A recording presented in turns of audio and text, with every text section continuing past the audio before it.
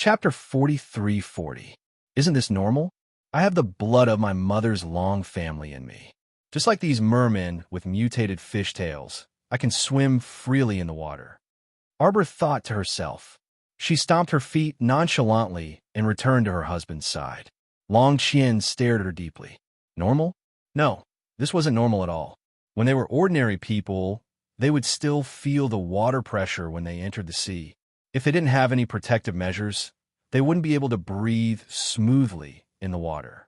Only after they mutated their fish tails and transformed into mermen could they breathe and speak freely in the water.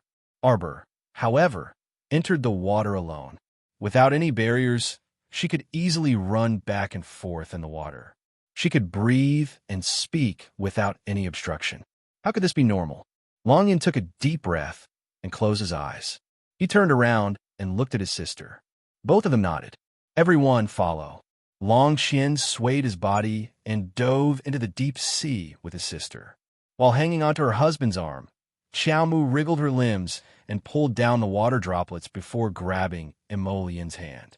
With a kick of her leg, she pulled Emolian along and chased after the Long siblings. Prince Emo was stunned. He suddenly felt his body lighten, as if the water pressure around him had disappeared. A trace of surprise flashed through his eyes. He was already being pulled by his wife.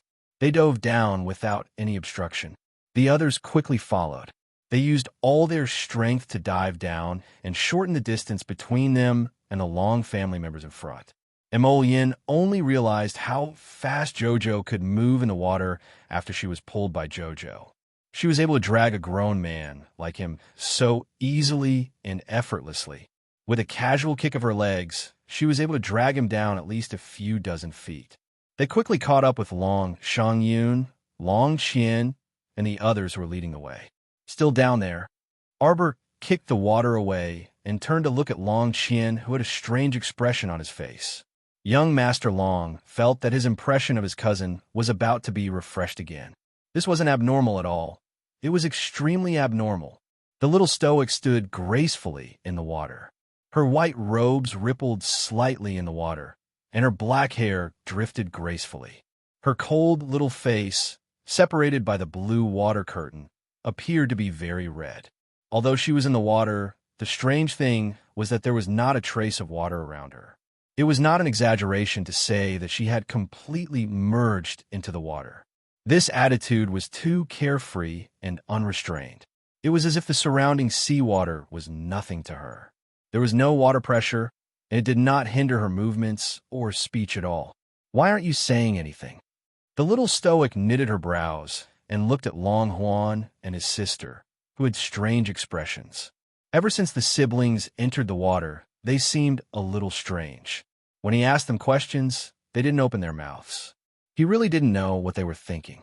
Could it be that he had relapsed and was trying to trick Jojo? Jojo looked at the two of them warily and continued to hold her husband's hand as they dived down. I'll go first. After saying that, he pulled Emolian and kicked off the water. They immediately sank several dozen feet and continued to swim forward. Feng Zhangfei looked back at Feng Zhangqing with a strange expression and asked with his eyes, how could the holy maiden swim so fast? How could Feng Zhangqing know this? He could only reply with a I don't know look and pointed at his younger brother's head. Chapter 4341.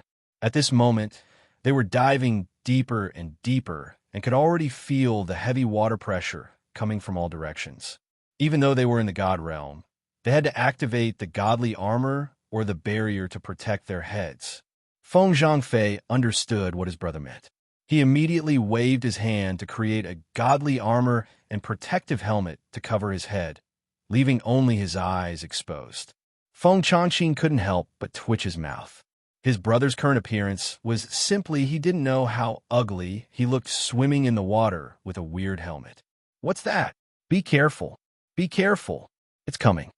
The sound of water splashing could be heard. The crowd burst into exclamations. Feng Zhangqing looked back and hurriedly pushed his brother Feng Zhangfei away. When the two of them suddenly separated, a great white sawtooth shark slid quickly between them. The great white sawtooth shark was about the size of 3 to 5 adults but it swam very fast in the water. In the blink of an eye, it made its way into the crowd.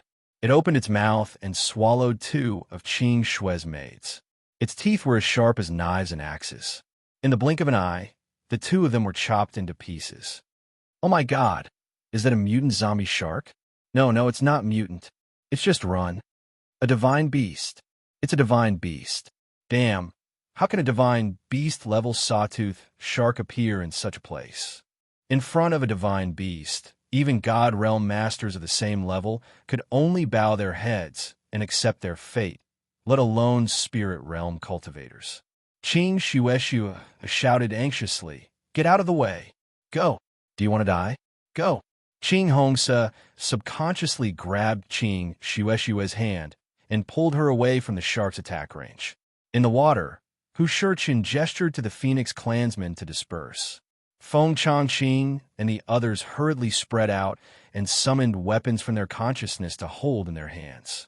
The great white sawtooth shark was unstoppable. After biting 3 to 5 people to death, it suddenly turned around in the water and swam quickly toward Qing Shueshue and her sister not far away. This great white sawtooth shark is faster than anyone in the water. Everyone, get into formation, surround it, and attack from a distance, huh? A female attendant who was still commanding the formation watched as the sawtooth white shark rushed over against the wind and waves. She didn't have time to dodge at all and was bitten in half at the waist. Disperse quickly. Qing Shueshue was so anxious that her eyes turned red. Under his agitation, the water barrier in front of him started to churn rapidly due to his emotions. It even showed signs of breaking. Damn it, she didn't expect that in just a few moves, dozens of her subordinates had already been killed by this great white. This sawtooth white shark had already developed intelligence and knew to pick the soft persimmons to pinch. It always attacked the female attendants below the 7th level of the spirit realm. It completely ignored Hu Shurchun, Holy Sun Mi Yin, and the others. Ma Shurchun and Mi Yin wanted to catch up and restrain him, but their speed was no match for him. He threw out several wood spirits in an attempt to restrain it, but it was as fast as an arrow, and it brushed past him repeatedly. This sawtooth white shark was sly and cunning. It never went near He Chun and the others. When it saw He Chun and Holy Sun Mi Yin, it would run far away. It was truly infuriating. The sawtooth white shark was like a water spirit that toyed with the human world. It had chosen to play with them. With a wave of its tail, it shot in Feng Zhangfei's direction like lightning. Feng Zhangfei's handsome face was a bit stifled. As he flew backwards, he hurriedly mobilized the wood spirits to protect himself. Chapter 43-42. Crack. The sawtooth white shark bit down on his long sword with a ferocious glint in its eyes. It bit a few times, but it couldn't bite his sword in half. However, the sword was like a toothpick stuck between the rows of saw teeth. Feng Zhangfei held the sword in his hand, and his body swayed back and forth in the water. With the sword held in the mouth by that ferocious sawtooth white shark, his body rose into the air, creating splashes in the water. Zhangfei, Feng Zhangqing, and a few other Feng clansmen hastily drew close, and several wood spirit restraints clung onto the sawtooth white shark's body. However, the sawtooth white shark broke free of those wood spirit restraints in no more than a few seconds. The sawtooth white shark spat out waves of icy spikes, which instantly spread out in a fan-shaped arc. The crowd in front swiftly retreated, and the dozen or so female attendants who couldn't dodge in time were instantly pierced through by the ice spikes. Qing Shueshue's eyes were about to pop out of their sockets as she bellowed, Quickly hide behind me." Holy Sun Mi Yin grasped a sharp blade made of ice and snow and swung it at the sawtooth white shark's head. However, the sawtooth white shark's speed was too fast. With a dodge, it dragged Feng Zhangfei, who was hanging on its long sword, and dashed more than a dozen meters away. Its small, sinister eyes revealed a trace of smugness. It turned its head and opened its mouth, wanting to spit out a water arrow to kill Feng Zhangfei, who was hanging under its teeth. Suddenly, it saw a tiny fish swimming to its side. What was this thing that was so small and so fast? Set up the formation. Arbor blinked and casually tossed out several dozen jade talismans. He set up a confinement talisman formation in the water, which instantly enveloped the sawtooth white shark. The little stoic kicked her legs and rapidly shot in front of the sawtooth white shark like an arrow. She brandished a thunderclap in her hand and directly slashed at the white shark. Thousand thunder mirage. Several thousand bolts of lightning interweaved into one and swooped down on the white shark.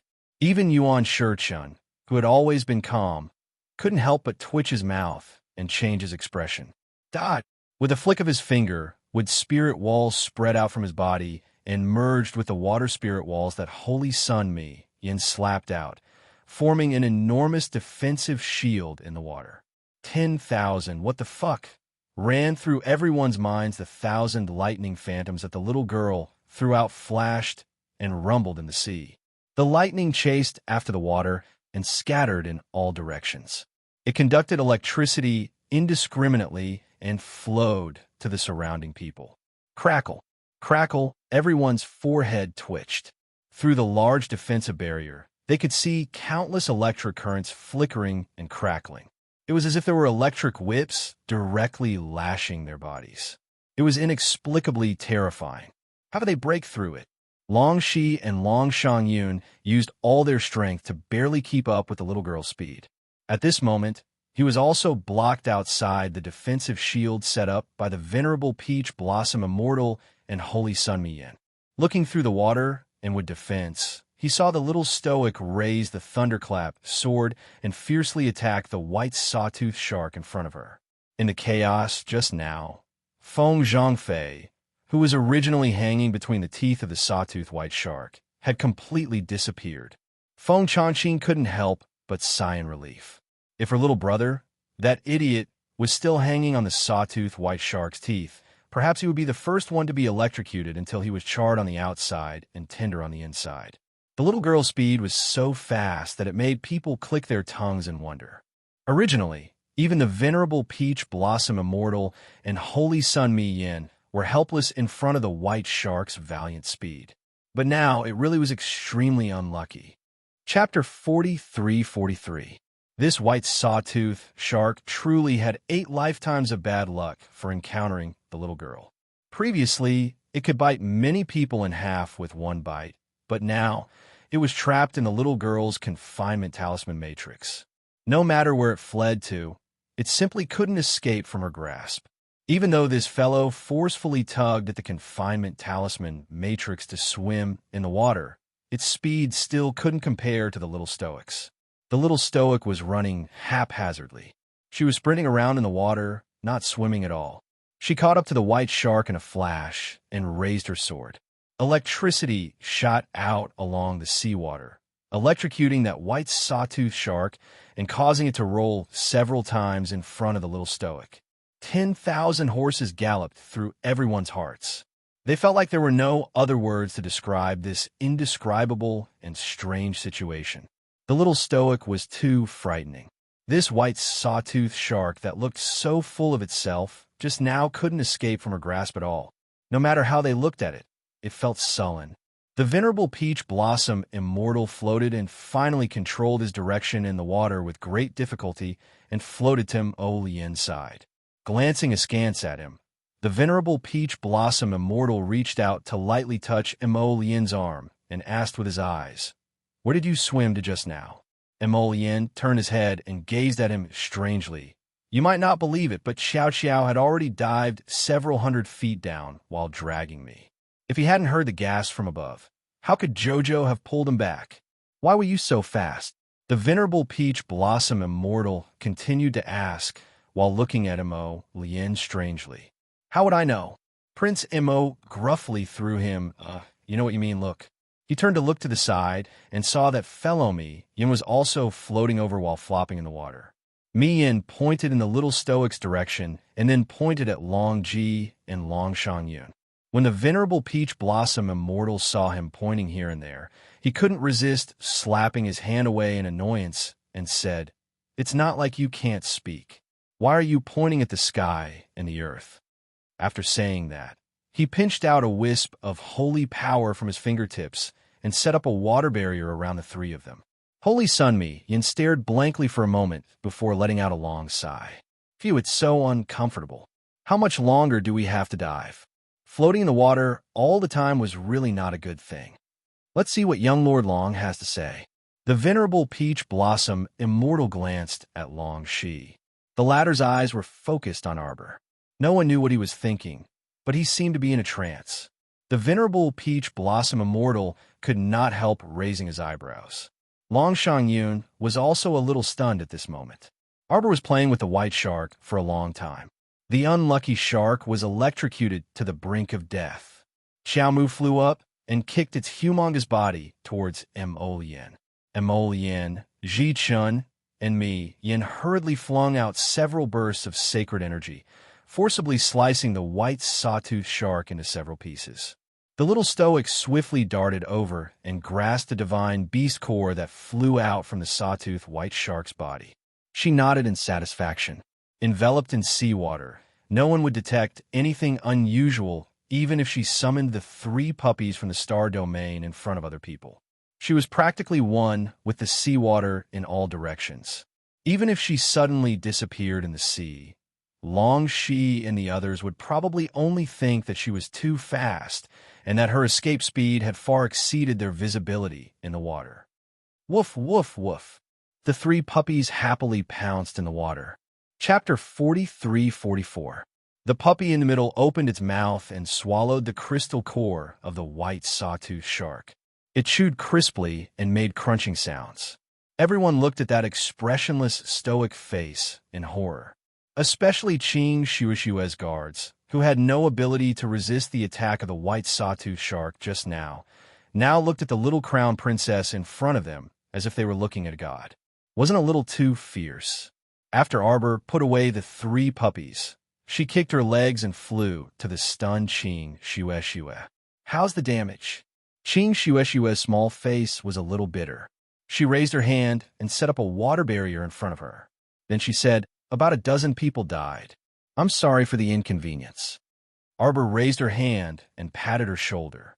That white sawtooth shark is equivalent to a master in the 7th level of the divine realm. You are indeed no match for it. Especially in the sea, the difference in strength was too great. It was her fault. She was so happy when she entered the water that she couldn't find the edge. She pulled Mo Yin and dived down so fast that they were all left behind. Qing Shuishue smiled bitterly at her. They were weak. How could they blame others for this kind of thing? Sister Qiao, wait for me. I'll go over and count the number of people. We can leave right away. Arbor nodded. Qing Shuishue tried to stabilize herself and floated to those guards. Not long after, she swam back. There are more than 250 people left. Among them, 20 to 30 have minor injuries. They took hemostatic medicine and blood coagulation pills. It shouldn't be a big problem. It won't affect our progress. Long Qian nodded. In that case, let's continue diving. Arbor pointed to the front. Long Qian, you lead the way. Lien, and I will bring up the rear. After experiencing a divine beast like the white sawtooth shark in the water, the guard around Qing Shuishue were a little nervous. Hearing Arbor's words, they couldn't help but look at her gratefully. They were the weakest in the team. Not only were they of no help to everyone, but they were also a burden. Let's go. Arbor waved his hand and asked Qing Shuishue and the others to follow Long Huan. She ran to Mo Yin's side and hugged his arm. Holding his finger, she dragged him to the end of the line. This time, she didn't wander around and obediently followed at the back of the group. She pulled Mo Yin and walked slowly as if she was strolling in the water. Mo Yin glanced at her from time to time. He suddenly felt that when the little girl dived down at such a slow speed, it was as if she was walking down a flight of stairs. She even pulled him down step by step. His Qiao was really an unimaginable little girl. Arbor held Mo Yin's hand as if he was taking a leisurely stroll. He walked for a while and tilted his head to look at him. What is it? You're a little unbelievable. Mo Yin patted her little head in amusement. He was pulled down by Jojo and could feel that there was no water pressure around them. Their breathing was normal and they could speak freely. He didn't need to activate any water barrier. It was as if there was a vacuum around them. Not a single drop of water could float to them. I think the land of the Forgotten River tribe is the unbelievable one, right? Arbor looked down and his eyes lit up. Jojo's Lien, look. A huge underwater city was rippling in the dense mist. It was like a mirage, dreamy but real. Chapter 43-45. At this time, Emolian also saw the dreamlike city underwater, and her eyes couldn't help but flicker. No wonder Long Huan was unwilling to bring the commoners of the Fisherman Island into the River of Forgetfulness. This was indeed very difficult. The River of Forgetfulness was not a place that any ordinary person could dive to. At this time, they saw a city floating under the water, but in reality, they were still quite far away from the city. Not to mention ordinary people, even ordinary spirit realm practitioners would have used up a lot of their spirit power after diving to this extent, and they would need to constantly replenish their spirit pills.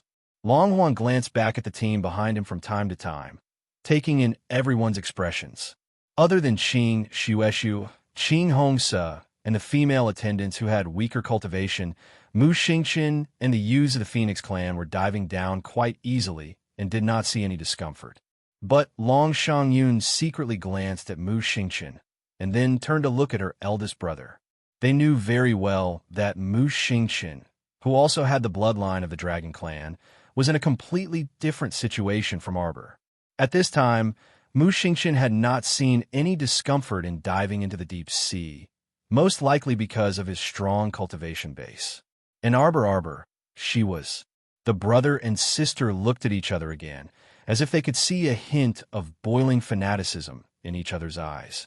Changfei, how are you? Feng Changqing looked strangely at his second brother beside him. Ever since his younger brother had appeared in the team in one piece, he could clearly feel that Changfei seemed to be absent-minded. I'm fine. Feng Changfei was stunned. His mind was still in the realm of all living things growing and peach blossoms filling the sky, and he had not yet recovered. He didn't expect the Holy Maiden to have such a magical thing as the divine domain with her. Could it be that the family's ancestral teachings were not groundless rumors? The ancestral teachings said that in the future, if a woman who could communicate with the phoenix tree without hindrance appeared, she would be the Holy Maiden of the clan and would follow her to death. The old ancestor had such foresight. After all, to be able to follow someone who had a divine domain with her, it was obvious that her future was boundless. Feng Zhangqing reached out and patted him on the shoulder. It was really dangerous just now. Don't be so reckless in the future. Be careful. Feng Zhangfei nodded and secretly turned his head to look at Mo Lien and Arbor, who were at the end of the line. Prince Mo quickly noticed Feng Zhangfei's furtive gaze and unceremoniously glared back. What are you looking at? Don't think that I didn't notice you sneaking glances at me. She led the group further down. Along the way, they encountered quite a number of schools of fish, including a small group of mutant zombie fish. Fortunately, after the sawtooth white shark incident, no one dared to let their guard down. They were constantly paying attention to their surroundings. This wave of corpse fish was quickly dealt with. At this moment, when everyone looked down again, they could clearly see the city at the bottom of the sea. The transparent spiral staircase was connected to the corridor of the city below.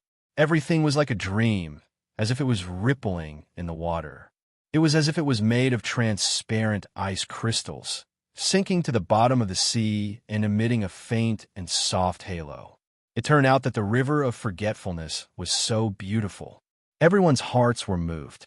They followed the spiral staircase down and arrived in front of a large stone wheel carved with mountains and rivers. When the tips of their feet stepped on the soft sand, everyone looked up and saw the blue ribbon-like seawater slowly rippling above their heads. Chapter 43-46. Wow, this is so miraculous. Everyone exclaimed in surprise as they looked up at the slowly flowing seawater above them. Seawater gathered on top of it, and dense moisture filled the air. The surroundings were surrounded by a vast ocean. It was as if the swimming fish were sealed in a glass bottle. Through the hazy mist, they could see all kinds of fish swimming to and fro wantonly above them. Feng Changqing looked down at the stone roulette in front of him. Green pine stone patterns were carved on it, and all the mountains and rivers could be seen. This is a transportation formation, such a large transportation formation. Such an ancient and enormous transportation formation could only be seen in ancient mystic realms. Unexpectedly, the River of Forgetfulness had such an exquisite transportation formation. Long Huan coughed awkwardly at everyone. This transportation formation, this place can transport us to the entrance of the River of Forgetfulness City, Long Shangyun interrupted. However, it requires a large amount of spirit stones. I think we should walk there. It's not very far. Long Shangyun glanced at her elder brother's awkward expression and hastily took over the conversation. The group of Feng clan youths silently looked back at Sir Jojo, who had landed steadily and walked over hand in hand with Prince Imo. What are you all standing around for? Arbor grumpily shouted. Everywhere was damp, and her body felt uncomfortable. The little stoic lowered her head to look at her shoes that were covered in sand, and she furrowed her brows in disgust. Her husband understood her intentions and hastily said, Jojo, let's change into a new pair of shoes when we enter the city later. One with lotus flowers embroidered on it, Prince Imo added. The venerable peach blossom immortal couldn't hold it in and burst into laughter. Crown Prince Imo swept him a chilly glance, and the latter coughed lightly before promptly tensing up his handsome face in a deadpan manner. My lady Saint, there's a large transportation formation here. A youth from the Feng clan grumbled. We need money to use it. Arbor stepped forward and looked down at the stone roulette. He expressionlessly pointed at the small line of words on it. You carved it. Long Huan looked at his cousin in confusion and shook his head. He didn't know whether to laugh or cry. This is an ancient teleportation array. How could I have carved those small words? This must have been written by the formation Grandmaster himself after he created this formation. Each teleportation costs 20 spirit stones. There is no limit to the number of people who could be teleported, and it's a one-way trip. Qing Shueshua couldn't help but exclaim, This is too much. Qing Hongsa curled her lips and looked at Long Hua. Hey, do you have to do this every time you enter the city? We usually walk there. Long Huan coughed and said, Huh. Qing Hongse shrugged her shoulders mockingly. Her eyes were clearly throwing him a popper with a hint of mockery. Hey, what's with that look? Long Shangyun glared at King Hongs unhappily. It's not like we don't have money. It's just that place isn't very far. We'll reach it after walking for a while. How long will it take? Almost. Just less than 4 hours. What? Qing Hongse exclaimed. For a moment, she thought there was something wrong with her ears. What the hell? For hours of walking? Why don't you go to heaven? Long Shangyun instantly felt extremely embarrassed. Her face flushed red, and she said angrily, Why? Why are you making such a fuss? Chapter 43-47. Our river of forgetfulness is like this. We can only walk. You in the water, you can't use that flying spirit artifact. Long Shangyun stuttered as she was stared at strangely by the group. You think this is the land route? This is the bottom of the sea. It's the space under the sea. It's different from the land route. It's restricted to flying. And ordinary land beasts might not be able to adapt to this space under the sea. Everyone looked at her strangely. A dragon youth could not help but ask, Then why don't you summon a sea beast to carry us over? I don't have a sea beast. Long Shangyun flew into a rage out of humiliation. My flying bat, it's not like you haven't seen it before. See my ass. No sea beast. Everyone looked at her with a look that said, Why are you so lowly? Long Shangyun was about to explode in anger. Long Huan quickly grabbed her hand, coughed, and said that if there's no problem, follow. We'll set off now. About 4 hours, we'll reach the city gate. Speaking of walking, it's not that far. Long Huan quickly added. Everyone. Sir Jojo looked at the siblings expressionlessly. Long Huan and Long Shangyun felt their hair stand on end from his gaze, and felt extremely guilty. What are you looking at? Long Shangyun flew into a rage out of humiliation. This spirit stone is not spirit coin. Do you know how much 20 spirit coins are? 20 spirit stones, that's 4 to 500,000 spirit coins. What kind of joke was this? One teleportation cost 4 to 500,000 spirit coins. Even if the River of Forgetfulness Dragon Clan was rich, they could not burn their money like this. Moreover, they had to go back and forth between the land route and the sea every 2 to 3 days. Could they use the expensive teleportation array every time? Long Huan was a little annoyed, because he realized that his cousin was looking at him and the dragon clansmen as if they were small and poor. Long Yun shouted in exasperation. "All right, stop talking nonsense, follow. Let's go." Arbor silently stood on the teleportation array. Emolian, He Chun, Mu Xingchen, and Holy Sunmi Yin quickly followed suit. The young men of the Phoenixes reacted quite quickly, and they all rushed into the battlefield. After entering the teleportation array, one would know. Even though the teleportation array was only the size of a wheel, there was a different teleportation space inside the array. Therefore, there was no limit to the number of participants. Could it be that this teleportation array can teleport people from an entire city? Of course not. I heard that this kind of ancient teleportation array can only teleport 100,000 people at most. That's already the upper limit. Oh, that's already pretty good. Long Yun and Long Huan quietly followed the team and entered the teleportation array. They were naturally willing to freeload off the teleportation array. Between the teleportation array and walking, only an idiot would choose the latter. Hearing the sound of the spirit stones falling into the center of the formation plate, everyone felt their hearts tremble. 20 spirit stones were equivalent to 4 to 500,000 spirit coins. Just like that, Lady Qiao Qiao spent the money for a single teleportation without even blinking. Long Yun glared at Arbor with some grief and indignation. This guy, he was obviously so rich, but in the beginning, he cheated the siblings all day long and even stretched out his hand to ask them for ship fees.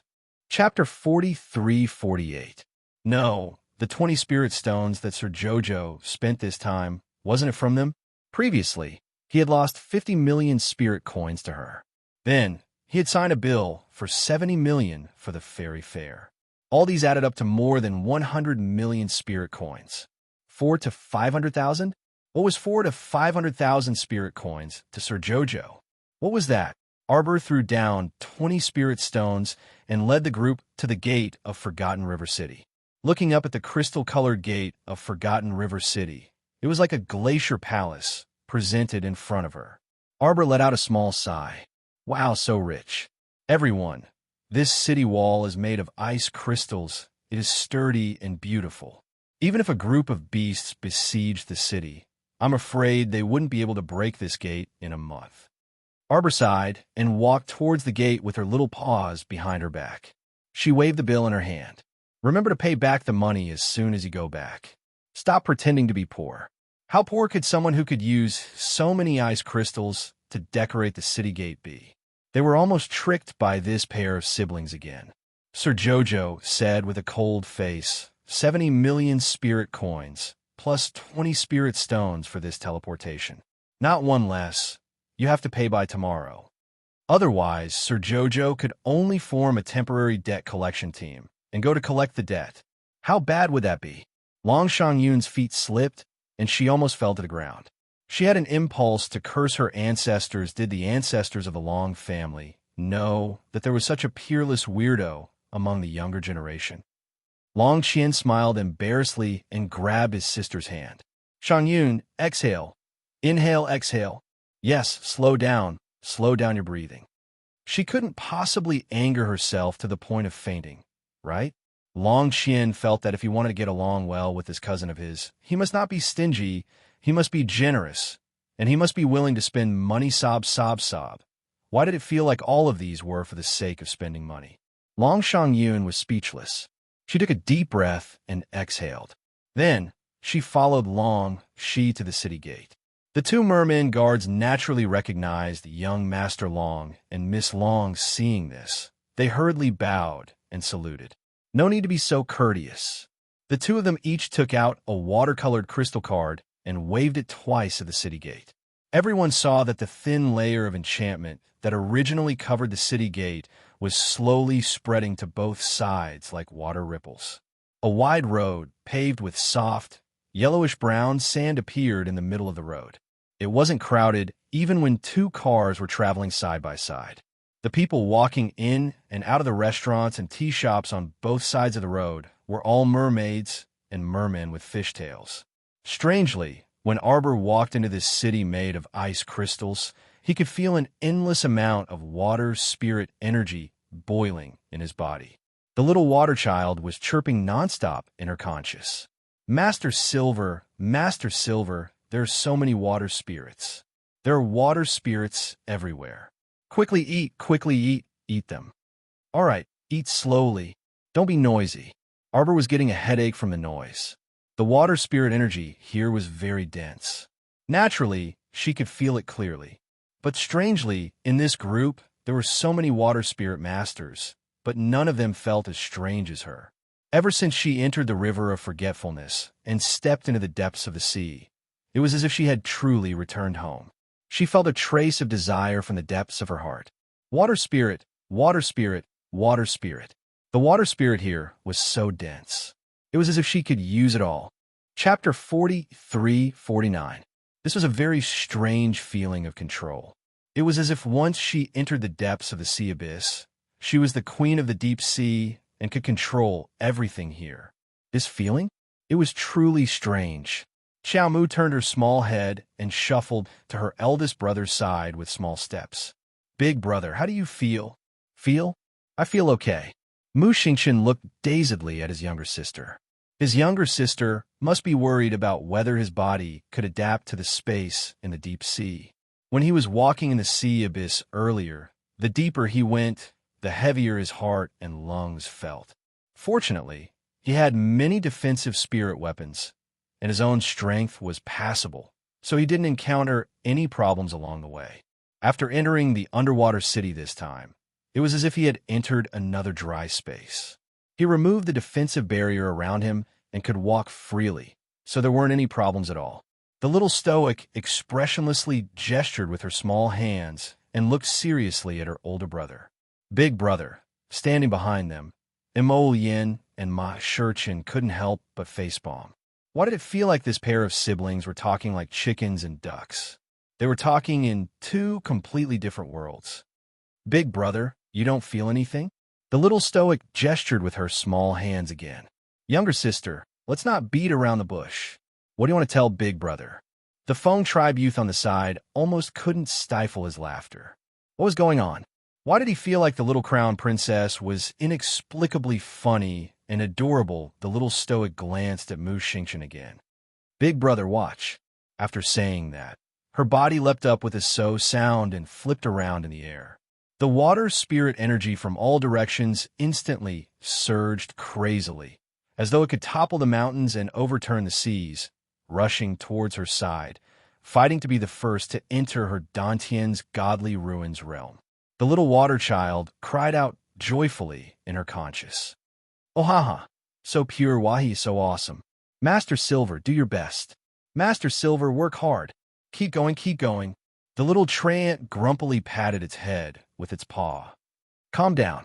If you have such a rich wood spirit source, humph, I'll see if you can keep your composure. Hee ha ha, ha ha ha ha ha. Don't laugh so sinisterly. Cho sourly spat out this sentence and didn't say anything else, leaving the little water child to go crazy. The Long siblings stared blankly at the little stoic's actions. They opened their mouths, but closed them again. Big brother, Jojo asked you if you could feel the rich water spirit energy here like she did. Mu Xingqian looked speechlessly at Jojo, who was floating in the air, and waved at her. The little girl immediately landed and quickly walked to his side. Big brother? Mu Xingqian looked at her speechlessly. Jojo, big brother, didn't comprehend the water spirit. Big brother comprehended the fire spirit. Everyone was speechless. Lady Qiao Qiao tilted her head and looked at her elder brother blankly.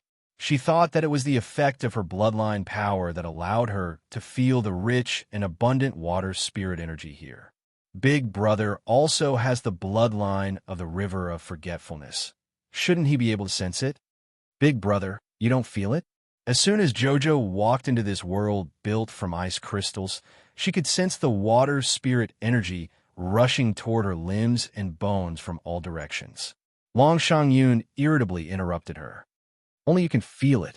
Let's go, let's go. At this time, an old mermaid suddenly swam over. Chapter 4350. The old woman crossed her arms in front of her chest and bowed to Arbor. Following this, more and more mermen swam over. Their faces were filled with reverence as they bowed respectfully to Lady Xiqiao. Arbor was confused. Long Shangyun saw her expression and could not help but snort, reprimanding. Who asked you to show off? What did I show off about? Arbor turned back and glared at Long Shangyun, retorting, Speak human language. Long Shangyun was simply angry and amused, speechlessly looking at her. Just now you were like this and that, huh? What do you think? Where's this place? This is River of Forgetfulness, the bottom of the sea. Flying is prohibited. You. Arbor then realized. She seemed to have flown up just now. There should be a large-scale space restriction at the bottom of the River of Forgetfulness.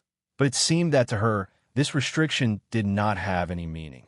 Now, these ordinary residents of River of Forgetfulness all revered her as a deity. All of them swam over, bowing to her, their faces full of admiration. Misunderstanding, misunderstanding, misunderstanding. Arbor expressionlessly returned the greetings to everyone, using her eyes to glare at Long Shangyun, who was standing beside her. Why didn't you ask them to disperse? What was there to watch? She just had a whim just now, wanted to let Big Brother feel the water spirit energy that she felt.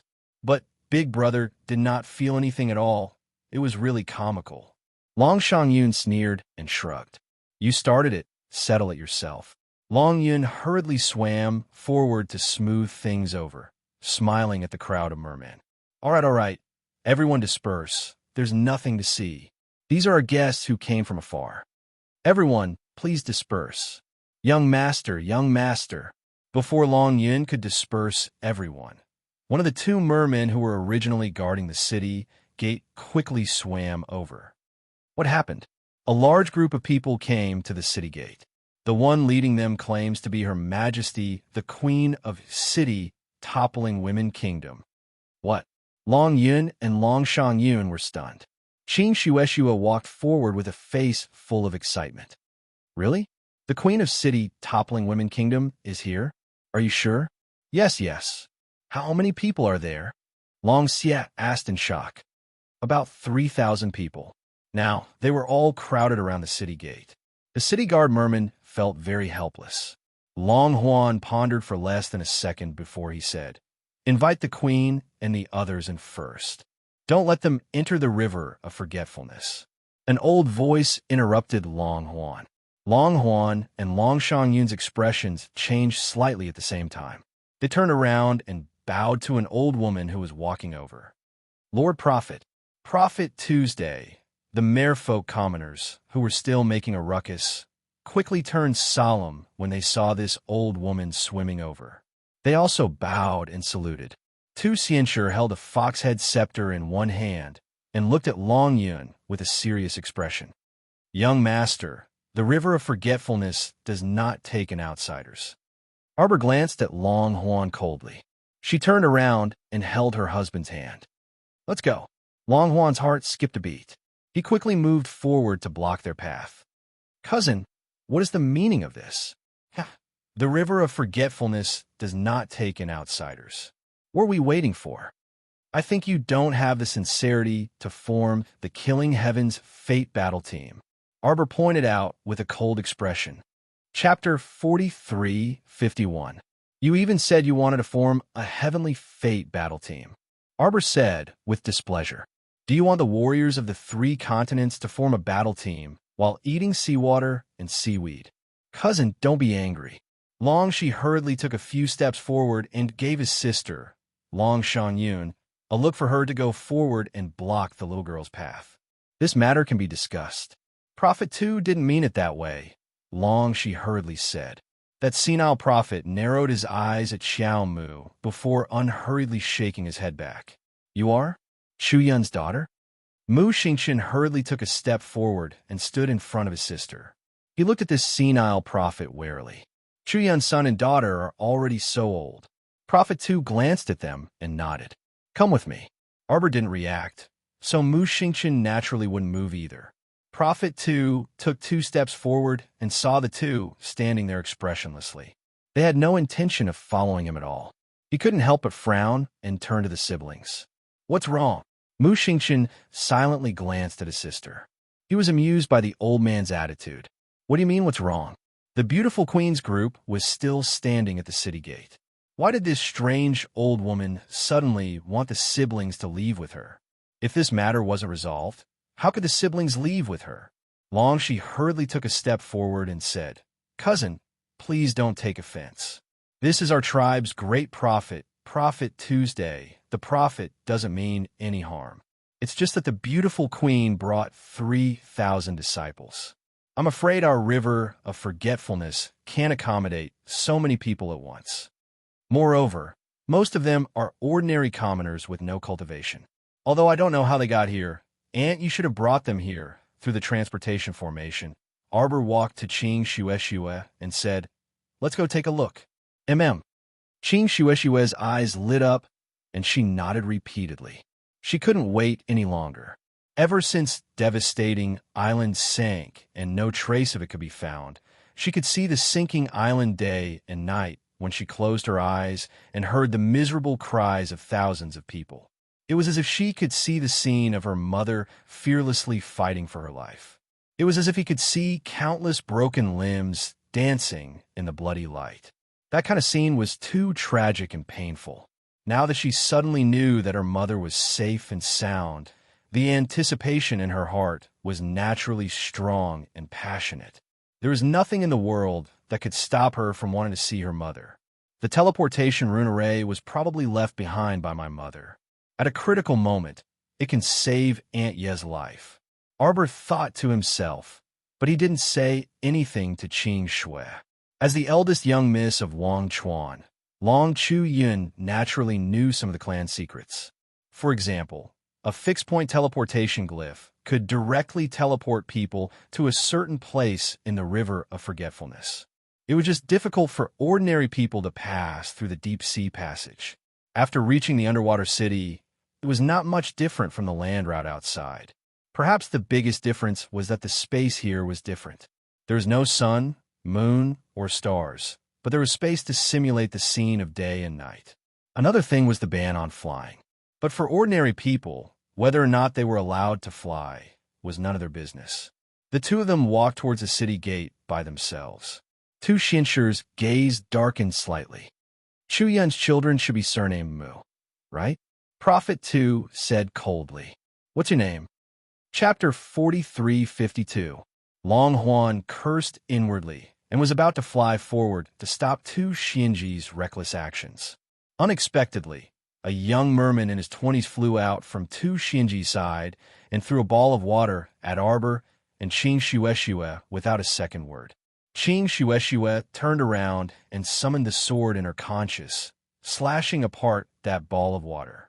The water mist assaulted the two of them, and Sir Jojo's expression instantly froze.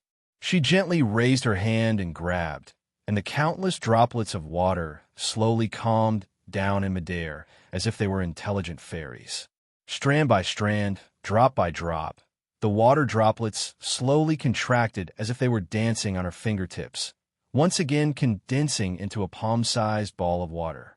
Everyone, in the blink of an eye, they saw the little crown princess easily condense that ball of water mist into ice, shattering it into ice powder with a spread of her fingers, and then she raised her slender hand. Get out of the way! Long Huan shouted angrily, his forehead drenched in sweat. Long Shangyun was even more agile, and she kicked that young merman's buttocks, directly sending him flying and rolling twice on the ground. Whoosh, whoosh, whoosh, ding, ding, ding, ding, ding. The sandy ground was riddled with holes and was a complete mess. The last bit of ice sand landed beside the other young merman's tail with a whooshing sound, startling the latter into repeatedly retreating with a ghastly pale face. Long Huan and his sister looked at the little stoic with an ashen face. At this moment, over 100 young men from the Phoenix tribe had simultaneously pulled out their swords, looking like they were about to rush up and fight to the death with them. Fuck. Can you guys stop for a moment? Long Huan hated that he couldn't forcefully tear at his own hair to express his agony. He had finally established a tiny bit of friendliness with his little cousin along the way, but after they messed with him like this, it was all gone. The young merman who originally attacked only regained his wits at this moment. He screamed in shock and repeatedly retreated while swaying his fishtail. You actually have the cheek to scream. Long Huan glared at that young man. If looks could kill, he would have long killed this brainless fool with 1,000 cuts. Arbor raised his hand, and the strands of water spirits floating around began to condense again. Long Shangyun's heart sank, and she hurriedly tugged at her brother's sleeve. Not good. The little stoic was about to flare up. How could the Long siblings, who had interacted with the little stoic multiple times, not understand the little stoic's personality? Damn Sundara, extremely protective. She couldn't bear to see other people hurt her own people in front of her. She had such a bad temper, and she was willing to suffer because of her pride. However, her control over the water spirit was too strong, so strong that it was almost impossible to look at her directly. Long Yin took a deep breath and rushed to Arbor as if he was trying to put out a fire. He opened his arms and shouted, "Cousin, please, please stop. This is second grandpa's grandson, Long Ji. His grandfather, was his grandmother's clan elder brother. Let's see. He should be your cousin Long Ji." Arbor glanced coldly at Long Huan, and his gaze was so cold that it made people involuntarily shudder. What the hell? Why was it that this stoic face's cold and silent words were enough to frighten people? "Sis cousin," Long Huan hastily explained. "It's a misunderstanding, it's all a misunderstanding. Everyone, don't attack first." "Cousin, why speak so much with her?" Long Ji had already calmed down by now. Chapter 43:53. When she recalled her cowardly appearance just now, she couldn't help but feel angry. These two are the son and daughter of the traitor, Long Chuyin. Mu Xingqian shouted with a sullen face. "Who are you calling a traitor? You better make yourself clear." Long Ji was intimidated by Mu Xingqian's shout and stammered, What? You dare to do it, but don't dare to admit it." Back then, Long Chuyin teamed up with outsiders to stir up trouble in our river of forgetfulness. It caused our river of forgetfulness to suffer such great losses and was practically unable to recover for many years. If she's not a traitor, then what is she? Jojo. Mu Xingqian hastily lowered his head to look at his younger sister. Sure enough, he saw the little stoic's frosty face. Although her expression didn't change in the slightest, it was very obvious that she was so angry that her body was trembling slightly, and she actually didn't speak for a moment. Prince Emo hastily walked to her side and pulled her small hand, calling out Jojo. A pair of cold phoenix eyes shot straight at the person who spoke conceited nonsense. The icy, murderous aura in his eyes surged, making it impossible for people to ignore. A towering aura pressed down on that youth named Long Ji. Tu Xianji's expression changed, and he hastily stretched out his hands to create a water barrier to help Long Ji out of this predicament. However, how could the crown prince's aura be easily dispelled by her? As soon as the two came into contact, she felt a terrifying mountain-like pressure crushing down on her, as if it could crush her old bones into nothingness in an instant. "Your Highness!" Long Huan cried out in alarm and hastily went up to stop him. "Let's talk things out, Your Highness the Crown Prince." "Your Highness the Crown Prince."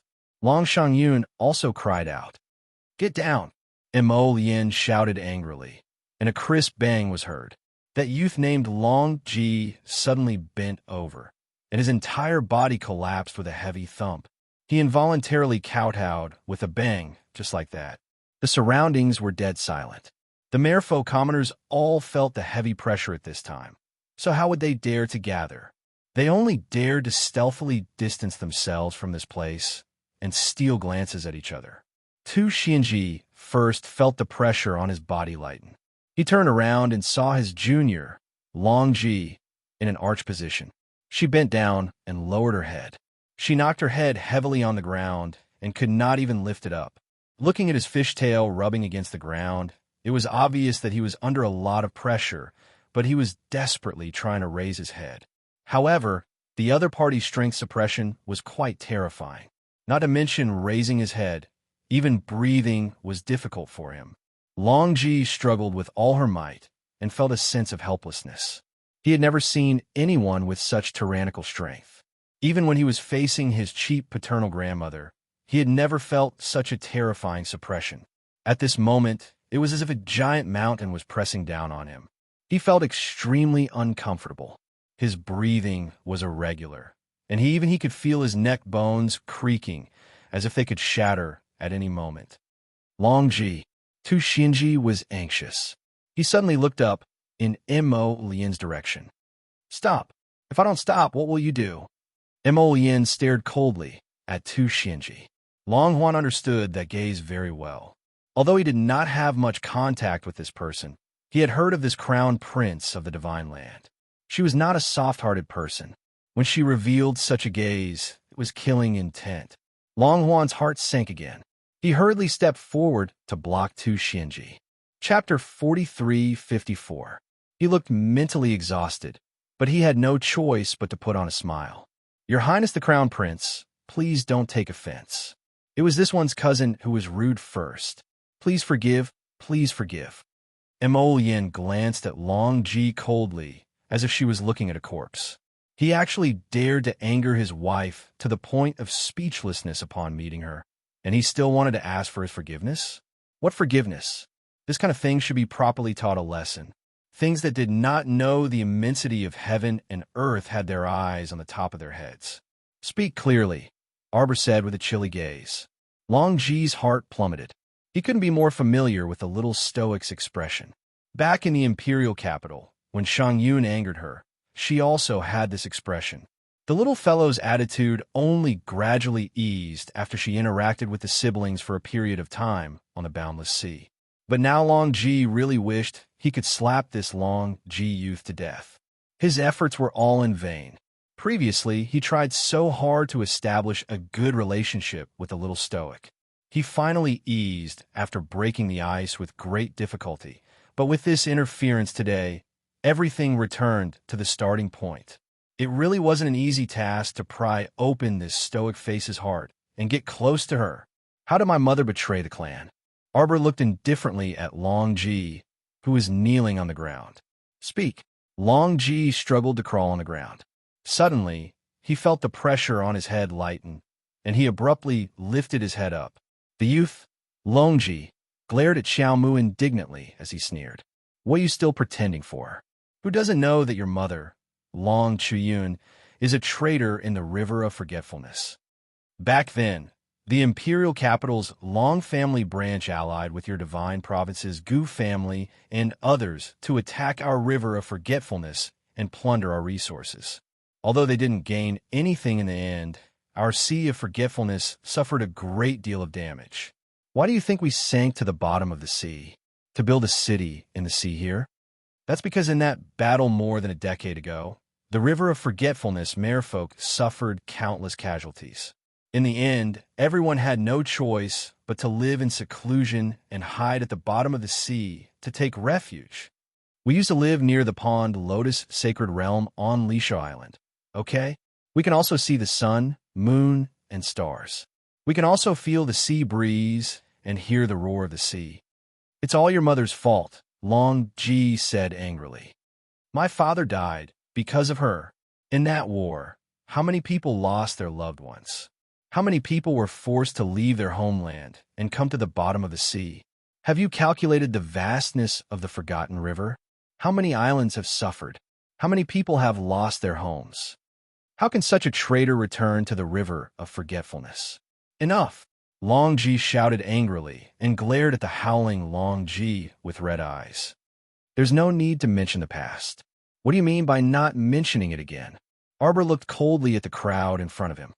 What did Long Chuyin do? Are you trying to frame her with the crime of betrayal? She betrayed the clan? She betrayed the clan? What clan did she betray? You bunch of trash. How can you be considered her clansman? A bunch of cowards. You can't even protect your own sisters. Yet you want her to bear the burden of your clan's safety alone? Why? Just because you guys are weaklings? Chapter 43:55. You deserve to lie in an underwater cave without sunlight for the rest of your lives. Because you deserve it. You're a bunch of bedbugs, dog poop, maggots crawling in ditches. The little stoic's pitch-black eyes revealed a trace of icy mockery. She either didn't open her mouth to scold people, or she would absolutely pick the most hurtful words to scold them.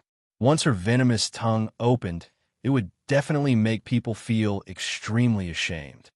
What did you say? Long Ji was so angry that his entire body trembled. If it weren't for the clansman hugging his waist, he would have immediately pounced forward, wishing for nothing more than to tear apart this spouting nonsense little stoic. The little crown princess scoffed and said in an extremely mocking tone, "Look at your current appearances. Filthy, cowardly, shameless, pretentious. People who are shameless are invincible. What Wangchuan Dragon Clan? I think you're all the biggest jokes from top to bottom." You. Tu Xinji was also infuriated. When she saw the juniors quarreling earlier, she also wanted to go up and stop them, but she fainted from anger from the crown prince's sudden attack and the little stoic's sudden counterattack. Now that she heard the little crown princess's words again, she only felt that every word was heart-wrenching, and she was endlessly resentful. Long Ji broke free from his clansmen at once and pounced toward Arbor. The little stoic's eyes were bone-chilling as she waved her hand and roared, "No one is to interfere." Mu Xingqian, who originally wanted to block the way and send Long Ji flying with a kick, could only silently retract his foot and continue to rage on the side. He watched as his younger sister charged forward like a cannonball and kicked Long Ji's chest. Boom! Long Ji was kicked to the ground, and his fishtail even bounced. He truly looked like a large fish that had been thrown onto a chopping board. Before she could recover her wits, she saw the little stoic pouncing straight at him and punching him in the left eye. Long Ji's eye turned black on the spot, but this was only the beginning. Closely following that, the little stoic threw a torrential left hook, right hook, uppercut, and downpercut. Her aura was fully unleashed, and the wind from her fists whistled as the shadows of her fists interweaved like a storm. Everyone saw Long Jijin being pressed to the ground like a fish and being beaten up fiercely. Long Qian was speechless. Long Shangyun. The two siblings looked at each other and cried out in their hearts at the same time. "It's completely over. You can't even beat me." Serves your entire clan right for being cowardly turtles in this underwater cave for 10,000 years. Back then, it was you who sent my mother out for a marriage alliance. Have you asked for her opinion? Don't you think there's something wrong with this marriage? Have you never thought about the consequences of a marriage alliance? You filthy bugs that are rotten to the bone. How dare you speak ill of Long Chuyun with your cowardly looks? When Long Chuyun single-handedly challenged 9,000 people from Shuntian Prefecture in the Lower Star Field, where the fuck were all of you hiding? A bunch of cowards. Pussy. Scum. With your lowly skills, you dare to talk about Long Chuyun in front of me? You're so shameless, huh? For your sake, Long Chuyun left the Mu family and gathered people to come and rescue you. What about you? What did you do in return? Traitor. Ha ha ha. Arbor suddenly roared with laughter and kicked Long Ji, who was like a lump of mud, in front of Tu Xinji, whose expression had changed abruptly. Look at how old you are. You are humans. Chapter 43:56. Prophet Tuesday. Long Huan quickly stood in front of Prophet Tu to stop her from seeking her own death.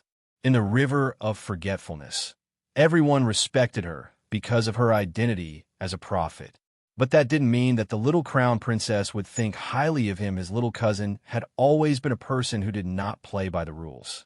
Who knew what kind of terrifying thing would happen if Tu Xinji went forward? After all, wasn't Long Ji, who was lying on the ground like a pile of mud, the best proof? How dare you? Tu Xinji was stopped by Long Huan and couldn't help but shout angrily.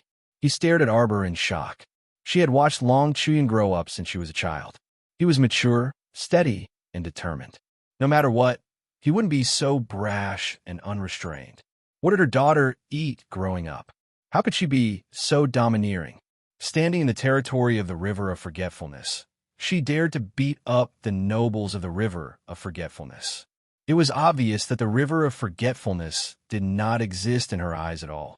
In the early years, this child, Chu Yun, was still considered steady, but she did not expect that after leaving Wang Chuan, he would become even more useless. He did not know how to raise his children at all. Look at what he had taught the girl. Has your mother never taught you to be courteous to your elders and humble to your peers? 2. Xianshi sneered. Mu Xingqian was immediately enraged. You have no right to say such nonsense. If it weren't for you ignorant clansmen dragging her down, she wouldn't have been able to escape. How could his mother die so early?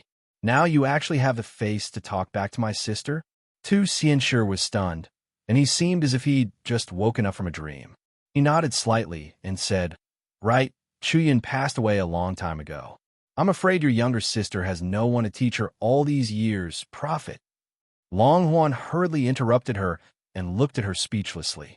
Why didn't he feel that the prophet's words were so unpleasant in the past? Everything he said today seemed to be inappropriate and stinging to the ears. Long Shi felt a sense of helplessness from the bottom of his heart. Even though she really wanted to pull back the little stoic's hostile mood, it was to no avail that so many pig teammates around her were useless. Long Shangyun stepped forward and held Prophet Tu's arm. Prophet, if you have anything to say, let's go back to grandmother's place later. Let's not cause a ruckus here for now. Oui, madam is here, madam. Madam is here. Mother. Long Ji and Long Xiangyan turned their heads and saw a dignified and elegant lady in white walking over with a group of people. This Madame Long's hair was tied up and secured with a long jade hairpin. There was a happy smile on her face, and there seemed to be light flowing in her eyes.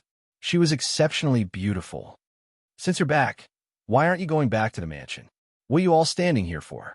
Han Suqiong smiled and held her daughter Long Shangyun's hand. She turned to look at Mu Xingqian and the others in Arbor. She carefully sized them up and was slightly startled. These people? He looks a little familiar.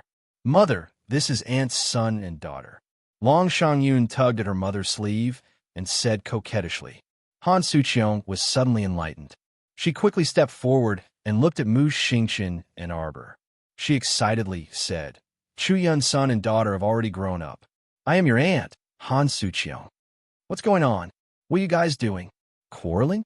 Han Suqiong looked at Long Ji, whose face was bruised and swollen, and then turned to look at Mu Xingqian and his sister. Chapter 43:57. Long Qian heaved a sigh of relief, as if he had seen his savior. He hurriedly walked forward and bowed to his mother. Mother, please help persuade cousin. Just now, cousin Long Ji suddenly barged out. Long Qian's ability to express himself was not bad. He quickly reported what had happened to his mother. Madame Long's face darkened as she turned to look at Long Ji. Long Ji, what are you saying? How much do you know about what happened back then? You're just a junior. How can you talk about your Aunt Chuyin? How rude. I'll mention this to your mother and let her teach you a lesson about hierarchy. Long Ji had been beaten up by Lord Jojo and was now being reprimanded by Madame Long. He felt that he had lost all his face. His face, which could not be seen, was even more distorted and swollen. Han Suqiong ignored him and walked to Arbor and Mu Xingqian with a smile. She said softly, I received a letter from Long Qian a while ago saying that you guys are arriving soon. I've already prepared the bedding, furniture, and furnishings for you guys. I'm just waiting for you guys to come. I've been looking forward to you guys coming 3 days ago. I didn't expect you to be so late. Did something happen on the way? Or did that brat Long Qian cause an accident because he didn't lead the way properly? Madame Long's mouth was very sharp as she spoke rapidly. Even someone like Mu Xingqian, who was good at communicating, could not stand Madame Long's enthusiasm, let alone the usually cold Lord Jojo. Xiao Xiao didn't know how to react when she saw Madame Long's passionate and well-mannered demeanor. As the saying goes, one does not hit a smiling person. No matter how cold Lord Jojo's face was, he could not hold it in front of Madame Long Mo Lien took a few steps forward and held his wife's hand. He nodded at Madame Long and said, "There's no need to trouble yourself. We're leaving now, right?" Lord Jojo, who was stunned, regained his senses and nodded. "Let's go." Madame Long hurriedly reached out to stop the two of them and comforted them with a smile. "Don't be anxious. This is husband." "Oh." Madame Long suddenly understood and looked at Mo Lien with admiration. "My nephew's son-in-law is really talented, ah." Her gaze shifted slightly as she turned to look at Long Huan. Long Huan nodded at Madame Long discreetly. Mrs. Long immediately smiled and said, "It was all a misunderstanding. It's good that everyone has talked about it. How could the entire river of forgetfulness blame your mother, right? Your grandmother has been missing her for so many years. The younger generation is insensible and doesn't even know how to speak properly. Annie will find someone to teach him a lesson later. Don't take it to heart." Mrs. Long smiled and stepped forward to hold Arbor's hand. Tu Xianji frowned slightly, but seeing Madame Long say so, he was too embarrassed to tear down Madame Long's stage. However, in his heart, he still had a lot of opinions about the little girl's ruthless way of doing things. She was so vicious at such a young age. Look at how she had tormented young Master Longji. "Aunt Yi is still at the city gate. I already know about this. Get someone to invite them in," Madame Long said with a smile. "No matter what, they are people who were persecuted by the heavens. They're guests from afar. How can we not welcome them? If you have any plans in the future, you could discuss it with the clan leader." Xiao Mu creased her brows. Everything had been said by this Madame Long, so she had nothing to say. Chapter 4358. Long Huan inwardly sighed in relief. Fortunately, Lin Mingya's mother, who was adept at dealing with money and power, was here. She finally managed to keep Lin Mingya's group of people who were difficult to deal with. If he couldn't keep them after entering Wanchuan House, then wouldn't all his hard work these days be a joke? Just thinking about it made him pity himself. Why was he so pitiful? Long Shangyun's expression also eased a bit, and she walked up to speak to the little stoic. She saw the stoic face shoot her an icy, chilly, and emotionless glance. She was so angry that she shut her mouth and didn't want to waste words with this person. "Let's go to the residence first and meet your grandmother, okay?" Madame Long said with a smile. "Don't worry, I'll have someone bring Queen Qingsheng and the others over." Madame Long smiled with a warm expression. "Let's go." Xingchen, this child, I remember seeing him once when he was young. He was just born then, but he's already grown so big now. Xingchen's younger sister is called Mu Qiao, right? How about Annie call you Jojo? The friendly Madame Long chatted with them the entire way.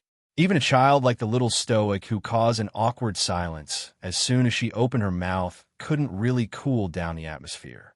Madame Long's smile was like a spring breeze as she spoke with assurance and assurance. It truly made it hard for people to turn cold. Mu Xingchen cupped his hands at Madame Long and said indifferently, "Madame Long doesn't need to be so courteous." "Silly child, how is this courteous? We're all family, so why are you treating us as outsiders and speaking in a foreign language?" Madame Long turned to smile at him and pointed at the residence's entrance directly in front of them. We're here. This is our home." Wanchuan Dragon Clan's royal bloodline was built in the depths of the sea and surrounded by a water barrier within 5 kilometers in all directions. The mountain gate erected in front of them was the strongest barrier. Naturally, no one could pass through without an entry token. Arbor's group silently looked at each other. As Madame Long passed through the water barrier, the scenery in front of them abruptly changed. It was no longer misty and hazy. The scenery in front of them changed, and the corridors, courtyards, and pavilions were all in sight. The forest was deep, and a fragrant scent assailed their nostrils. When the servants saw Madame Long, they hurriedly bowed and greeted her. Madame Long smiled and nodded, indicating for them to do their own things.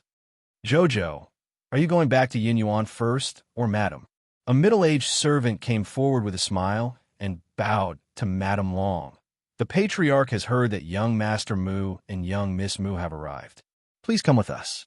Madame Long couldn't help but smile. She turned around and looked at Arbor and the others apologetically. Jojo, Stardust, your grandmother already knows that you're here. Old people are impatient. I think you should go and pay your grandmother a visit first. What do you think? Mu Xingqian stretched out his hand and bowed. With an indifferent expression, he said, as it should be, Madame Long, please lead the way. Madame Long saw his solemn and indifferent expression and knew that the previous matter must have made this young master unhappy, and he would not be able to resolve the knot in his heart in a short time. Where's Cloud Court? Arbor suddenly asked. Long Huan sighed in relief and said with a smile, Younger cousin, you don't know, but Cloud Court is the court where Aunt used to live. He wasn't afraid that the little stoic would speak, but he was afraid that she would ignore him and not speak no matter what. When Mother found out that you were coming, she ordered people to tidy up inside and out a long time ago. Chapter 4359. Cloud Court is your mother's residence. Madame Long pulled on the young crown princess's hand and whispered softly, Do you want to go over and take a look now? Arbor glanced at her and shook his head apathetically. No need. So many years have passed. What's the rush? The little stoic turned around and walked away without looking back. Prince Emo knitted his brows, feeling faint regret in his heart. If he had known that Jojo would be so unhappy after coming to Forget River, he wouldn't have agreed to bring Jojo to such a sad place back then. This was only the first day they entered Forget River, but how many times had Jojo been sad already? Emo Lien was in a bad mood, so she naturally didn't find anyone pleasing to the eye. When she saw Madame Long and her family standing there in a daze, she couldn't help but ask coldly, Are we going to see Forget River Dragon Clan's clan leader? Ah. Madame Long snapped out of her trance and nodded with a smile. Everyone, please come this way. The group of people walked past a vibrant and colorful garden and walked along a small path to the pavilion in front of them. The pond pavilion was reflected in a circular lake, giving off a somewhat hazy and misty feeling. Mu Xingqian and the others were surprised. They didn't expect there to be such a bizarre scenery at the bottom of the deep sea. What was the difference between this and being on land? Qing Hongsa couldn't resist touching the dewy grass. This is real. Of course it's real. A youth from a phoenix tribe looked at her strangely. This is a spiritual realm that's a world of its own. It looks like it's merged with the sea outside, but it's actually not in the same world. Qing Shuishu nodded and said, The mist barrier we passed through earlier is probably a natural barrier that separates this place from the outside world. Arbor, Mu Xingqian, and the others stopped in front of the pavilion. They saw an elderly woman in embroidered robes with a dignified figure walking out of the pavilion. Although this old madam's hair was white and her face was wrinkled, her back was ramrod straight. In her hand was a scepter made of greenwood. It was propped on the ground with a fist-sized black pearl embedded at the top. Behind the old madam was a scholarly man in a green robe. He was around the middle of his life and had a sickly look on his face.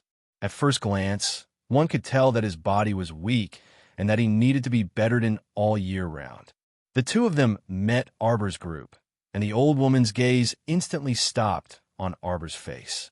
It was as if she was looking at something far away through that frosty little face of hers. The old madam didn't say anything. Instead, it was the sickly, green-robed man behind her who took a few steps forward with an excited expression. He looked at Mu Xingqian and Arbor standing at the front and asked in a trembling voice, Is it Xingqian and Jojo? I'm your uncle, Long Chuyu. Arbor was not as excited as Long Chuyu, and neither was Mu Xingqian. The two siblings only quietly watched this cheap uncle who had suddenly appeared in front of them, their expressions extremely indifferent. When the old madam heard Long Chuyu's voice, she recovered her senses. Only then did she withdraw her distant gaze from Arbor and say indifferently, Come in with me. Let's sit down and talk. Arbor looked coldly at the old madam. You looked at me just now. Did you see something? Did you see your pitiful daughter, your lowly daughter? Do you know how and where she died? Long Chuyu's face paled slightly. Chapter 4360. What identity are you using to speak to us? Maternal grandmother? Dragon Clan's clan head? Or your daughter who died outside? Long Chuyun's mother? Impudent. A beautiful middle-aged woman beside the old madam couldn't help but shout angrily. Long Qian raised her hand and stopped that beautiful woman from continuing to hoot. She took a deep breath and looked at Arbor. I know you siblings have a grudge against me. Grudge. Arbor couldn't help but snicker. He tilted his head and looked at everyone in disdain. How can someone without feelings have a grudge? Everyone looked over in a daze. They saw the little stoic whose white robes were not tainted by a speck of dust. Her expression was indifferent as she stood there with her hands behind her back. She was like the vast sky, aloof and lonely. Us siblings didn't come here to acknowledge you as our family, nor do we have any intention of seeking connections. We just want you to hand over all of Mother's belongings. Also, please hand over her remaining life lantern's broken shadow, because you don't deserve it. You. The beautiful middle-aged woman glared and couldn't help but turn to look at the Dragon Clan's clan head, Long Qian. Aunt, are you going to allow her to be so impudent? Are you going to allow her to trample on our Dragon Clan's face? Aunt, you heard about what happened just now as well. This woman who doesn't know the immensity of heaven and earth dared to severely injure my son. Aunt, he's your grandson too.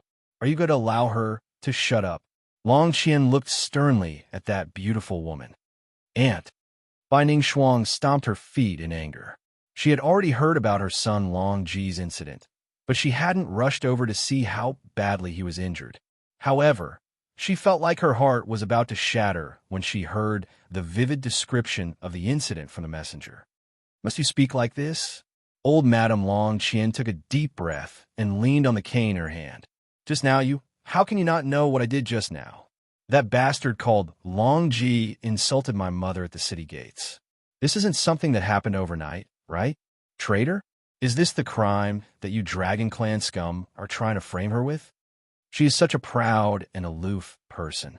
Why should she accept your accusations?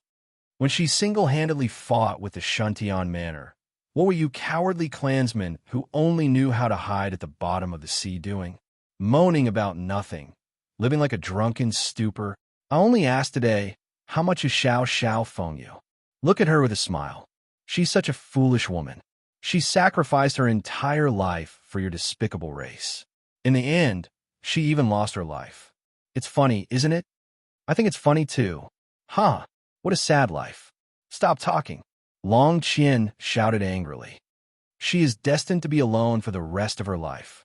Arbor suddenly raised his voice, and his cold voice covered Long Qian's shout. Do you know what it means to be alone?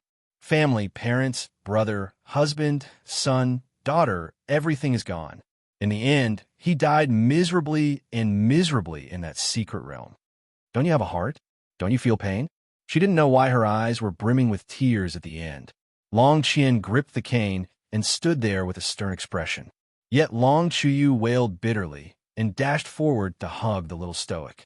Suddenly, he was pushed away forcefully and met with a pair of bone-chilling phoenix eyes. Mo Yin reached out to pull the little girl into his arms. He suppressed his emotions, and his voice was low and trembling. Let's go back. Chapter 4361. It had only been a short while, but she had angered Jojo to this extent multiple times in a row. Go away. You don't have the right to touch her. Mo Yin looked disgusted and pushed Long Chuyu to the ground. He grabbed her waist and looked down at her with wavering eyes. I'll take you back. We won't care about what happens here anymore. I only want you to be happy. What mere folk tribe? What killing Tianyan? These people and matters had nothing to do with his Jojo. Mo Yin caressed her head and looked down at her reddened eyes, unable to hide the heartache in his eyes. Jojo, don't cry. My heart is in unbearable pain when you cry. I don't know where to go, although he didn't say anything. The warmth from his palms calmed Arbor down a little. Long Chuyu collapsed on the ground and started bawling. I'm sorry. I'm sorry. It's Uncle's fault. It's me. I'll let your mother down. It's all because I'm useless. Madame Long rushed forward to support Long Chuyu, who was on the verge of a breakdown. She turned around and looked at Arbor with a complicated expression. Long Qian gripped the staff in his hand tightly and said indifferently, Don't cry. I've taught you for so many years.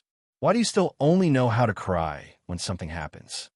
Long Qiyu felt terrible. He supported his wife's hand and staggered to steady himself. Mother, what happened back then? You can't blame anyone for what happened back then. Long Qian turned to look at Arbor, a cold glint shooting out of his eyes. You're young and don't know the whole story. It's pardonable. But things aren't what you think. Send Mother's life lantern's broken shadow and all of her belongings to Cloud Court within 2 hours. Mo Yin coldly interrupted Long Qian's words and directly picked up the little stoic before turning to leave. Clan Head Long, you could try the consequences of disobeying this monarch. I'm afraid you can't afford to gamble. After throwing down these icy words, Mo Yin was disinclined to continue conversing with other people, so he left with Xiao Mu in his arms without looking back. Mu Xingqian only felt his heart clench uncomfortably. He glanced at his indifferent grandmother, then mechanically turned his head and strode after her. Although the venerable Peach Blossom Immortal was smiling, his eyes were cold. Leisurely putting down his arms, he glanced at the silent Dragon Clan leader and chuckled. Hurry up! Our patience is very limited. When the rest of the people saw this, they hurriedly followed and left in a group. Shue, look, is that Mother? Qing Hongsa suddenly cried out in surprise. She raised her hand and tugged at Qing Xue's sleeve. Qing Xue naturally saw the queen and her entourage. She hurriedly went up to greet them, unable to hide her excitement. Mother. Qing Hongsa stood behind Qing Xue and did not step forward. She only looked at the queen with a complicated expression. Gilwan stepped forward and bowed in greeting. Greetings to Her Majesty. This subject is very happy that Her Majesty is safe and sound. Beautiful queen looked travel-worn, but her eyes were exceptionally black and bright. Qing Xue looked at her mother with tears in her eyes. She curled her fingers and restrained herself.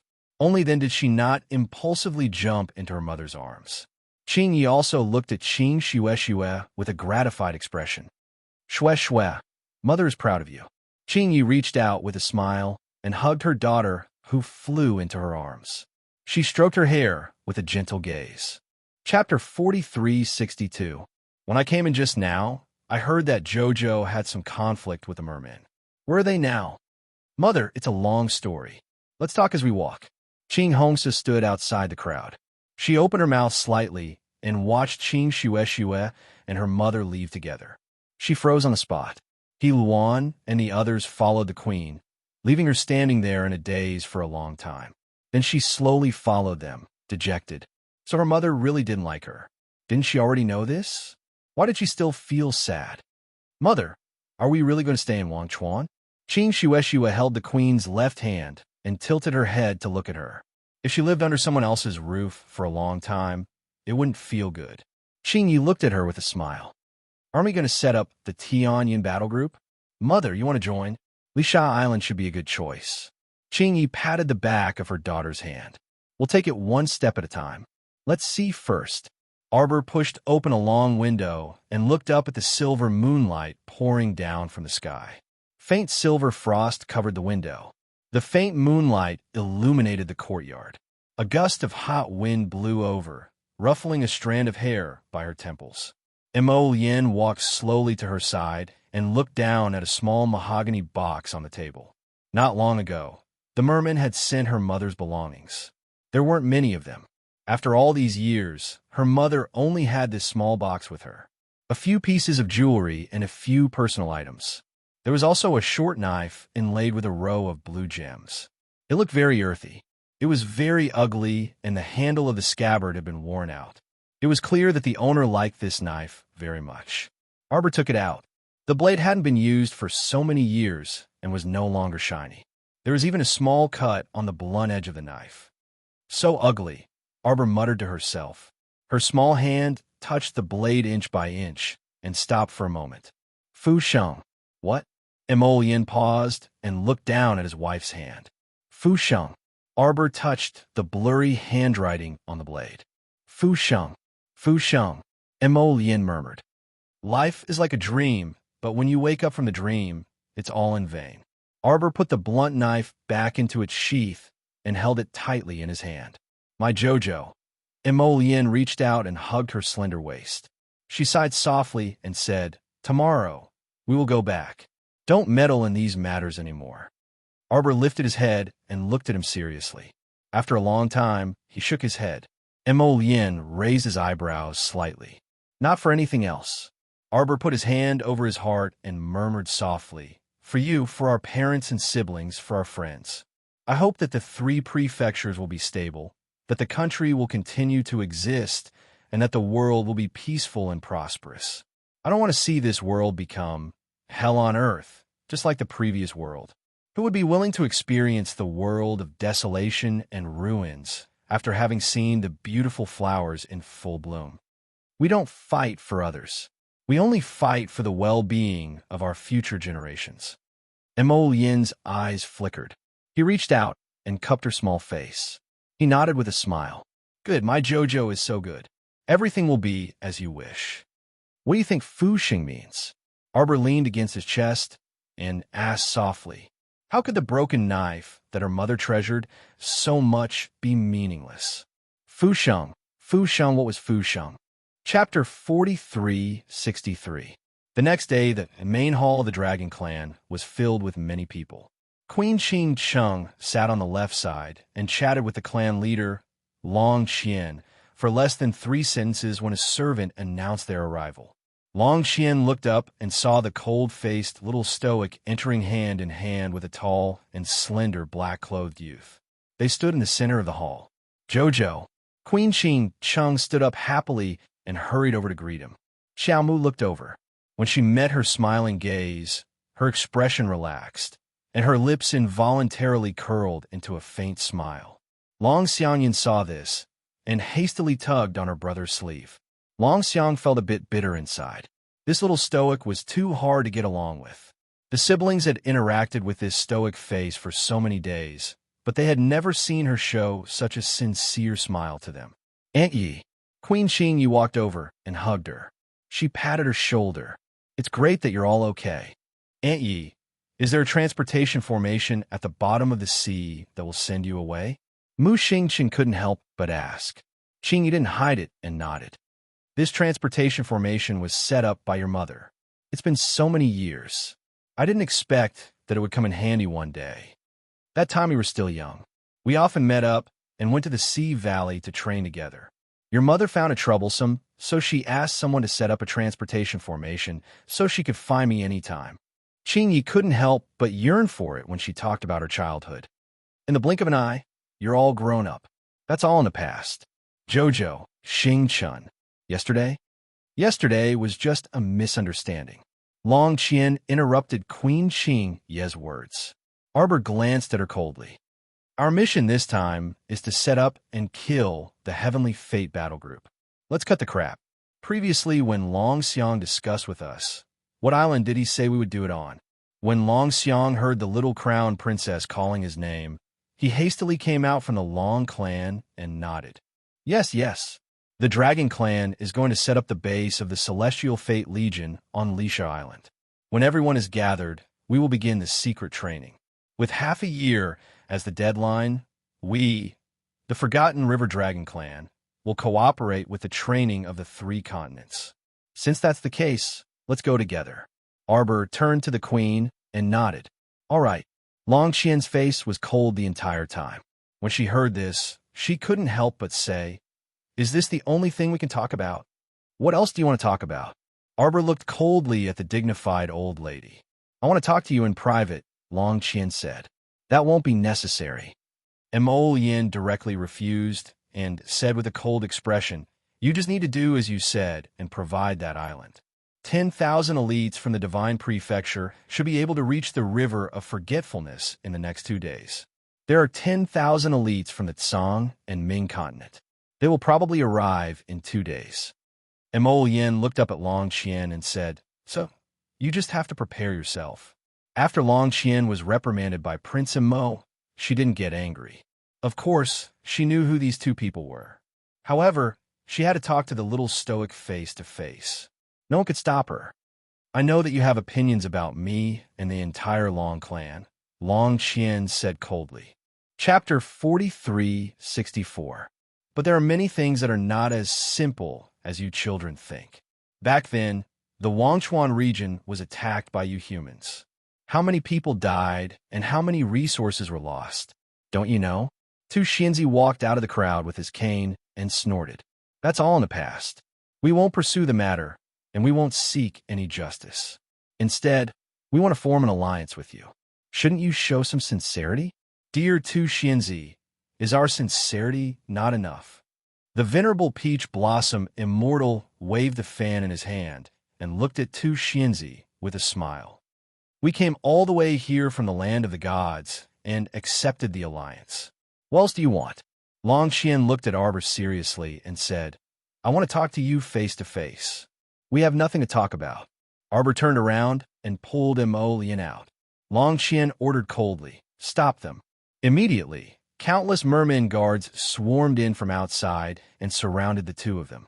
Mo Lien turned around with a spurious smile to look at the frosty Long Qian. Clan Headlong, we advise you to be prudent and think thrice. Long Qian looked at Mo Lien coldly and turned to look at Arbor. However, he saw that the little girl's naturally cold face did not show any emotion. Only her dark eyes were staring at him coldly and silently. He felt a little scared. Long Qian took a deep breath and closed his eyes. He raised his hand slightly and said, I only need 15 minutes. You can leave once you're done. There's nothing that can't be said. Arbor's eyes were cold. If you have something to say, you can say it here. Are you sure? Long Qian couldn't help but be angry at the little girl's stubborn attitude. He raised his voice and shouted. Arbor nodded. Speak. If that's the case, then please, Aunt Bai. Aunt Bai. Long Qian and Long Shangyun couldn't help but interrupt by Ning Shuang. They looked at Long Qian anxiously with a serious expression. Grandmother, please calm down. Grandmother, why are you getting angry at the stoic face? She was born like that, expressionless to everyone. Didn't you see that she was also expressionless when facing her husband? It's not targeted at you, Long Shangyun said anxiously. Long Qian's furious gaze slowly calmed down. She stared at Arbor and said, This is a serious matter. I can only talk to you in private. A quarter of an hour should be enough. Arbor stared at her coldly for a moment, then took her husband's hand and walked out. Long Huan, how do I get Alicia Island? Long Huan could not help but smile bitterly. At this time, she really did not want to be called by the little crown princess. Refusing a toast only to drink a forfeit. Bai Ning Shuang's face was filled with anger, but she had nowhere to vent it. Thinking of her poor son Long Ji's miserable state, she wished she could cut the woman in front of her into 1,000 pieces and pull out her tendons and bones. Her precious son was actually beaten up by a little bastard to the point that half of his body was paralyzed. How could she let such a vicious woman go today? Oh, it's so lively here. A light chuckle came from the door. The person was dressed in white. He was tall and slender, and his long hair hung loosely by his waist. As he walked over with a smile, it was as if there was a faint layer of light surrounding him. State Preceptor? Mo Lien and Arbor both murmured. Chapter 4365. Didn't the State Preceptor say he was in prison? Wasn't the State Preceptor forcefully detained by the mere people? Looking at this guy's unscathed appearance, could it be in order to survive, the State Preceptor shamelessly sought refuge with the Wangchuan Dragon clan? Your Highness, Crown Princess, why are you two looking at me like that? The State Preceptor pretended his heart was thumping rapidly and raised his hand to calm his heart. Arbor's eyes were cold, like knives stabbing at the person in front of him, sizing him up. From the first time she met the State Preceptor, she felt that he was very strange, but there was also a sense of familiarity amidst the strangeness. They met several times at the palace banquets. He seemed to speak on her and the Crown Prince's behalf, but in fact, he was dragging them down time and time again. For example, at the beginning, when the elders of the Divine Continent rejected her marriage with Mo Lien, the State Preceptor suggested that the wandering Great Elder make this decision. However, at that time, everyone thought that the unreliable Great Elder Kong Yin would not return so quickly. In the end, the old monk returned and gave everyone a huge surprise. Another example was suggesting to postpone the wedding date. Another example was requesting to see the crown prince and suggesting to bring the little crown princess along to the Wanchuan for a discussion. Each of these things were strange, seemingly unrelated, but in fact they were all directed at her. You are not the state preceptor. You are the snake beauty. You are Ding Ting Ding, Ding Yun. Sir Jojo suddenly realized. Once he said this, Mo Yin jumped in fright and subconsciously pulled his wife into his arms. The black moon sword suddenly flew out of his conscious and cautiously blocked in front of the two. Tisk. The state preceptor on the opposite side lightly sked and shook his head, saying, Xiao Xiao, why do you look like you have seen a ghost? Aren't you a ghost? A ghost haunting you. All right, everyone, harmony breeds wealth. Don't draw your swords. The state preceptor walked over with a smile. He used two slender fingers to press down the sword of the mere people guard beside him and walked to Arbor, staring deeply at the black moon in front of him. I miss you, Xiao Xiao. Arbor looked at him expressionlessly. Why are you pretending to be the state preceptor? Because I want to see you. What else can it be for? Can't I see you whenever I want by pretending to be the state preceptor? The state preceptor blinked. Under everyone's gaze, that faces had a series of bone and muscle transformations. Soon, a face that was as beautiful as a flower appeared. She blinked her charming eyes and smiled at the two of them. Where's the state preceptor? State preceptor? What state preceptor? The original state preceptor. Xiaomu practically didn't want to talk to him. Young Master Ding glanced at her with a smile and casually fiddled with his slender fingers. What an annoying person. He's not even willing to cooperate with me. I have no other choice but to let him die. You even searched his soul? His T-Tess, Master T's, says, how did you do it? Mo Yin's eyes were filled with shock. The state preceptor Ding Yun killed was a true expert, and he was about 200 years old. His cultivation was naturally deep. Ding Yun, this person, usually acted too well. Even his father did not discover the slightest clue. If Ding Yun conspired against the great emperor, Mo Yin was terrified as she thought about it, and felt a chill in her heart. Why are you wasting words with them? Bai Ning Shuang said angrily, Take him down. I've been very busy these few days. I'll probably be back to normal by Saturday. Chapter 4366. Ding Yun glanced at Bai Ning Shuang indifferently. Oh, who are you to yell at me? Bai Ning Shuang choked at his words. Indeed, this punk had yet to be acknowledged by the Long clan. She was in no position to yell at him for help. But Bai Ning Shuang felt extremely indignant at being choked right in front of her face. A cold glint flashed in her eyes. What an audacious brat. Recently, anyone in this family could really insult her to her face. She let this punk do it, but he was still spouting nonsense. He really didn't know what he was doing. Long Shangyun frowned. Why did you come out? Ding Yun ignored her. His beautiful eyes were smiling as he looked at Arbor. Little Xiao, why don't we find a place to talk? Sir Jojo glared at him coldly, then turned to look at Long Huan. His gaze was sharp and merciless. You've been hooking up with him for a long time? What did he mean by hooking up? Long Huan and young Master Ding wanted to roll their eyes at the same time. Why do these words sound so awkward? Cousin, you're thinking too much. Ding Yun took a step forward and said with a smile, Of course not. I'm not with them. We're the ones who are together. Arbor looked at him coldly.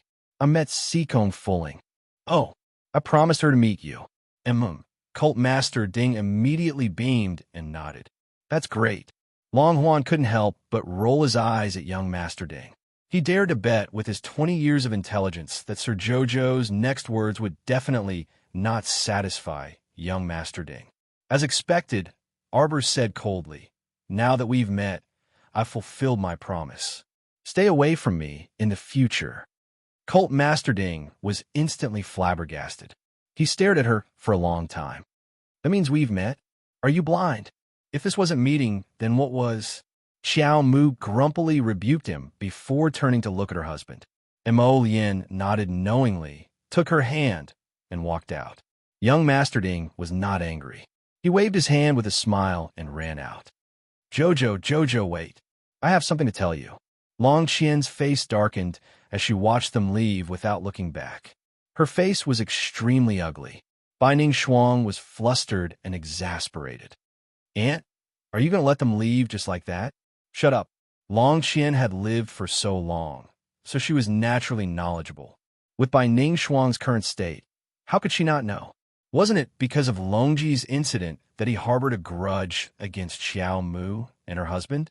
But with just her, Bai Ning Shuang, he really wasn't a match for that ferocious couple. "You don't have to meddle in the affairs of the clan." Long Qian coldly looked up and glanced at Bai Ning Shuang.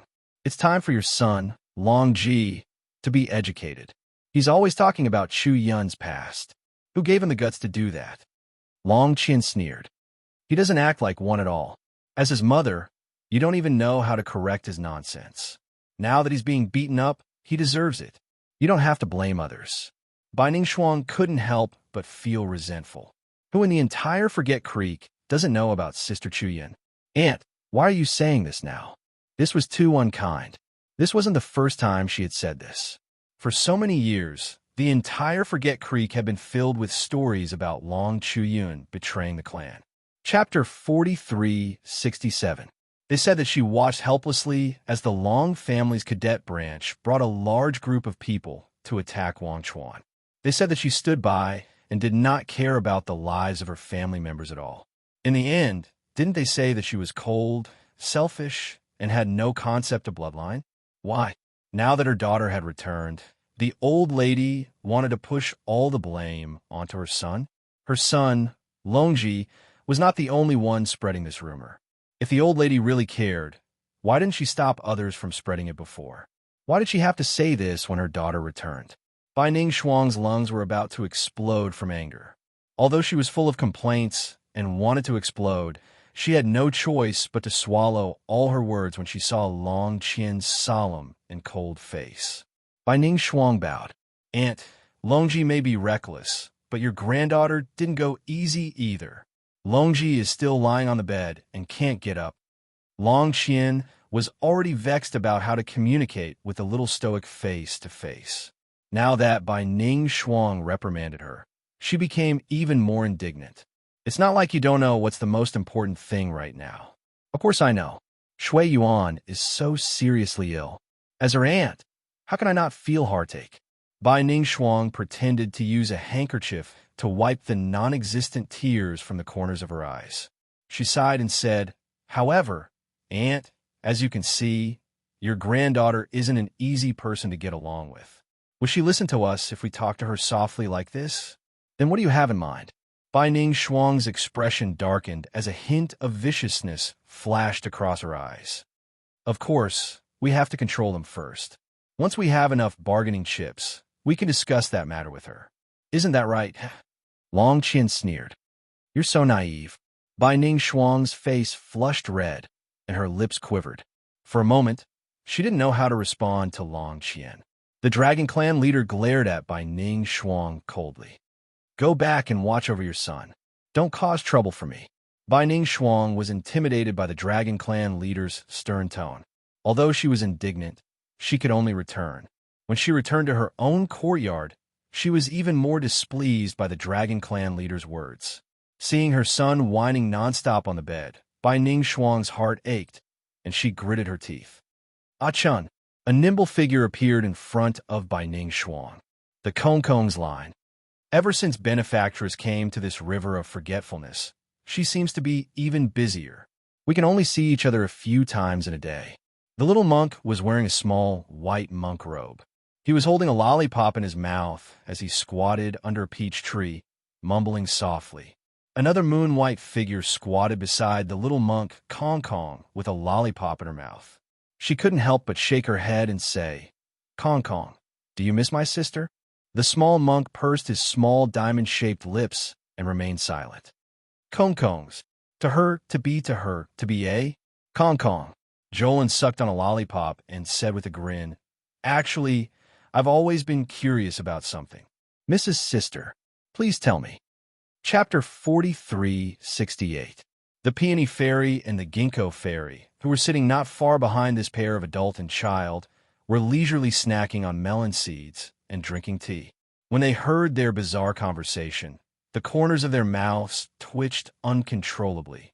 "You're so talkative, and my sister doesn't like to talk normally. How exactly do you two communicate?" The little monk, Kong Kong, lifted his large, watery eyes and brushed Xiao Lin an irritated glance. "What do you know?" Every time Kong Kong speaks, Benefactress listens attentively. Sigh. The little monk sighed in melancholy.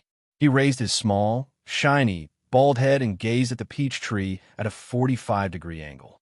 A large, bright red peach leaped into the little fellow's eyes, causing him to involuntarily click his tongue. This peach is so eye-catching on top of this little monk's head. Is it because this little monk wants to eat it? The little monk extended 2 chubby fingers and gestured at the starting distance. Unfortunately, Benefactress doesn't like to talk too much. She only opens her mouth when she's insulting someone. The little monk shook his head, and a fire spirit abruptly sprayed out from his chubby little hand. The large peach on top of his head was struck by the fire spirit and fell down. The little monk hugged his peach fully and contentedly, turning a deaf ear to the Benefactress's sister's guffaws. "Sister." Shaoliner jumped up. The little monk hastily looked up and saw the little stoic girl patter over from afar. Kong Kong's large eyes instantly turned round, and he subconsciously put the peach back into his inner world. Then, he broke into a run and ran toward the little stoic. "Benefactress." The little fellow pounced and latched onto her body. "Benefactress, Benefactress, you're finally back." The stoic expressionlessly pulled him off her body and lifted him up, exchanging glances with him.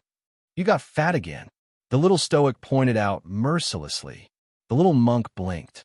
The lollipop in his mouth was still there, but his pair of large, adorable eyes were tinged with astonishment. "Benefactress, you're insulting me as soon as you open your mouth? Are you still my gentle and amiable benefactress?" "You're not." "Go, thigh." Shaolin squatted on the ground and couldn't help but slap her thigh as she guffawed. Looking at this little fat monk who was constantly thinking about his benefactress, in the end, when they met, he could only be mercilessly scolded. The small monk turned his head and glared at Jolin with an accusing gaze. Jolin hurriedly held back her laughter and waved her small hands. "Ah, sorry, I couldn't help it." Arbor looked at his sister, his gaze softening. "How is it?" Shaolin jumped up and spun a few rounds in front of her sister. "Sister, look. Arbor looked at her for a while and nodded. "Very good." D-Ling had broken through to the spirit realm and was now a second-rank spirit master. Our dear Shaolin, who controlled the 9th layer spiritual water and innate water, summoned a ball of water mist with a wave of her small hand. She stood there charmingly and smiled at Xiao Mu the entire way. Arbor looked at her for a while, then took out a few bottles of pills from his inner world and handed them to his sister. "You don't have to be in a hurry to advance. Just stabilize your cultivation. These pills can help you stabilize your current realm, so don't be too anxious to advance."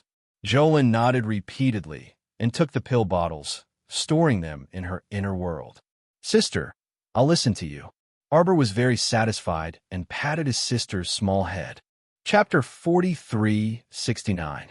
Elder sister, why did you come in at this time? Jolin asked with a smile. Arbor nodded. Just now, I sensed a very strong fluctuation of divine power. Duamu should be coming out of seclusion. As he spoke, everyone heard a long howl from afar. Arbor's eyes narrowed, and he ordered Chiu, let him out quickly. Once Duanmu Qing left the outside world, he would have to undergo the 5 spirits' reincarnation tribulation. Facts had proven that the heavenly Tao, this old thing, was indeed a judge of character. When Duanmu Qing was in the 5-spirit reincarnation cycle, there weren't so many problems. It was unlike the time when the heavenly Tao restricted Hao phase advancement and forcefully created the great tribulation of lightning and fire. This time, Duanmu Qing had successfully completed the 5 spirits reincarnation tribulation in less than an hour. After going through the 5 levels of wood, lightning, water, fire, and earth, Duanmu Qing successfully completed his advancement and became a grade 2 god tier master. Arbor, Mo Yin, Hu Shichun, and the rest of the onlookers watched Duan Muqing from the front of the court until he completed his advancement. With such a big commotion, Long Ji and Long Xiangyun were urgently called over. When they saw Duan Muqing's current state, the two of them couldn't help but curse in their hearts what was going on. He was simply sick in the head. No wonder the seawater was churning and the entire underwater city was shaking. It turned out that someone was undergoing the five spirits' reincarnation tribulation in their underwater spiritual realm. Arbor turned and saw the siblings' ugly expressions. He shook his head and said in a low voice, "I'm sorry, but Duan Muqing can't do anything about it." After all, as soon as he came out of the star domain, he was immediately targeted by the heavenly Tao's lightning tribulation. The heavenly Tao unleashed its might. The power of the five spirits passed through the seawater and rushed towards Duan Muqing. They could not stop it, could they? I thought something had happened. Long Huan looked at her speechlessly and said, "Our dwelling place can't withstand the power of the five spirits of the heavenly Tao." At this time, Duan Muqing had already completed his advancement. He slowly walked in front of Arbor with a faint smile in his eyes. He was already completely fine. The corpse poison that had previously been flowing through his body had now been completely removed. He had actually profited from the disaster and successfully advanced to the deity realm. In terms of cultivation, he had advanced by leaps and bounds. Arbor glanced at him. Thinking of how this guy had cut off his own wrist, he felt a little angry for no reason. They all lowered their heads to look at her. The little stoic's face was cold and expressionless as she turned around to leave. Duan Muqing could not help but smile bitterly. Jojo is still angry. It's obvious. Emolian glanced at him and was about to say something when a muffled dong sound came from afar. Then a howl was heard. Everyone was shocked, and they hastily chased after Qiaomu. From afar, he saw the little girl expressionlessly holding a vine whip and fighting with a person in front of her. Her silhouette was extremely fast, and the speed of her attacks was so fast that it made people feel a little dazzled. 1 second, she was still in front of that person. The next second, she had already teleported behind that person. The moment she appeared, she slashed towards that person's neck. Long Ji and Long Xiangyun's hearts jumped violently. The little girl's savagery was probably one of a kind. She simply could not be bothered to waste words with whoever attacked her. She also did not ask for the reason and directly counterattacked. Quickly stop. Long Xiangyun couldn't help but exclaim when she saw this person's face clearly. Chapter 4370. Eldest brother, it's Chun. He's Madame Bai's. Long Xiangyun hastily tugged at Long Qian's sleeve. Long Qian's face alternated between green and white. He laughed bitterly in his heart, wishing for nothing more than to flick his sleeves and leave immediately. What the heck was going on? This second aunt, could it be that she couldn't use her brain before doing something? He didn't believe that grandmother ordered this. It must be by Ningxuang herself, who came to stir up trouble for the sake of avenging her son, Long Ji. In this way, his little stoic cousin would definitely loathe their Long family even more. This was simply adding fuel to the fire. Chun's movements were very nimble. He roared and retreated a step, barely avoiding the little stoic's startling swan blade. "You're courting death." An apathetic expression hung on the stoic face. With a slight flick of her wrist, several cold glints flew toward Chun's face. "Hurry and dodge!" Long Xiangyun shouted angrily. The Long family disciples who were originally going to help hastily retreated. In the blink of an eye, a series of explosions came from the unlucky Chun's body. Bang, bang, bang, bang, bang, bang. Bang, bang, bang, bang. His entire body was immediately covered in blood, and his body was blasted to pieces. Long Qian's heart chilled. He inwardly thought that these concealed weapons were very powerful. Even Chun, a level 10 spirit realm cultivator, didn't have the slightest ability to ward them off. It could be imagined how terrifying these things were. "Cousin, please," before Long Qian could finish speaking, he saw the little stoic fly up and use startling swan blade. A cold glint sharply slid past Chun's neck. A faint line of blood drew open on that person's neck, and in a flash, a whole head fell to the ground. This back and forth was merely a matter of minutes. Long Shang-yun shuddered all over and looked up at the little stoic. She was untainted by a speck of dust. Her plain clothes were as white as snow, and her bright eyes shone brightly. Her pitch-black pupils seemed to be leaping with sparks, so scorching that it was almost impossible to look straight at them. The Long family is very good. Arbor threw down this sentence coldly and walked toward the entrance. Since you want to start a war, then let's fight. No, no, no, no. That's not it. Long Shang-yun muttered to herself. Long she hurriedly chased after her and cried out, Cousin, it's a misunderstanding. It's really a misunderstanding. Madame Bai acted on her own accord. It was not my grandmother's idea. Is there a difference? Arbor suddenly turned his head and looked at him coldly. Long Huan choked for a moment. He suddenly felt that there was no difference whether it was Madame Bai's men or his grandmother's orders. After all, his aunt was a member of the Dragon Clan. Everything she did represented the Dragon Clan. Long Yin took a deep breath. I'm sorry, cousin. Don't get angry first. I will immediately report this matter to the Patriarch and let her deal with it. Okay? Cripple her, Arbor said coldly. Just now, that servant called Ah Chun snatched her eyes without a second word. If it weren't for that, how could she have retaliated so ruthlessly? Mo Lien quickly walked up and pulled Arbor to examine her from head to toe with a frown. She turned to look at Long Qian and said coldly, Bai Ning Shuang must die. If she doesn't die, then all of you can die. The man's voice was as cold as ice without any room for negotiation. He raised his hand, and countless black figures appeared from all directions. They raised their arms and shouted, Die, die, die. Chapter 4371. Long Huan's expression naturally appeared extremely unsightly. Normally, they didn't see many people appear beside the Crown Prince. Most of the Dragon Clan's attention was placed on those 100 Phoenix clansmen with high cultivation, who knew that no less than 1,000 people would pounce out when the Crown Prince casually waved his hand. Looking closely at his finger, these black-clothed attendants were released from a space ring. They heard that His Highness the Crown Prince was a rare divine artifact master, and that ring should be a space artifact that could store life. Long Shang-yun wanted to go up and say something, but her elder brother pulled her back and stopped her steps. Long Huan's complicated gaze landed on Arbor, and he sighed deeply. Madame Bai, she Long Huan. And Mo Lien coldly interrupted him. Ever since you stepped into the river of forgetfulness, think carefully. How many people have tried to cause trouble for Jojo, and how many people have ulterior motives? Even if you want to be a peacemaker, you have to see if the conditions allow it. Long Huan felt a chill run down his spine when he was stared at by the Crown Prince's bone-chilling phoenix eyes. Who is Bai Ning Shuang to dare come here and stir up trouble? Mo Lien coldly said, Go. Since the Dragon Clan of Forgetfulness can't bear to lay a hand on this woman, go and bring her here. Yes. The Purple Forest Guard leader cupped his fists after receiving the order and immediately left with a group of black-clothed youths. You. Long Shang-yun's expression shifted, and she hastily went up to stop them.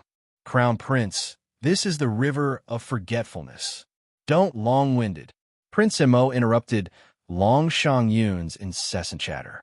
His phoenix eyes were abnormally chilly, like the clear splendor of a cold moon. What's going on? I just went over to take care of some trivial matters.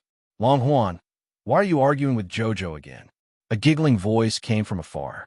Everyone turned to look and saw young Master Ding, who was dressed in a purple robe, walking along the flowery path. With a gentle breeze, fragmented osmanthus flowers fell one after another, sprinkling on his hair, body, and feet, covering the ground in a faint golden hue.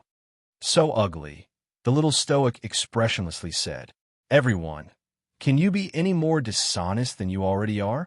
Regardless of whether this young man in purple is standing in the crowd or in the bustling world, he is not inferior to your husband and the venerable peach blossom immortal. Right? Flirting. Don't know what you're talking about, Arbor said coldly. Ushirchan was speechless, coquettish and pretentious. And Mo Lien, naturally seductive and pretentious. Cough, cough, cough. Mu Xingchen and Holy Sun Mi Yin couldn't help but cough. Long Yun speechlessly turned to a certain facial paralysis whose words kept popping out. Truthfully speaking, she couldn't bear the sight of Ding Yun's actions as well. But at the very least, she wasn't blind, so it was naturally impossible for her to connect Ding Yun with the words ugly as hell and the pile of criticism that followed. Just how much did Sir Jojo dislike the person in front of him? Long Huan silently glanced at the little girl and then looked at Ding Yun with sympathy. He suddenly felt that compared to this young and handsome young master that Sir Jojo disliked so much, at least he wasn't as loathsome. Ding Yun walked over and stopped in front of Arbor and the others. He asked with a smile, "Jojo, is Long Huan looking for trouble with you?" Long Huan couldn't help but roll his eyes. Didn't he receive enough lessons on this journey? Did he have nothing better to do than to find trouble with the little stoic? Chapter 43-72. Xiao Mu's small face was stoic as she coldly gazed at him without uttering a word for a long time. "What's your relationship with the Long family? Why didn't they kill you when you barged into the Dragon Clan's sacred grounds?" Mo Yin suddenly asked. When Ding Yun heard this, he casually glanced at the man and snorted. "Take a guess." Long Huan's explanation was that the state advisor had barged into the Dragon Clan's sacred grounds and had been detained. This should be true. But now, Ding Yun was able to walk out of the dungeon without permission. Therefore, there must be something that they didn't know about. Long Huan looked at Ding Yun with a complicated gaze and sighed. He turned to Mo Yin and said, "Crown Prince, you may not know, but this young Master Ding is actually, why are you capturing me? Let me go. Let me go. How dare you be so impudent in the land of the Wangchuan tribe?" A sharp female voice suddenly interrupted Long Huan, causing him to frown. This voice was so sharp that it almost pierced everyone's eardrums. It was extremely uncomfortable to listen to. The Purple Forest Guards brought forward a woman who was struggling with all her might and screaming in anger. Bai Ning Shuang's hairpins were disheveled, her makeup was dull, and her crimson robes were wrinkled. She was in a sorry state. "Behave yourself." One of the Purple Forest Guards gave her a heavy slap on the back of her shoulder, causing Bai Ning Shuang to squeal. "Noisy." Arbor frowned in displeasure. Crown Prince Mo glanced at him coldly, and the Purple Forest Guard punched Bai Ning Shuang's back forcefully. Madame Bai cried out in shock. She lost her balance and fell to the ground. She was in so much pain that she couldn't speak. Bai Ning Shuang struggled to get up, but someone stepped on her back and pinned her down. She angrily raised her head and stared coldly at Mo Yin and the others. She said angrily, "You dare?" Mo Yin's gaze shifted as he coldly observed from the sidelines without saying anything. The Purple Forest Guard had a good understanding of his master's personality.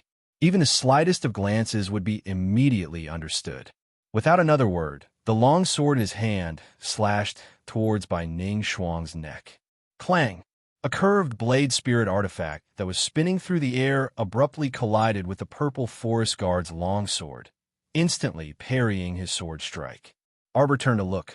Long Qian came with a group of a few hundred mermaids with a cold expression. Arbor subconsciously raised his hand and touched the little white snake coiled around his wrist. A pair of cold and emotionless eyes stared coldly at Long Qian, and there wasn't the slightest trace of warmth in them.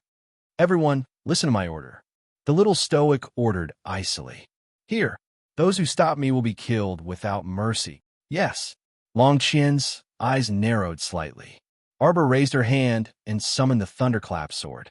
The spinning barb gently slid through the air. A sharp light flashed past Bai Ning Shuang's eyes. After a blood-curdling scream, Bai Ning Shuang reached out with a trembling hand and held her bloodshot eyes. She screamed in terror and panic. "You!" A trace of disbelief flitted across Long Qian's solemn face. She couldn't help but size up the little girl in white clothes who was as cold as ice. In her body, he could really see a trace of his daughter, Long Chuyun, back then. However, it was just a trace. The little girl wasn't Long Chuyun. She didn't have Long Chuyun's good temper. Chapter 43-73. Unlike Long Chuyun's patience, this little girl was very calculative. Whenever someone offended her, She would take revenge on the spot. It seemed impossible for her to hold her breath and endure it in secret.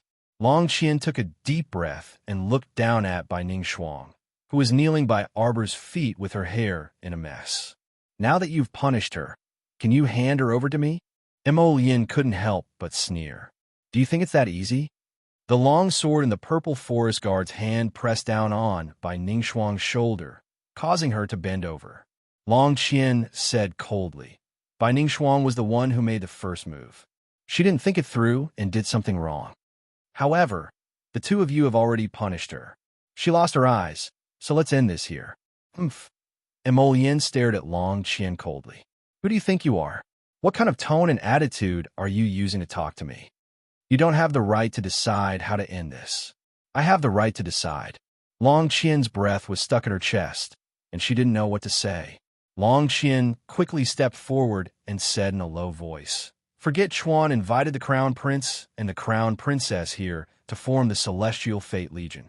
At this moment, we should be united against the enemy instead of fighting among ourselves. Arbor kicked Bai Ning Shuang, who was in a pitiful state, to Long Qian's feet. He turned around and said coldly, I'm tired. Lisha Island is ready. You can go there at any time. Long Qian let out a sigh of relief. Bai Ning Shuang stood up while trembling. Suddenly, she stood up and grabbed the green scepter in the old madam's hand. Long Qian's eyes turned cold. Just as she was about to scold her, Bai Ning Shuang turned around with the scepter in her hand and slapped the fist-sized black pearl on top of the scepter. Long Qian's eyes changed. She couldn't help but yell, Bai Ning Shuang, you! An ink-colored halo of light instantly emerged from the scepter. Then, the brilliant light shone brightly and covered everyone on the scene. Everyone was bewildered as they looked up at the inky brilliance that had enveloped the entire realm. The Mare people, the Purple Forest Guards, the Phoenix Clan members, and even Mo Lin, Mu Xingqian, and the others in Arbor were all enveloped in the dim light of the night. They looked around in confusion. They thought that the ink light would attack them indiscriminately. However, in reality, no one felt any discomfort in their bodies.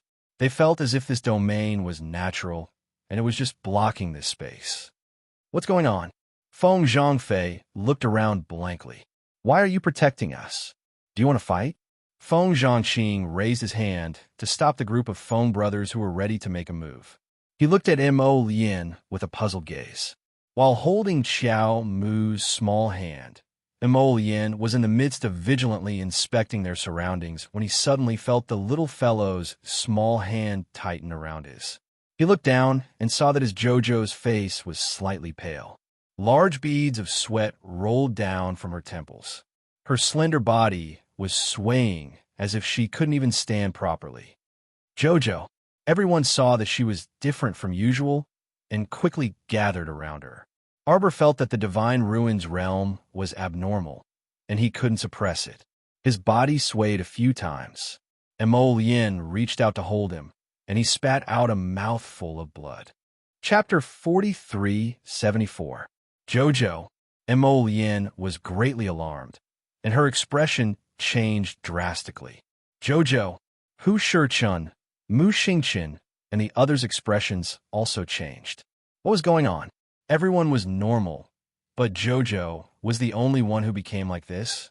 So Bai Ning Shuang's actions just now were targeted at Jojo. She touched the black pearl on the old madam's scepter. Everyone supported Jojo in a flurry, and their gazes all turned to Long Qian. They discovered that Long Qian's face was also deathly pale. She cut her fingertip and dripped a thick drop of blood onto the black pearl, as if she was trying her best to suppress something. However, she couldn't suppress it at all. Long Qian's fingers were bleeding, and she tightly pressed down on the black pearl in the scepter. Her body trembled along with the trembling black pearl. Grandmother! Long Shangyun and Long Qian shouted at the same time. With a wave of their hands, they led countless mermen forward and used their spiritual energy to assist the old madam in suppressing the restless black pearl. Arbor spat out blood again, and her body involuntarily slid to the ground. Prince Mo panicked and reached out to grab her waist, hugging her as she slid down. He propped himself up on one knee and said in a trembling voice, "Jojo, Jojo." Arbor felt the ruins of God ripple heavily, and even her conscience began to tremble in pain. She lowered her head with difficulty, and a flickering light secretly flowed in the depths of the little stoic's scarlet eyes. Younger sister, Mu Xingqian shouted in panic. Everyone followed the little stoic's gaze and simultaneously looked down, only to see a white luster flickering at her lower abdomen. The strange thing was that the ball of light rolled through her body inch by inch. When it reached her abdomen and reached her heart, it was as if it was about to roll through her slender body and fly out of her mouth. Mo Lien and Hu Shichun were the quickest to react. They raised their hands and sent 2 bursts of sacred energy over, stopping the ball of white light from flying out. Mo Lien's fingertips moved slightly as she sent out several strands of saint power into Arbor's body. Shichun quickly helped her suppress her restless conscience. While everyone was busy dealing with Xiao Qiao's strange behavior, they heard Long Qian's suppressed roar from the other side. Hold on. However, Long Shangyun, Long Shi, and the others could not suppress the Black Pearl at all. Holding on for 2 minutes was already their limit, following which he was violently sent flying by a violent force. Long Qian spat out a mouthful of blood and collapsed onto the ground. In the blink of an eye, the Black Pearl suddenly transformed into a long black shadow that spiraled in the air and emitted a furious roar that shook the heavens and the earth. The black dragon claw suddenly came down from the sky and went straight for Jojo's heart. That gigantic dragon claw exuded an incomparably terrifying pressure. The pupils of Mo Lien, He Jiechun, Mu Xingqian, and the others shrank. The pressure of a saint beast? Such a terrifying aura. I'm afraid it's the aura of a middle-mature stage holy beast, right? A golden light flashed and disappeared. 7th Yen, who had clearly grown a lot taller and had a much more mature face, suddenly jumped out of Prince Mo's space. He raised his hand and transformed it into a dragon claw, blocking a black dragon claw that swooped down at him. The youth frowned and grunted. While blocking the black dragon claw, he was forced to retreat several steps. "Little 7, come back." Mo Lien's low and magnetic voice rang out. He did not summon 7th Yen just now. It was this brat who jumped out first to block the attack when he saw the situation was critical. Chapter 4375. However, although Xiao Qi had already entered the late stage of puberty, she couldn't be mentioned in the same breath as a mature holy beast. That black dragon was merely a translucent soul. Even Xiao Qi was barely able to withstand its attack. If it was allowed to fully recover, everyone here would be in deep trouble. At this time, Mo Yin and Jichun had already completely understood. What was on Long Qian's staff wasn't a black pearl at all. Instead, it was a sealing pearl. This black dragon had been sealed inside the black pearl by someone using a special method. Presumably, many years had passed since then. It was currently in a translucent soul state. However, it was clear that as long as it absorbed enough holy power, it could still slowly recover its physical form. Arbor was half lying in Mo Lien's arms. She couldn't make a sound. She hung her head listlessly, allowing the blood at the corner of her mouth to drip onto the sandy ground. Jojo, Mo Lien hurriedly lifted her up a little and reached out to support her head. At the same time, the Peony Fairy, Little Tai Sui, and the others had already flown out of Paradise Planet. Without another word, they rushed to He Chen's side and began to fight with the black dragon. Bai Ning Shuang laughed heartily. She reached out to touch the air in front of her and repeatedly shouted, "How is it? How is it?" Did the thing inside already kill that stoic face? Long Shangyun covered her shoulder that had almost left after being patted. She glared angrily at Bai Ning Shuang. "Second aunt, did you hit your head on the ground? How could you open grandmother's restriction seal?" "Ha ha." Bai Ning Shuang turned a deaf ear to Long Shangyun's angry shout. She reached out to touch the air in front of her, wanting to grab someone and ask about the current situation. "Second aunt." Long Shangyun's expression changed. Just as she called out the words second ant, she saw the translucent black dragon rush down. The dragon coiled its body and swept its tail heavily. Bai Ning Shuang, who was lying on the ground, was sent flying by the black dragon's tail and heavily smashed into the ground. How could her body withstand a holy beast attack? He didn't even manage to catch his breath before he breathed his last. Second ant, Long Shangyun exclaimed in shock. Suddenly, she felt her arm lighten. She turned around and saw Long Huan pulling her back several steps until they reached a safe place. Brother, what about second ant? Long Huan shook his head helplessly. She opened the black dragon's seal without permission. I'm afraid this matter will not end well. Long Shangyun turned around and patted the black light barrier. She hammered it twice and clenched her fists. We can't get out. Sacred beast barrier. Do you think anyone can get out? At this moment, everyone had already helped old Madame Long Qian to the siblings' side. Grandmother, how are you? Long Qian shook his head slightly and coughed twice. His gaze turned towards Arbor, and he roared, Mu Qiao, you! Quickly summon it to suppress it. Jojo! Jojo! Mo Yin saw that she kept her head down and felt inexplicably uneasy. He held her waist and reached out to lift her chin slightly. As soon as he saw her, he was shocked. His Jojo's eyes were red with blood. It was as if he couldn't see anything alive in his eyes. Jojo. Mo Yin was stunned and wanted to hug her. However, the little girl pushed his arm away. She stood up with a blank and cold expression. Her gaze landed on the black dragon that was roaring in the sky. In her tumultuous conscience, there was a terrifying fluctuation. Chapter 4376. If she could look inside herself right now, she would definitely be able to see that the snake sculpture in her inner world was cracking apart inch by inch under the repeated fluctuations of her consciousness, revealing sections of black scales that were engraved with profound runes. When Long Qian saw her standing there in a daze without moving, she couldn't help but shout anxiously, Mu Qiao, what are you waiting for? Hurry up!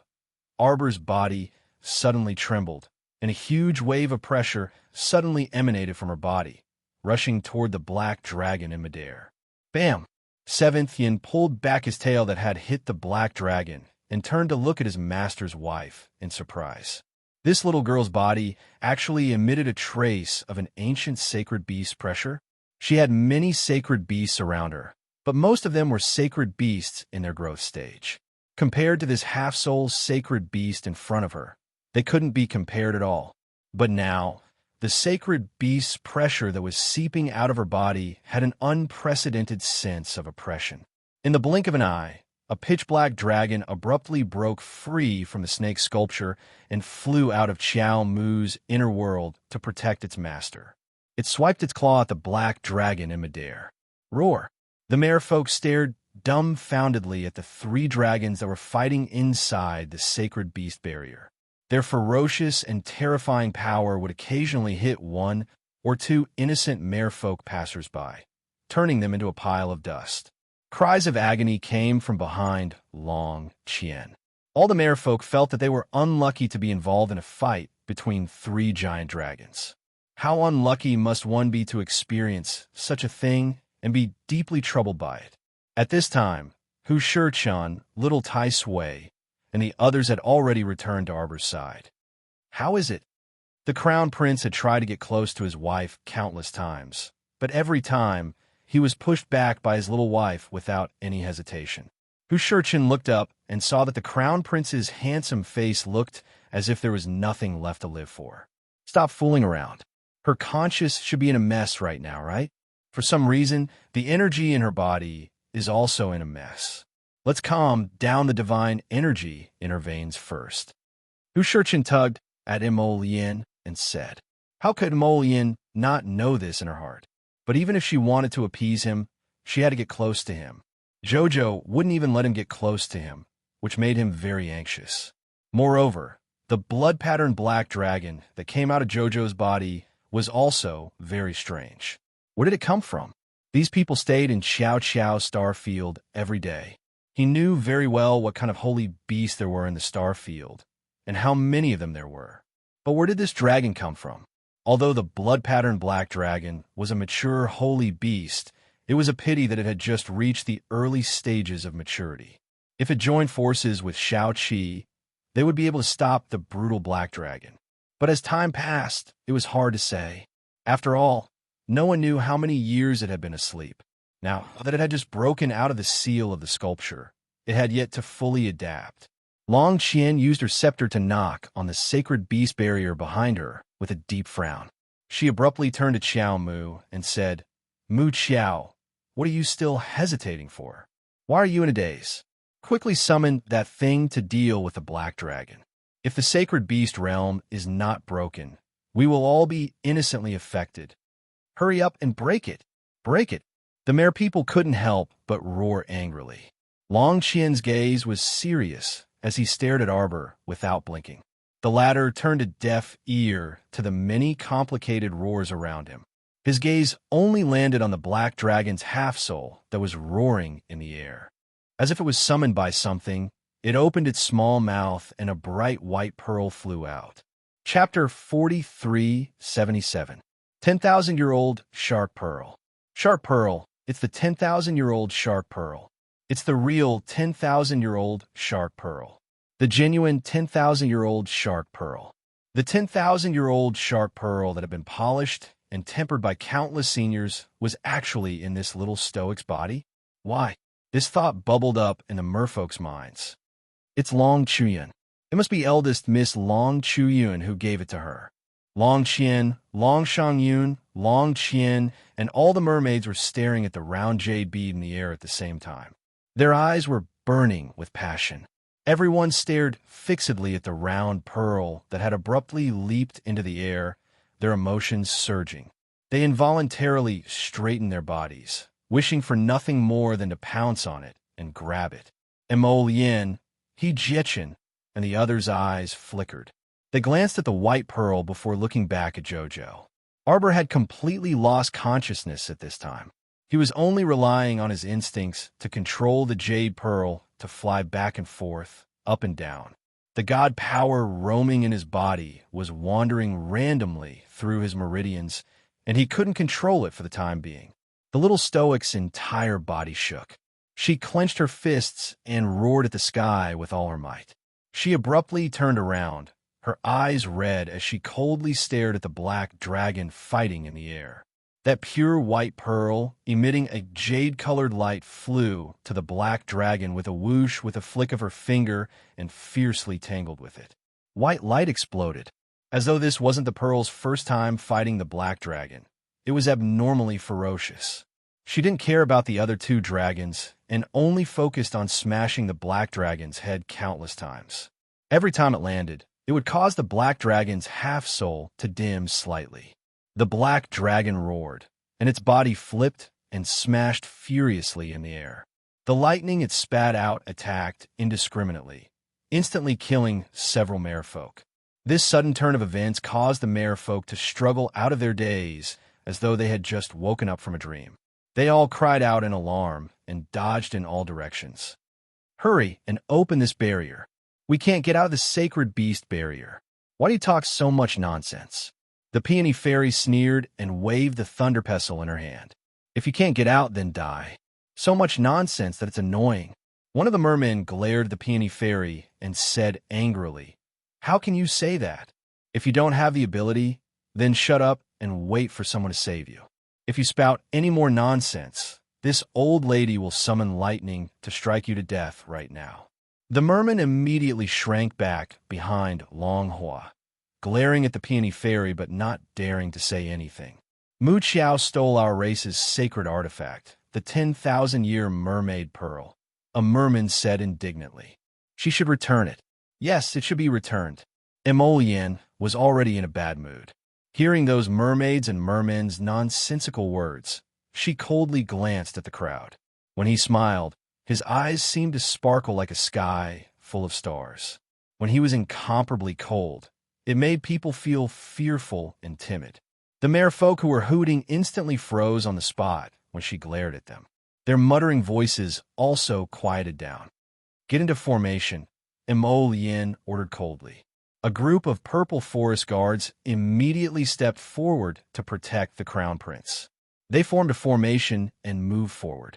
The thousand-face shield instantly erected in front of them, protecting them from the indiscriminate attacks that the black dragon threw at them from time to time. Mo Lien beckoned with her hand, and Seventh Yin immediately flew to her side. Chapter 4378. This black dragon was in a half-soul state, so their attacks were completely useless against its half-soul body. Everyone could only continuously use their spiritual energy to attack, but most of them were repelled by its enormous sacred power. They could barely move. Mo Lien stared coldly at the black dragon in front of her. With a wave of her hand, several pitch-black flames rustled down and flew onto the black dragon's body. Like exploding fireworks, they boisterously exploded on the black dragon's half-transparent soul body. The black dragon was originally about to flee like a rat after being beaten by the shark pearl. Now that it was immobilized by the pearl's light and struck by the sacred power that Mo Lien and the others flung over, its half-soul body became increasingly illusory and scattered, and it was on the verge of collapse. When the merfolk saw this, they instantly rushed forward while shouting and wrangling. "Hurry! It can't hold on any longer! Get ready! Get the sealing pearl ready and seal it again!" As if struggling on its deathbed, the black dragon abruptly swooped down and spat out a mouthful of furious lightning at those clamoring merfolk. The impact immediately scattered the group, and the merfolk scrambled and wailed as they scattered. The shark pearl's jade-like and serene light enveloped the earth, emitting a sacred, flawless, and transparent light. At this moment, the black dragon that was firmly trapped by the light was roaring angrily, as if it was extremely unresigned. Its eyes were wide open, and its tail flipped and swayed. The flawless white light pressed down on that black dragon's illusory body and wrapped it up in balls. Not good. The 10,000-year-old shark pearl is going to capture the black dragon. Clan leader. Clan leader. The merfolk shouted anxiously. "What should we do now?" "What do you mean, what should we do?" "That shark pearl is our river of forgetfulness's sacred item to begin with. And the black dragon is also a suppressed guardian beast." Right. If the shark pearl captures the black dragon, then so be it. As long as the crown princess returns the shark pearl to us. Arbor, who was in the divine ruin realm, suddenly roared at the sky. At the same time, the shark pearl, which was bursting with sacred white light, abruptly contracted and swallowed the entire black dragon. It flew out with a whoosh and swiftly flew into the little stoic's mouth. Chow chow. Mo Lien and the rest turned pale with fright as they rushed over. However, a white light flashed in Xiao Mu's hand, and like a sudden clap of thunder, it carved out a deep ravine in front of her, blocking Mo Lien, Zhichun, and the others' footsteps. At this moment, Arbor seemed to have entered a berserk state. His eyes were red, and there was no one in his eyes. She turned her head around, her scarlet eyes filled with killing intent as she glared at the fearful merman in front of her. Long Qian's heart skipped a beat, and she quickly shouted, "Quick, disperse!" At the same time, a thunderous sword might swept toward the mermaids with the terrifying power of lightning. The explosive force spread out in all directions, sending the few mermaids in the front row flying and crashing heavily onto the ground. They clutched their chests and vomited blood. "Joe Arbor!" Long she shouted in shock. Young Master Ding's expression changed slightly, and he quickly flashed away. His eyes flickered, and he stopped to look in Arbor's direction. At this moment, the latter stopped to catch his breath and slightly raise his head, sweeping his cold gaze over Long Qian and the others. Long Qian's heart skipped a beat. Long Shi reflexively tightened his grip on the longsword in his hand and stuttered, "Co-cousin, calm down." Xiao Mu's eyes were blank as she wielded her sword. Wisps of water spiritual energy accumulated on her sword, and in a split second, it streaked through the air toward Long Qian and the others with an unstoppable momentum. Chapter 4379. Oh no, she can't control the shark pearl in her body. The power belonging to the shark pearl in her body is starting to go berserk. Scatter! Long Qian shouted, his old face instantly flushing red. Who would dare to clash head-on with a thunderclap sword? Horror flitted across their faces, and following Long Qian's angry shout, they hastily dodged in all directions. Thousands of thunderclaps galloped past like a magnificent army. At the bottom of the river of forgetfulness, the entire Long clan's residence was greatly shaken. The commoner merfolk outside the spirit realm also more or less felt the turbulent waves rolling above their heads, and they hastily found a place to hide.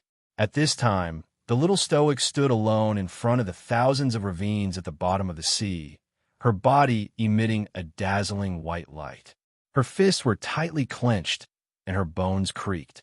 She suddenly roared into the sky, and a terrifying force exploded from her body. Everywhere the white light covered, flowers and trees shattered into fine powder. The holy beast barrier that had been set up by the black dragon also completely shattered with a bang. Emolian, He Chun, and the others couldn't even get close, let alone the others. Everyone simultaneously raised their hands to block the dazzling white light in front of them. When the white light finally scattered, they saw the little stoic with her back facing them. Her shoulders trembled weakly, and she suddenly spat out another mouthful of blood. Her body weakly slid to the ground. With a clang, the thunderclap's sword in her hand fell to the ground without her noticing. Jojo, Crown Prince Mo's heart, was on the verge of shattering. With a flash, he flew across a deep crevice in front of him and caught her falling body. The venerable Peach Blossom Immortal, Holy Sun Miyin, Little Tai Sui, Mu Xingqian, and the others also rapidly surrounded them. When they looked down, they saw the little fellow's eyes were tightly shut, her long eyelashes were trembling, her lips were tightly pursed, and her face was as pale as a sheet. The venerable Peach Blossom Immortal's heart sank, and his breathing quickened. He hastily grabbed Emolian.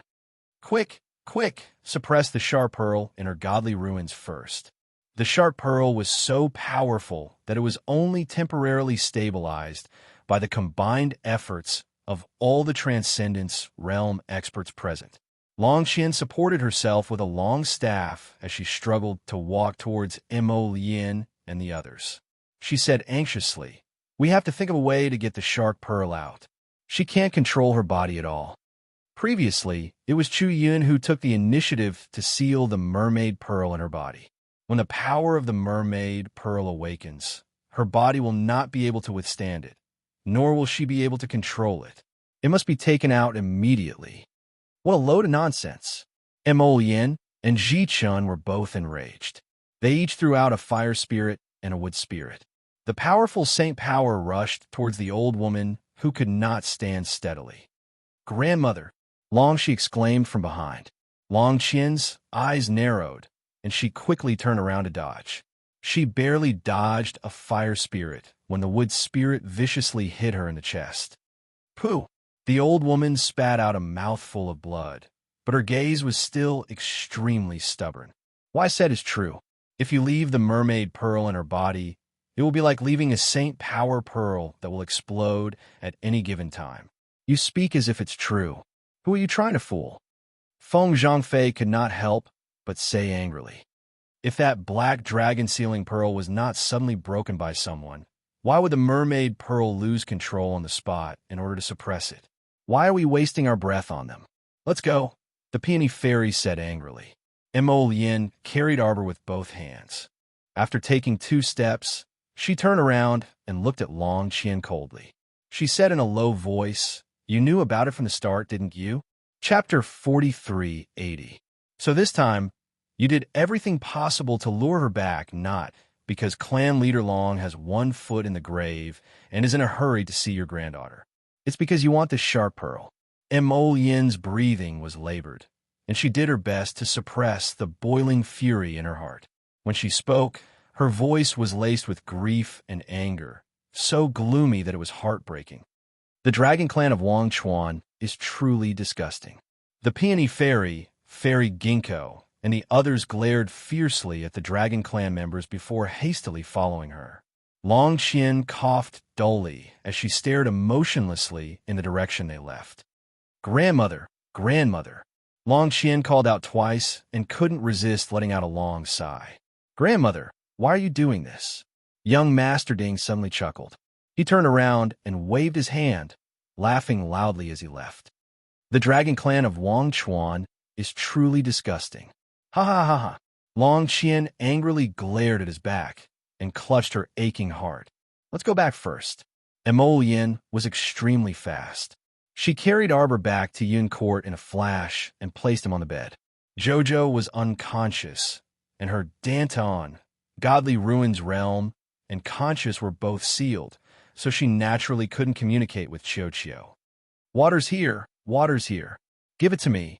Emolian took the half-wet handkerchief from Fairy Ginkgo and carefully wiped the blood from the corners of the little stoic's lips. Her fingers trembled slightly. Everyone disperse first. Ma Shichen turned around and glanced at Feng Changqing and the others. Don't crowd around here. Go back and prepare. When Jojo wakes up, we'll leave this place. Emolian raised her small hand and wiped the bloodstains on her fingers. The blood on her hand was rarely other people's. It was all blood that she spat out. It was very glaring and gripped one's heart. Jojo's small face looked much more fragile with this injury. Thin veins could be seen under her jade-colored skin. Emolian threw the handkerchief into the water basin and reached out to help her up with trembling hands. He pulled her into his arms and hugged her tightly. His breathing was shallow as he lowered his head and leaned against her neck. If Arbor was awake, he would definitely be able to feel the slight trembling of her body, as well as the unhurried tears that slid to the bottom of her collarbone. The venerable peach blossom immortal looked in through the window. He reached out to stop Mu Xingqian, who was about to enter, and said softly, "Let them stay for a while. Emolian's heart is aching, and she's blaming herself. Give him time to slowly recover. No matter what others say, it's useless." Mu Xingqian glanced at them worriedly and nodded with a sigh. Emolian continued to take care of Qiao until it was late into the night and all was quiet. He stayed by her side, changing a clean and moist handkerchief to cover her forehead from time to time.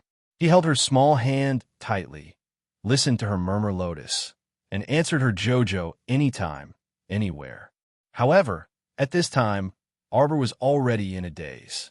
His entire body felt heavy, as if he was drifting around on a small boat with nowhere to call home. She didn't know where she was, but she knew where her heart was going. Emolian, Emolian, where are you? She screamed anxiously in her heart. She heard a slow and low voice, as if it came from the faraway sky, saying intermittently, "Jojo, don't be afraid. I'm always by your side. Always, always." She seemed to feel his warm lips on her hand, warm and sweet. Chapter 43:81. But her body seemed to be grabbed by a strange force, and she had no choice but to follow the force of the fall. She kept falling, and falling it was as if she had sunk into a boundless dream. Sinking, sinking, sinking endlessly. Wouldn't it have been better if you had boarded the ship? Why did you come back? Why did you come back? What right does a good-for-nothing like you, who can't even take care of yourself, have to stay by young master's side? Ridiculous. The woman questioned, and the sound of a whip pierced through the air, landing heavily on a frail body. Arbor stood in the corridor, as if he was looking at someone else's remaining life. His eyes flickered, and he looked on expressionlessly. He lowered his head to look at his transparent hands, which had turned into a wisp of soul, as if floating into an endless abyss of memories. Ah, so my previous life seemed to be a bit more miserable than what I remembered. Bang! The door of the room was suddenly kicked open. The second young master didn't have time to tie up his hair, and his black hair was messy as he broke through the door. Looking at the situation, he must have hurriedly put on his clothes after receiving the news, and quickly rushed to this room to save someone. "Sure, Yongqian, who told you to hit her?" A ruthless slap landed heavily on second Miss Shi's cheek. It immediately caused her white and tender skin to turn red. He took a few steps back from the slap and almost hit the cabinet door behind him. "Qin Xian, you actually hit me for this little pet? So what if I hit you?" I'm still waiting to be killed. In his rage, the second young master didn't have time to think and reached out to summon a long sword with white light lingering around it from his conscience. Second young master, second young master. Several students immediately rushed forward, stopping him and cupping their hands. Second young master, you can't. Second Miss Sher's father sought refuge with our Qin estate. How can we kill his daughter? Will it disappoint everyone? Get out of the way. Qin Exine angrily pushed aside the students and quickly stepped forward. He didn't care about the blood and dirt and reached out to pick up the dying woman on the ground. Xiao Qiao, Xiao Qiao. The woman who was picked up by him stared at him with lifeless eyes. Her body trembled slightly, and a large amount of blood gushed out from her mouth. It was obvious that her internal organs were injured, and she was severely whipped. Xiao Qiao, don't be afraid. You will get better. You will definitely get better. Qin Xian's voice trembled. She kicked the disciple beside her, almost hysterical. What are you standing there for? Why aren't you calling Ouyangsu over? With a wave of his hand, Omega Kitoku took out a few pills from his inner world and stuffed them all into the woman's mouth. Qin, scram. Omega Kitoku mercilessly kicked away Shi Yongqian, who was walking towards him, and walked out with her in his arms. Arbor watched them from the porch, then turned and followed the anxious second son back to his room. Xiao Qiao. Qin Xian placed the dying woman on the bed and gently held her hand. She said softly, if you want to cry, just cry. Don't hold it in. Arbor's soul floated forward and obediently sat on the small stool beside the bed. His clear and cold eyes reflected the pale and helpless face of the woman on the bed. Even though she was severely injured, she still didn't make a sound. She didn't even blink. Young master, Alchemist Ouyangsu is here. Don't talk nonsense. Coming quickly. Arbor turned his head and saw a man in simple but elegant white robes, with long hair tied into a crown, hurriedly enter the room with a medicine chest. Chapter 4382. Following behind him was a black-clothed man with tied hair. He had a brilliant smile and handsome features that she found somewhat familiar. Arbor sat on the small stool and involuntarily glanced at that person a few more times. Ouyangsu. Duguling, greetings to young sir. The two of them cupped their hands in greeting with graceful bearing, truly a pair of fine young masters in this chaotic world. Arbor suddenly had a flash of inspiration and instantly recalled who this Duguling was. Sir Jojo had once been intercepted by young Sir Omega Kitoku and his entourage beside Duchun River. Among them was the second young master's disciple, called Ling. He disguised himself as a woman and tricked Jojo, but his identity was subsequently exposed by Duan Yu. So it was him. Arbor couldn't help but be a bit dazed. It turned out that she had met so many people at this time in her previous life. Young Sir Omega Kitoku did his best to suppress the raging fury in his heart and bellowed at Ouyangsu, who was behind him, "Stop blabbering and come take a look." Ouyangsu sat down by the bed, and Arbor's soul could only avoid him. "Miss Qiao, let me take your pulse," Ouyangsu said softly as he glanced at her. As usual, he saw her unperturbed and serene gaze. Those pitch-black eyes were filled with mockery without the slightest desire to live. A moment later, Ouyangsu stood up and gracefully bowed to the second young master. "Young sir, let's talk outside. Her condition is very bad," Ouyangsu whispered to young Sir Omega Kitoku in the corridor.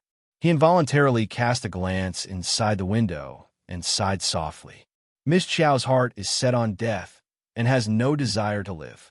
After being struck by the purple firmament lightning dragon previously, 2 of her ribs were broken and haven't healed yet. Now that second Miss Sher's heavy whip has worsened her injuries, this subordinate, don't waste your breath.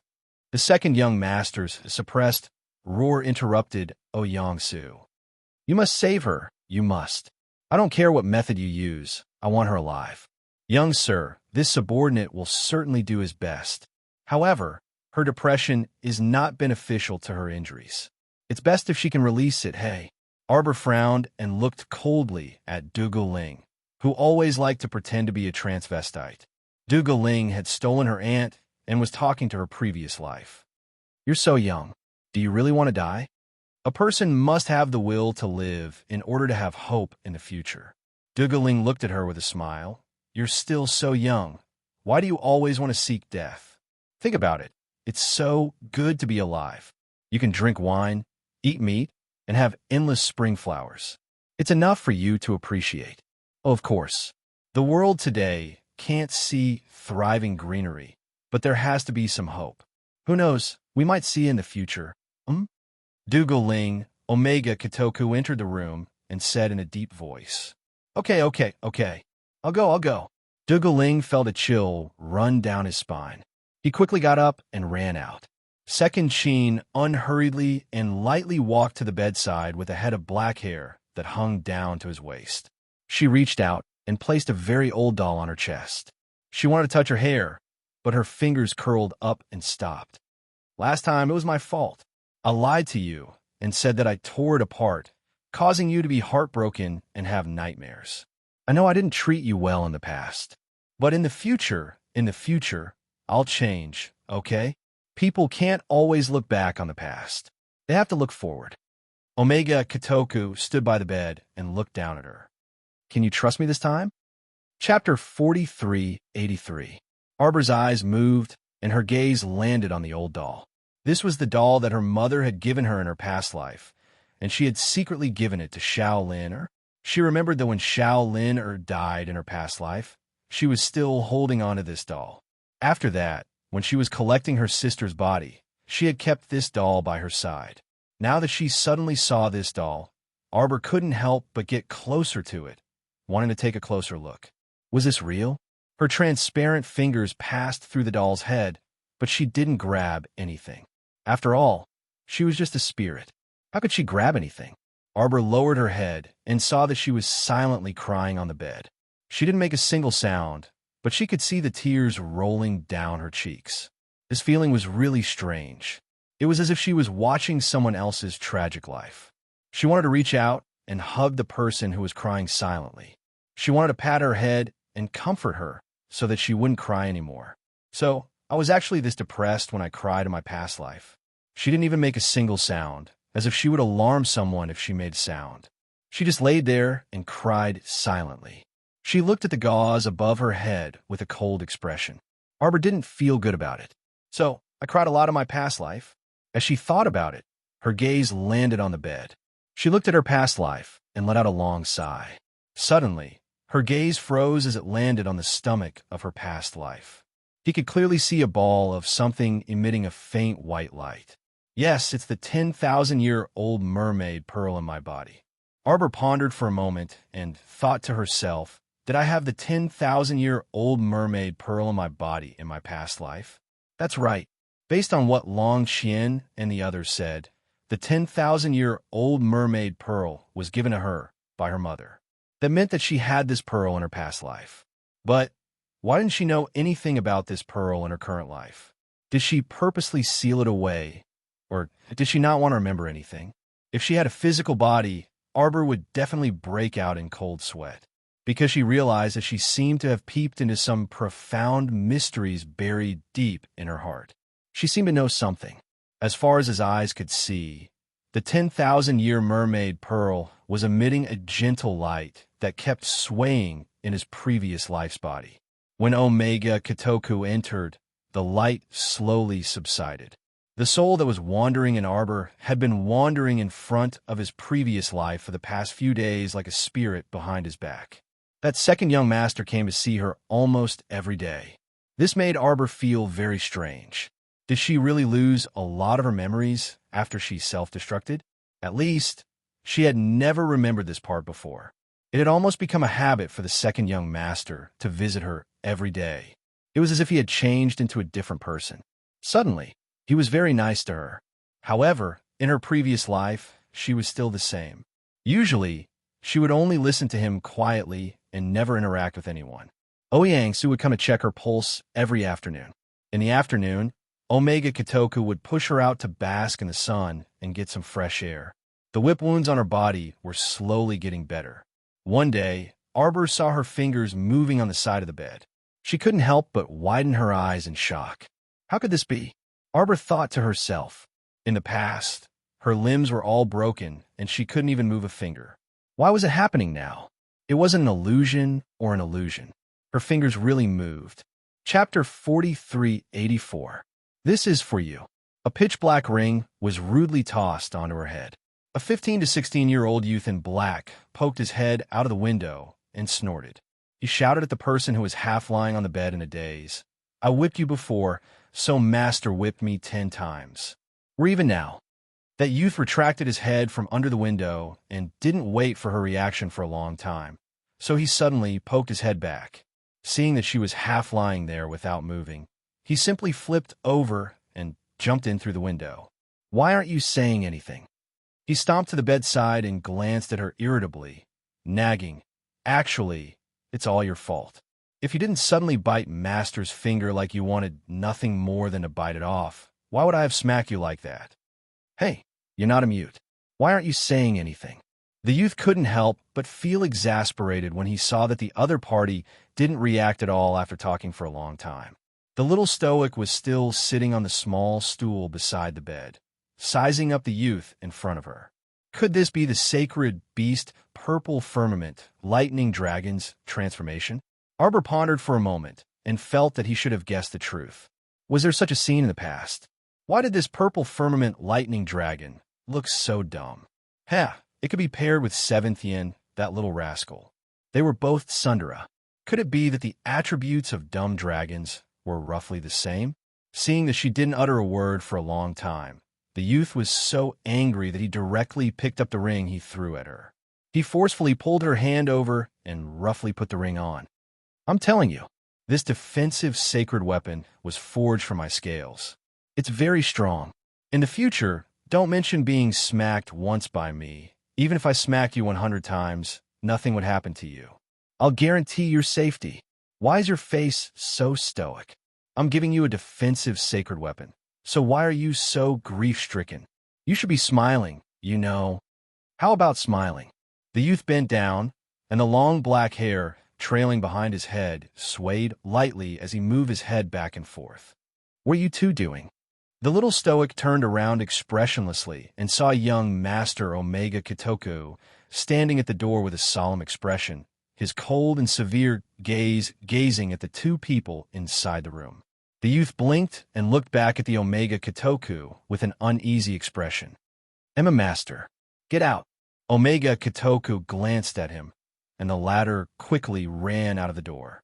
The young man really didn't know why his master's gaze had suddenly become so cold. What did he do? Arbor could tell that the second young master was not in a good mood. When he walked to the bedside and sat down, Arbor could clearly feel that at this moment he really wanted to shrink back. Her fingers suddenly moved, probably with all the strength she could muster in her life, and finally she lifted 2 of them and touched the back of his hand. Second young Master Chin was instantly stupefied and lowered his head to look at her fingers. Jojo, your hand? He hurriedly stood up and shouted, Quick, get Oyangsu here. Young master, Mrs. Condition has really taken a turn for the better. Oyangsu also said in pleasant surprise. But it was really strange. He was very familiar with Miss Chiao's condition.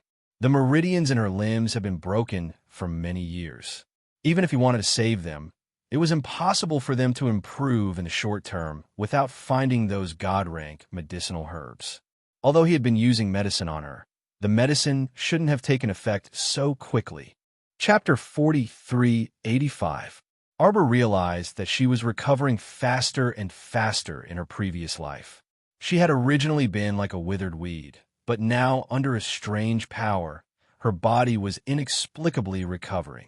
Arbor even felt a little scared. It was as if there was something she didn't want to think about, but it was about to be revealed in front of her. What could it be? Arbor clenched her fists nervously. She looked down and saw that her soul seemed to be a little faint. She couldn't shake her hands smoothly. 2 months later, her previous life could finally walk. Looking at her struggling to walk, Arbor's heart was filled with mixed feelings. She looked at her deeply. The soul had no tears. If it wasn't for that, her face would have been wet with tears by now. So, it was so difficult for me to stand up in my previous life. I actually forgot everything about the past. I don't know if it's because I deny my past too much. It's too painful, and I want to forget everything. In a person's life, there are too many things that they wanted to remember and didn't want to remember. Maybe she just remembered a lot of things. Xiao Mu followed her outside. She watched as she staggered to and fro with the crutch in her hand, trudging outside step by step with great difficulty. Arbor wanted to reach out and help her. She wanted to help support her previous life, who was miserable and unwilling to accept her fate. Maybe at that time, she only needed one person and one pair of hands to help her. Xiao Mu stopped her fluttering steps and gazed at her back. Her previous life used her hands to push the door frame and moved out inch by inch. She stood in front of the door and looked up at the sky. She didn't know what she was looking at, but she didn't move her eyes away for a long time. Jojo, why did you come out by yourself? The second son walked through the door towards her. His footsteps were hurried and fast. In the blink of an eye, he was in front of her. Arbor could clearly feel that the body leaning against the door frame trembled slightly. She still didn't like to come into contact with this person. She suppressed the discomfort in her heart and forced herself to look at him. What's wrong? I want to go somewhere. It was the first time he had heard her voice since he came to Arbor. Her voice was hoarse and dry, as if it had been run over by a car twice. Yes, she remembered now. Her throat seemed to have been poisoned by second Mischievous. She didn't know if it had recovered after that. The teleportation array flashed, and several people walked out of it. They were stunned when they saw what was in front of them. Low slopes, desolate tombs, and luxuriant weeds spread for 10 miles. A few crows that had lost their feathers were perched on the branches. They were not afraid when they saw people coming. They only cawed as they walked. Arbor floated behind them like a spirit. Looking at the desolate graveyard, he couldn't help but feel his heart palpitate. She seemed to recognize this place. It was dilapidated and desolate, like a boundless sea of bitterness from hell. There wasn't the slightest bit of greenery, only withered grass, broken trees, wild graves, and black crows. It seemed to be the place where she had tidied up Shaolin's body.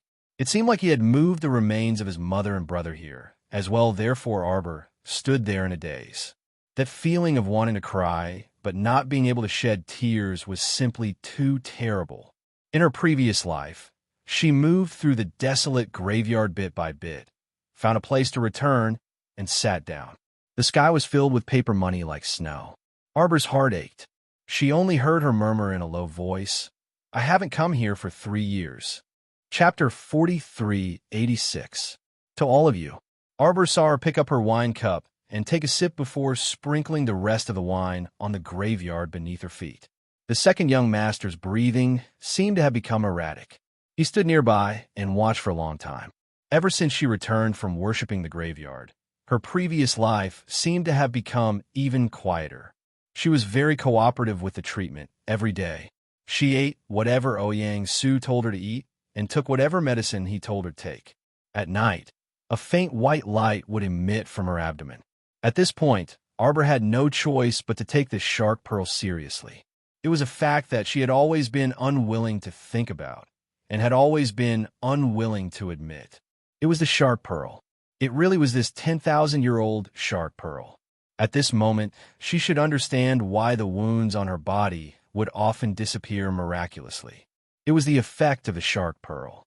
After she entered the water, she was like a fish in water, as if she had become one with the water spirit of heaven and earth. This was also the effect of the shark pearl. She recalled the many inconceivable things that had happened to her in the past. Arbor made a bold conjecture. The shark pearl should have 3 main effects. First, it could fuse with her body into water. The shark pearl could allow her to breathe freely in water, and it wouldn't be strenuous for her to run and walk. Second, it had astonishing recovery abilities. Thinking back, what was Lady Holy Water's thought when she first came into contact with holy water at the Holy Water sect? This little girl is so fresh. Her body is filled with the moisturizing taste that Lady Holy Water likes the most. What did that mean? Lady Holy Water could sense the abundant water spirit energy in her body the moment she came into contact with her. The sharp pearl was born to melt water in all forms and was not inferior to holy water. Hence, the reason why Lady Holy Water targeted her and wanted her to become a host wasn't because of how talented she was, but because of the 10,000-year-old shark pearl in her body. When Lady Holy Water first saw her, she wanted to get close to the shark pearl. However, this 10,000-year-old shark pearl had been sealed in her previous life. It wasn't until she experienced countless tribulations and broke through her body's limits that the seal loosened and slowly started to take effect. However, it was different in this life. In this life, the seal on the shark pearl became unstable when she came into contact with Lady Holy Water at the sect. Holy Water was attracted to the shark pearl, so how could the shark pearl not be attracted to Holy Water? Hence, the seal on her shark pearl should have already started to loosen back then at Seacone Planet's Jiaozhong base. She was slightly injured when she exploded the Mystic Beast Forest Mystic Realm Core, but the shark pearl healed her on the same day. After that, this inexplicable healing ability remained. In the past, he could not figure it out no matter how much he thought about it. Now that he thought about it from the start to the end, wasn't this the recovery ability of the shark pearl? No wonder the little tree said that even the life force of the wood spirit could not recover so quickly. How powerful was the 10,000-year-old mermaid pearl? In her previous life, this 10,000-year mermaid pearl had truly healed her limbs and body at this time, mending her damaged body, allowing her to slowly stand up, walk outside to look at the sunlight outside. The third effect of the merman's pearl should be to automatically protect the host, expel ghosts, and purify all unclean things. So even though she was able to use the ghost summoning talisman, she had never been able to see any ghostly spirits. No ghostly spirits were able to get close to her. This should be the reason. She still remembered that when she first entered the Divine Prefecture and stepped into the Milky Way, endless saint power surged towards her. At that time, it was the mermaid pearl that protected her from the saint power and activated its automatic defense. And now, she could cultivate on her own even when she was sleeping. She was absorbing the specks of divine power around her without noticing anything. Chapter 4387. It probably had something to do with the 10,000-year-old shark pearl. The 10,000-year-old shark pearl was so powerful that obtaining it was like obtaining a source of power. How could such a sacred item not move one's heart? How could one not be happy with it? Arbor didn't have a physical body at the moment. She was just thinking about it habitually, pacing back and forth in the room. She understood. She finally understood. Fan Xiuhe had been ordered by Mu Qingya to study her inner world because she wanted the shark pearl, right? Mu Qingya, this woman, had indeed hidden her true intentions well. Why did he always make her mistakenly think that it was a love affair or a grudge? Who knew that it was actually for this 10,000-year-old shark pearl? Arbor's soul couldn't help but shudder at this thought. Mu Qingya really made her hair stand on end. She had arranged so many things to target her and thought of ways to break her wings. She even controlled her like in her previous life and threw her into that dark and shabby underground laboratory. Just to dig out the shark pearl in her body? But she didn't tell Fan Xiuhe anything. She only let him study her inner world. Shark pearl, 10,000-year-old shark pearl. Mu Qingya actually wanted this shark pearl in her dreams. Xiao Mu wanted to look up at the sky and laugh heartily, but the abnormally sour and bitter feeling in her heart prevented her from even crying. She thought about how sad her past life was. How could he forget such an important thing? Once he did, he would forget it for a lifetime. She couldn't remember it at all. Mu Qingya wanted the shark pearl.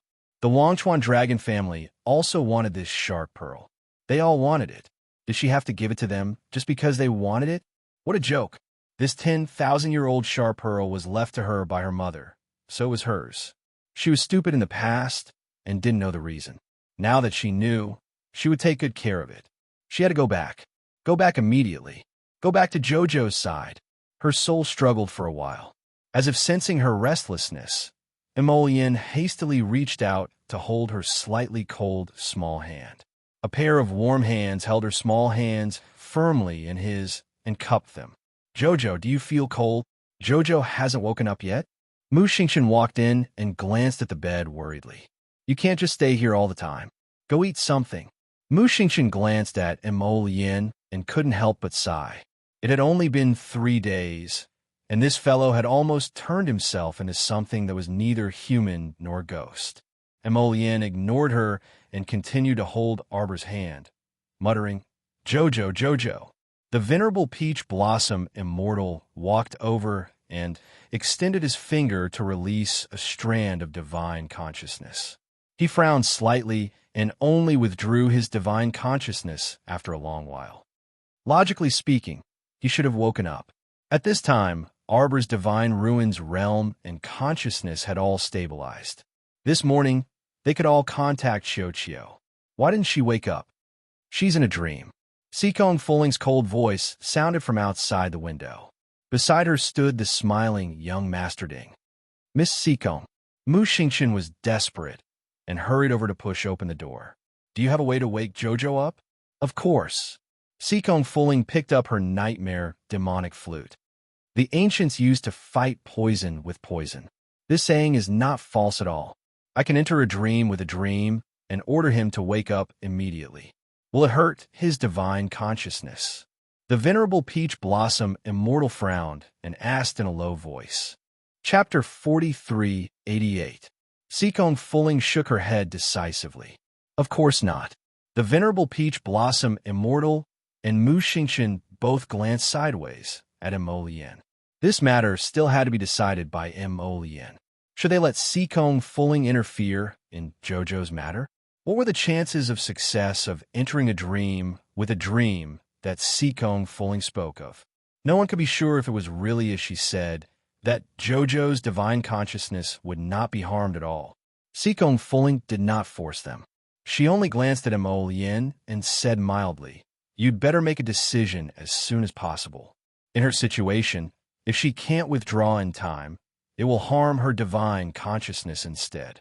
In an especially serious situation, she may not be able to come out after entering a dream. The venerable Peach Blossom Immortal glared at her. Sikong Fuling silently shut her mouth and turned to walk out. I'm not exaggerating. It's not impossible for you to do it. Mo Lien's gloomy voice sounded faintly. But I want to enter the dream personally to bring her out. What? Sikong Fuling's expression grew increasingly serious. This is very dangerous. If your divine consciousness leaves your body and enters her dream, there's no way to reverse the situation if anything happens. You have to consider it carefully. Mo Lien stood up and glanced at her coldly. You strongly object to me entering the dream. Do you want to take the opportunity to spy on something? Sikong Fuling's expression darkened as she turned to look at Ding Yun beside her. But Ding Yun said with a smile, Okay. Sikong Fuling could not help snorting and pursing her lips disdainfully. The venerable Peach Blossom Immortal glanced at her. So many evasions. Don't tell me Mo Lien guessed correctly? Sikong Fuling glared at the latter. Mu Xingqian saw that the atmosphere was not good and hurriedly smiled to smooth things over. Miss Sikong, with Mo Lien's help, I believe that you can definitely pull Jojo out of the dream faster. Let's try. Holding a pitch-black nightmare demonic flute, Sikong Fuling coolly swept a glance at the group. Let's get the ugly words out of the way first. Once your highness enters the dream, you must follow my instructions. Otherwise, I wouldn't be able to shoulder the responsibility if something were to happen and you or Qiao Mu were to be harmed. She spoke in an enigmatic tone, but Mo Lien didn't pay much attention to her. He merely looked at Qiao Mu on the bed and grasped her hand, nodding absent-mindedly. Okay. Sikong Fuling turned her head and exchanged a glance with Cult Master Ding. A devilish smile appeared on the corners of the latter's lips. He tilted his head slightly and said softly and slowly, Since we've agreed, then let's go and prepare first. The Peony Fairy leaned against the door and turned her head to look at the back of the siblings. She raised her eyebrows slightly and asked with a faint smile, Are they trustworthy? Little Tai's Sway rolled its eyes. I also don't think it's trustworthy. Mu Xingqian glanced at them and sighed softly. But what that Miss Sikong said is not completely unreasonable. If you want to enter a dream, then so be it. What do you need to prepare? It really seems like you're stalling for time. Little Tai Sui snorted and waved his little hand slightly. He glanced at the silent Emolian. Hey, what's your plan? Say it. If you don't say it, how are they going to cooperate? The peony fairy smiled and patted little Tai Sui's shoulder, provoking an angry glare from him. Emolian picked up his wife and walked out, saying coolly, "Many thanks. I do need your help." Chapter 4389. Little Tai Sui rolled his eyes at his back. I'm not used to being so polite all of a sudden. Yuan Shichun couldn't help but laugh. She walked over and grabbed little Tai Sui. If you're worried, just worry. There's nothing to be ashamed of even if you say it. What's wrong with you? You always like to talk sarcastically. Little Tai Sui's face immediately flushed red. He was so angry that he wanted to struggle free from Yuan Shichun's claws. Who has the leisure to worry about that guy? Let go, let go. What kind of scandal is this for a real man to pull and pull? Yuan Shichun directly glanced at his short figure out of the corner of her eye. Sorry, I couldn't tell that you were a real man. Little Tai Sui was so angry that he wanted to kick her. Shut up. Everyone left the court and went to the Fengtai waterside pavilion in front of them. They saw Emolian standing there with Arbor in her arms. Cult Master Ding and Sikong Fuling walked down from the balcony and smiled at everyone. It's about time. Follow me. Everyone followed him into the waterside pavilion. At a glance, they saw that many talisman papers had been used to set up a spirit-guiding talisman array that wasn't particularly complicated. Emolian walked over with Arbor in her arms and gently placed it in the center of the talisman array. She then sat down and supported Sikong Fuling's hand. Sikong Fuling flicked the nightmare demonic flute in her hand and said indifferently, "After entering the dream, you must bring it out within 2 hours. Otherwise, all your previous efforts will be wasted. If it's more serious, it will stimulate your divine sense. You have to pay attention to the time." Emolian coldly replied, "Let's begin." Without waiting for Sikong Fuling to retort, little Tai Sui, Peony Fairy, Ginkgo Fairy, Thin Tucho, and Dao Wuji all sat outside the talisman array. They each guarded a corner and joined forces to set up the array. A light barrier fell on the talisman array. The 5 people entered the state and closed their eyes in silence. Sikong Fuling slightly tightened her grip on the nightmare demonic flute and turned to look at the venerable Peach Blossom Immortal, who was standing leisurely outside the talisman array. Why doesn't venerable Immortal Lord join their defensive array? Infuriating, this was clearly not trusting her, Sikong Fuling. The reason why the 5 of them had joined hands to set up the defensive array was to prevent her from secretly causing trouble for Prince Imo. The venerable Peach Blossom Immortal looked at her innocently. He blinked and smiled. One must always be wary of others. Don't you think so, Miss Sikong? Gritting her teeth, Sikong Fuling turned back to glance at Cult Master Ding. If her brother hadn't dragged her here to save Arbor, she wouldn't have gotten involved in this mess. She wouldn't have begged to stay here and be doubted by others. I'm sorry. Mu Xingqian hastily stepped forward to appease Sikong Fuling, just like when he was putting out the fire. Miss Sikong, this matter is of great importance. It's understandable for them to be a little more careful. Sikong Fuling coldly glanced at Mu Xingqian. Ding Yin, who was by the side, did not take it to heart as he smiled. Fu Ling, no need to mind. You will use your actions to prove, slap, the truth in the face. Let Venerable Immortal Lord know that they are really thinking too much. Sikong Fuling snorted and nodded. She reached out to pick up the nightmare demonic flute. Prince Imo, there may be miasma disturbance in the dream. You must not forcibly break it, so as to avoid harming Arbor's soul. After saying this, Sikong Fuling could not be bothered to say anything else. A sinister tune immediately sounded, like a cold stream from a cold spring. It seeped into everyone's hearts inch by inch. It was so cold that they couldn't help shivering and cowering slightly. Chapter 4390. Arbor struggled bitterly for 2 days, but she still couldn't break out of this soul state. She was a little worried. What was this situation? If she was in a dream, she was actually like a bystander floating around behind her previous life. If she wasn't in a dream, everything in front of her was too realistic. The sun rose and set. Autumn left, and winter came. Counting the days, she seemed to have already been with her previous life for 4 months. In these 4 months, she had once again witnessed how difficult it had been for her in her previous life. She watched as she walked on the ground and continuously exercised. She stumbled, fell, stood up, and fell again. Until now, she could already walk stably. The 10,000-year-old mermaid Pearl in her previous life didn't seem to have such excellent recovery ability as it did in this life.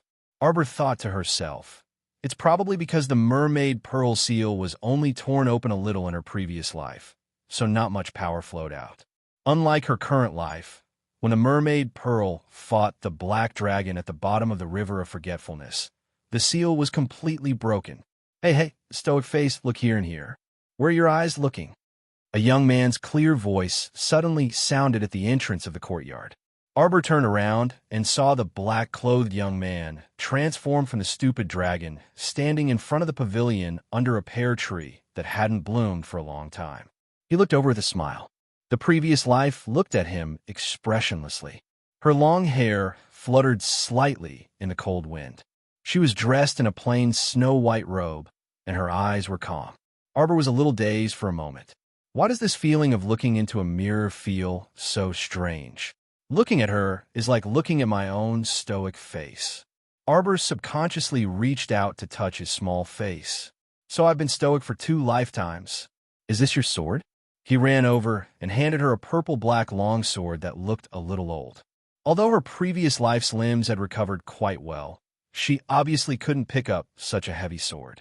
So Qiao Mu then saw that sword fall from her arms to the ground with a bang, smashing into the muddy ground. The purple firmament thunder dragon curled his lips and bent down to pick up the sword. He patted the dirt off the sword and whispered, "Why is a girl like you carrying such a heavy sword?" Arbor floated in front of them and reached out to touch his sword. There was a hint of nostalgia in his eyes. She had once dug out this sword from a pile of corpses. In her previous life, it had always been by her side, cutting down countless zombies.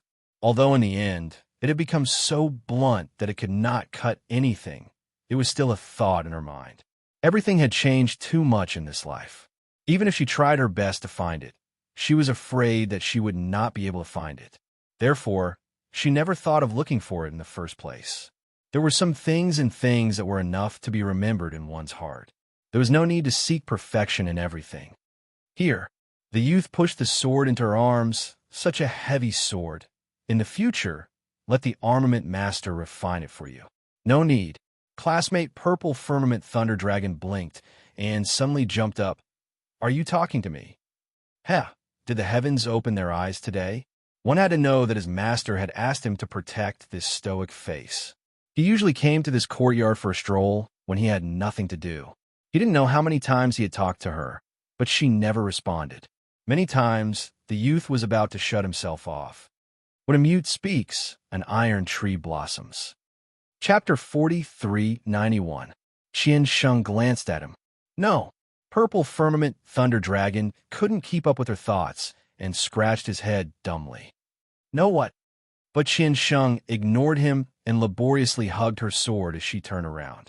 Her arms still felt weak, and the heavy sword slid to the ground once again. Purple Firmament Thunder Dragon bent down to pick it up and vigorously patted the dirt and dust off it. He had a flash of inspiration as he exclaimed, I got it. You're saying there's no flower, right?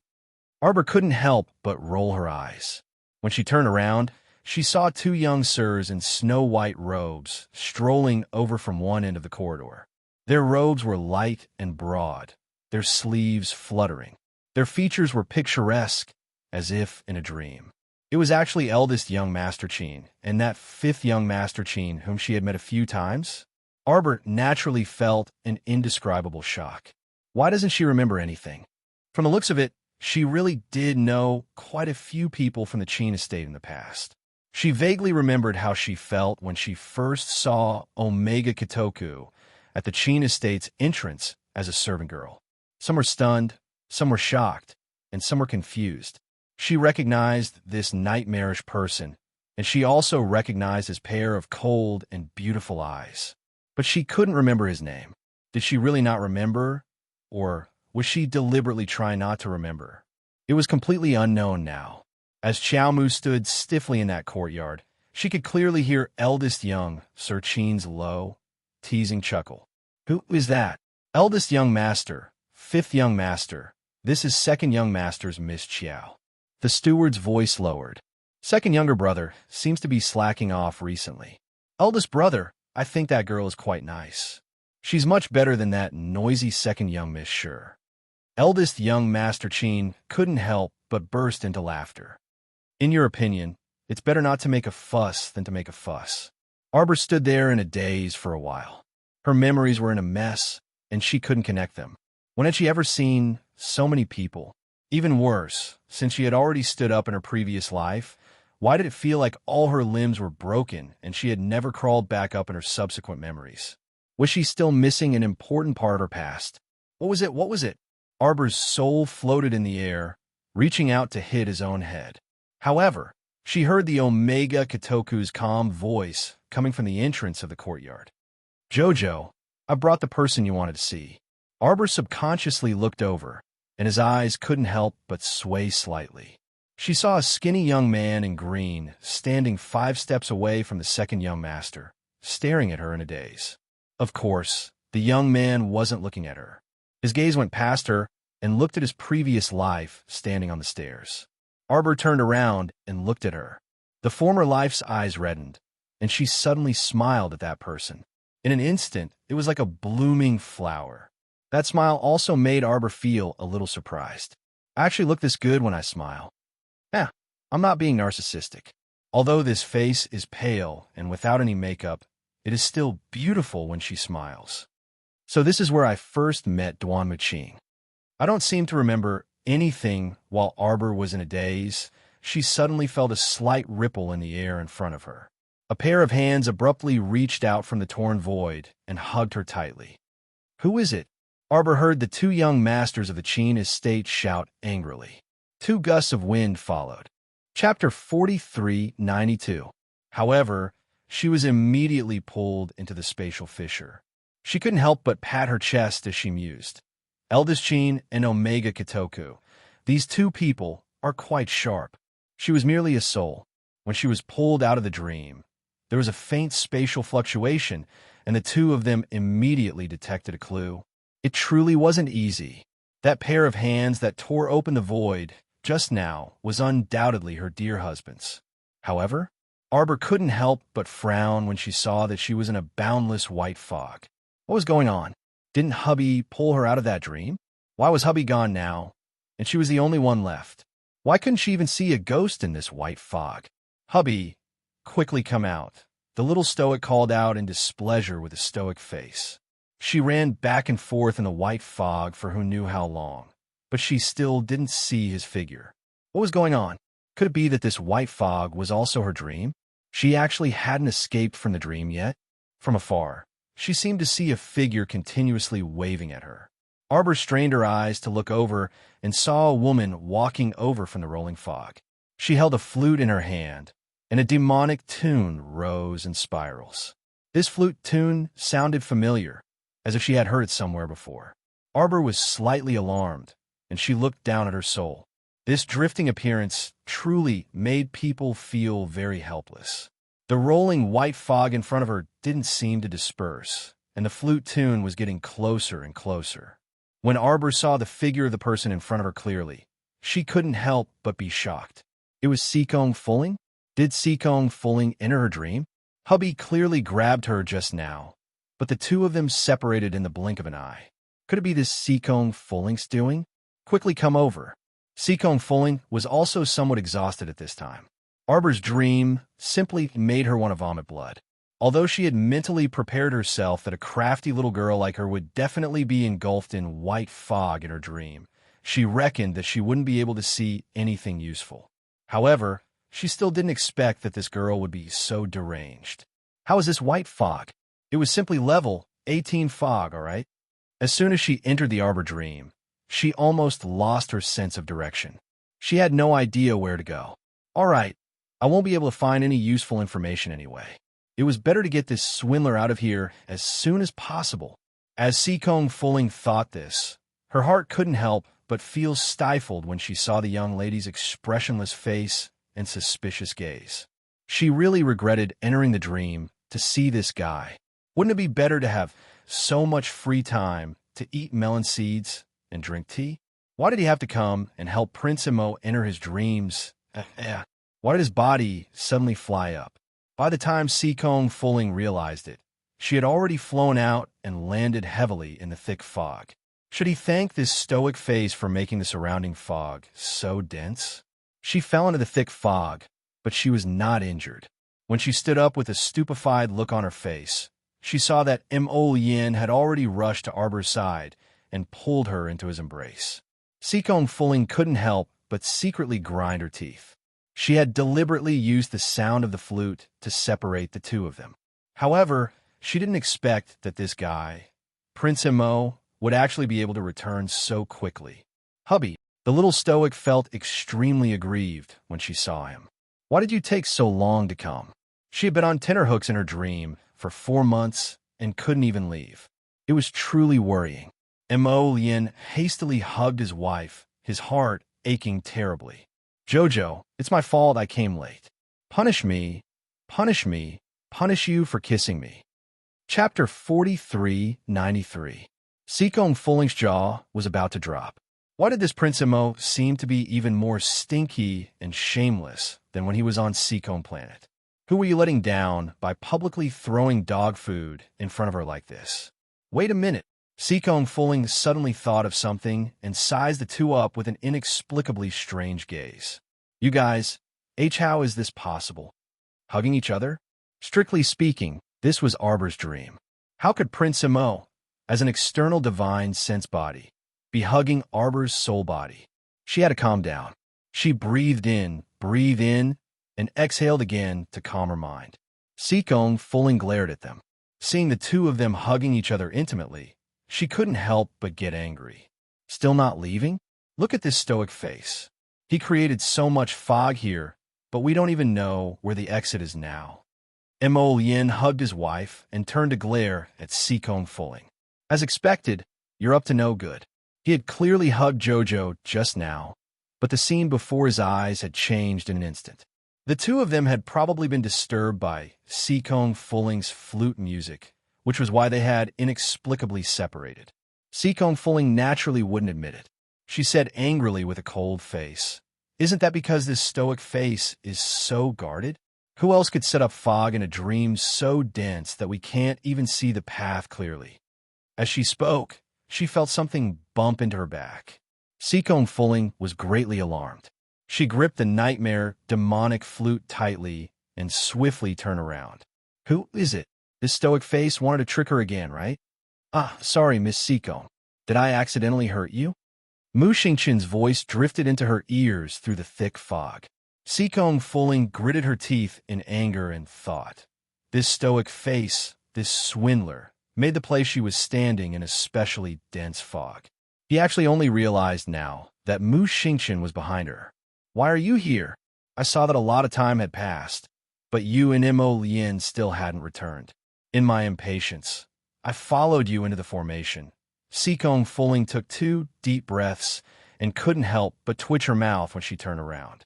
Mu Xingqian was clearly standing behind her, but she couldn't even see his shadow through the layers of fog.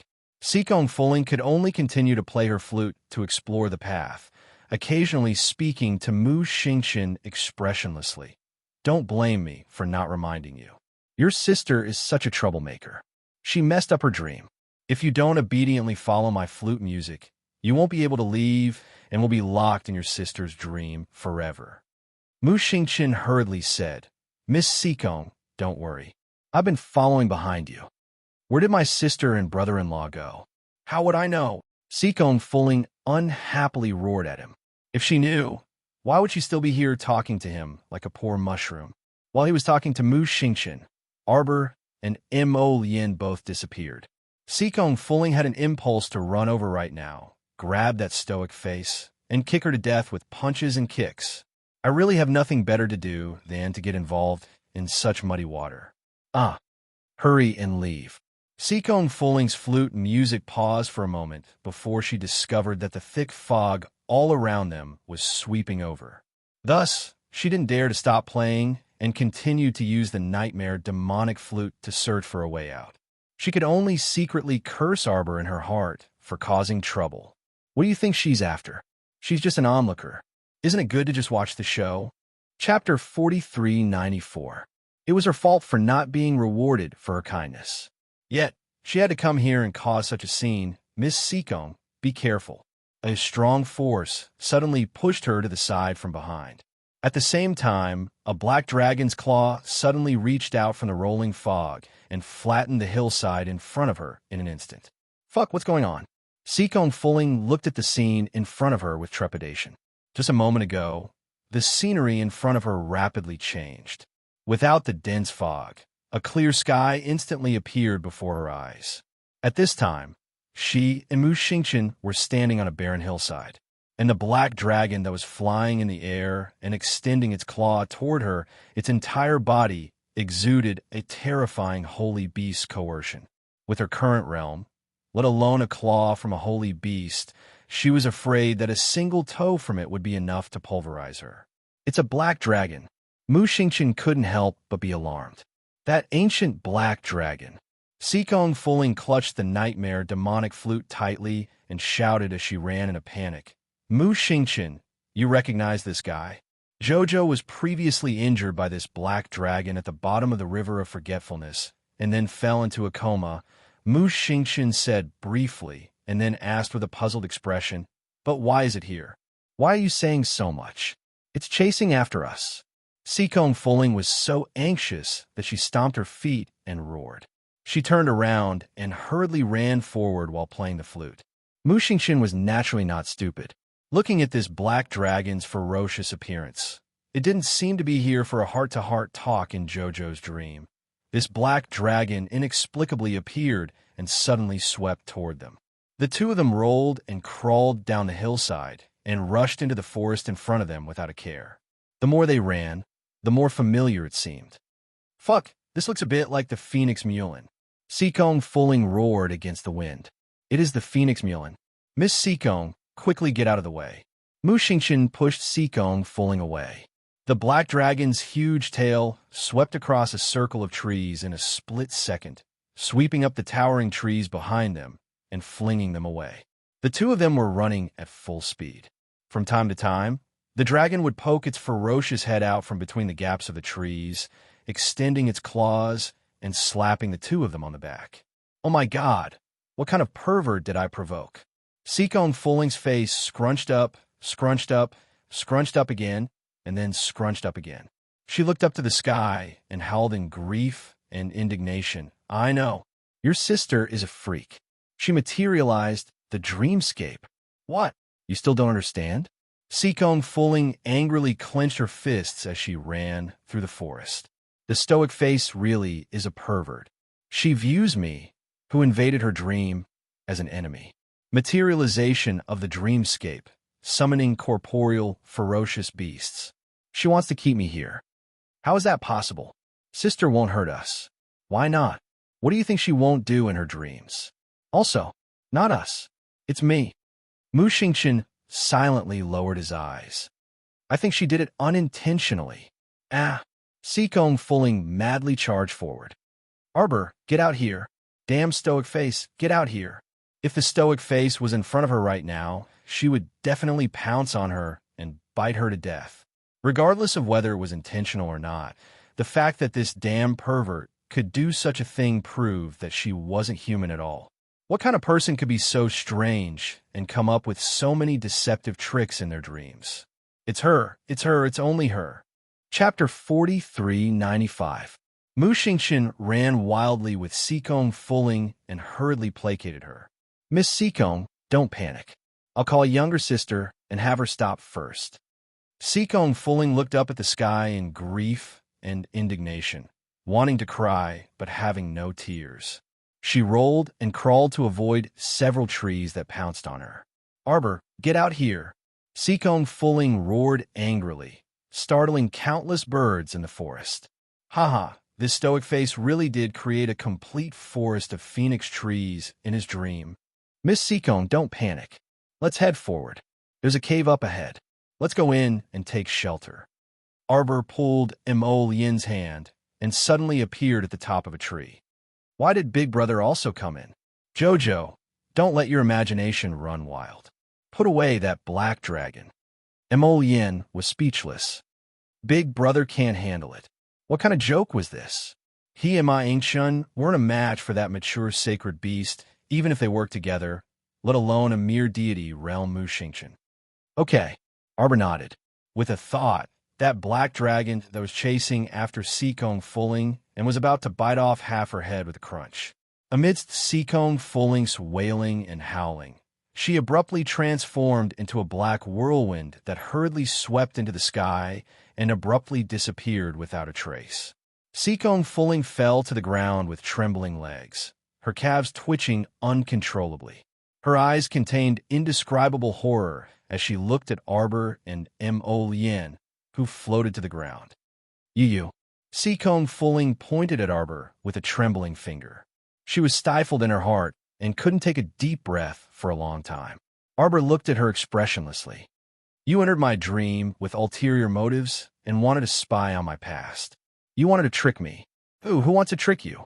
Who can trick you? Seacone Fulling trembled with anger and had the misconception that she didn't want to talk to this stoic face anymore. Arbor extended 2 fingers and gestured with his eyes. I saw it. Startled, Seacone Fulling's small face contorted slightly. You entered my dream and used the flute to find the way. You wanted to find me before Mo Yin did.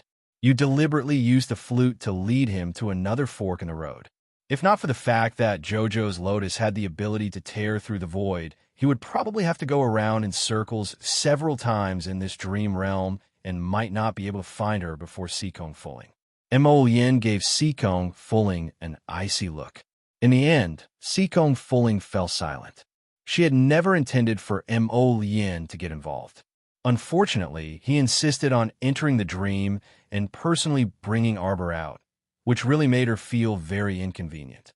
I sincerely wish to enter a dream and take you away from this place, Seacone Fulling suddenly said. Arbor nodded calmly. I know. Otherwise, how do you think you've survived until now? Seacone Fulling looked at her cold and bright eyes and suddenly shuddered a little. Seacone Fulling seemed to have read some kind of meaning from her eyes. Seacone Fulling only felt her back drenched in cold sweat. She inexplicably felt her whole body go limp, as if she couldn't muster up any strength from this fright. Seacone Fulling's cold sweat trickled down. Do you suppress? You entered my dream. Do you still think you could do anything? Arbor shot her an indifferent glance. Mu Xingchen hurriedly pleaded for leniency for Seacone Fulling. Younger sister, Miss Seacone probably misunderstood because she was curious. Chapter 4396. At this time, Seacone Fulling was naturally certain that Arbor was completely unaffected by the nightmare demonic flute's control. Even in a dream, Arbor could counter her with just a wisp of his soul. Materialization of dreams and suppression of dreams. Arbor seemed to be innately adept at all of this. He used it effortlessly and effortlessly. Younger sister, Miss Seacone probably didn't intentionally pry into your dream. Mu Xingchen did his best to build a bridge to put out the fire and diligently smoothed things over. For the first time, Seacone Fulling realized that this handsome man in front of her was actually quite pleasing to the eye. At the very least, this person's words were definitely more reliable and nice-sounding than his younger sister Arbor's. Arbor glanced at his eldest brother before sweeping a glance at Seacone Fulling, who was standing stiffly on the side. Seacone Fulling immediately stammered, stoic face, I entered your dream to save you.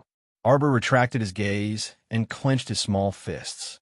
Clear the way with the flute and lead us out. Seacone Fulling understood his meaning from observing his movements. You have such high control over your dream. Why can't you get out? Arbor expressionlessly looked at her and said, Of course I can get out. But since you're here, let me see your skills. Huh. Seacone Fulling secretly rolled her eyes fiercely. Don't think that I can believe you just because you're expressionless and speak as if it's true. Your prideful nature already allows you to see everything clearly. It's really strange. This little stoic is such a formidable figure, yet she was actually trapped in a dream and couldn't get out? The thick miasma before her eyes wasn't the most realistic dream at the bottom of her heart. Then what kind of dream did the little stoic experience this time? What exactly was the secret hidden in the depths of her heart? Seekong, Fulling suddenly sensed a severe gaze land on her. When she looked up and met Prince Mo's glinting phoenix eyes, her heart involuntarily shivered. You'd best stay out of things that you don't need to care about. Seekong Fulling pursed her lips. Isn't this just because I'm curious? Mo Lien scoffed coldly, but she was very disapproving in her heart. Would Seekong Fulling be curious? Of course she wouldn't. She had the nightmare magic flute and had probably entered many people's dreams in the past. How could she be curious about Jojo's dream? It must have been the Hierophant who had instigated her to go into Jojo's dream and find out what it was so that he could take advantage of it. Mo Lien felt that she must have found out the truth. She became even more wary of Ding Yun. It was extremely abnormal for this fellow to appear here. He must have a close relationship with the disgusting Wang Chuan Dragon Clan. At the center of the mystical, guiding glyph formation, there were ripples of water-like vibrations. Little Tai Sui, Dao Wuji, and the others who were sitting in a circle around the rune formation all opened their eyes slightly. The venerable Peach Blossom Immortal stood outside the talisman array. His guarded expression relaxed a little as he slowly turned to look into the talisman array. Mo Lien, Mu Xingqian, and Seekong Fulling opened their eyes one after another. In the end, Arbor suddenly opened his eyes and jumped up from the ground. He raised his hand and tugged at his husband's sleeve. Let's go. Mo Lien also immediately stood up. She pulled Arbor's small hand and said to the venerable Peach Blossom Immortal and the others, let's return to Cloud Court first. The venerable Peach Blossom Immortal followed them without a second word, leaving the Ding siblings behind. Seekong Fulling furtively looked up at Ding Yun and stammered, Brother, we didn't find anything. Chapter 4397. Not only did she return empty-handed, but she also cut an especially sorry figure. Seekong Fulling looked down at her hair that was as messy as a chicken's nest and her clothes that were riddled with holes. She involuntarily wanted to cry, but had no tears. Previously, she was almost slapped to death by Black Dragon's claws several times as he played with her like a human-shaped doll. Now that the crisis was averted and she returned to her senses, Seekong Fulling discovered that there was practically not a single piece of undamaged cloth on her body. How could she be in such a miserable state? Seekong Fulling couldn't help but want to scratch her head hysterically. The little stoic was too infuriating to look at. Infuriating. Ding Yun didn't say much. He merely consoled her after seeing her sorry figure and sent her back to her room to rest. Meanwhile, he slowly strolled toward Cloud Park while inwardly plotting who he should find to inquire about the little stoic's current situation. Just as he stepped out of the waterside pavilion's perimeter, he saw a beam of divine light shoot up into the sky from a courtyard in the northwest corner and hover in the sky for a long time without dispersing. Fuck, that's the advancement light. Ding Yun quickened his steps and rushed toward the small courtyard. He inwardly pondered. Could it be that the little stoic advanced? At the same time, the alarmed Dragon Clan members also rushed toward Cloud Park under Long Qian's lead. The experts of the Dragon Clan from all directions rushed towards the Cloud Mansion. Everyone gathered at the entrance of the Cloud Mansion. Who's advancing at the bottom of the river of forgetfulness? Such a dazzling advancement light. Could it be that someone is advancing to the divine realm here and is about to enter the five spirits cycle of reincarnation? That won't do. Are they trying to kill all of us by drawing the heavenly law's five spirits to the bottom of the sea? The bottom of the river of forgetfulness can't withstand the bombardment of the heavenly law's chaotic reincarnation of the five spirits. Everyone quiet down, quiet down. Long Qian took a deep breath and blocked the entrance to the courtyard as he shouted at everyone. Long Qian frowned and glanced at his grandson before asking gravely, Long Qian, do you know who's advancing here? Long Shangyun couldn't resist pursing her lips and inwardly thought, if grandmother knew that little evildoer's abilities, she probably wouldn't ask this question. Since the little evildoer's body carried the 10,000-year-old shark pearl, is there still a need to ask this question now that the pearl break out of the seal? Who is advancing here? Aside from the demonic genius who broke the seal on the Jiao pearl, Xiao Chun could not think of a second person. Long Qian's face darkened, and she was about to speak. The door was suddenly pulled open from the inside. Mo Lien raised her phoenix eyes slightly, her gaze indifferent. She stood at the door and glanced at the people outside. What's the matter? Long Qian knew that she had already offended her grandson-in-law, so she thought about her tone before asking, who is advancing here? Previously, there was already someone in your team who triggered the heavenly lightning and heavenly fire due to the 5 spirits' reincarnation. Can you ask that expert to move to the island outside? Before Mo Lien could reply with a sneer, a faint laugh came from outside the crowd. Clan leader Long, aren't you making things difficult for him? Young Master Ding chuckled as he walked to the front of the crowd and glanced at Long Qian, whose face had turned green. How can you interrupt him at such a critical juncture? If something goes wrong, you won't be able to take responsibility. Long Qian's face was filled with anger. Just as she was about to speak, the light of advancement shone once again. In an instant, the entire Dragon Clan's land was illuminated as bright as day. Everyone was surprised. Chapter 4398. Long Qian and everyone else looked up at the source of the light, their hearts feeling uncomfortable as if they were being scratched by a cat. They really wanted to rush in and see who was causing such a commotion. Is there a problem with this advancement light? A forgotten River Dragon Clan member raised an objection. Am I seeing things? Why do I feel like it's flashed 3 times? Long Shangyun said expressionlessly, you're not seeing things. It's indeed 3 times. In other words, it was very likely that the little stoic had advanced 3 minor realms in a short few minutes. Heh. That clansman glanced at Long Shangyun with an odd expression. What's going on? Miss Shangyun's expression looks a little strange. What level is this person advancing? She's not a great spiritual master, right? She should be a low-level spiritual master. It was still that brother who thought he was seeing things. If she's an advanced level spiritual master, it's impossible for her to advance so rapidly. Everyone knew that after entering the 10th level of spiritual masters, their advancement would become increasingly slow, especially after experiencing the 5-spirit reincarnation cycle. Cultivators who had reached the divine realm might not be able to advance 1 minor realm after 3 to 5 years, or even 8 to 10 years on their slow cultivation path. Sometimes, advancing 1 major realm can consume a person's entire life. That brother's spittle flew everywhere as Long Shangyun rolled her eyes at him. Shut up.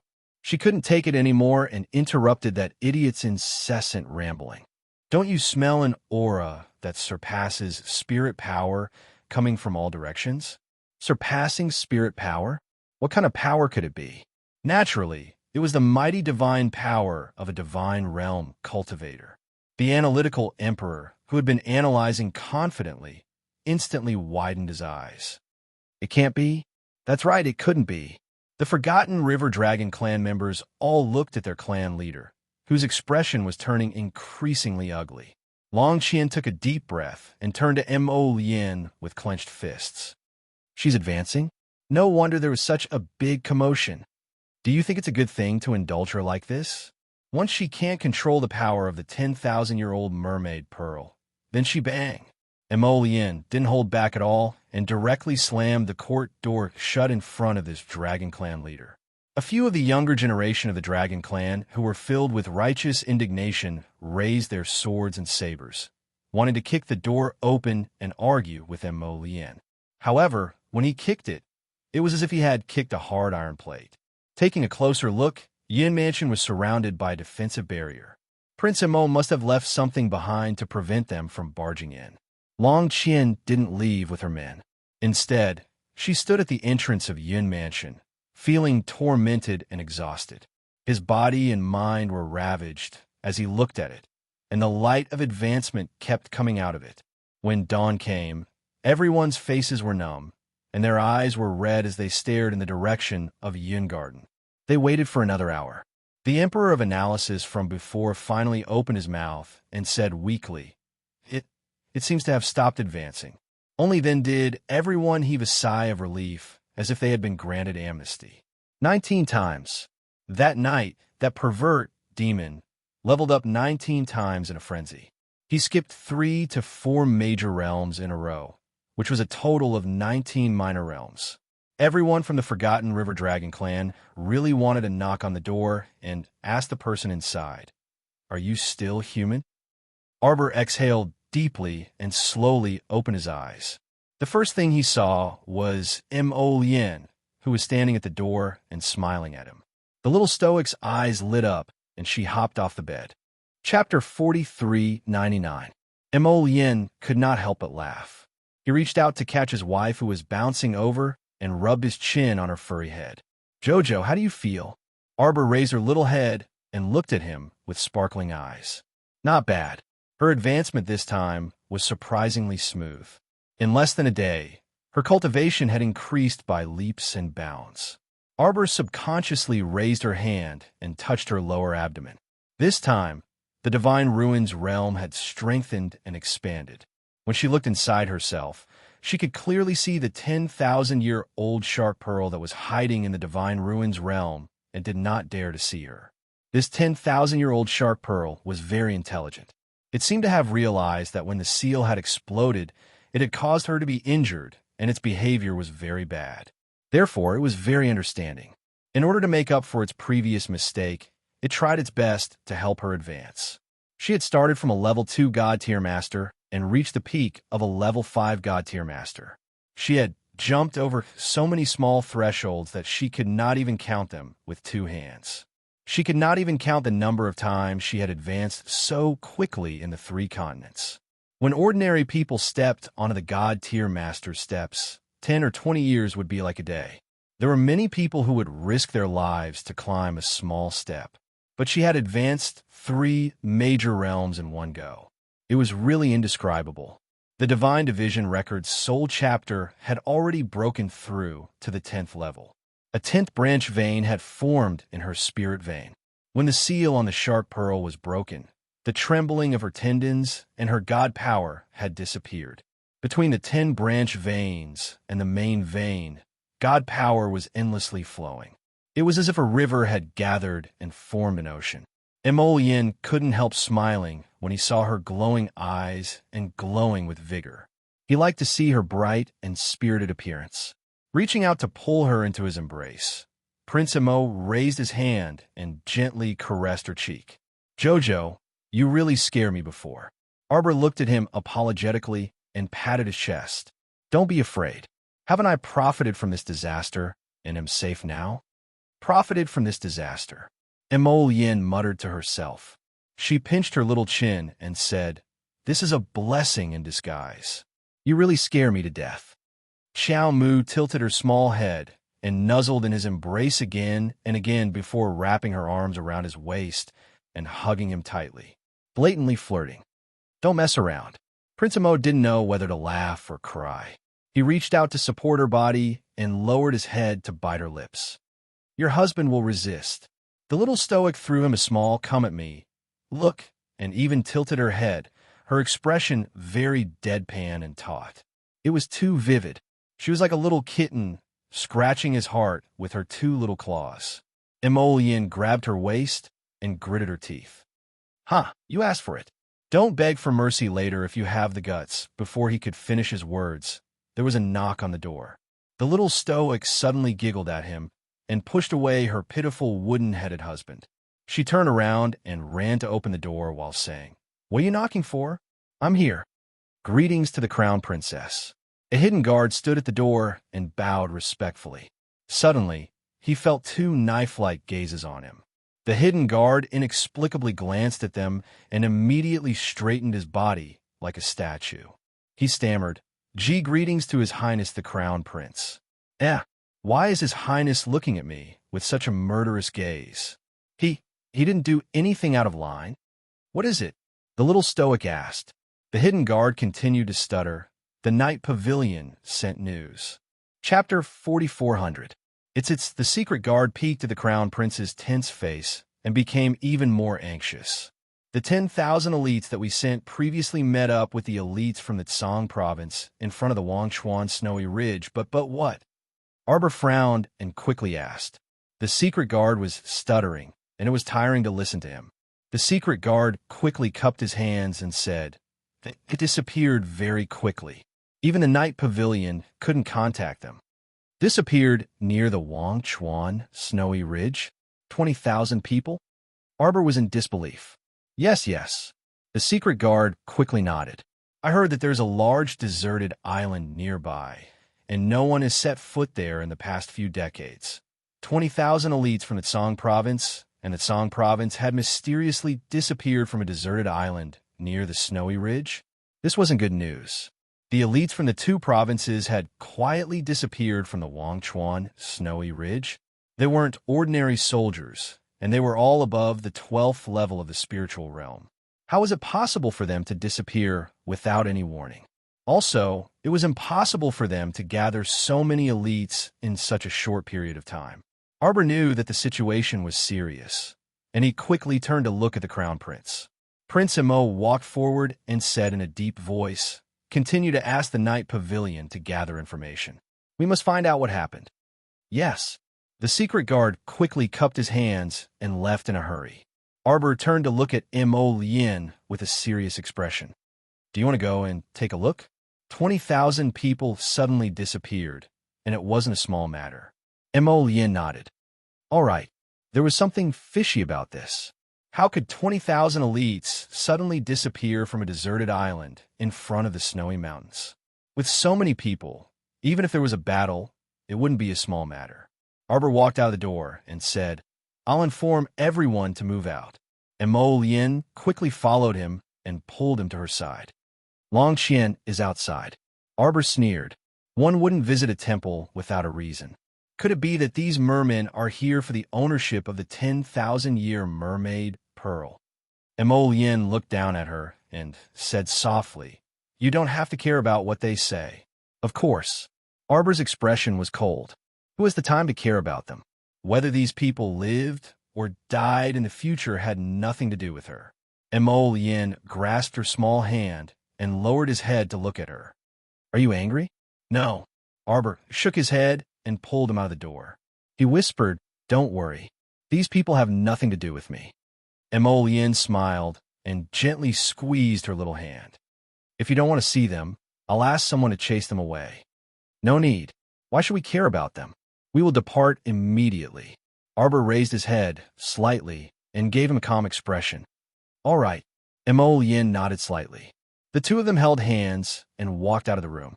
They summoned the members of the Feng clan and the secret guards and briefly told them about the 20,000 elites that went missing. "Does everyone need time to prepare?" "No." Everyone replied in unison. Arbor nodded. She turned around and saw little Tai Sui, He Chun, and a few others walking out of their rooms. Fairy Ginkgo suddenly flew to Arbor's side and looked at her from head to toe. She smiled and said, "Oh, my little sister Xiao Qiao. You're really fast this time. You're already a 5th grade divine master in such a short time." Chapter 4401. Mu Xingqian felt very tired. Sister advanced too quickly and left him in the dust in a flash. In the future, it would be extremely difficult to catch up with his younger sister's footsteps. His original desire to protect Sister was still very strong, even now. However, reality always made him feel a faint trace of sorrow. The young crown princess glanced at Fairy Ginkgo expressionlessly. "Is it very fast?" "It's just SOSO." "Fairy Ginkgo, why is this sister suddenly unable to continue the conversation and bafflingly at a loss for words?" The atmosphere suddenly froze. Everyone looked at each other in dismay before shifting their gazes to the little stoic's expressionless face. They saw the young crown princess standing in front of them with a calm expression with one hand behind her back. Fairy Ginkgo couldn't help but twitch her mouth. She used her eyes to signal for her sister, the peony fairy, to continue the conversation and break this awkward atmosphere. The peony fairy merely pretended not to see and shifted her gaze to the side. Thankfully, this awkward atmosphere didn't last for more than 3 seconds before Prince Imo inwardly walked up in amusement and grabbed his wife's hand to walk out of the courtyard. Arbor was led a few steps before he suddenly tilted his small head and asked in confusion, "Was the atmosphere a bit awkward just now?" Imo Lien held back her laughter with difficulty and nodded. "Yes." "Why?" "Because their advancement speed isn't as fast as JoJo's," Imo Lien said very honestly. JoJo advanced 3 major realms in one day. Since ancient times, there have been numerous deity realm experts. I'm afraid there are only a few who can surpass you.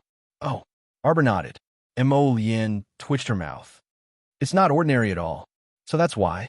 Arbor nodded in realization. Actually, I could have broken through to deity realm level 6 in one go, but I feel that advancing too quickly isn't a good thing. Arbor turned around and blinked. It's better to leave some energy when appropriate and plan slowly. Don't you think so? Imo Lien was having a hard time trying to hold back her laughter, but she had to pretend to be serious. She nodded and praised JoJo for being smart. The little stoic carefully studied his expression. Could it be that you want to laugh? No. Prince Imo, who had a strong desire to live, quickly denied it. He shook his head and said, "When did I smile?" Prince Imo hurriedly changed the topic. "Oh right, JoJo. That 10,000-year mermaid pearl swallowed the black dragon soul body earlier. Are you okay?" Arbor shook his head. "What problem can I have?" She seemed to have completely forgotten how dangerous the situation had been as she continued to brag. That black dragon's soul has been sealed by the 10,000-year mermaid pearl. No matter how powerful it is, it won't be able to cause trouble for the time being. Oh, right. She suddenly thought of something and stopped in her tracks. She raised her hand. The faint hum of a sword could be heard in the air. A moment later, the thunderclap sword flew through the air and landed in her hand with a whoosh. Before she fainted, she had left the thunderclap sword on the ground. Imo Lien had probably picked it up for her. She touched the sword hilt and then put it back into her conscious. The thunderclap sword was a holy weapon, so she naturally didn't need to worry that it would be picked up by someone with ulterior motives. Even if it was picked up with her powerful divine sense, it was impossible for others to strip off her imprint on the thunderclap sword. Arbor thought for a moment and roughly explained the 10,000-year mermaid pearl's 3 main functions to Imo Lien, Hishirchen, and the others. Everyone was naturally surprised. Chapter 4402. Imo Lien suddenly recalled something and said in realization, "When your soul left your body, hundreds of ghosts gathered in Southern City and tried to invade your body. In the end, they were destroyed by the aurora of heaven and earth in your Danteon. Now, it seems like it's the effect of the 10,000-year-old mermaid pearl.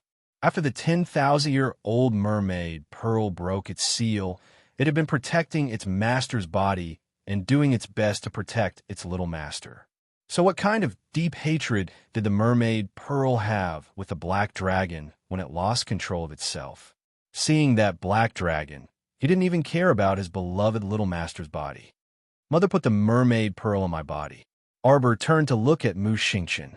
Even Big Brother didn't have it. Mu Xingqian couldn't help but laugh. Big Brother is a man. He can protect himself.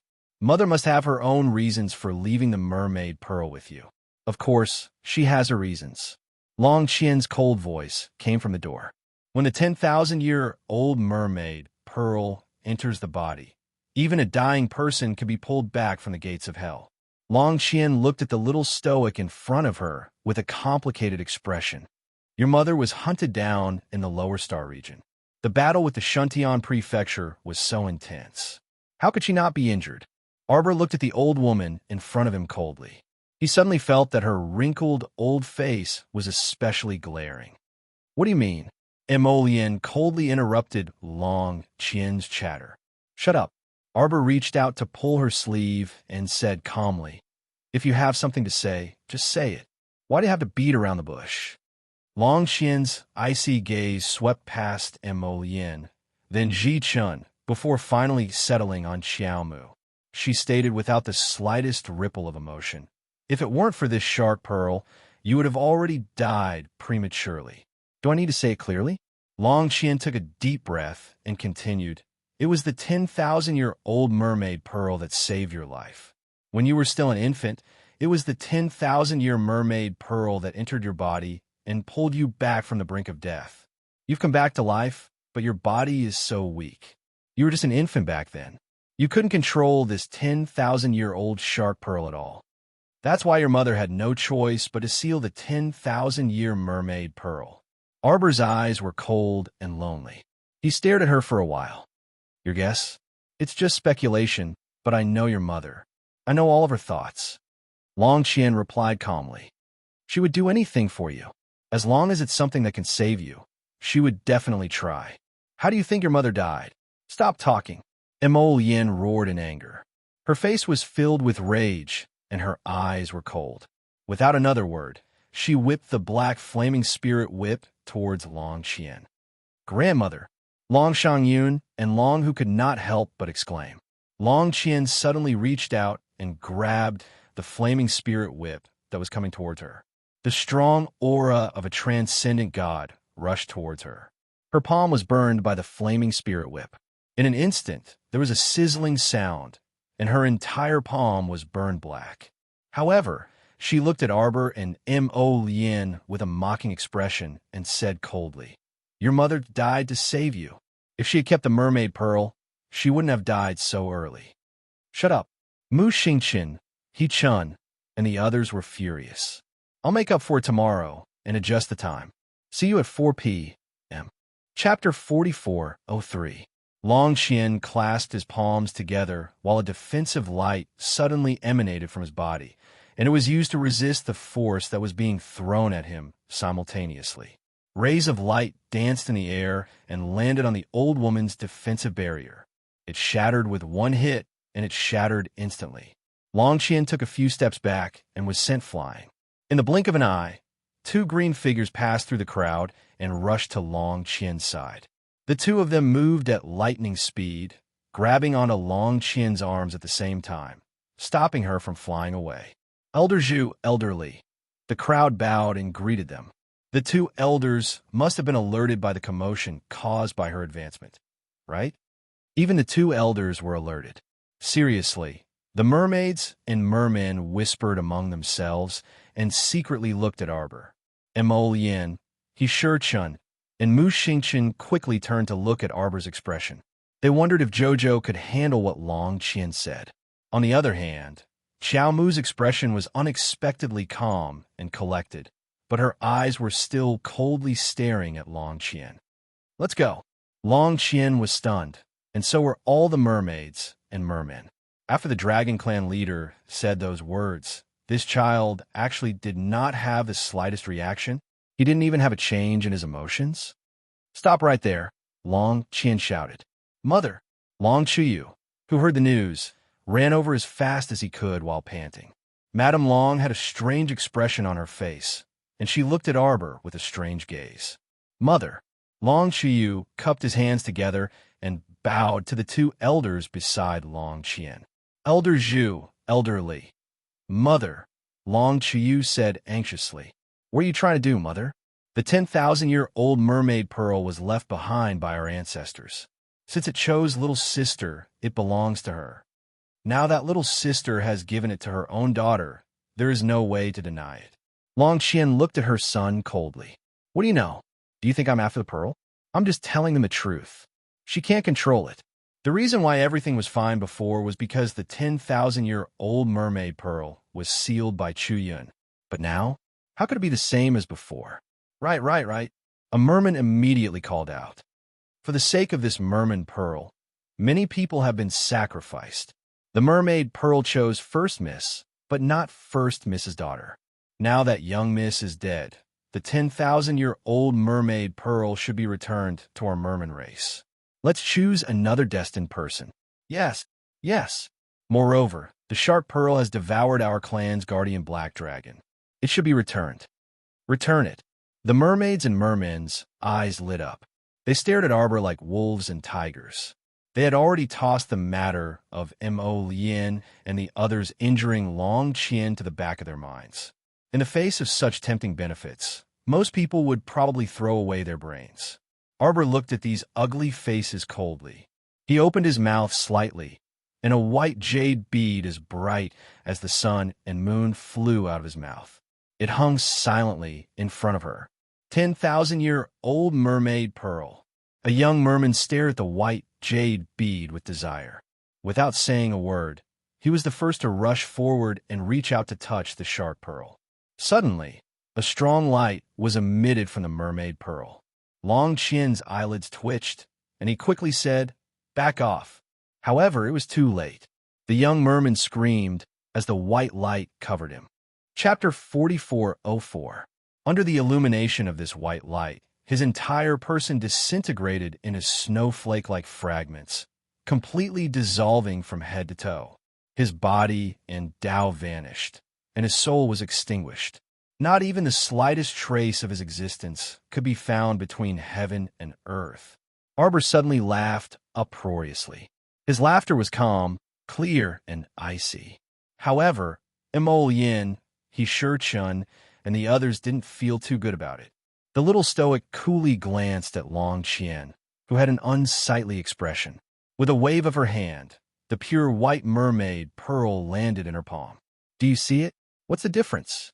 This is the difference." The little stoic's cold voice, simple and clear, landed in the merfolk's ears. "If you still don't understand, I might as well tell you clearly.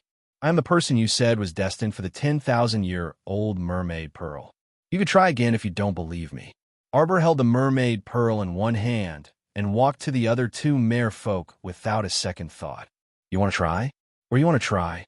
The two of them retreated several steps in horror. "You don't even have the courage to try, yet you still want the 10,000-year-old mermaid pearl?" Arbor pushed that person's chest. "Are you kidding me? Look at your cowardly faces. I truly feel embarrassed for Ancestor Xuanji. How could she have such ignorant and scoundrel descendants like you?" The little stoic turned on her mocking mode, each and every word extremely cutting. "If I were Ancestor Xuanji, I would be alive from anger even after I die. Thankfully, she has already passed away, so I don't need to see your ugly and embarrassing faces." Madame Long forced a smile when she saw the atmosphere so stiff. "This child, how can you speak like that? We didn't understand the situation before. Since the 10,000-year-old mermaid pearl has chosen you as its destined person." Then Arbor raised his hand to stop Madame Long from continuing. He coldly looked at Long Qian and said, "You still want to stop me?" Long Qian remained silent. A mermaid suddenly swam out of the crowd and pointed at Arbor as she scolded harshly. "What do you have to be proud of? Isn't it all because your mother sacrificed her own life to make you who you are now? What else do you think you have without your mother? Your mother is the eldest daughter of our Wang Chuanlong clan, and she was born in Wang Chuan. Without everything that Wang Chuan gave her, could you have everything that you have now? It's fine if you don't know how to be grateful, but now you're actually speaking rudely to our patriarch. You've forgotten your roots." Behind Arbor stood a row of purple forest guards, and when they heard this, they couldn't help but unsheathe their swords in unison. Arbor looked at her coldly. "Who are you?" Even though the mermaid was a bit afraid, she still said coldly, "You don't deserve to know who I am. If you still have filial piety, you should return the 10,000-years-old mermaid pearl to our merfolk race and tell us the method to tame the mermaid pearl." Ma Yichen sneered, "What a righteous speech." Arbor stared coldly at the mermaid in front of him. He held the mermaid pearl in his hand, and the pearl suddenly glowed, instantly forming a thin whip of light. It slithered through the air like a snake and hit the mermaid heavily. The mermaid looked up at Arbor in shock and covered her face with one hand. A shocked expression hung on his face. His entire body had already shattered into pieces of willow catkins.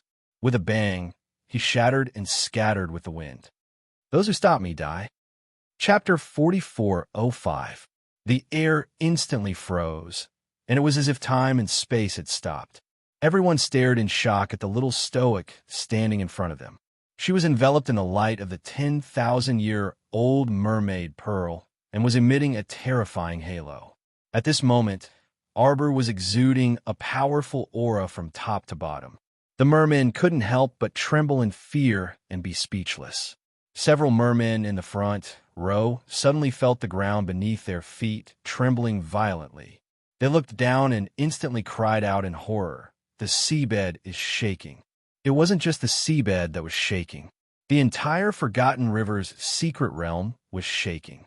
The seawater above them was also surging violently, as if it would break through the seal at any moment and pour down. "Form the formation!" A young merman screamed in panic. All the mermen hurriedly moved and formed a defensive formation in a fluster to block the fierce little demon god in front of them. Arbor stood in front of them with a cold and heartless expression. His eyes were fixed on Long Qian and the others. The mermaid pearl in her hand released waves of intense light, and the frightening sound of the churning seawater reached their ears. The purple forest guards turned to look and were horrified. They saw a water dragon rising from the depths of the sea like an angry dragon roaring in the sky. It surged violently and quietly stood behind the little stoic. The dense water, spiritual energy around her, bit by bit, slowly spread out, like soldiers setting up a formation, neatly and densely packed, gathering around her. This scene caused everyone's scalp to tingle and their bodies to stiffen. Long Qian was dazed as she stared blankly at the little girl standing in front of her. A complicated emotion flashed through her eyes. With such ability to control water and such a water spiritual technique, no one could continue to deceive themselves and say that the mermaid pearl couldn't be used by her. This child had completely inherited the mermaid pearl's power. The 10,000-year-old mermaid pearl had been unsealed not long ago, and its water spiritual energy had yet to fully recover. In the future, Long Qian didn't dare to imagine. "Go, exterminate them." Xiao Mu pointed forward apathetically, and the roaring, monstrous waves behind her were like giant dragons ascending to the heavens. They let out a furious roar of the sea as they ferociously attacked the merfolk with a crash. Elder Li, Elder Zhu, and Elder Li jumped in fright. They worked together to form a defensive barrier and roared, "Defend!" Only after colliding with that power would they know how strong it was. Even with two immortal reverends working together, they were still unable to control the surging water spirits. The water spout that blotted out the sky and covered the earth fiercely whipped the barrier in front of the two elders. The force of the impact made the mermen behind the elder feel extremely defeated. They had a premonition that if the elders were unable to stop the torrential waves, they would very likely end up like the woman from before, shattering under the impact of the waves and turning into snowflakes before disappearing into nothingness. The little stoic, who was slowly walking towards them, was like a queen who controlled the power of the deep sea. She was terrifying and dazzling, causing people to feel fearful.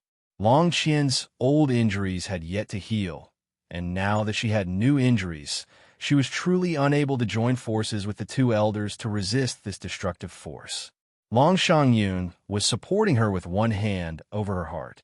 She slowly raised her head and stared at the little stoic who was getting closer and closer.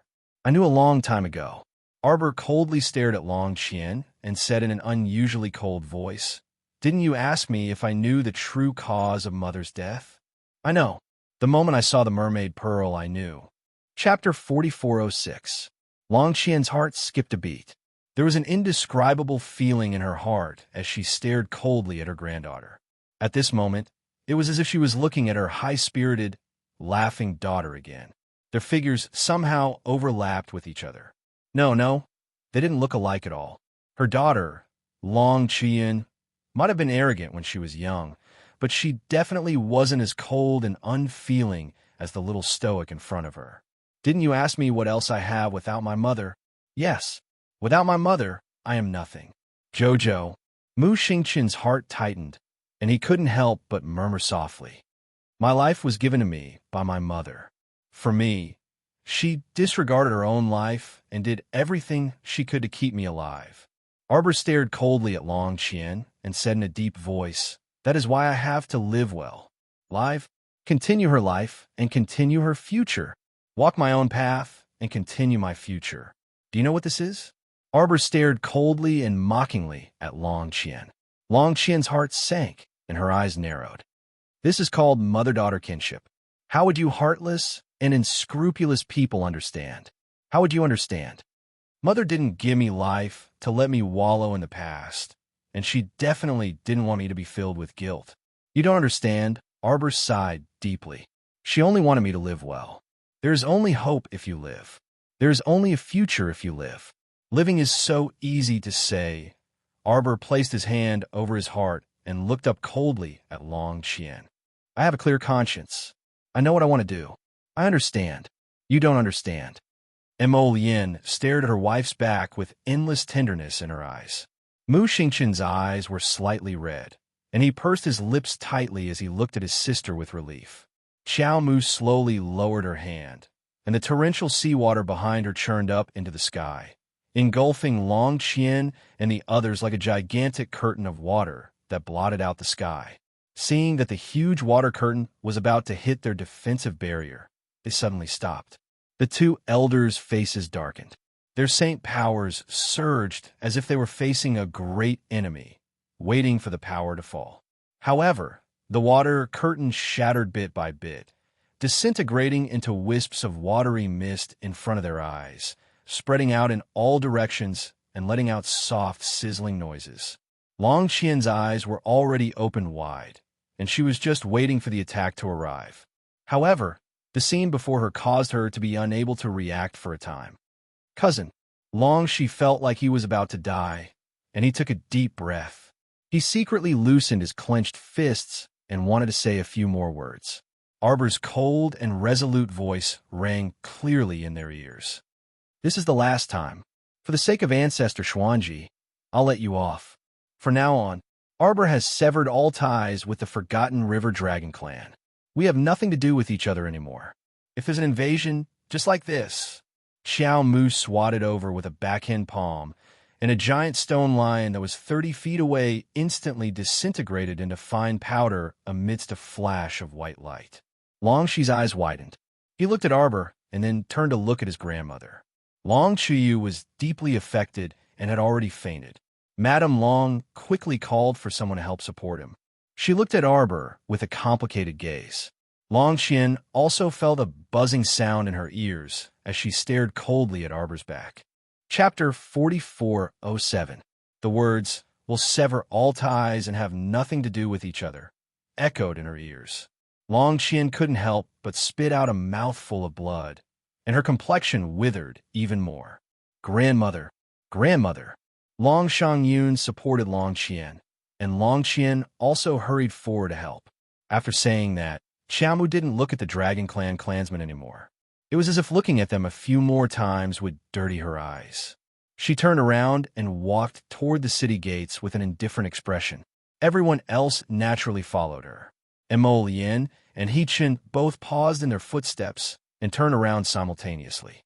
One of them released a pitch-black fire spirit, while the other threw out a wood spirit. They were so fast that it was hard to predict. The two forces heavily collided with the two elders. The pitiful two immortal venerables elders had already expended a lot of holy power to set up the defensive array. Now that they were attacked by two people at the same time, how could they withstand it? The two elders were instantly sent flying by this attack. Everyone was aghast as they looked at Mo Lien and He-Chun in shock and fear. Two of the strongest elders in their clan were actually no match for the two people beside the little stoic. At this moment, a trace of fear involuntarily rose in the hearts of the merfolk. Fortunately, they didn't attack just now, right? If they were to really fight, would even a tenth of them be able to remain here? Long Qian looked over with a grave expression. Before the Dragon Clan leader could speak, the venerable Peach Blossom Immortal took out a small fan and waved it. He smiled and turned to leave with the group. Emolian merely glanced at them coldly before following, without a word. The group of mermaids and mermen all had cold sweat oozing out of their bodies. They glanced at each other, feeling as if they had just walked through the gate of hell. "Gre, grandmother. Granddaughter will help you back to rest." Long Shangyun didn't know why she was stammering and couldn't speak clearly. Long Qian glanced at her and nodded silently. Long Qian couldn't help but sigh deeply. She glanced at the clansmen around her and then at her father, who was being helped away. She massaged her temples as she felt a headache coming on. The situation in Wangchuan was so serious, but the clansmen and the crown princess of the divine prefecture parted on bad terms. Let's not talk about working together in the future. It was clearly the river of forgetfulness that proposed to unite the 3 continents and cooperate on land and sea. But now it was truly a joke.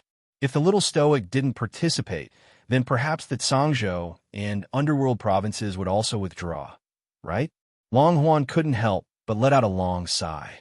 Not long after Long Huan returned to his own courtyard, he was called to the study room by his father, Long Qiyu.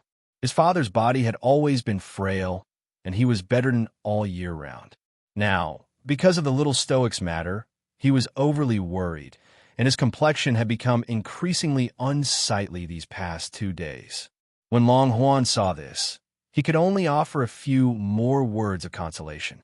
Long Qiyu asked, "What do you think about the alliance between the sea and the land to break the heavenly fate?" Long Huan was silent for a while before he told Long Qiyu about his thoughts.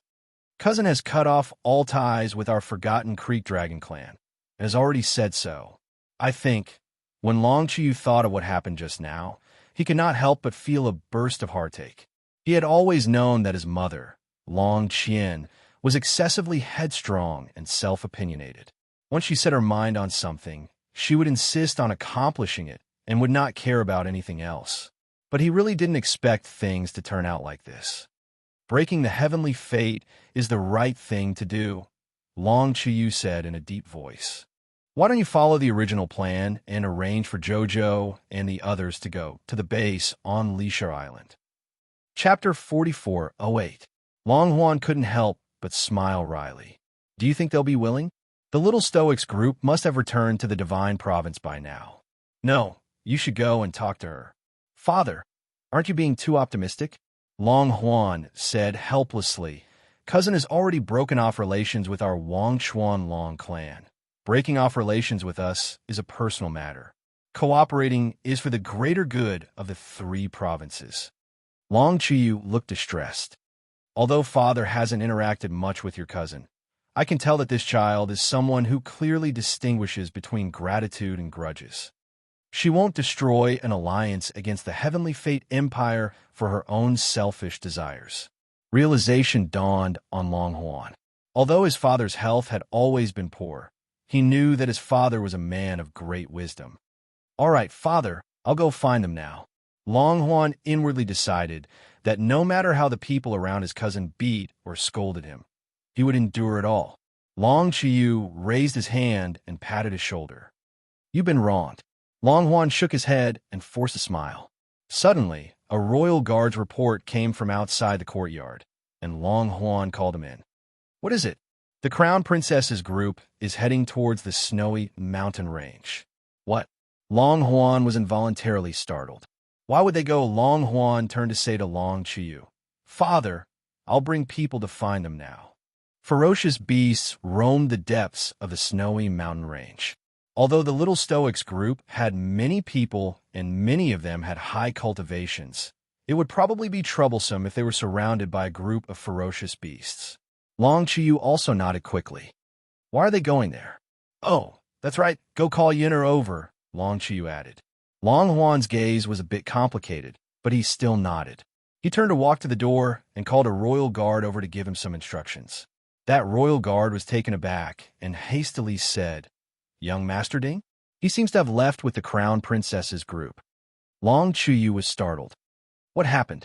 Long Huan couldn't help but frown. Was he captured? Or did he follow them himself? Captured? That wasn't very likely. Moreover, he had secretly observed that the little Stoic didn't give Ding Yun any face, so their relationship definitely wasn't good. The guard scratched his head and said, "When I came over, I only took a glance. I didn't see clearly whether young Master Ding was caught or left with them voluntarily." "Father, I'll go now." "What are you going for?" Madame Long walked in. Her warm and gentle smile was gone, and a cold light flashed in her eyes. She said mockingly, "He followed them of his own accord. You're in such a hurry to chase after him.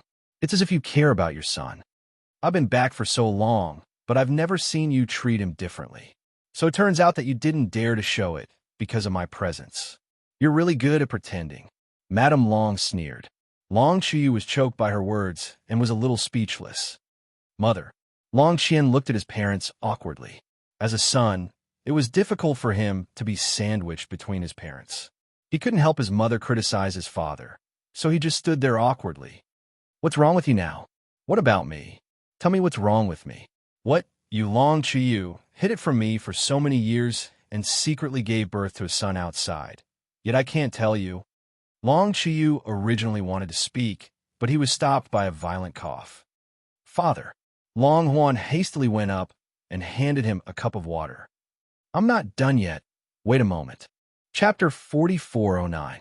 Long Qiu drank a mouthful of water and calmed his breathing. Only then did he open his mouth to speak.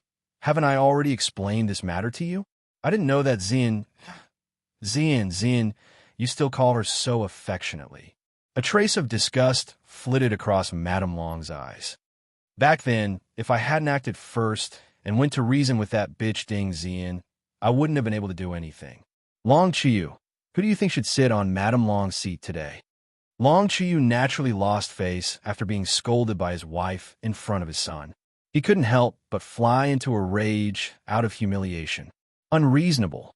Then, he turned and entered the inner hall without another word, unwilling to speak with Madame Long anymore. Madame Long turned to look at the embarrassed Long Huan. "Huan, you must be tired from running around these days. Rest well at home and don't go anywhere." Long Huan hurriedly said, "But mother." "No buts." Madame Long pulled her son away. "What does that brat Ding Yun's life or death have to do with you? Just let him stir up trouble with the divine province's crown prince. When the time comes, others can't stand him and will naturally chase him back." But Long Huan was dragged out by Madame Long, and he rubbed his forehead with a headache. Sometimes, when a woman is unreasonable, no one can persuade her. Mu Xingchen nudged Mo Lian's elbow and glanced at the railing. His younger sister was sprawled on the railing alone, gazing at the clear water and blue sky as dusk deepened. It had already been almost an hour. "Are we really not going to talk to her?" Mo Lian glanced sideways at him and shook her head slightly. Let her have some time alone. He understood his Qiao too well. No matter how resolute her words were, today she had broken off all ties with the Wang Chuan dragon clan and her mother's family. Now that she had come to this point, she would definitely not feel good in her heart. Mu Xingchen sighed. When he looked up, he saw Sikong Fuling and Ding Yun walking over side by side. "Young Master Ding, Miss Sikong." Mu Xingchen stood up and gave him a seat. Mo Yin looked up at the two of them casually. Why is there only tea and no wine?" Young Master Ding sat down with a smile, took a teacup, and poured himself a cup of tea. Mo Yin looked at him deeply. You must have heard of my mother, Ding Zian." Ding Yin smiled and drank the tea in one gulp. He put down the cup and looked towards Mo Yin. "I had an ill-fated relationship with Long Qiu when I was young. That's how I came to be the elegant and carefree young master. Eldest brother." Sikong Fuling could not stand his tone of self-amusement and glanced at him in displeasure. Good, Ding Yun said with a smile. "As a son, I naturally can't interfere in my parents' past. Anyway, I'm quite familiar with this area. I didn't lie to you. When I was young, my mother brought me here to stay for a while. At that time, I was still young and didn't know anything. I didn't know why we had to stay in this cold and wet place surrounded by water. I only found out later. Waiting for someone, especially waiting for someone for the rest of one's life, is such a difficult thing." Young Master Ding smiled faintly in self-mockery. Sikong Fuling turned to look at him, her eyes flickering slightly. What's with your expressions?" Young Master Ding retracted his gaze and looked at Mo Lian, Mu Xingchen, and the others. He laughed and said, Don't pity me." Chapter 4410. Mo Lian rolled her eyes at him and got straight to the point. "What do you think is on the island?" A barrier. MHM. It's that kind of ancient natural barrier. Dingya nodded and said, "There's a problem with the space. Otherwise, how could 20,000 elites disappear without a trace?" That's right. Even if someone launched a sneak attack with so many people, it should be earth-shattering. Mu Xingqian nodded, deeply finding it reasonable. Mo Lian responded with a "mhm." He suddenly stood up and floated to Arbor's side in a flash, reaching out to support her body. His movements were light and gentle, and his phoenix eyes seemed to overflow with gentleness.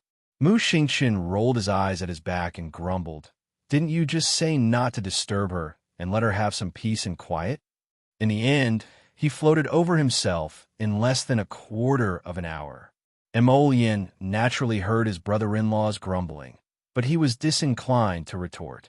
Although he was sitting here talking to Ding Yun and the others, his gaze kept drifting towards Jojo. When he saw the little fellow lying on the railing and nodding her big head, he knew she was dozing off. He hastily floated over to support her. When he looked down and saw that the little stoic was already drowsy and half awake, he couldn't resist chuckling. Mu Xingqian also hastily moved over. "Younger sister, she's been tired from the day. I'll take her to rest. Let's talk about it tomorrow." "Oh," eldest brother-in-law replied dryly. Mo Lian lifted the little stoic up bridal style and briskly walked towards the stairs. Sikong Fuling silently glanced at them and reflexively looked at her elder brother's expression. However, she saw her elder brother's deep gaze but didn't say a word. Just as Mo Lian reached the steps next to the stairs, he suddenly dodged to the side and lifted his leg to kick something. That thing was like a ball as it flew far away and landed softly on the table in front of Mu Xingqian. Mu Xingqian looked down and his expression abruptly changed. He stood up and summoned his sword from his conscience. "It's that dragon." "What?" Sikong Fuling jumped in fright and hastily dodged behind him. "Is it the blood-patterned black dragon that fought with the black dragon at the bottom of the sea?" That blood-patterned black dragon left a deep impression in everyone's mind. The battle between the two dragons and the might of the holy beast was still fresh in everyone's minds. Everyone looked at the dragon lying on the table in astonishment. It was as long as a forearm and as thick as a finger. It looked like a worm, completely lacking the might of a black dragon.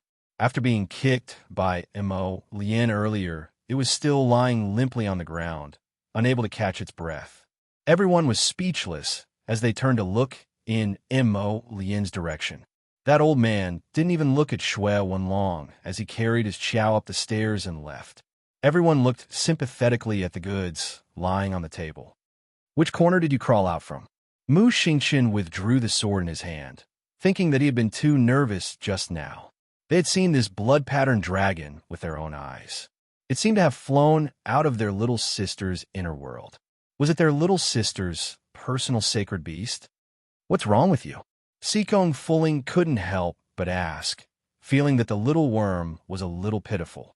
She raised her head and looked at the people in front of her with her watery eyes, ignoring them.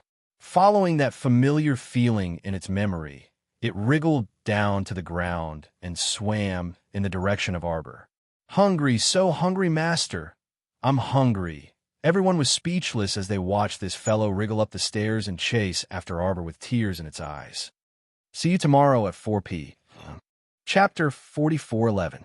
Sikong Fuling stared at it in astonishment for a moment before rubbing her nose. "It can't be that it's so hungry that it can only crawl, right?" Mu Xingqian glanced at her and was momentarily speechless. "Miss Sikong, you really know how to joke." Hearing that, Sikong Fuling silently glanced at Mu Xingqian and coughed awkwardly.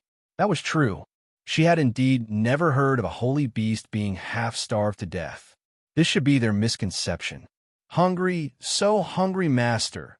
Hungry." Arbor abruptly sat up, and his movements were so large that he almost flipped off the bed. A pair of large hazy eyes met with Mo Lian, who was sitting at the table and looking at him. For a moment, he was at a loss and didn't know where he was. Mo Lian couldn't help but want to laugh. She quickly walked forward, lifted her clothes, and sat down by the bed. He raised his hand to hold her small hand. "How is it? Who's calling me?"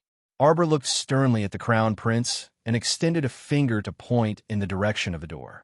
Outside the door, Emolian secretly ground her teeth, but still got up as instructed. She walked to the door and raised her hand to push it open. Sure enough, a slender little thing slithered in and rushed toward its master's bed with teary eyes. "Master!" Arbor sat up cross-legged and sized up the little fellow that was climbing up. This slender little thing had vertical blood patterns carved on its back and a pair of small horns on its head. Arbor seemed to see 3 little dragons above the sparkling lake, churning and spitting fire as they spun up and down.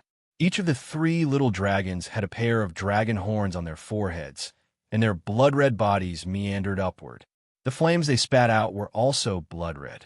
When the flames touched the lake, a sizzling sound was heard, and a small part of the lake water completely evaporated. "Come back! How dare you make such a fuss? So disobedient. Watch as this little ancestor draws the Fushi sword and beheads you." Arbor's gaze was distant as he looked at the thing that crawled along the bed and finally reached her knees with great difficulty. She couldn't help but let out a faint chuckle as she gently stroked the little dragon's head. It turned out that this troublesome, blood-marked demonic dragon had been sealed in her inner world all this time. The snake sculpture in her inner world was not a snake sculpture. It was a blood-patterned demonic dragon.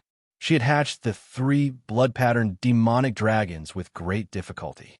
Even now, he could still remember the scene where the scarlet blood flame touched the lake water and turned it into steam. This little bit of fire could burn down mountains, rivers, sun, and moon. It was quite fierce. The little stoic's eyes rippled with gentleness, and her small hand stroked Xiaolong's head, but her thoughts drifted off somewhere. "Xiao Bao, no matter where you go, Master will definitely look after you. Time and space are not a problem. As long as you miss me, just call me. I will definitely hear you." Xiaomu blinked lightly before looking up at Mo Lien, who had stopped in his tracks and was gazing at her. She smiled brightly, her eyes crinkling. "I'm hungry." Mo Lien quickly stepped forward and gently pulled her into his arms. He lowered his head and kissed her forehead. "What do you want to eat?" "I want to eat something sweet. Bean paste cake, pineapple jelly, coconut cup, hibiscus crisp, anything is fine." "Okay." Emolian reached out to support her shoulders and looked down at the blood-patterned demonic dragon circling around the little girl's legs. "I didn't expect this to be a dragon that likes to eat sweet things. Little Red can't fly when it's hungry." Arbor stroked Xiaolong's head, her voice rueful. Emolian raised her brows. "Little Red?" Chapter 44:12. Arbor nodded. "Speaking of which, it actually has 2 younger brothers. It's called Little Red, second brother is called Little Red, and third brother is Little Red." Prince Mo's expression was a bit indescribable. The Crown Prince glanced at Little Red sympathetically and coughed lightly. "But isn't it a black dragon?" Even Little Black sounded better than Little Red. She was so feminine, just like a brothel worker who did odd jobs, but it has scarlet blood tattoos all over its body. The little girl argued with reason and glanced at the Crown Prince. "Do you think this name isn't good? I've been calling it this since a very, very long time ago." The Crown Prince immediately shook his head without any integrity. No, Jojo's name is really good." This lousy dragon didn't express any objections. It wasn't like he had nothing better to do than argue with his wife over a trivial matter. "This name is naturally good." Arbor nodded. "Just like me and my younger sister and brother. Arbor, Xiao Lin, Xiao Sun. You can tell they're blood-related sibling from the sound of it. Blood-related and inseparable. Just from a name, you can tell they're family." Yes. Prince Mo nodded helplessly. He went up to hug his wife and kissed her hard. "Wife, do you still want to drink sweet soup? Date and longan soup." The little girl's eyes brightened. The smile on Prince Mo's lips widened wantonly. When he looked down, he saw that lousy dragon's round eyes also brightening. This little expression was exactly the same as its master's. Songzhou's Liu Pass ever since His Majesty personally arrived 3 days ago and took down the bandit leader with a single arrow, the morale of the Middle Army had been greatly boosted. After many days of extermination and encirclement, The bandit groups were forced to flee into the depths of the mountains and forests. Duan Yu ordered to surround the mountains and kill them one by one. Who are you? You've been sneakily spying on us. A young man in black riding beside Duan Yu turned his head to take a look. He saw two soldiers pushing and shoving a person whose face could not be seen clearly. That person cried out, "Hey, let go, quickly let go, my shoulder's about to be broken by you." When Duan Yu heard the familiar voice, he glanced to the side and raised his hand slightly. The black-clothed youth said, "Release him." The two soldiers loosened their grip and pushed the man in front of them. With a thud, Wu Ruomei's knee hit the ground heavily, causing her to grimace in pain. "Wui, send her back."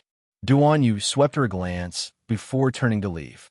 Wu Ruomei hurriedly shouted, "Hey, wait! Your Majesty, I came here this time to report an official matter. I'm not fooling around." The black-clothed youth had already dismounted and walked to young Miss Wu's side.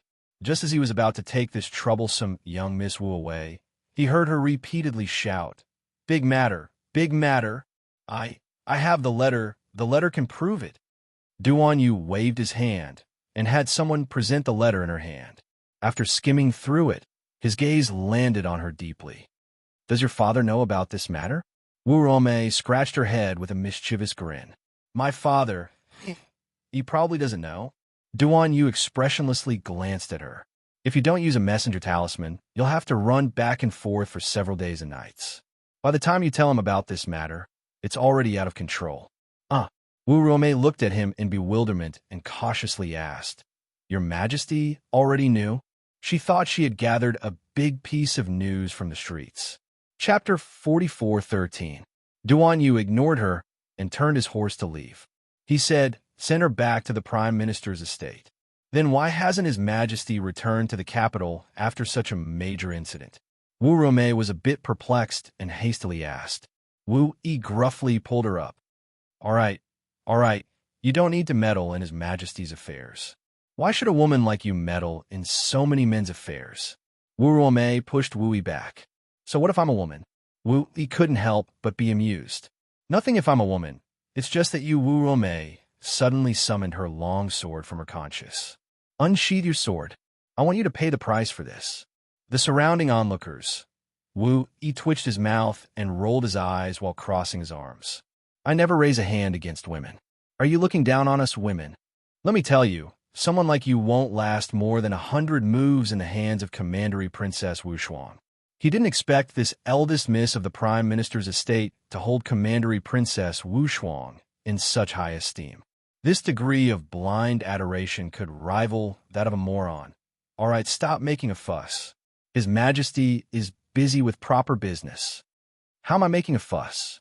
Wu Ruomei retorted angrily. I came to help him suppress the bandits and deliver important news to him while I'm at it. By the time your news arrives, the incident will have already happened. Wu Yi couldn't help but laugh. He grabbed Wu Ruomei and walked toward the carriage parked at the side. He directly threw Wu Ruomei into the carriage and instructed the coachman, bring some people and safely escort Miss Wu back to the estate. Yes. Wu Ruomei was flustered and exasperated as she clung to the carriage frame and pounded on the wooden planks. Hey, punk, you still haven't told me. Did His Majesty already know about the second prince's ulterior motives? Wu Yi didn't answer her and only threw her a look that said, figure out yourself. Giddy up. The coachman swung his whip and jolted Wu Ruomei back into the carriage. She cursed the entire way back. I'll still be back. Don't think of stopping my ambition to be a female general. Wu Yi couldn't help but facepalm. It was no wonder that the Prime Minister always had an indescribable look on his daughter's face when he saw her. Any father who met her would feel stifled. That night, Duan Yu led his troops to a nearby barren mountain and captured all the remaining bandits in one fell swoop. At dawn, Ing silently appeared beside him, bowed, and said, the second prince's people have started to move. Duan Yu glanced back. Amidst the warm mist, rows of green-clothed puppets with cold and sharp expressions stood before him. These people were the assassins that the second prince and the third prince had hired from Jiawei City. At that time, After being captured by his people one by one, they were all turned into puppets. Now, they could be put to good use. That third royal brother of Jean's, really, didn't make a move? Duan Yu's eyes flickered. He seemed to have thought of something, and his expression appeared somewhat regretful. These useless brothers of his only knew how to eat, drink, and play all day long. They were all useless, and raising them was really a waste of money. He really wanted to take advantage of this opportunity to get rid of his second and third brothers in one fell swoop. Unfortunately, his third brother usually appeared to be a rash and impetuous person, but this time he had some brains and didn't participate in this from beginning to end. He really couldn't find a good reason to capture him for any random reason. Duan Yu couldn't help but sigh. Chapter 44:14. If he didn't leave the city, how would second royal brother dare to make a move? After dilly-dallying at Luyu Pass for several days, it was time to set off for the capital. He really wanted to see what this second brother of his could do under his nose. Your Majesty, 8th young Master Qi is here. Duan Yu raised his brows and looked back. He saw an elegant and handsome man in white walking over like a gust of wind between two rows of soldiers. Following behind him was a slender woman with a white veil covering her face, revealing only a pair of beautiful eyes. Duan Yu's gaze only landed on that 8th young Master Qi and didn't notice that woman. Her pair of beautiful eyes only stared deeply at him. Greetings, Your Majesty. 8th young Master Qi Rue bowed in a very standard manner. The woman following behind him took 2 steps forward and bowed in greeting. This subject, Qi Liren, greets Your Majesty. A strategist beside, Duan Yu leaned closer and whispered, third miss of the Qi family. Duan Yu swept that woman a non-committal glance and nodded. No need to be so courteous. 8th Qi. Duan Yu got straight to the point and asked this 7th young Master Qi, "What was the matter we asked you to consider?" 8th young Master Qi quickly bowed again. "It is my Qi family's honor to be able to take responsibility for the country. 8th Qi is willing to follow Your Majesty and serve you faithfully." Duan Yu wasn't surprised by 8th young Master Qi's attitude at all and only nodded. "Okay, in that case, you will follow us from now on." Duan Yu paused and turned to look at Qi Liren behind 8th young Master Qi. Her 8th young Master Qi looked a bit embarrassed. When his family heard that he was coming to have an audience with His Majesty today, they insisted on shoving third sister over and insisted that he bring her along.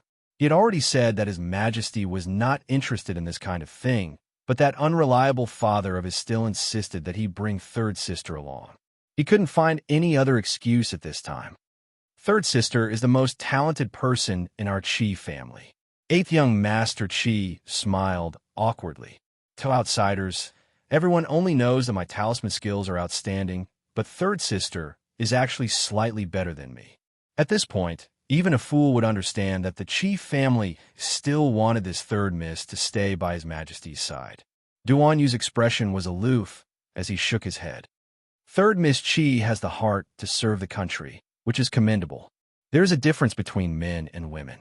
I do not need a woman to follow me for the time being. Everyone looked at each other in dismay. Qi Liren was stunned, but she wasn't angry. She said slowly, "I heard that Your Majesty has a female physician with superb medical skills by your side. Her name is Tu Xiuxiu." 8th young Master Qi quickly turned his head and winked at the third miss, Qi Liren. Third elder sister's words were like a slap to His Majesty's face. His Majesty had just said that he would not have any female attendants by his side, and now he was slapped in the face by Qi Liren. Duan Yu glanced at 8th young Master Qi. Physician too is married. Everyone was speechless. What did that mean? Does His Majesty discriminate against unmarried women? However, Duan Yu recalled that day at the foot of Mount Daxing, when Physician Tu knelt in front of him and said, Tu Xiuxiu only wishes to have the opportunity to come into contact with people from the military and investigate her husband who disappeared from the military 6 years ago. Whether he lived or died, Tu Xiuxiu only wanted to know the final result so that she could be at ease. Could Tu Xiuxiu be the same as other women? Of course, she was different. Duan Yu didn't say anything else and turned to order, return to the capital. Chi Liren took 2 steps forward and shouted at his departing figure, "I will make you see me in a different light." Chapter 44:15. The boat docked on the shore, and everyone followed closely, stepping onto the beach covered in a thick layer of snow. Arbor casually put away scarlet firmament waves and looked around. It was a vast and empty island. At a glance, it was completely barren. It felt as if one could see the end of it with a single glance. This area of barren islands was connected to the sacred land of the snowy mountains, and they all had the same landscape. Due to the low temperature, the island was practically barren, and it was a vast expanse of whiteness everywhere. The snow creaked when they stepped on it. The closer they got to the center of the island, the heavier the snow became. Everyone followed the little girl closely and gradually discovered that the little stoic was forcefully leaving 2 rows of small footprints, as if she was walking very happily. This was truly too obvious. Everyone's cultivation was able to walk on snow without leaving a trace. Yet this fellow purposely left a small hole with each step, trying to pull her calf out of the snow pit. Sinking it again, pulling it out again, young Sir Ding couldn't resist chuckling. Could it be that you didn't play with snowmen when you were young? The little stoic ignored him and continued walking on her own path, 1 step at a time. Her small hand lifted her skirt several inches, leaving a small footprint with each step, and she continued walking forward. When she was young, her sect was covered in snow all year round. Murong Sun held her hand as they walked on the snowy mountains, leaving behind 2 rows of footprints. The little stoic chased after her footprints and forcefully stepped on them. When everyone saw that she was having so much fun by herself, their childlike instincts involuntarily arose, and they followed the little stoic's footsteps everywhere. Before long, they trampled the pure white snow into a mess, leaving behind footprints everywhere. The little stoic suddenly stopped and turned around to ask, "Why isn't there a trace of human habitation when 20,000 people are gathered here?" 20,000 people wasn't a small number. Even if they were all experts with cultivations above the 12th level of the spiritual realm, it would be fine if they walked on the snow without leaving a trace, but it was impossible for 20,000 people to walk without leaving a trace, right? Young Sir Ding smiled and slowly walked forward while stepping on the snow. "Follow me." The little stoic raised her foot and hesitated for less than a second before following closely. She glanced at young Sir Ding. "You really lived here when you were young? I've never lied to you." Ding Yin turned his head and gazed deeply at her. Arbor snorted and jumped forward. "You were so small back then. How could you survive on a deserted island like this? Have you eaten sea fish before?" Young Master Ding turned his head and asked. "It's fishy, bland, tasteless. I ate it for 3 years." Xiao Mo abruptly looked at him, and her heart shuddered. This Ding Xian was truly a lunatic. It was one thing for her to suffer, but why did she have to drag her own son into it? This woman really didn't know how to dote on her son. "I was 4 years old then. It tastes terrible." Ding Yin turned to look at her again and smiled devilishly. "Sai, it wasn't until I was 7 that I realized that in this world, there's so many things that are more delicious than sea fish." The little stoic halted her steps. "You? I live on this island." "Something like that." Ding Yin shrugged. "I don't remember clearly. The deserted islands here were all the same. There's snow everywhere, weeds and withered vines everywhere." Ew. The little stoic looked like she wanted to say something, but in the end, she glanced at him and didn't speak again. The venerable Peach Blossom Immortal and Prince Mo walked side by side and followed behind them from a distance. Everyone was a cultivation expert, so even though they were separated by a certain distance, they could hear everything very clearly. "Do you want to ask me if I hate Long Chuyu?" Chapter 44:16. Arbor stole a glance at him with a serious expression on his little face. He did not reveal his gossip-loving Joe character at all. His little face was serious, indicating that it was up to him to say it or not. Young Master Ding walked forward slowly, a smile on his lips. "It would be a lie if I said I didn't hate him. It's just that I thought I hated him very much." Who would have thought that when I saw him again, he shrugged helplessly. "It seems like that's all there is to it." "You're right. I feel nothing. That's how I feel when I see Long Chuyu." Not feeling anything is the greatest feeling. Arbor glanced sideways at young Master Ding, wanting to say something, but hesitating. Why? Are you trying to comfort me? Arbor rolled his eyes coldly at him. You're thinking too much. He took a step forward and stomped his foot down, creating a small hole in the ground. The venerable peach blossom immortal waved his little golden fan and smiled faintly. Everyone has their own story. Jojo loves to listen to stories. It's really not a good habit. With her curious nature, she would be abducted by someone sooner or later. Mo Lien glanced sideways at him. What are you trying to say? The venerable peach blossom immortal gestured with his chin at her and glanced at young Master Ding in front. Jojo wants to talk to him. Then let's talk. The venerable peach blossom immortal snorted. You're really generous. She knows what she's doing. The venerable peach blossom immortal could not help but roll his eyes. He continued to slander her. Unfortunately, we don't know if others know what they're doing. Mo Lien glanced sideways at him. A ruthless little Mo Lien jumped out her heart. She used the hammer in her hand as if she was playing whack-a-mole.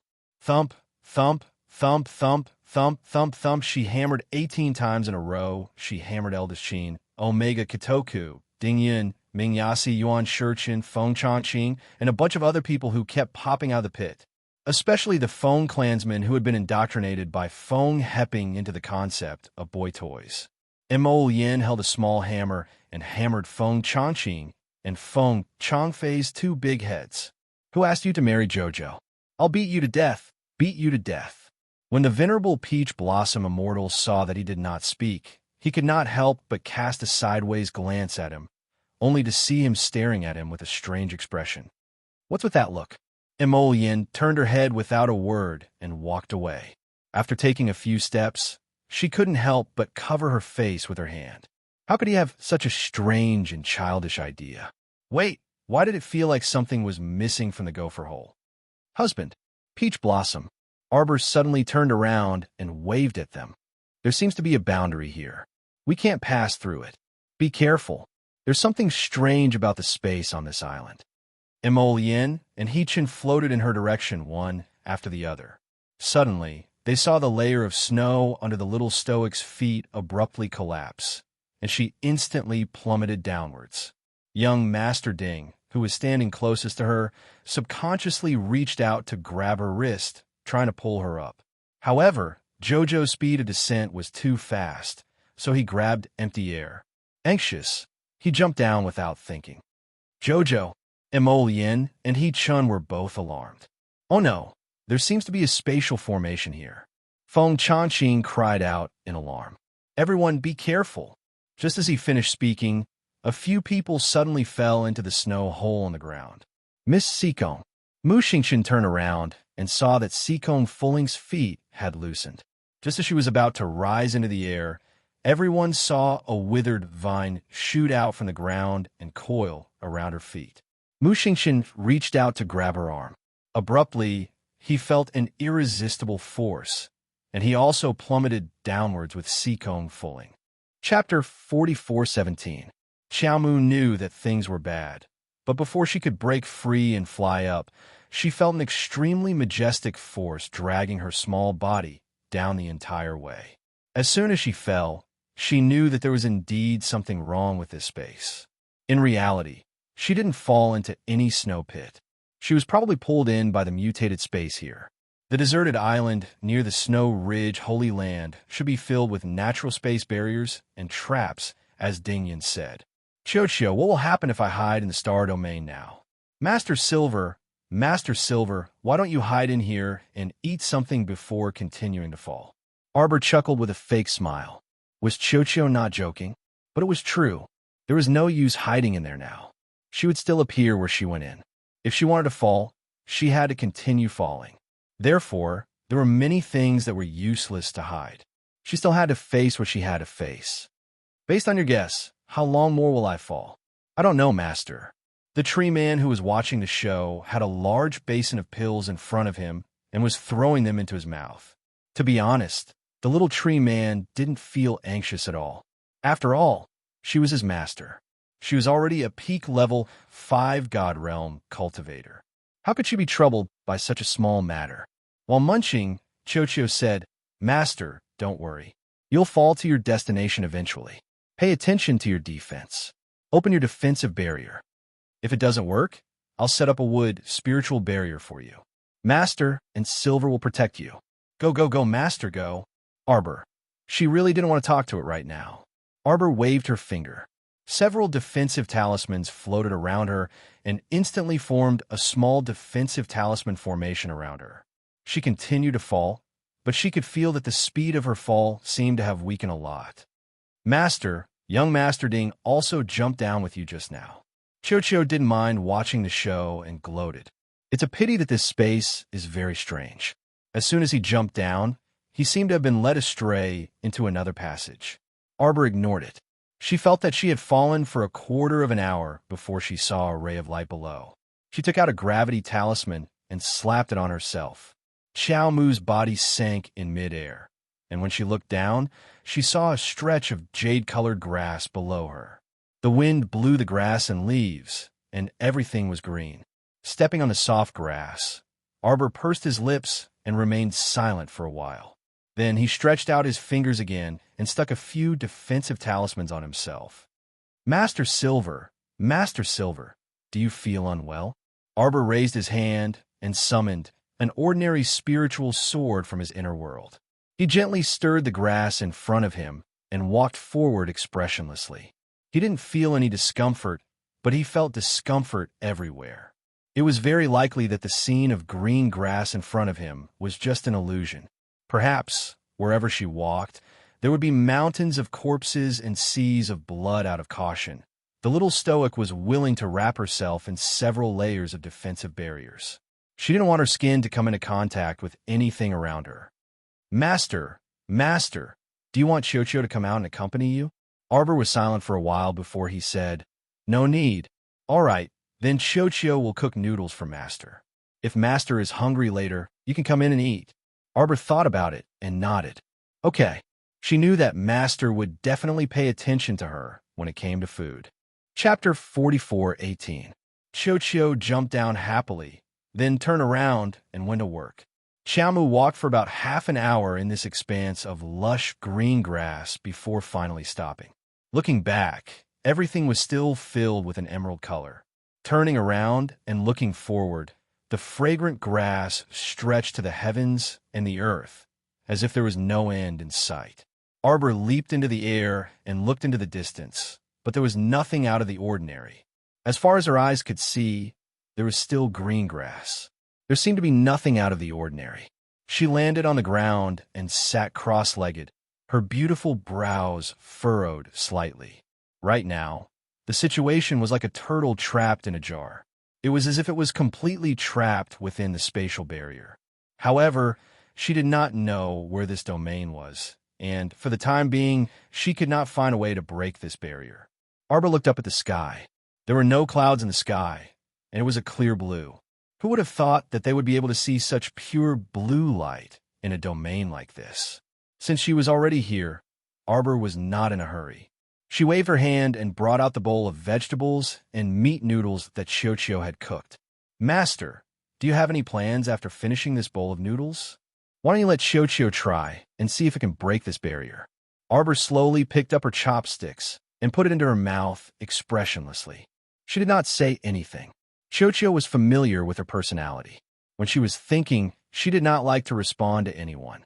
Thus, she said to herself, "Just now, the great crown prince and his excellency, Hichin, contacted me, but I could not drag them indirectly. This shows that the surrounding space is very strange.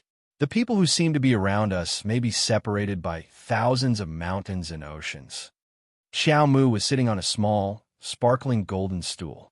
She held her bowl of noodles in her hands and ate mouthful by mouthful. "Master?" Arbor raised her head slightly, only to see the scenery in front of her wavering slightly. Two tall and straight figures appeared in the air in front of her. Looking at the situation, the two of them were walking in a cave. On the stone wall, there were a few twisting black snakes with scarlet eyes that slowly slithered down the wall. Suddenly, one of the snakes shot out.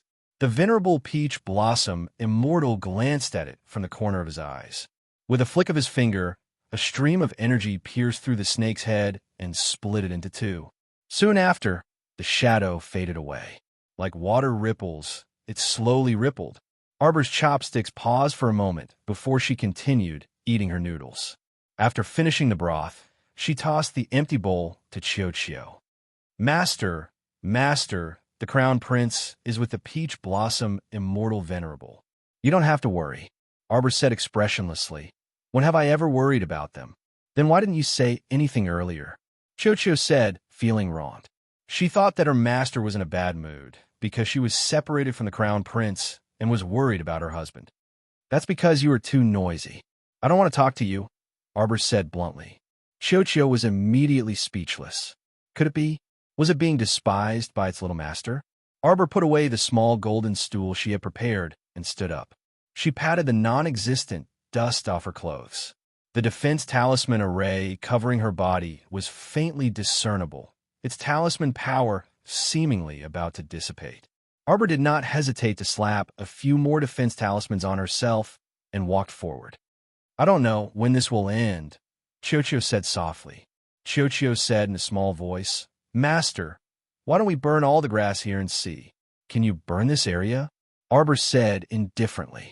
We don't even know how big this place is. Chapter 44:19. What should I do if my power runs out after burning halfway? Feeling stifled, Chio-Chio shut its mouth. A moment later, it said, Then what should we do, Master? We'll take it one step at a time. Xiaomu indifferently looked ahead. With a flick of her sleeve, a large swarm of poison-tailed butterflies flowed out from between her fingers and scattered in all directions. At the same time, Mo Lien and Yuan Shichen were also standing in the cave, gazing with deep eyes at the phantom that appeared in midair for an instant and then disappeared immediately. They watched as Arbor released a swarm of poison-tailed butterflies to search for the barrier. The two of them exchanged a look. What do you think is strange about this space? Everything is strange. Yuan Shichen put away his little golden fan and turned to wink at Mo Lien. But the way Jojo expressionlessly ate noodles just now was so interesting. Mo Lien stepped forward without another word, not even bothering to roll her eyes at him. Your sister is really a weirdo. Sikong Fulling held a meat bun in one hand and fiercely tore into it. She often carries hot soup and hot noodles in her personal inner world. She doesn't forget to bring enough food when she comes out for training.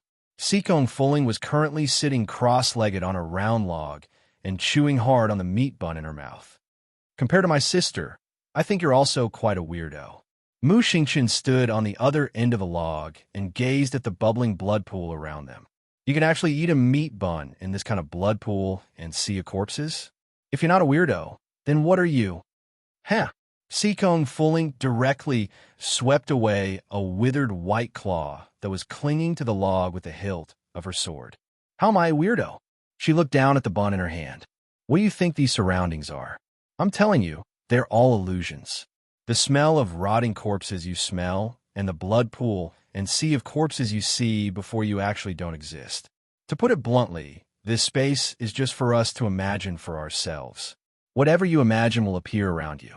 In addition, you saw that expressionless face just now because you were thinking about her. That's why she appeared in front of us.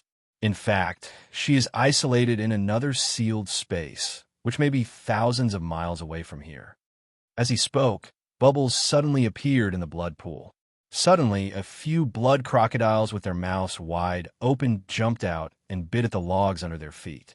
Mu Xingqian was startled. His long sword flew out from his conchus with a whoosh and immediately chopped off the head of a blood crocodile. Sikong Fulling's attack was not weak either. In a flash, she stabbed the other blood crocodile back into the pool of blood that was seething with flowers of blood. My mother, Sikong Fulling wailed. Mu Xingqian couldn't help but roll his eyes. So may I ask, Miss Sikong, what exactly were you thinking when you came in here? He had already said that the surrounding environment was an illusion created by his imagination. Why couldn't he control his unrestrained thoughts? My heavens, Sikong Fulling exclaimed.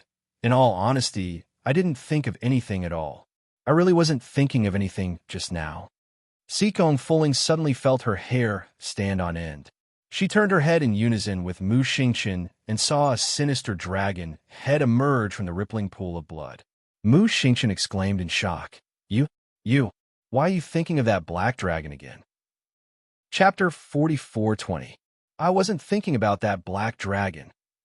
Seekong Fuling complained incessantly, her face already scrunched up into a ball. She fiercely slapped the back of her head, wishing for nothing more than to slap herself. Who told you to run your mouth off and let your thoughts run wild and wanton? What did you think of that dragon in that damn stoic face's dream?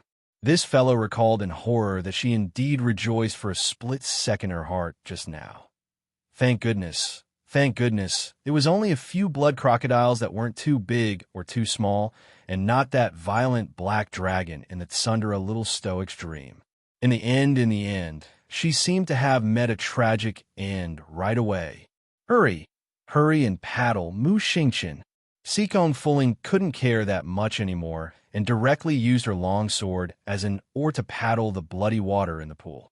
However, the log seemed to have suddenly lost control and kept spinning back and forth in the center of the bloody water.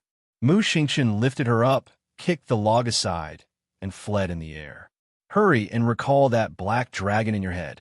Are you stupid, Mu Xingqian? Seekong Fuling was so angry that she repeatedly kicked her legs while being carried in his hand. She shouted angrily, "Don't tell me you don't know? Summoned things can't disappear unless it's destroyed." Roar! That pitch-black and extremely malevolent black dragon finally burrowed out of the bloody pool. It leaped into the air and chased after the two of them. Think of something good. Mu Xingqian couldn't resist roaring. Defensive shield. Seekong Fuling's mind was a mess when she saw that black dragon snaking its way up and chasing after them, and she suddenly shouted. The black dragon bit down on the defensive wall in front of the two of them, immediately crushing it into powder. Why is this defensive shield so unreliable? Seekong Fuling hugged Mu Xingqian's arm and exclaimed in astonishment.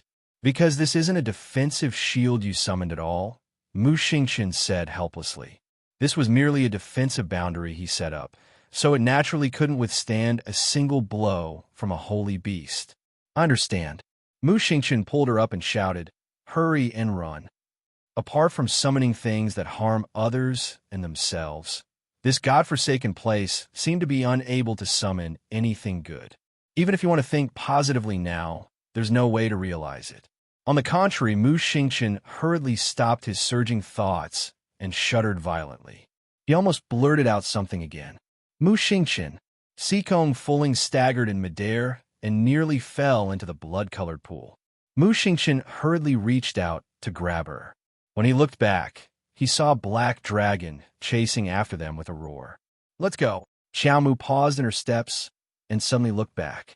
There was a patch of fragrant grass, and it was as if nothing had appeared.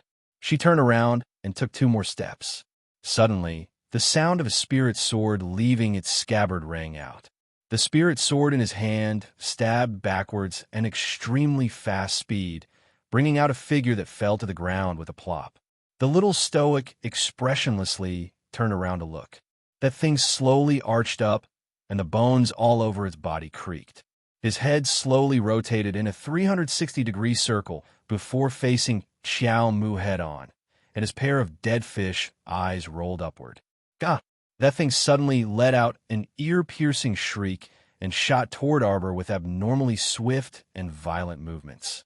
At the same time, the surrounding grass rustled, as if countless zombies were crawling out and gathering. Chapter 44:21. In the blink of an eye, Arbor's hand shook, and a thin piece of paper flew out from her conscience. It slowly unfolded like a painting scroll slowly opening up. Light flowed out, and the painting displayed the mountains, rivers, sun, and moon with her current cultivation. The Tianji treasure blueprint could already open up the 10th layer of the attack. Thousands of streams of light flowed out of this tiny blueprint, turning into specks of gravel that emitted a lustrous white light. They shot out in all directions.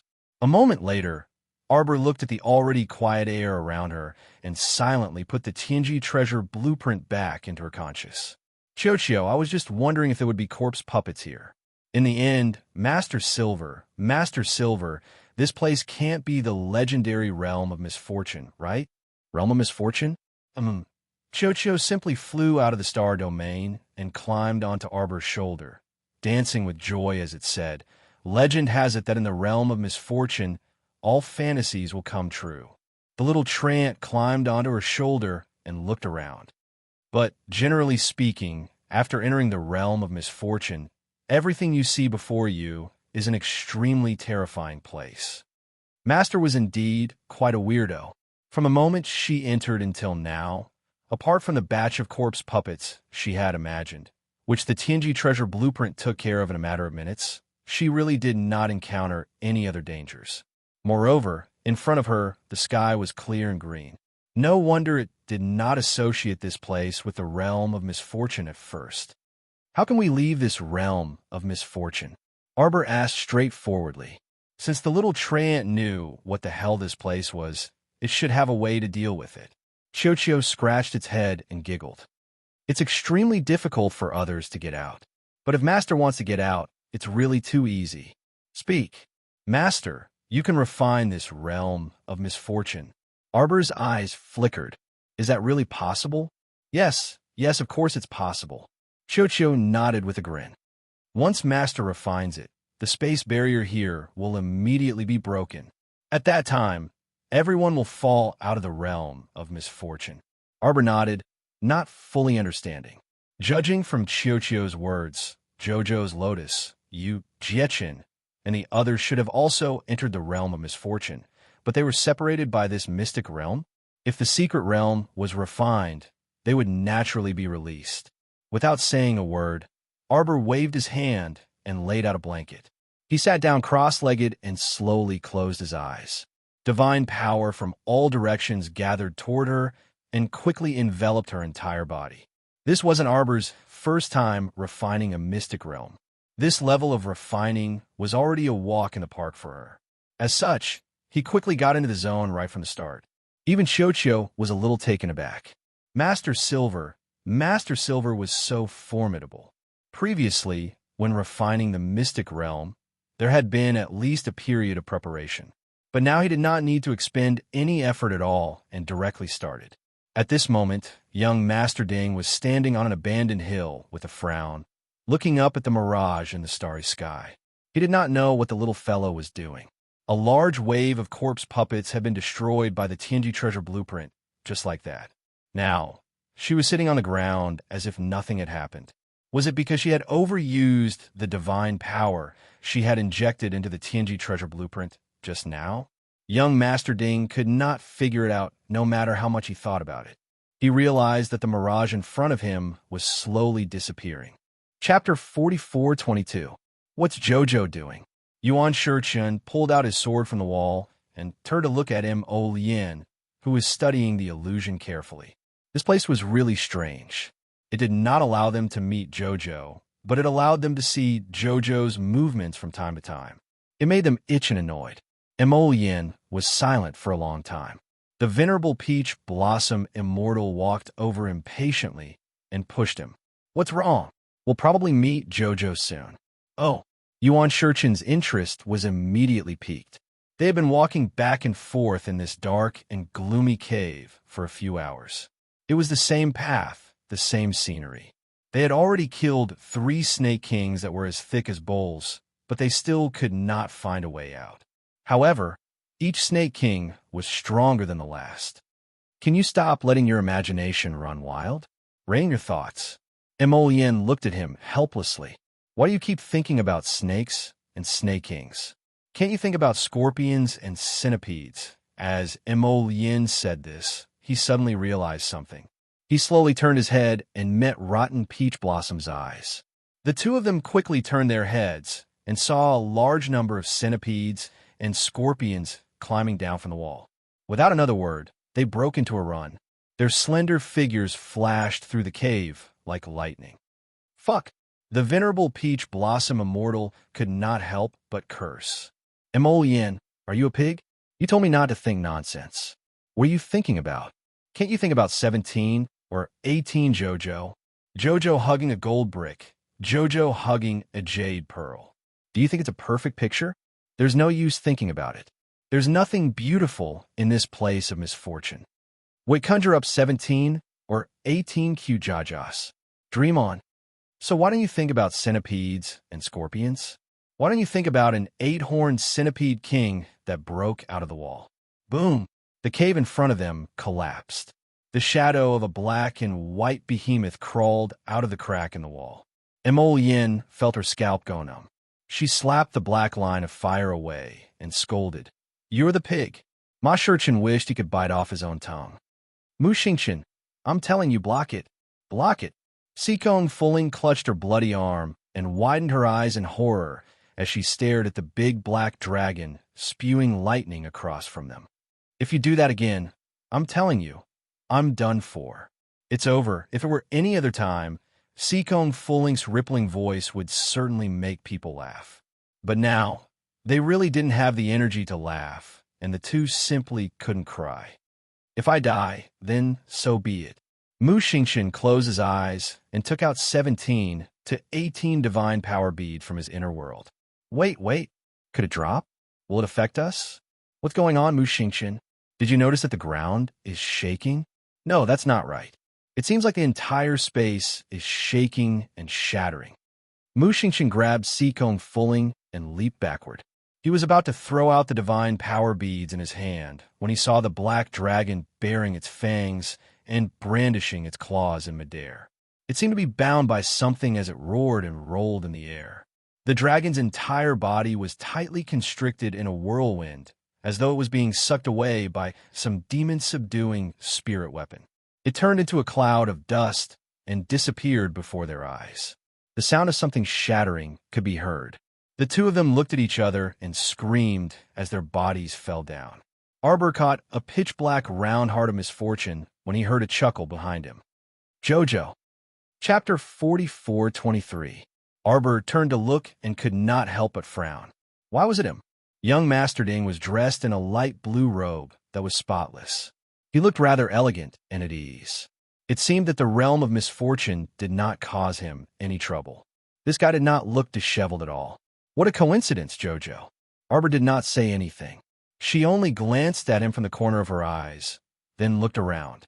At this time, they were stepping on wet and gloomy water, and the walls were damp rocks. This was an underground karst cave. A faint light shone from the end, looking purple and yellow. Ding Yin walked slowly to her side and said casually, Jojo, it seems that we have to walk inside to find out what happened. That realm of misfortune was so strange. It's not strange to say that it swallowed 20,000 people. Although Arbor did not say anything, she agreed with young Master Ding's view. Seeing that she did not speak, Ding Yun's expression was calm, and he was not angry. He smiled and said, This place is very narrow. We can see a thing or two at a glance. Why don't we walk forward together? Maybe there's a wider area, and we can find traces of people. This underground cave is very big. Be careful. Xiao Mu reluctantly gave him an unsightly look before nodding. With one foot higher than the other, Xiao Mu felt uncomfortable everywhere as she treaded on the cold, damp water as she advanced. Fortunately, she had changed into a pair of thick boots before she left. Otherwise, her feet would be soaked, and she would feel even more uncomfortable. The further they walked, the wider the area before them became. This karst cave looked very deep. There were stalactites of different shapes hanging from the ceiling. Some of them were especially sharp. When Ding Yin walked over, he almost accidentally tore his sleeve. In such a dark and damp place, Arbor had goosebumps all the way. She hated this kind of gloomy and cold environment the most. It made her have a trace of bad memories. The dungeon was just this dark and damp. There was also a lingering stench in the air. Jojo, do you want to rest for a while? Ding Yin stopped and turned back to look at her. The little girl seemed to hate this place. He could tell from her expression of disdain. Rest? It was wet everywhere. Who would want to rest in such a damn place? Arbor shook his head. Let's go. Young Master Ding nodded and continued forward with her. After walking for a short distance, he saw a black shadow flashing at the end of the cave. Then, it disappeared without a trace. Ding stopped and turned to look at the expressionless Arbor. There seems to be something. Jojo silently slapped a few more defensive talismans on her body and opened her eggshell defensive artifact. That's right, this eggshell-like spiritual weapon had been improved by Prince Emo not long ago. Now, not only was it more durable and sturdy, the amount of divine power needed to use this defensive divine weapon was also greatly reduced. Ding Yin turned back to look at her. He suppressed the smile that slipped to his lips and coughed lightly. Don't worry, someone is probably just pretending to be mysterious. Arbor gave him a "I seem to be worried" look and silently clenched the spiritual sword in his hand. The two walked forward for less than a quarter of an hour. The sound of flowing water entered their ears. A black shadow suddenly slid down from the pitch-black stone wall and quickly pounced on the two of them. Ding Yun immediately stepped in front of Arbor and grabbed the other's shoulder with lightning speed. The moment he touched her, he felt a bone-chilling coldness freeze his fingers. Chapter 44-24. Immediately, he channeled a trace of Wood's spiritual energy and slapped the person's chest. With a crack sound, the thing's head seemed to droop, as if it had been fractured. If it was an ordinary person, they would be finished immediately after being slapped by young Master Ding, and would not be able to do anything else. However, it was obvious that the thing in front of them was not an ordinary person. A series of bone-cracking sounds could be heard, and in the dark and silent cave, it was somewhat hair-raising. The black shadow with its drooping head slowly raised its head, and two clusters of green willow, the wisps appeared in its eyes. When it shone in the dark cave, Arbor immediately averted her eyes in disgust. Suddenly, a hand reached for her shoulder and grabbed at her through the defensive barrier, but it was quickly rebounded by the defensive light. That person seemed to be in pain from the rebound, and cursed out loud, "Stupid girl, look carefully before you hit me." Xiao Mu turned around for a glance, her brows knitting together. "Why is it you? Why can't it be me?" That person rolled his eyes at her in annoyance, then looked behind her, and his expression changed. "Come with me quickly." He turned and rushed into the stone wall beside them, disappearing in an instant. Arbor was surprised. It seemed that there were stone walls all around them, and they looked quite sturdy, but she did not expect that guy to pass through in an instant. "Jojo, let's go." Ding Yin called out to her. Arbor came back to her senses, and the sound of wind brushed past her ears. She instantly looked up. She saw a dense mass of 30 to 40 ghostly things with flickering eyes on the stone wall, one after another. Some were hanging on the stalactites, while others were lying on the ceiling of the cave. Suddenly, they let out strange howls, climbed down from above, and pounced on them. The two of them made a prompt decision and threw themselves into the stone wall beside them, and passed through it in a flash. The scene in front of them stunned everyone. They saw tens of thousands of people sitting in a spacious place that looked like a drill ground. If it were not for the dark surroundings and the dripping of water from the stone walls, Arbor would have almost thought that they were in a martial arts drill ground. In front of them were rows upon rows of silent soldiers. All of a sudden, their eyes swept over the two of them. Arbor and Ding Yun both crashed into this large military field. Their very sudden appearance naturally attracted a lot of attention. Everyone was sizing them up, and they were naturally sizing them up as well. Arbor's heart skipped a beat. The soldiers sitting in a row had their hair tied into a braid. They wore black jackets and knee-length fur skirts. Their attire was so unique that it was naturally the special taste of the people of the underworld region. "Why are you here again?" Akira had just opened her mouth to retort when Yasi, who was standing beside her, swept a glance over her. "Shut up." Ollie rubbed his wrist that hurt from the defensive block and grumbled repeatedly. "Eldest brother, you don't know, but when I went out to bring them in just now, my hand was shaken by the little stoic's defensive light. Why did you go and grab her for no reason?" Minya said indifferently. "You're asking for trouble." It wasn't his first time coming into contact with his stoic face. He should know what kind of person she was, right? She was a little hedgehog that pricked anyone who touched her. Ollie was indignant. He pursed his lips and snorted, grumbling, "Isn't it all to remind her?" Minya's face was stern as he strode to Arbor. "Long time no see." Chapter 44:25. Sir Jojo swept an expressionless glance over them. His pitch-black eyes looked around with a spirited expression. Many people were squeezed together. There were at least 10,000 people in the entire large field. "You guys?" Ming Yasi followed her gaze and looked around.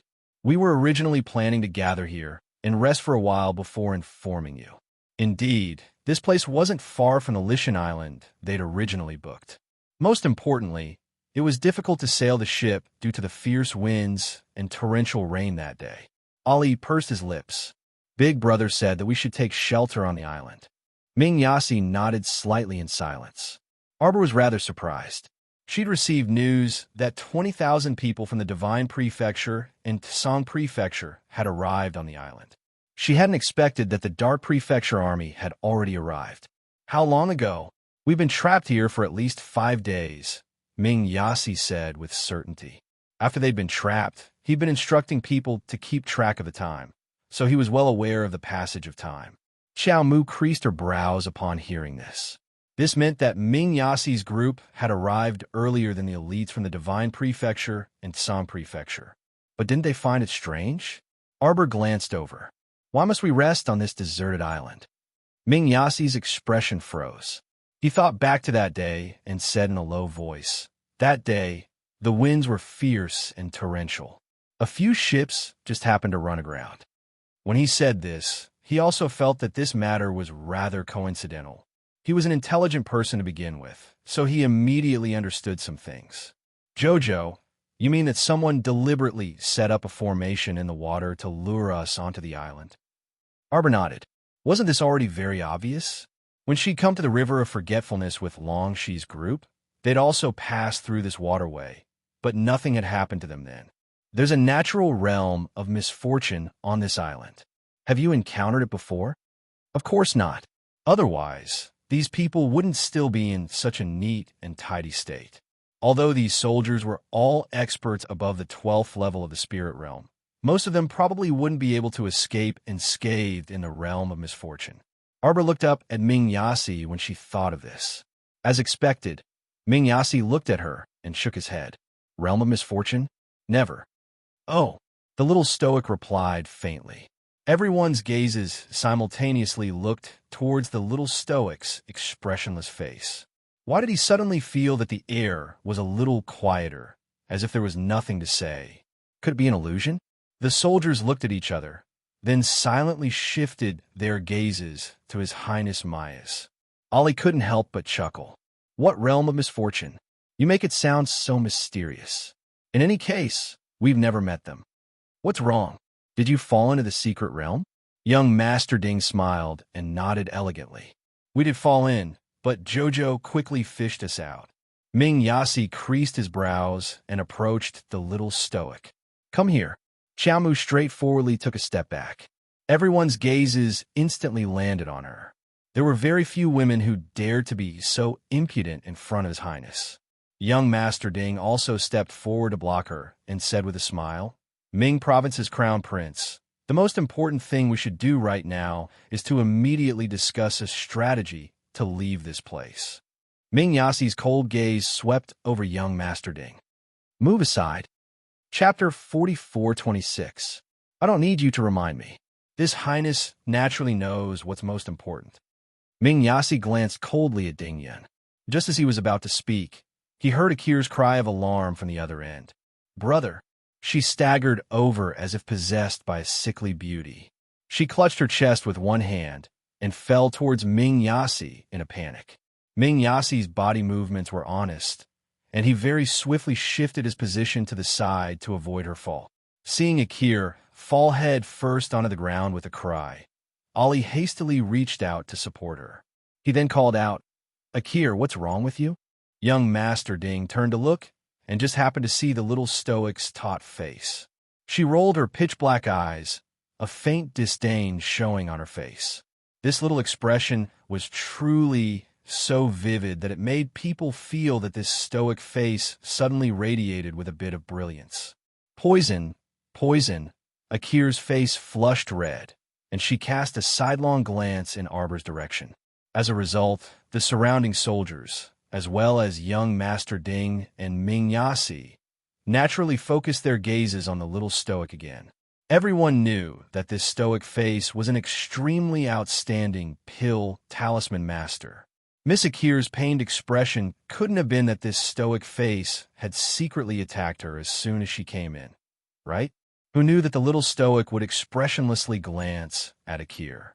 Don't you know how to act too much? Ming Yasi, also reprimanded with a sullen face. Stop fooling around. Quickly stand up straight. Akir clutched her collar with one hand, crumpling it. She turned to Ming Yasi with a pained expression and asked, "Brother, you believe outsiders and not me?" Ayawa. As she spoke, Akir suddenly spat out a mouthful of blood, and everyone's gazes instantly changed. Ollie grabbed Akir's arm especially agitatedly and glared at the little stoic. "What's wrong with you? Are you looking for trouble as soon as you arrived? I specifically went out to lure you guys here to take refuge, but you avoided trouble?" The little stoic was silent and didn't say anything. Akir whined and wept. On the other hand, Ming Yasi glared at his younger brother with extreme impatience. "Can you grow a brain? Don't lose your wits just because a woman cries with a few words. How can I let you manage the Wu Zhong army in the future?" Ollie was instantly rendered speechless by his brother's scolding. He could only stammer, "Be but Akir. She looks very uncomfortable." The two of them were so far apart. How could she poison him? "Do you think you can poison her alone when there are so many of us here?" Ming Yas scolded in annoyance. "Scram to the side." Ollie thought about it and agreed. His face alternated between green and white as he cast a sidelong glance at Arbor. He was about to help Akir to the side. Unexpectedly, Akir's body trembled violently as though all the hair on her body was about to fall off. She spat out another mouthful of blood. How could the surrounding soldiers still sit still? They all stood up and stared at Ding Yun and Arbor with vigilance. Young Master Ding grinned and reached out to block Jojo. His expression was calm as he cast a glance in Yasi's direction. "Isn't it interesting?"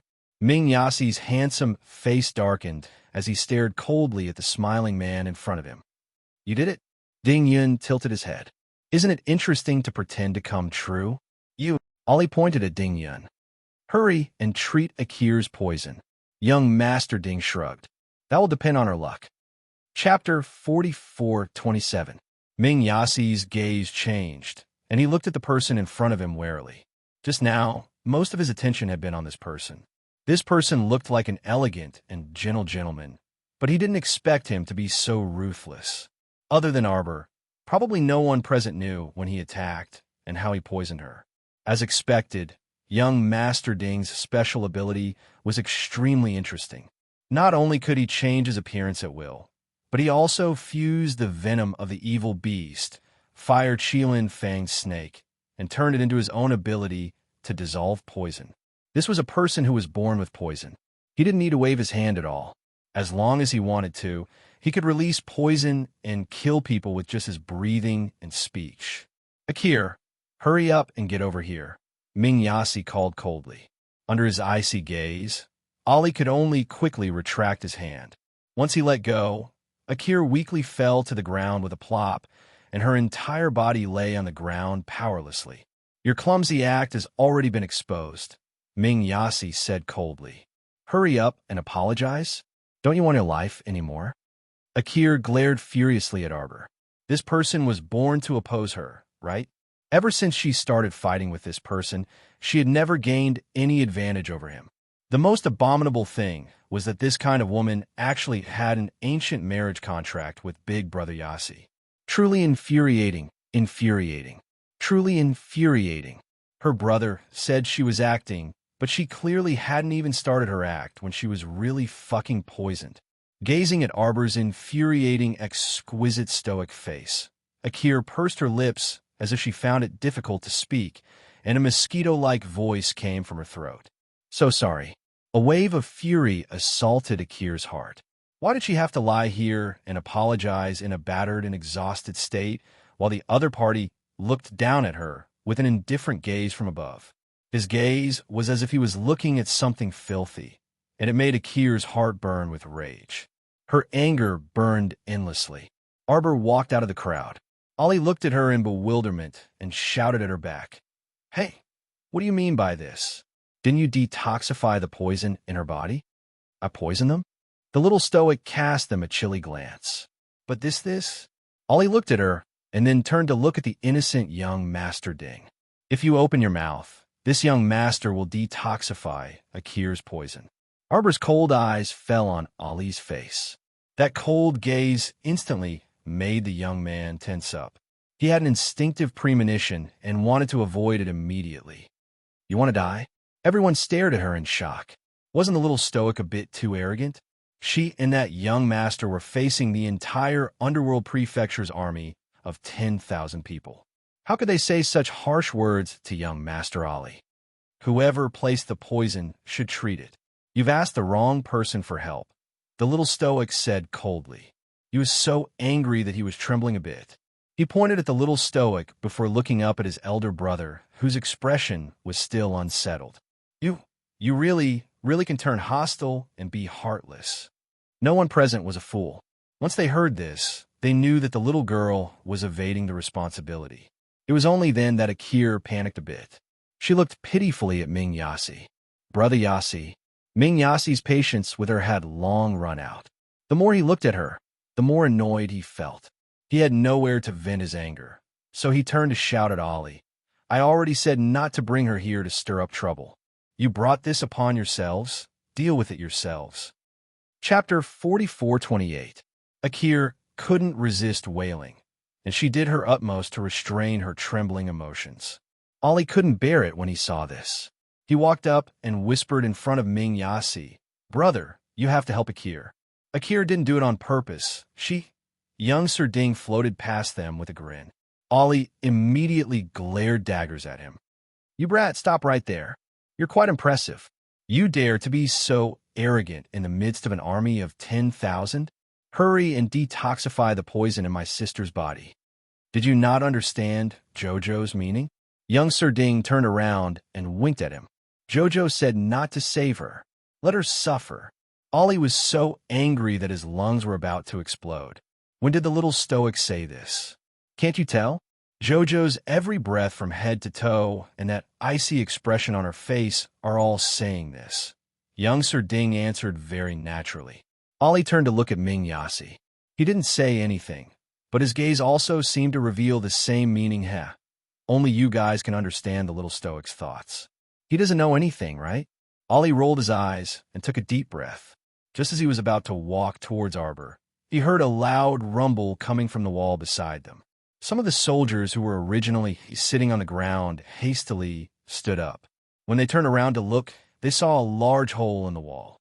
Everyone immediately drew their sabers and swords defensively.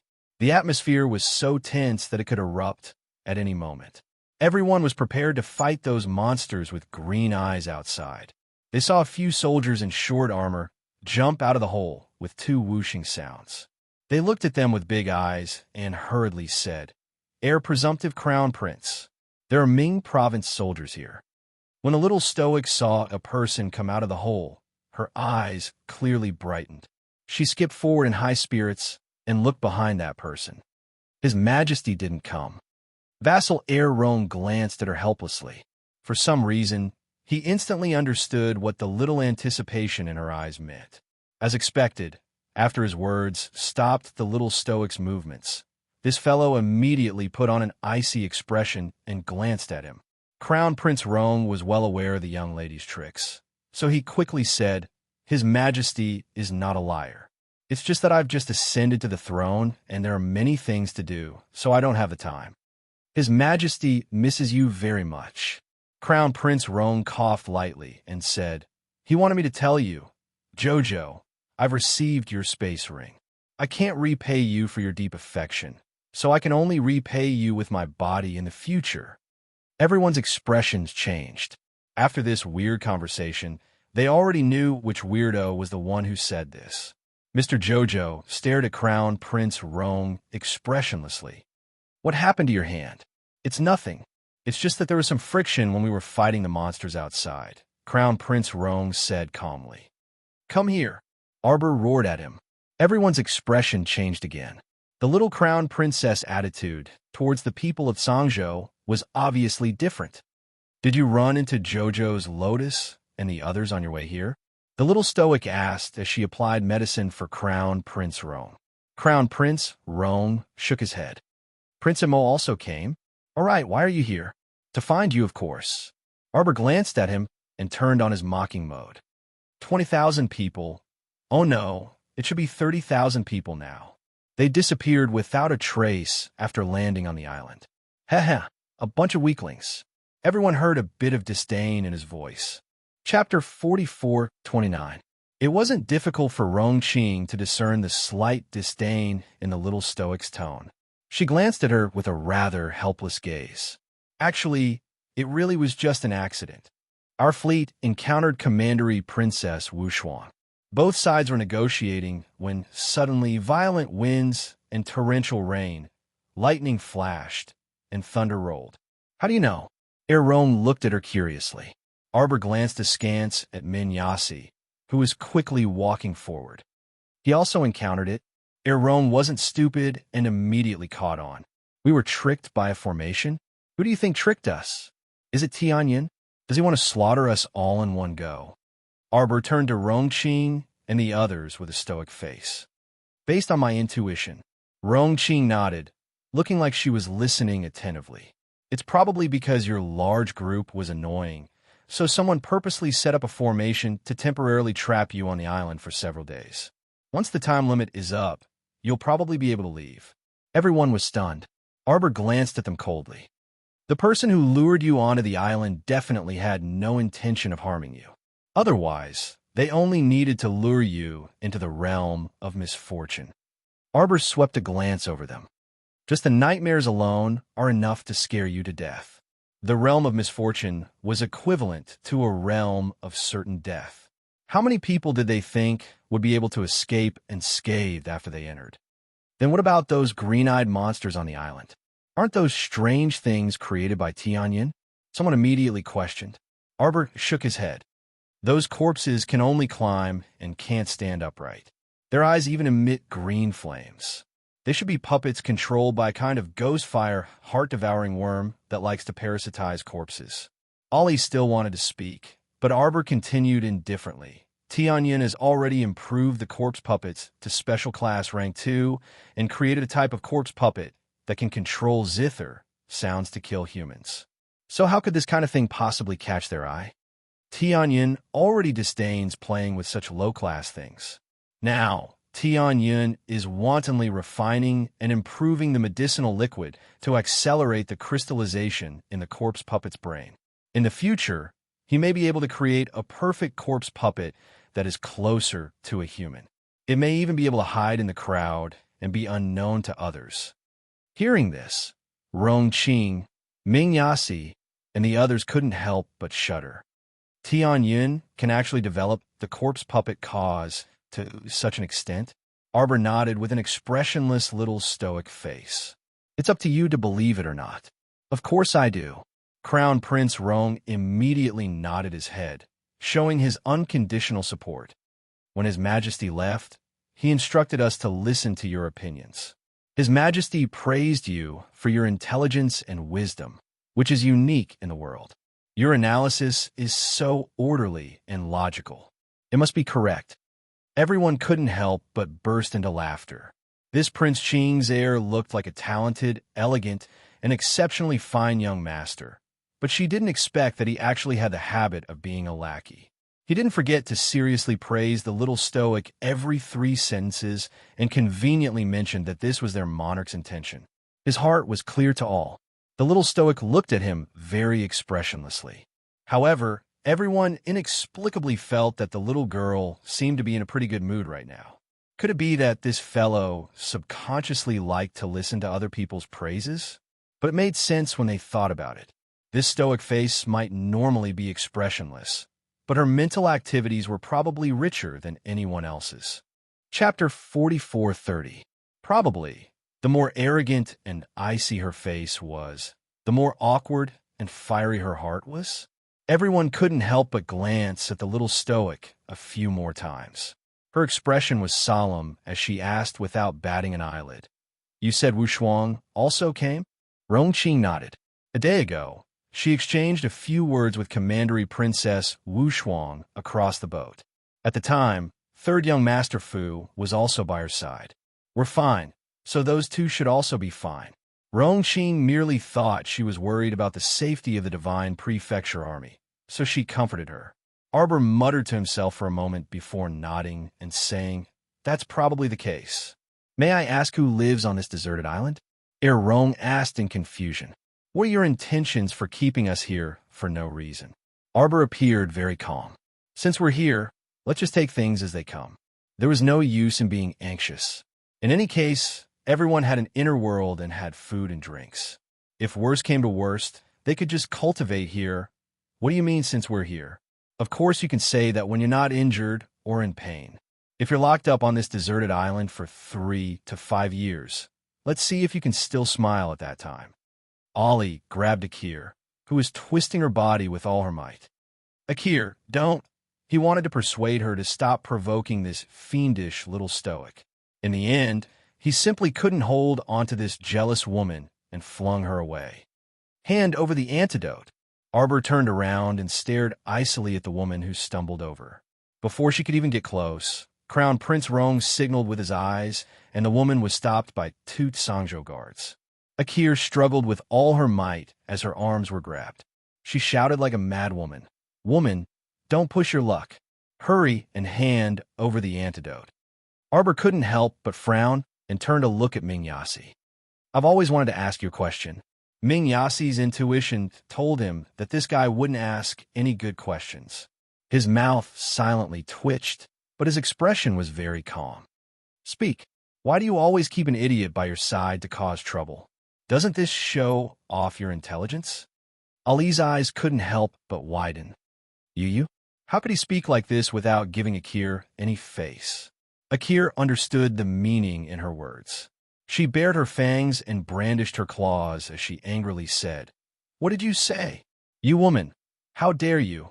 Minius turned a deaf ear to Akir's shouts. He glanced at Arbor and said seriously, Would you abandon your younger siblings if they were stupid? Arbor thought about it and shook his head. No, Ming Yasi shrugged helplessly, but I will beat them up and reform them. The little stoic answered very smoothly, and her expression was even deadpan. If there's no use beating them once, then beat them once every day. If that doesn't work, then I'll beat him up 3 times a day. Everyone was speechless. To be honest, being your sister-in-law might be quite tough. Ali's expression twitched slightly, and his entire face twisted strangely. Inexplicably, Ming Yas couldn't help but laugh. Suppressing the laughter that was about to slide down his lips, he nodded and said, What do you mean? You may begin. Everyone. Rongqing coughed lightly and led the group of Sangzhou guard to silently retreat a dozen or so steps, leaving an empty space for Ming Province's crown prince to do as he pleased. Ming Yasi helplessly glanced at Arbor before raising his hand slightly and saying, Guards. 2 Ming Province guards immediately arrived behind His Highness. Their expressions were very serious, but they also carried a faint trace of apprehension as they sneaked a glance at the little stoic. Chapter 44:31. Brother, what are you doing? Brother. Akir was terrified and uneasy. She vaguely sensed that something bad was about to happen. Sure enough, when the 2 Nether Province guards used rods to lift her up and pin her to the ground, Akir finally sensed that something was amiss, and her body started to tremble slightly. Her big brother Yasi actually ordered people to beat her with rods in public. It wasn't that she couldn't withstand those rods with her cultivation, but she truly couldn't bear it. Big brother. Ali also jumped in fright and hastily went up to plead for leniency. Big brother. Akir knows she was wrong. Can't you spare her this time? Yasi swept him a glance with an indifferent expression. Do you still want to save her? The little stoic had already spoken. How could she be satisfied if he didn't give her a good beating? Relent and save her? Ali glanced at Yasi oddly. His lips moved for a long time, but he couldn't spit out a single word. On the other side, Akir's mournful screams had already resounded loudly. Yassi glanced at his younger brother considerately. There's no harm in saying what you want to say. Big brother, you didn't really listen to the little stoic's slanderous words, right? What, 1 beating a day? If it didn't work, then 3 beatings a day? This couldn't be true, right? Yassi swept him a glance. Although the little stoic's attitude isn't good, she's right about one thing. You and Akir should indeed be taught a lesson. One had to know that there was always someone better than you. Of course, it wasn't good to keep stirring up trouble, but it was even worse to stir up trouble when you didn't have the strength. Ollie looked at his older brother in astonishment. If it was possible, tears might be streaming down his cheeks right now. Did Big Brother really get successfully brainwashed by the damn stoic? Ow. Akir gnashed her teeth and shouted angrily. Arbor, just you wait. I won't let you off MMPH. Before she could finish speaking, her mouth was stuffed with a dirty cloth strip. The Nether Province guard who stuffed her mouth noticed Akir's murderous gaze, and his hands started trembling. Unfortunately, there was nothing he could do. With just one look from the Crown Prince, a mere guard like him could only follow orders. On the other side, a trace of killing intent flashed past Arbor's eyes. Both Yas and Ollie, who were standing beside her, saw it clearly and were startled. Ollie didn't understand this girl, but Ming Yassi understood her too well. If it was too troublesome, she would personally solve the problem.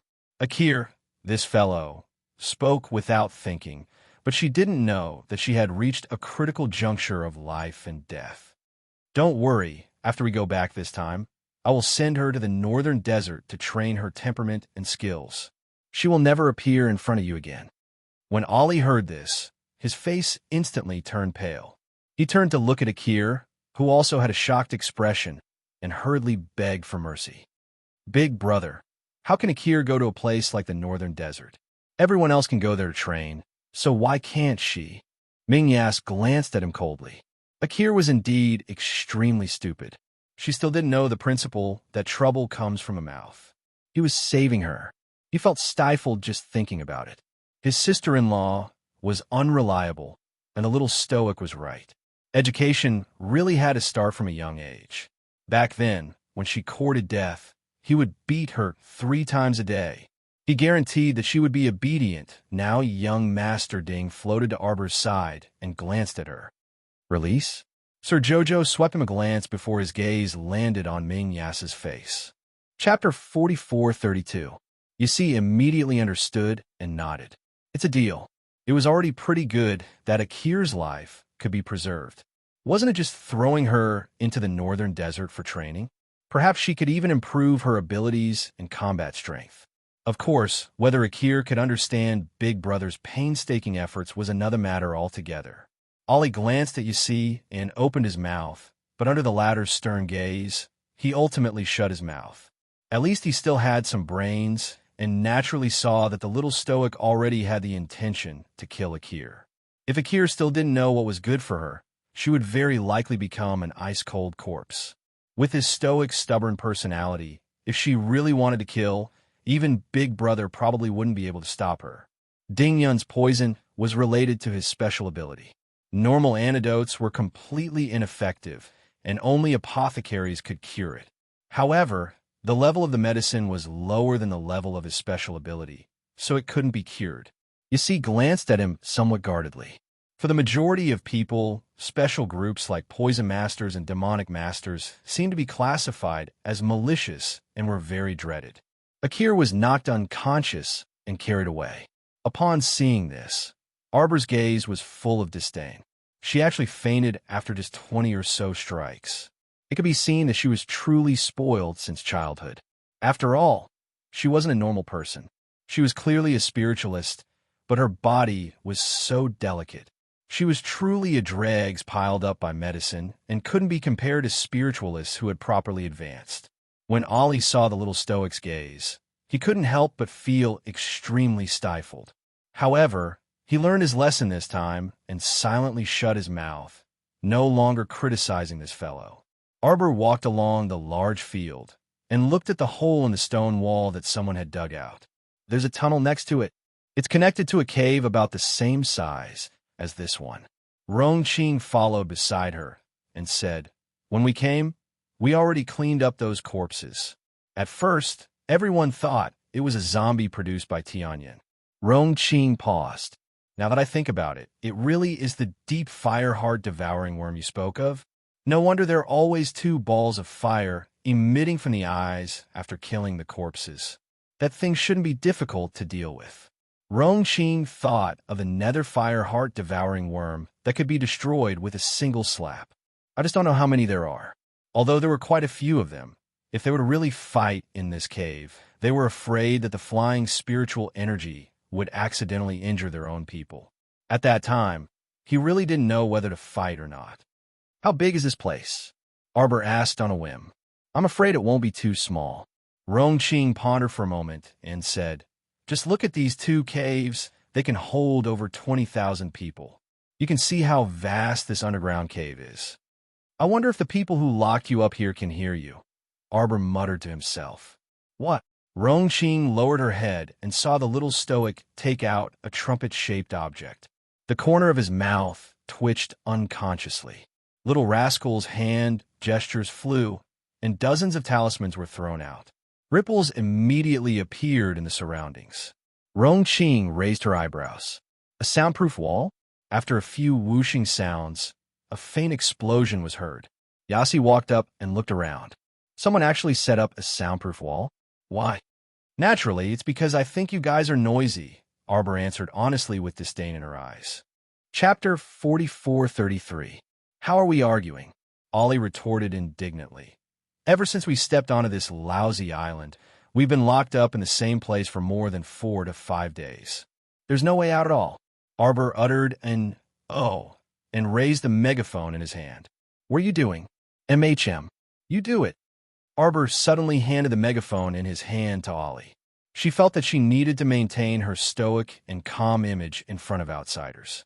Wouldn't it be better to find a random lackey to do this kind of shouting mission? Ollie was dumbfounded, but his hand still involuntarily took the megaphone. "You shout."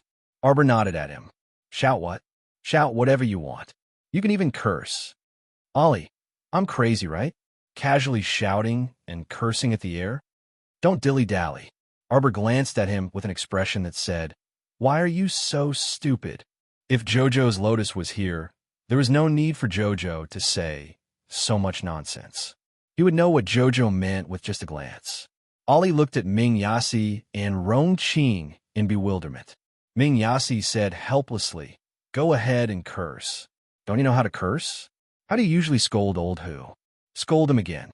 Strategist old who was sitting in the group and watching the show. Was he implicated even though he was sitting so far away? Ollie was a bit spirited now and cupped his hands at old who. "Big brother told me to curse. Please bear with it. Why didn't you go shit when your big brother told you to?" Ollie chuckled as he turned on the megaphone. He cleared his throat and let out a string of curses. Arbor stood next to Ollie calmly without even a crease in his brows. The other people in the cave couldn't take it anymore and covered their ears. This sound was too loud. It was as if thunder was raining down from the heavens, rumbling nonstop. "Don't you think it's noisy, Jojo?" Ming Yasi looked speechlessly at the little stoic who was as cold as snow. In the past, this little fellow would find the slightest bit of noise noisy and want to throw people out at any time. But now, this little stoic was as unmoving as a mountain, as if she hadn't heard him. Rongqing couldn't help but smirk. "Don't ask. She can't hear what you're saying right now." As soon as Ollie opened his mouth, the little bastard had already blocked his hearing. A pair of pitch-black eyes turned, and its gaze wandered along the cave walls. It wasn't long before Arbor swiftly turned around and swiftly flashed toward a certain direction, and his hand was like a bolt of lightning as he grabbed out of thin air. An angry roar immediately sounded in the air. "Stop cursing." Layers of ripples appeared on the cave wall in an instant. A shriveled and thin little old man suddenly appeared on the ceiling. His expression was somewhat flustered and exasperated as he angrily lowered his head and glared at them. Everyone around was shocked.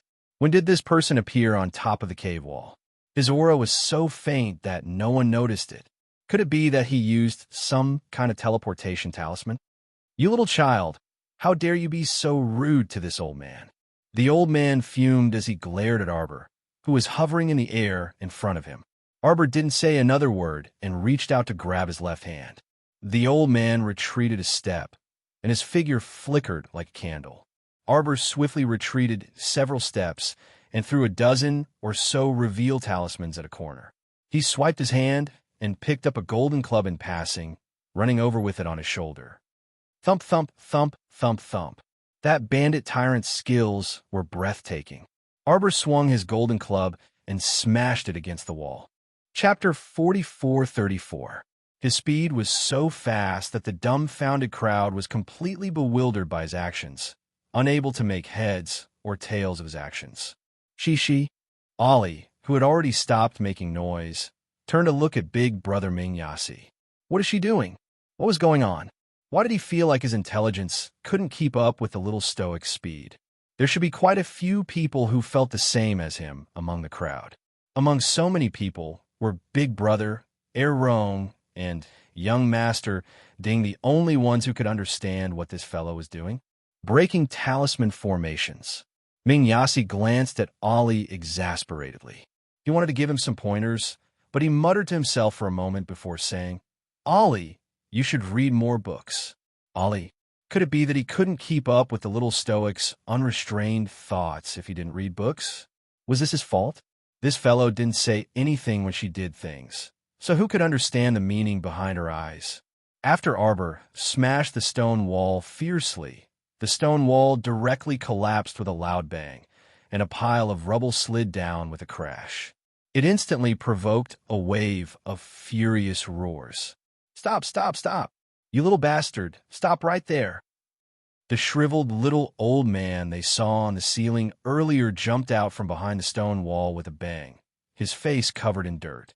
At this time, his wrinkled old face was completely scrunched up, and his pupils were turning upside down. His finger that was pointing at Xiao Mu was trembling, as if he had suddenly contracted epilepsy and could not stop at all.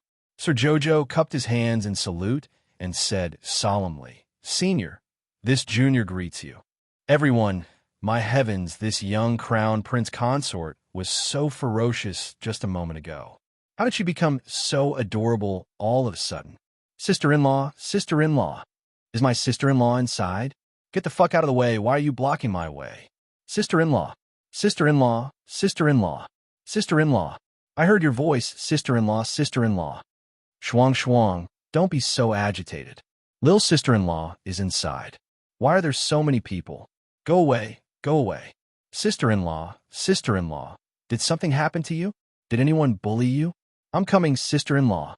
And Wu Shuang hopped all the way, trying to see the figure in the depths of the cave. However, the large group of tall and strong soldiers in front of her blocked her line of sight.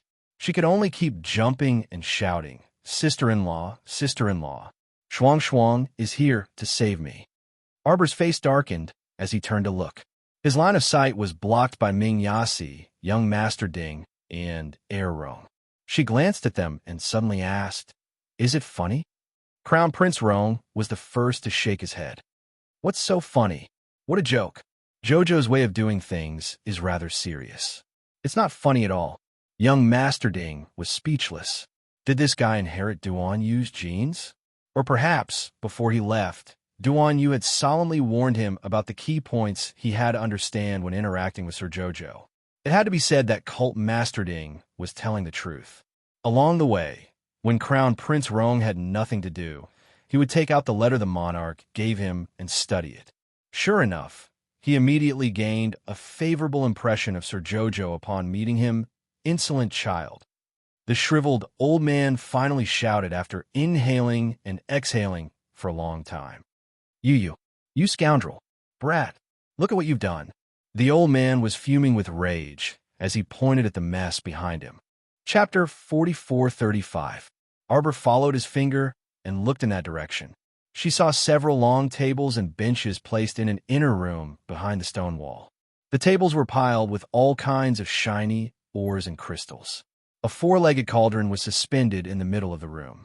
Faint green flames emerged from the bottom of the cauldron, and gusts of air hit the cauldron lid, making gurgling noises. The little stoic was curious and walked toward that cauldron. This is the legendary weapon refining cauldron ranked second, the Heavenly Forge Cauldron. When everyone heard the words Heavenly Forge Cauldron, their expressions immediately changed, and their gazes simultaneously looked toward that lean and skinny little old man. The old man was dressed in gray and coarse hemp clothing. His hair was disheveled, and his face was covered in dirt, and his body emitted a sour stench. From the looks of it, he had been standing in this inner room for who knew how long. He probably hadn't taken a bath. "Who are you, little doll?"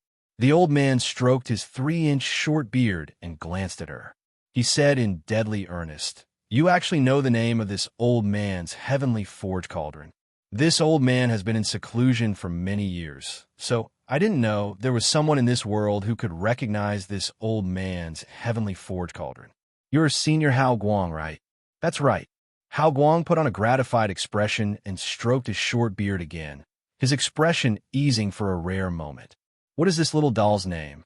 And who is your master? Do you recognize Ancestor Xuanji?" the little stoic asked indifferently. Her words were like a stone thrown into a lake, immediately causing people's moods to fluctuate wildly, creating layers of ripples. Hao Guang abruptly widened his eyes and looked at her cautiously. "Who are you?" "I am Ancestor Xuanji's personal disciple." Arbor stood with her hands behind her back and got straight to the point. Her expression was extremely solemn, cold, and unsmiling. But it was this serious little appearance that made Ming Yasi, Rong Qing, and Ding Yun's lips twitch uncontrollably. They kept feeling that this little stoic in front of them was a bit like a quack. "What?" "I'm a second-generation head of the Xuanji school." The little stoic's serious face was unperturbed as she straightened her back and stood in front of the light. "Arbor." Everyone suddenly realized that Senior Scattered Light's old face had changed a lot. His face was flashing with different colors, and it was very exciting. He was stunned for a few seconds before he snapped. "What did you say?" "I'm your second-generation sect master." Arbor continued expressionlessly. "Do you know Seniors Qin Shi and Lu Zheng?" Hao Guang's body trembled slightly. Suddenly, he opened his small eyes wide.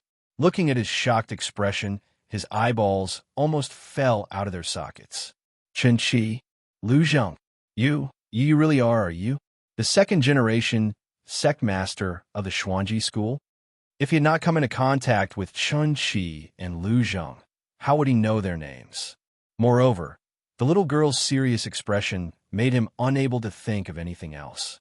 With this kind of stoic face, she probably disdained to lie to deceive people. Besides, this matter couldn't be concealed for too long to begin with. Whether she was the second-generation sect master or not, he would eventually encounter Qin Shi and Lu Zheng in the future, and he would know after asking. "Do you have any proof?" Arbor thought for a moment. "I gave the nameplates of your 103 first-generation disciples to Seniors Qin Shi and Lu Zheng. Your name should be on them." Hao Guang's eyes widened. "I've already assimilated the Xuanji pill that Ancestor Xuanji gave me," the little stoic continued to say in a shocking manner. She shook her head. "There's no other proof." Chapter 4436. But at this point, as long as Hao Guang wasn't an idiot, he should know that the stoic face didn't lie to him. This fellow quickly changed his indignant expression and stared at Arbor with bright eyes. He cupped his hands in greeting and said, "Greetings, Second Faction Master." The second-generation sect master, Lord Xiao, looked at him expressionlessly. "Tell me, why did you lock them up here?" Hao Guang hastily grumbled, his expression especially aggrieved and helpless. "Second Faction Master, this subordinate didn't want to do this, but a large group of them are making a racket. It's truly annoying." Ali's eyes immediately widened. "Senior Hao Guang, you really lured us ashore and imprisoned us because we were making a racket? But although we made a racket for a day or two, we will leave in the end. Wouldn't it be even more noisy if you imprison us on the island like this?" They weren't a bunch of dead people, so they naturally would do their best to find a way out. How could they not make a ruckus after going back and forth? Of course it can't be because of that senseless reason.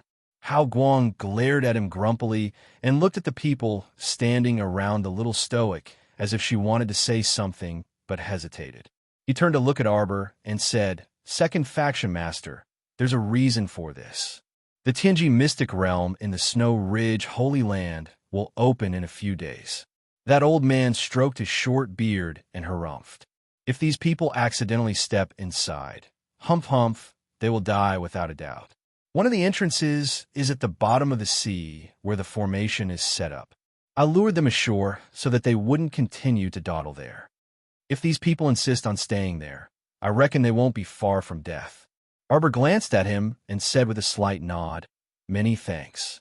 If these bumpkins really entered that mystic realm, they wouldn't be able to get help even if they cried for help.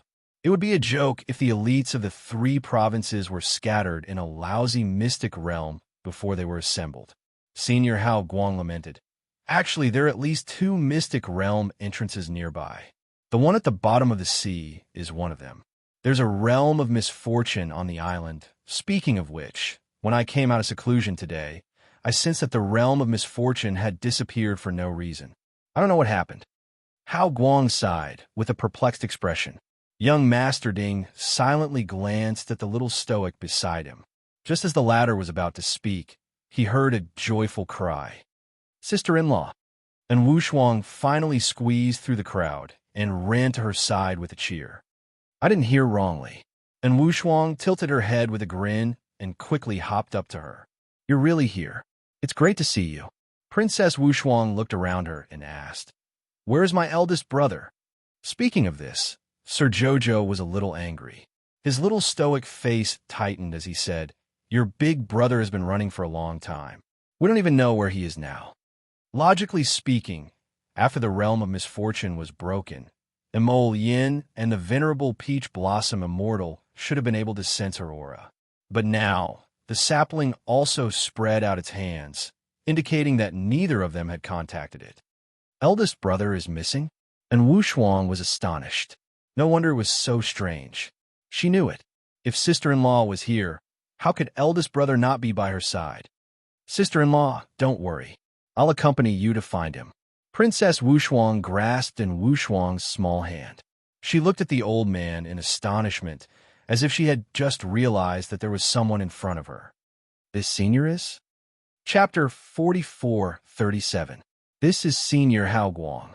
As soon as Arbor finished speaking, and Wu Shuang opened her mouth wide, Third Young Master Fu also looked at the old man in surprise. This ordinary-looking old man, standing with his head held high, turned out to be the legendary divine weapon master, Senior Hao Guang. The old man, who owned the heavenly forging furnace? Third Young Master Fu and Princess Wu Shuang cupped their hands and greeted him. "Greetings, Senior Hao Guang. It's rumored that Senior Hao Guang lives near the Snow Ridge Holy Ground. I didn't expect to see him today." Princess Wu Shuang was very excited. "I heard that Senior's heavenly forging furnace is known as the strongest furnace in the world. Can I have a look at it?" The old man said proudly, "You have good taste." He stepped aside and waved his hand. The furnace hanging in the middle of the room fell into his palm with a whoosh. It shrunk to 2 feet in size and started to burn. And Wu Shuang's little face was full of curiosity. She was about to touch the furnace when Arbor grabbed her. Arbor shook his head at her. "The furnace fire is full of yang energy. I'm afraid your touch will be hurt." The old man was the owner of the heavenly forging furnace, so he would not be hurt by it. As for other people, if they touched it casually, the consequences could be foreseen. Oh, and Wu Shuang immediately understood. She nodded her head repeatedly. Then, she rolled her big eyes in a circle. Seeing her expression, Arbor could not help but laugh secretly. This guy was blatantly coveting the old man's heavenly forging furnace. Thinking that he had also planned to rob the old man's heavenly forging furnace, Arbor could not help but raise his hand to scratch his chin and pull on Wu Shuang again. And Wu Shuang was staring at the heavenly forging furnace with all her attention. At this moment, she was pulled back by Arbor and slightly came back to her senses. She smiled at the old man awkwardly. "Senior Hao Guang, by the way, have you lived here for a long time to forge weapons?" Hao Guang nodded. "Of course." The old man looked at Wu Shuang suspiciously. Maybe the princess's eyes were too obvious. You're also interested in refining? Princess Wushuang nodded without hesitation and took out something from her pocket. Senior, please take a look. Arbor and third young master Fu's eyelids twitched slightly. They saw the old man take the ring from Wushuang's hand and touch it in surprise. With a flick of his hand, a stream of light slid across the ring. It instantly turned into a long sword and fell into the old man's palm. The 3-foot-long green peak shone with a cold sword light. This sword was the frost sword that the crown prince had given to the princess. The blade itself was covered with a layer of frost power. When the sword was swung, frost energy would constantly emit. Even spirit realm cultivators would find it difficult to get close to him, let alone ordinary people. Some of the spirit realm soldiers sitting nearby felt a layer of coldness pass through their clothes. They couldn't help but shiver as faint sparks appeared in their eyes. What a peerless sword. Good, it's really a peerless sword. The old man's eyes shone with a strange light. It's a perfect form, close to a sacred weapon. TSK. I've been in seclusion for many years. I didn't know that there was another divine weapon master in this world. And Wushuang pouted and tilted her head. Senior Hao Guang, how do you know that this sword wasn't made for me? Hao Guang immediately glared at her and rolled his eyes. Do you think I'm a fool? This old man has observed your hands, and I can tell that they are not used for refining tools. And Wushuang snorted. Chapter 44:38. Rolling her eyes, she raised her small white hand and reached out to Hao Guang. Give it back. Hao Guang was holding the sword and admiring it carefully. Hearing in Wushuang's words, he said impatiently, Wait. What are you waiting for?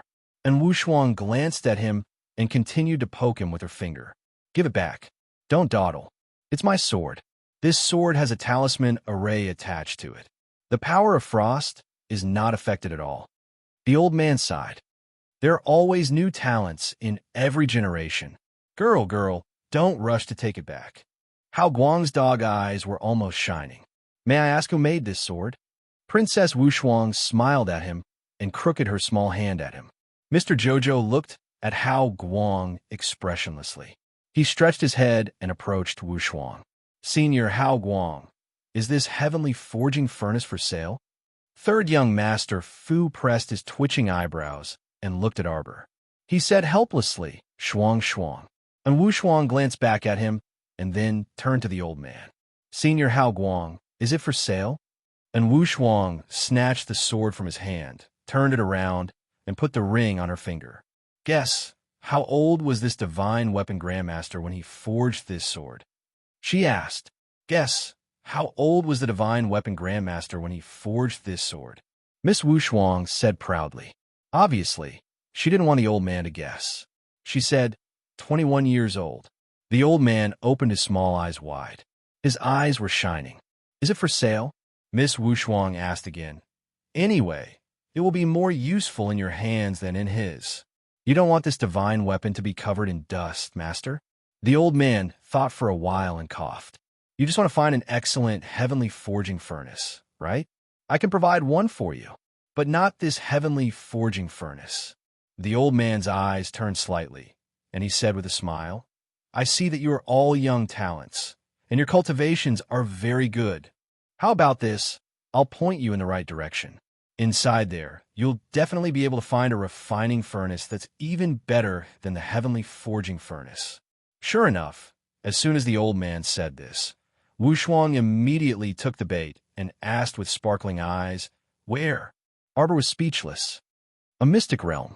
Fecta's secret realm. The old man stroked his beard and smiled. Then, he glanced at the young lady and said, Second headmaster, you don't have to go. Let the young people take risks and gain experience. It will be good for their cultivation in the future. And Wushuang was expressionless. My sister-in-law is a few years younger than me. Third young master Fu couldn't help but laugh. He turned to Hao Guang and said, Senior, may I know which expert created this Tianji secret realm? You don't need to know. You just need to know that this is a mystic realm set up by a shameless old bastard. Senior Scattered Light said disdainfully, as if someone had stepped on a sore spot. Arbor blinked his eyes and felt that the old bastard's name sounded familiar. He carefully pondered over the Fecta secret realm several times and couldn't help but frown. Fecta Z, Great Master of Mechanisms and Concealed Weapons, Senior Tion Jeezy? Third young Master Fu was shocked. Heavens, how many legendary old seniors were hidden in the snow ridge holy land of the Forgotten River realm? The old man snorted and glared at third young Master Fu. What's there to be surprised about? That old bastard is the one who activated it. On the other hand, Xiaomu was also a bit taken aback. She really hadn't thought about it this way before. Chapter 4439. She really didn't expect that the old scoundrel whom seniors Lu Zheng and Qin Qi scolded countless times was actually that trap and concealed weapons master. Fate had to start from the Holy Water Sect's Maple Pavilion, right? At that time, the Tianji treasure blueprint created by Senior Tianji Z chased after her with all its might. Duan Yu and Mo Lien even smugly thought that it was because of her outstanding aptitude. Now, it seemed that it was most likely due to her bloodline. What kind of ill-fated fate was this? Her encounter with the two ancestors was actually so bizarre. That's right. According to Qin Shi, Lu Zheng, and Ming Guang, Arbor had reason to believe that this Senior Tianji Z was that heartless and unfaithful heartless man who betrayed Senior Xuanji. In addition, Senior Xuanji's bizarre third condition was that if she met Tianji Z's disciple in the future, she had to use her strength to crush him and slap his face from this. It could be seen that this was indeed a bizarre, ill-fated fate. Not two. She didn't expect to meet the two ancestors like this.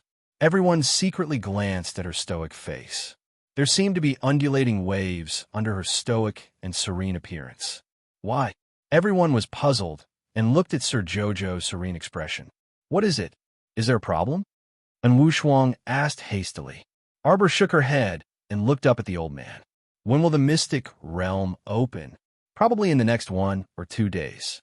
The old man's expression suddenly paused, and he hastily shouted, Second sect master, you can't go in.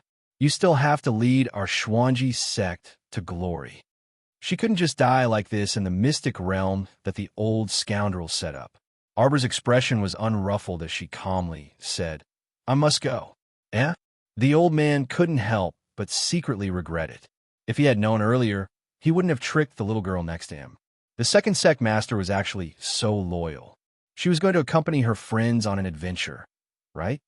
Second sect master, please reconsider. Why must you go to a dangerous place? How can young people like them go to such a dangerous place? You shouldn't set foot in it. I'm going to slap their faces. Everyone looked at her in bewilderment, thinking that they had misheard. Shouldn't Jojo, Samas say, wherever my friends are, I'll be there? Your sect leader Xuanji has given me a strange mission. It's time to complete it. The corner of the old man's mouth twitched. Looking at the expressions of the young masters around the young lady, they were all trying their best to endure something. The old man suddenly burst into laughter. As he laughed, he looked at Crown Prince Rong and the others suspiciously. These people also looked like they wanted to laugh, but why were they holding it in? Don't you feel suffocated? Second sect leader, what do you mean? Arbor glanced at him coldly. Your sect master Xuanji asked me to find the descendant of Tianjizi's ancestor and slap his face. I thought about it. What's the point of slapping my disciple's face? Why don't I just enter his secret realm and crack all his traps and get him a slap in the face? What do you think? Isn't it precisely because you can't break his mechanism that you're wasting your time here for so long? Hao Guang was stunned, then burst into laughter. He laughed so hard that he kept slapping his thighs. Good. This is how the second sect master of Xuanji School should be. Arbor glanced at him. Rong Qing and the others couldn't help but twitch their mouths. How did the Xuanji School disciples come up with the title of Second Sect Master? Second Sect Master, I'll prepare some defensive equipment for you. You must accept it. Don't worry, I've never thought of rejecting. Chapter 4440. And Wu Shuang looked at the old man's back view strangely. What's going on? Was I hallucinating? Why do I feel that this weird old man keeps calling you old? Does he think that you are very old? Yes. And Wu Shuang, third young master Fu said with a smile. The crown princess has inherited the position of the second-generation sect master of the Xuanji sect. I'm afraid that Senior Hao Guang thinks that the crown princess just looks young. Everyone, they really did not know what to say. However, according to common sense, this was indeed the case. In the Divine Lands, very few female cultivators of the young crown princess age could reach the immortal state. Not to mention the biased heavenly Tao. Even among the talented juniors in the family, there were very few who could reach the immortal state at this age. It was no wonder that Senior Hao Guang would think this way. No one thought of correcting Hao Guang's mistake. They just watched in silence and watched. Swoosh! The venerable peach blossom immortal pulled at one end of a wooden vine on the wall of the cave. "I'll go up first. If there's no problem, you can come up," he said and looked back at Emolien, who was frowning silently. "All right, don't think about it." Seeing him like this, the venerable peach blossom immortal could not help but roll his eyes. "Who asked us to be so unlucky? We just got out of the realm of misfortune and accidentally fell into a pit. When the realm of misfortune broke and they both fell out, they should have been out of danger. Unfortunately, the place where they fell was a huge sinkhole. It was a man-eating sinkhole. A terrifying whirlpool pulled them down and dragged them into the depths of the cave in the blink of an eye. There were countless small caves of various sizes. The two wandered around for a long time and found that it was like a maze. If they could look down from above, they would definitely find this interesting place. There were tens of thousands of small caves connected to small caves. At first glance, they were densely packed like a beehive. However, the most interesting thing was that their divine senses were blocked. Oh, they could not fly. Ha! Therefore, they could not fly up and see the general situation of this place clearly. Therefore, a certain peach blossom suggested that he should climb up first to see what was going on. The two of them did not know what kind of damn place this was. Since it was such a trap, they naturally carried a trace of vigilance as they moved. Both of them had been fooled for no reason, so their moods were naturally not good. "Will Jojo be anxious?" Emolien asked in a low voice. "Yes, it's definitely urgent. Aren't we anxious too?" The venerable peach blossom immortal tapped his foot lightly and pulled on the winding vines, climbing all the way up. He stretched out a hand and waved at him. "Wait for me." Emolien raised her head to look at him. This fellow's speed was very fast. In just a short while, he had already crawled until he was only a black dot. Prince Emo tried to contact Little Tree, but to no avail.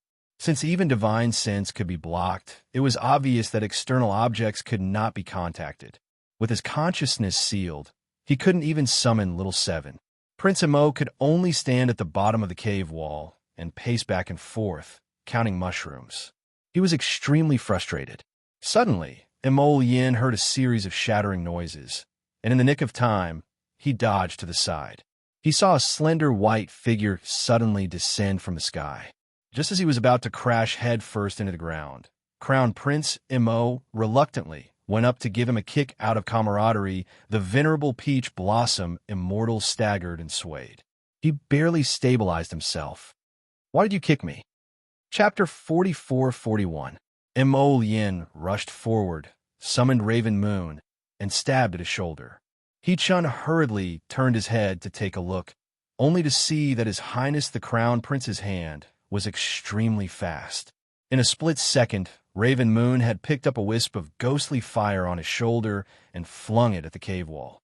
A sharp sound came from the green fire, as if something was about to fly out of the fire. Ma Shi-Chun suddenly threw a seed over. Under the rapid growth of the wood spirit, the seed sprouted roots, branches, and leaves, growing into a man-eating flower with a mouth full of saw teeth. It swallowed the green fire into its stomach. It chewed everything clean, along with the thing in the fire. Then, the man-eating flower drooped its head, and the entire flower disintegrated along with the wood spirit. Only a small puddle of green juice was left on the ground. Prince Emo withdrew his Raven Moon and silently took a few steps back. The heart-devouring worm of nether fire. He-Chun was a little stunned and turned to look at Emolien. The latter nodded slightly and muttered to herself for a moment. "It should be. Don't these things live on the bodies of dead people? The venerable peach blossom immortal hurriedly took off his outerwear and threw it far away, a trace of disgust appearing on his face. It was so disgusting. He had wanted to take an outerwear from his inner world to change into. But the moment he moved, he realized he was done for. He couldn't open his inner world. Without divine sense, he naturally couldn't open his inner world. He had long forgotten about this. Looking at the outerwear he had thrown to a corner of the cave wall and landed on the damp ground, the venerable peach blossom immortal looked as if the sky was about to collapse. He wore a plain white inner garment and looked back at Mo Yin with a blank expression. That sad little expression was simply so unbearable. He finally understood why Sir Jojo liked to carry a small floral bag every time he went out for training. That was because the inner world wasn't omnipotent and could be sealed and blocked from time to time. Mo Yin was speechless. After thinking for a while, she reached into her clothes and took out a storage talisman and threw it into the air. After rummaging through the storage talisman, he took out a black robe and threw it to the senior immortal. Only then did he put away his resentful expression and put on his outer robe, muttering, "Jojo is biased. Why do you have a storage talisman and I don't?" Mo Yin said expressionlessly, "You have at least 20 or 30 storage talismans of this size with you. You took them all into your inner world. Who are you blaming?" The venerable peach blossom immortal was speechless. This fellow's figure was similar to Mo Yin's. Naturally, he could wear the crown prince's outer robe. After changing into a clean and fresh set of ink-colored clothes, a certain someone said gloomily, if only Jojo was here. Then he could enter the star domain to wash up and change into clean clothes. No, Jojo would probably be in trouble here too. After all, this strange place blocked the consciousness. Whoever came here would be in trouble. Thinking of this, he couldn't be bothered to dwell on it. He turned to look at Mo Yin and said with a serious expression, "When I climbed up just now, I felt an irresistible force." Mo Yin raised her eyebrows. "An irresistible suction force pulled me down. It felt like after we fell out of the realm of misfortune, we were pulled into the sinkhole by an irresistible force." It was exactly the same. Prince Mo frowned slightly. What should we do? This was hilarious. Even Hu Shichen didn't know what to do. Now, Prince Mo was asking him he could only use a relaxed tone to comfort him without much sincerity. Don't panic. There will be a way to solve it. At least the situation wasn't the worst yet. Chapter 44-42. The venerable immortal was unreliable, but Mo Yin was still reliable. At least, Prince Mo's storage talismans, food, drinking water, and all sorts of resources were all available. Also, who knew if it was because he had been assimilated by his wifey? Prince Mo had always liked to stuff talismans in his arms, waist, and sleeves, so he wasn't so poor that it made one's hair stand on end. They still had hope. The venerable immortal looked at him enviously and swore, "Next time, I'll stuff more things on me too. I definitely won't collect them all into my inner world." Actually, this was his Qiao's fault. This fellow had always lived in Qiao's star domain and had everything ready for him. He didn't need the venerable immortal to prepare anything. He only needed to call Qiao for whatever he wanted if Mo Yin didn't come down with him this time. And he was the only one left in this ghastly place. The venerable immortal couldn't help shuddering. Who knew when he would recover his divine sense? Although with his cultivation, he wouldn't starve to death or thirst, even if he didn't eat or drink for a year, but he didn't want to become an unkempt old scavenger covered in filth. At this thought, the venerable immortal couldn't help shuddering again. All the hair on his body stood on end. "Since going up doesn't work, then we'll go down," Mo Yin said after a moment of contemplation. She took out several black beads from her storage talisman. "What are these?" "Earth fire grenades, a type of concealed weapon." Prince Mo didn't have the mood to continue talking nonsense with Hu Shichen and threw out 2 earth fire grenades. Once the objects landed in the corner of the cave wall, they immediately exploded with a huge rumble. The venerable peach blossom immortal blinked. Huh, what a powerful firearm. It's not affected in the slightest after landing in the water. It must be that brat Duan Yu who did it. Mo Yin chuckled in response to the venerable Peach Blossom Immortal's question. A small hole was blasted out of the cave wall, and the area they were in collapsed several feet. If one looked down from the sky, they would see that the earth-fire grenades had blasted out a small hole in one of the tens of thousands of beehives. What's the point of blowing it up here? Wouldn't it still explode into another cave? They had been walking in this place for at least 2 hours. They had been going around and around all kinds of caves of various sizes. Are you stupid? Mo Yin said coldly. We're going around in circles in the cave. There's no need to blast it open. The venerable Peach Blossom Immortal immediately understood. He widened his eyes slightly and asked, You want to blast open a passageway? Damn, you're really fierce. Looking at his refined and elegant appearance, as well as his elegant and handsome appearance, he was like an orchid tree in the wind. Sir Venerable Immortal tried his best to pin those gentle and refined words on Mo Yin, and he finally concluded with one word, savage. But this guy was actually so ferocious, which was completely inconsistent with his appearance. Although this earthly fire lightning is useful, do we have that many earthly fire lightnings? Reverend Immortal lowered his voice slightly. He silently glanced at the black box the Crown Prince took out from his storage talisman. When he opened the box, he saw several dozen rows of earthly fire lightning neatly arranged inside. Duan Yu can actually give you so many? The venerable Peach Blossom Immortal looked at him in astonishment. Since when did the relationship between the two of them become so good? Weren't they love rivals? Weren't they political enemies? Didn't they dislike each other and feel uncomfortable if they didn't exchange a few words when they met? Chapter 44-43. I did, Mo Yin said calmly. The venerable Peach Blossom Immortal's eyes widened. You used Jojo to exchange? I'm going to tell Jojo. You used her to exchange for earth-fire grenades. You bastard, you're not a good person. Scram. Mo Yin glanced at him, then threw out 2 more earth-fire grenades. She said nonchalantly, I used my space to refine weapons in exchange. Oh, boom. The cave continued to collapse. The ground in front of them opened up, and another cave appeared. Stay behind and keep your distance. Let me know if I stray off course. The venerable Peach Blossom Immortal nodded. All right. The two of them walked in a straight line, using earth-fire grenades to blast open a tunnel. If there were outsiders present, they would definitely be amazed, right? They couldn't get out even after going around in circles, right?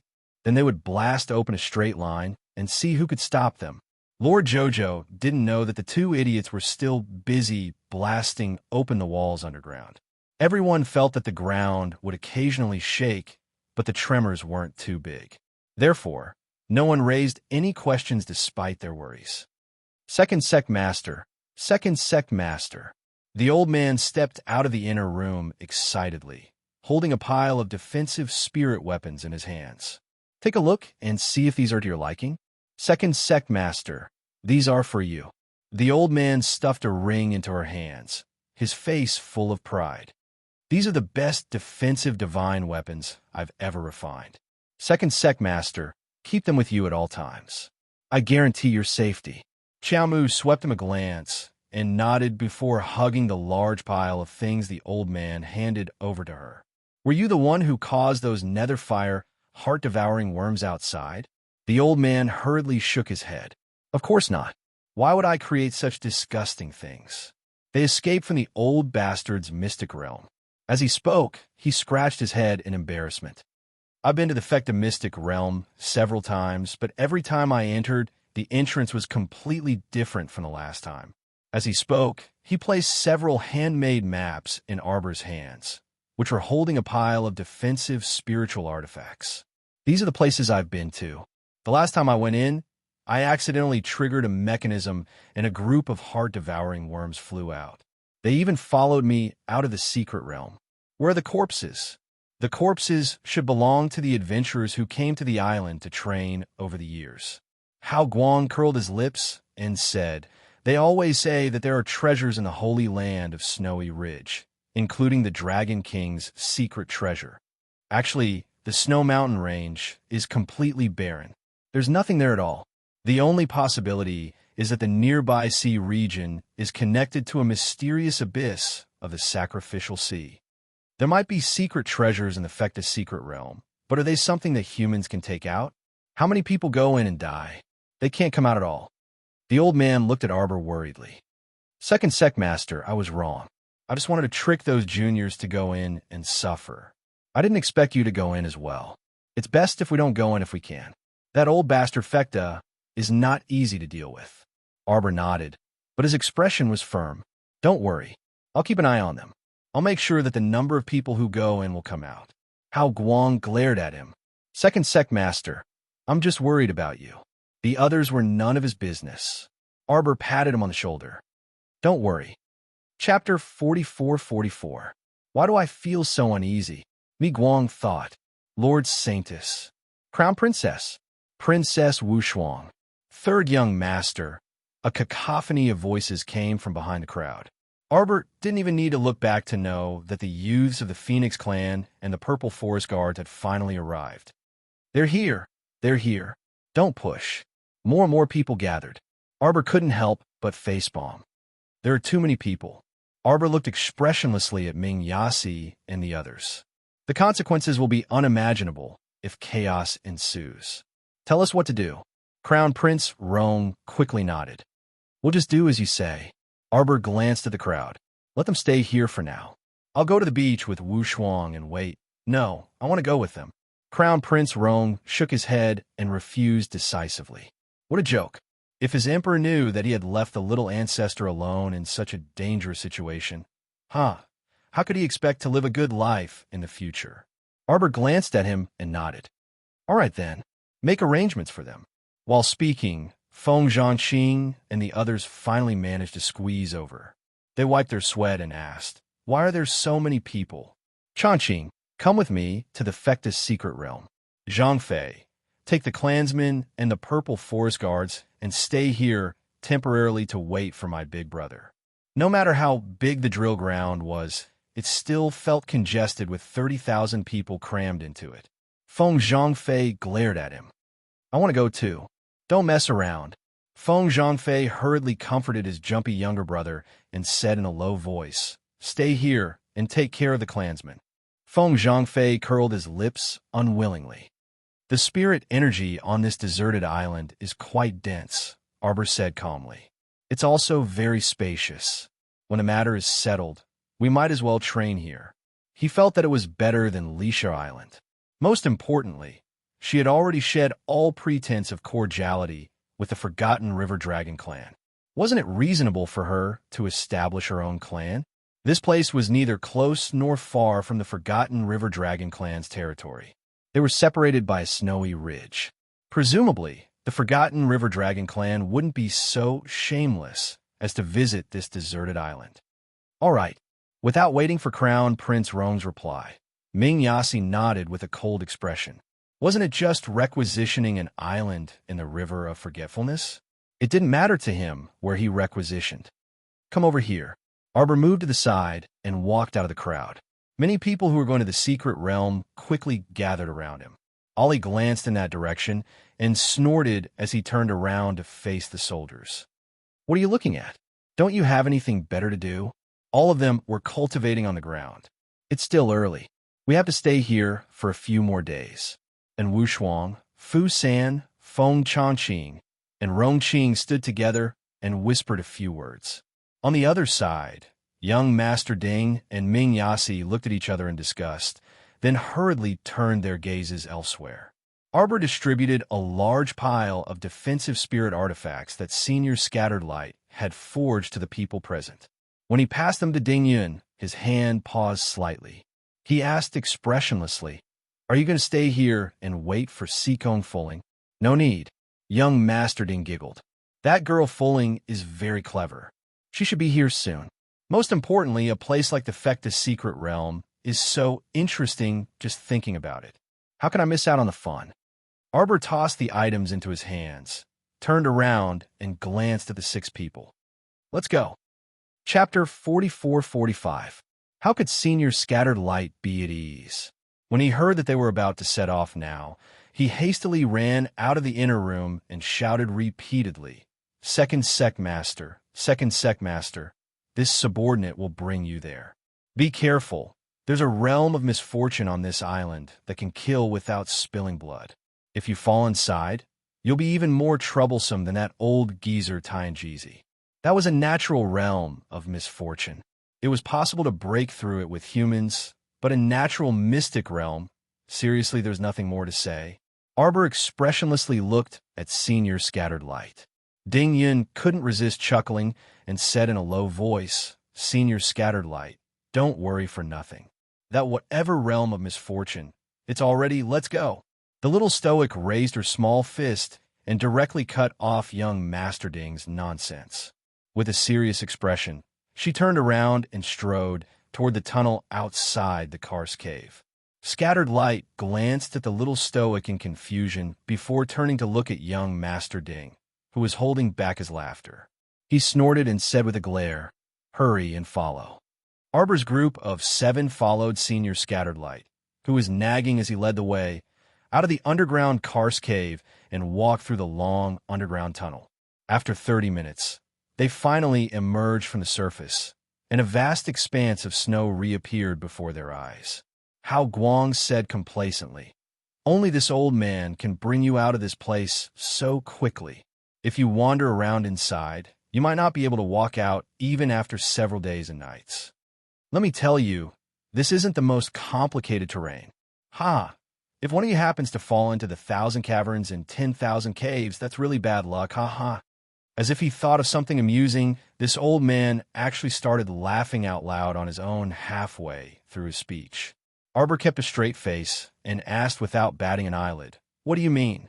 After laughing heartily for a while, the old man couldn't resist patting his head and saying, "I forgot that you guys are very lucky and didn't fall into the 1,000 caverns and 10,000 caves. That place is truly troublesome. Caves are connected to caves, and there are tens of thousands of caves of various sizes. The main thing is that divine senses are blocked, ha ha ha ha, and you can't even use your inner world. If you go to that ghastly place, there's no escape from bad luck. If you're lucky, you might be able to escape from there after 3 to 5 months. Then what about bad luck, Senior?" Princess Wu Shuang asked curiously. "Bad luck? Hee, you can stay here for a long time." The old man stroked his beard and said proudly, "Maybe after 30 years, his wife will have run away with someone else, and he will still be counting mushrooms in that hole. Ha ha ha ha ha. Oh, that's not right.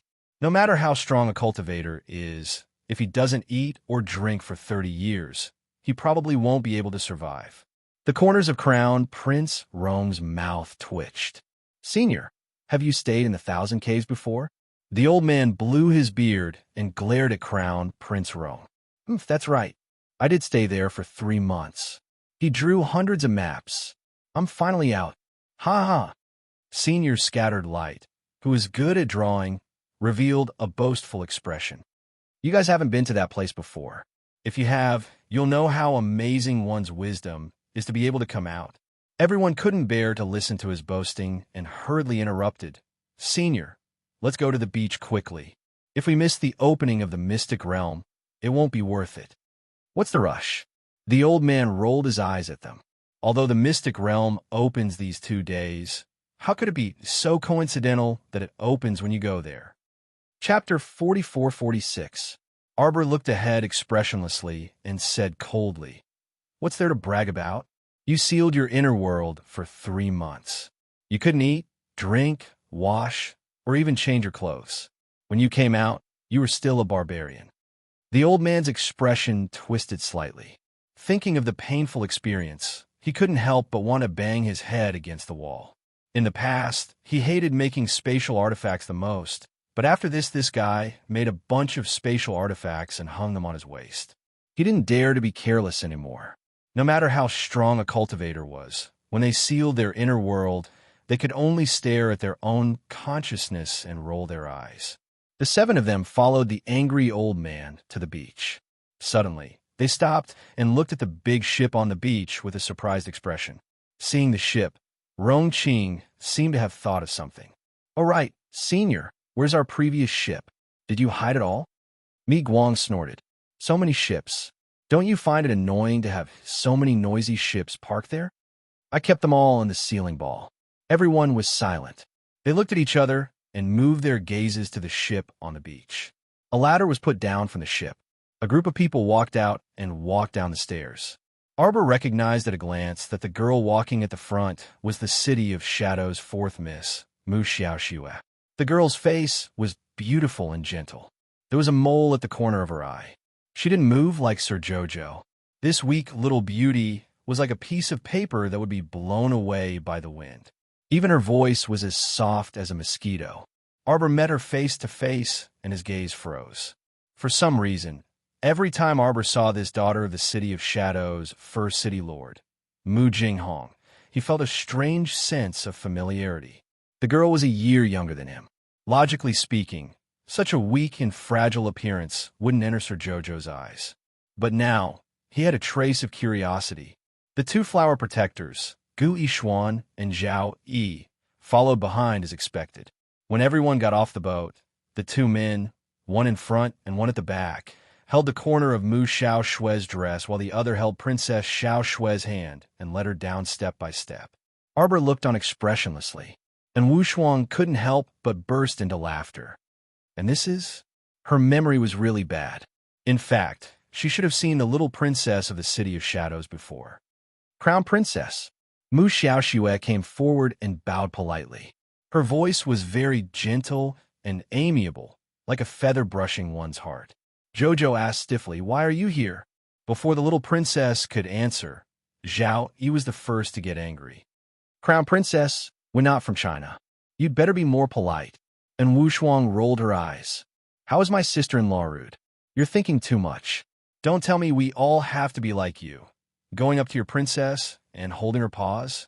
Mu Xiaoxue patted the back of Zhao Yi's hand and said softly, "Senior brother Zhao, don't be angry. The crown princess didn't mean to target me. She's used to being so direct. It was fine when she didn't speak. Once she spoke, Rong Qing, Ding Yun, and Wu Shuang and the others all showed an indescribable expression. Her voice was too soft and coquettish, as if her bones had been extracted. Everyone couldn't help but tremble. The crown princess doesn't know. In the morning, a trace of the divine domain flowed on the surface of the sea, and the aura of divine power spread. We followed it and came here. Chapter 44-47. Arbor was a little surprised and glanced at Mu Xiaoxue. "You?" Gu Yishuan frowned. "That's us. Why? There are more than 100 people in the City of Shadows. What can I do for you, Crown Princess?" Arbor glanced at him and didn't say anything else. In fact, it didn't matter to her whether these people came or not. In any case, everyone would have to rely on their own abilities to enter the mystic realm. She really couldn't be bothered with the affairs of other people. Some people are always high and mighty, but don't forget that this isn't the territory of the divine land. You can do whatever you want. A cold-faced young woman followed Mu Xiaoxue and the others down the stairs and shot a cold glance in Xiao Mu's direction. "This is the Forgetting River. To the master of the Forgetting River, we and you are all outsiders. There's no difference." The woman stood beside Mu Xiaoxue and the others, her eyes full of provocation. She glanced at Arbor and then at Princess Wu Shuang, and Wu Shuang was dumbfounded. She looked the woman up and down. "Who are you? Why are you staring at us like that?" "You." Lin Miao was fuming with anger. She hadn't expected Princess Wu Shuang to not remember who she was. She had always remembered the evil that Princess Wu Shuang had done to her. She didn't expect that she didn't take her seriously at all. On the other side, Arbor thought to himself, Princess Wu Shuang's memory is so bad. This little girl was so pitiful. She was so young, yet she was suffering from teenage girl dementia. When she was free, Jojo should treat her properly. Fortunately, the awkward atmosphere didn't last long. Princess Wu Shuang's personal guard, and Yang, couldn't help but step forward and whisper, "Princess, you've seen this ant on the street.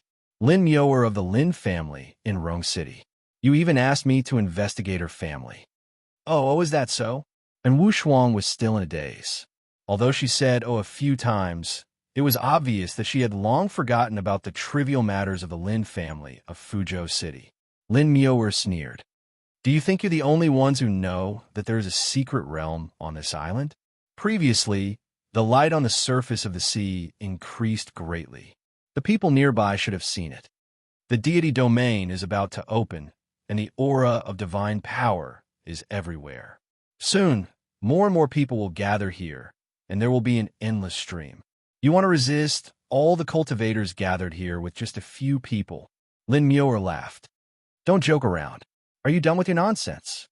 And Wu Shuang retorted. Do you think it's just a few of us? Let me tell you, we have 30,000 men. Lin Miao rolled her eyes. Just because she was stupid didn't mean that Mu Xiaoxue was the same. Hearing this, Mu Xiaoxue's soft and fair face suddenly flashed with a trace of surprise. She hurriedly asked, I heard not long ago that the elites of the 3 prefectures will gather at the River of Forgetfulness.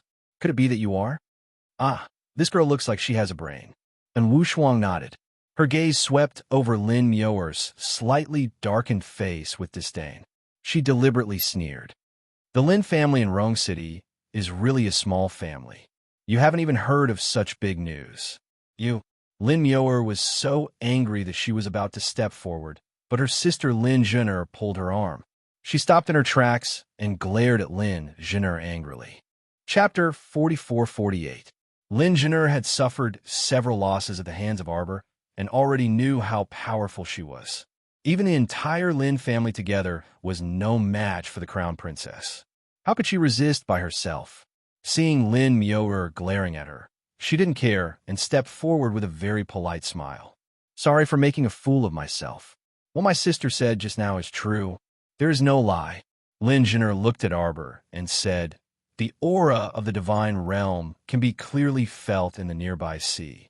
I believe that in a moment, the cultivators who are training nearby will all rush over.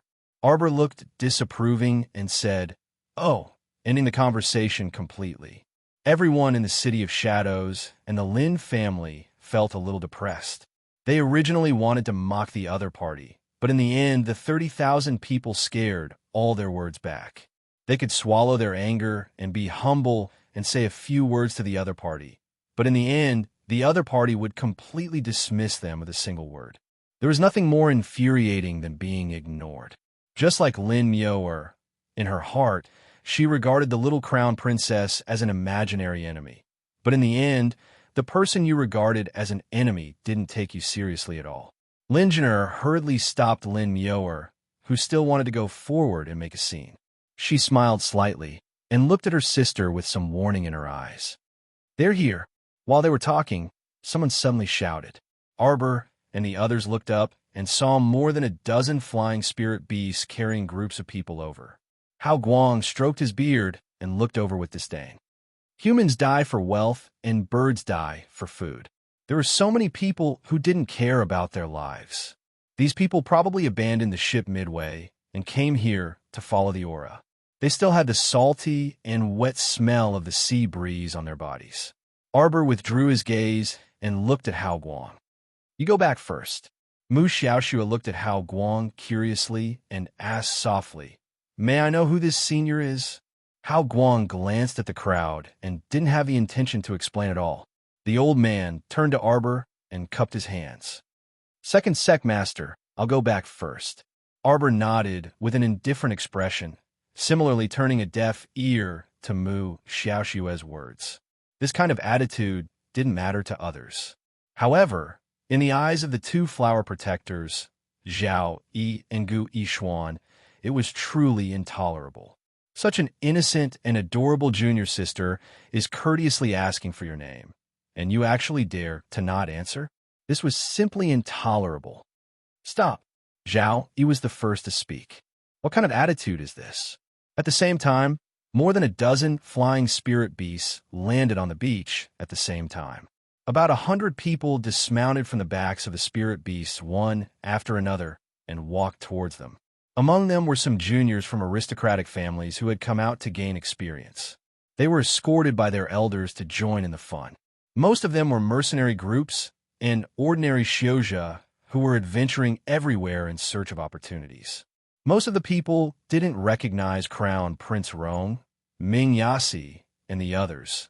nor were they familiar with the people of the City of Shadows.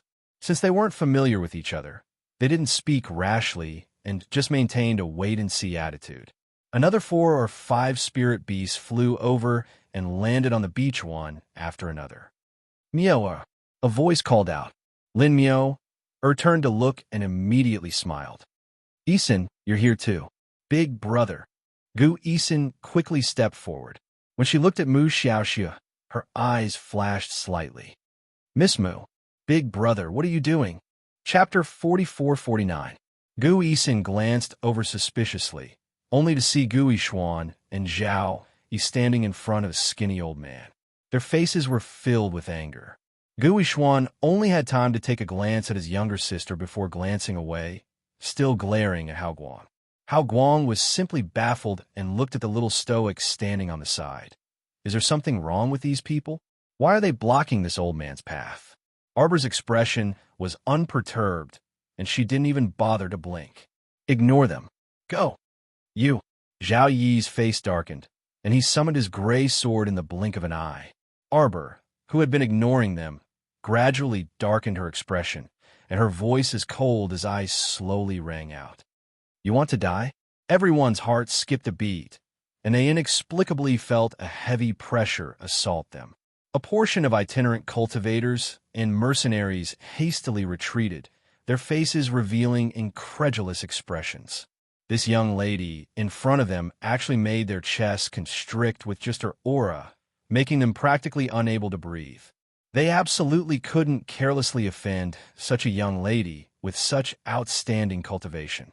At least, those with discerning eyes immediately thought that the little stoic must be on good terms with this person. Just say it if you want to die. Arbor beckoned, and the thunderclap sword abruptly landed in her hand. The sword suddenly lit up, and a trace of lightning slowly circulated on it.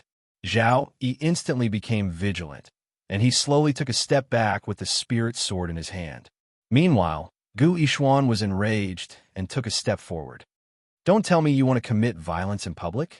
We're people from the City of Shadows. We're not under your control. Senior brother Gu. Mu Xiaoxua hastily went up to stop him and nodded apologetically at Arbor. Sorry. Senior brother is a bit irritable because he can't bear to see me wronged. Arbor looked at her strangely. The more she looked at her, the more she resembled a person. That person was also this gentle and soft all the time. She didn't even bear to speak loudly, as if she would trample ants to death if she breathed loudly. Can you guys stay away from me?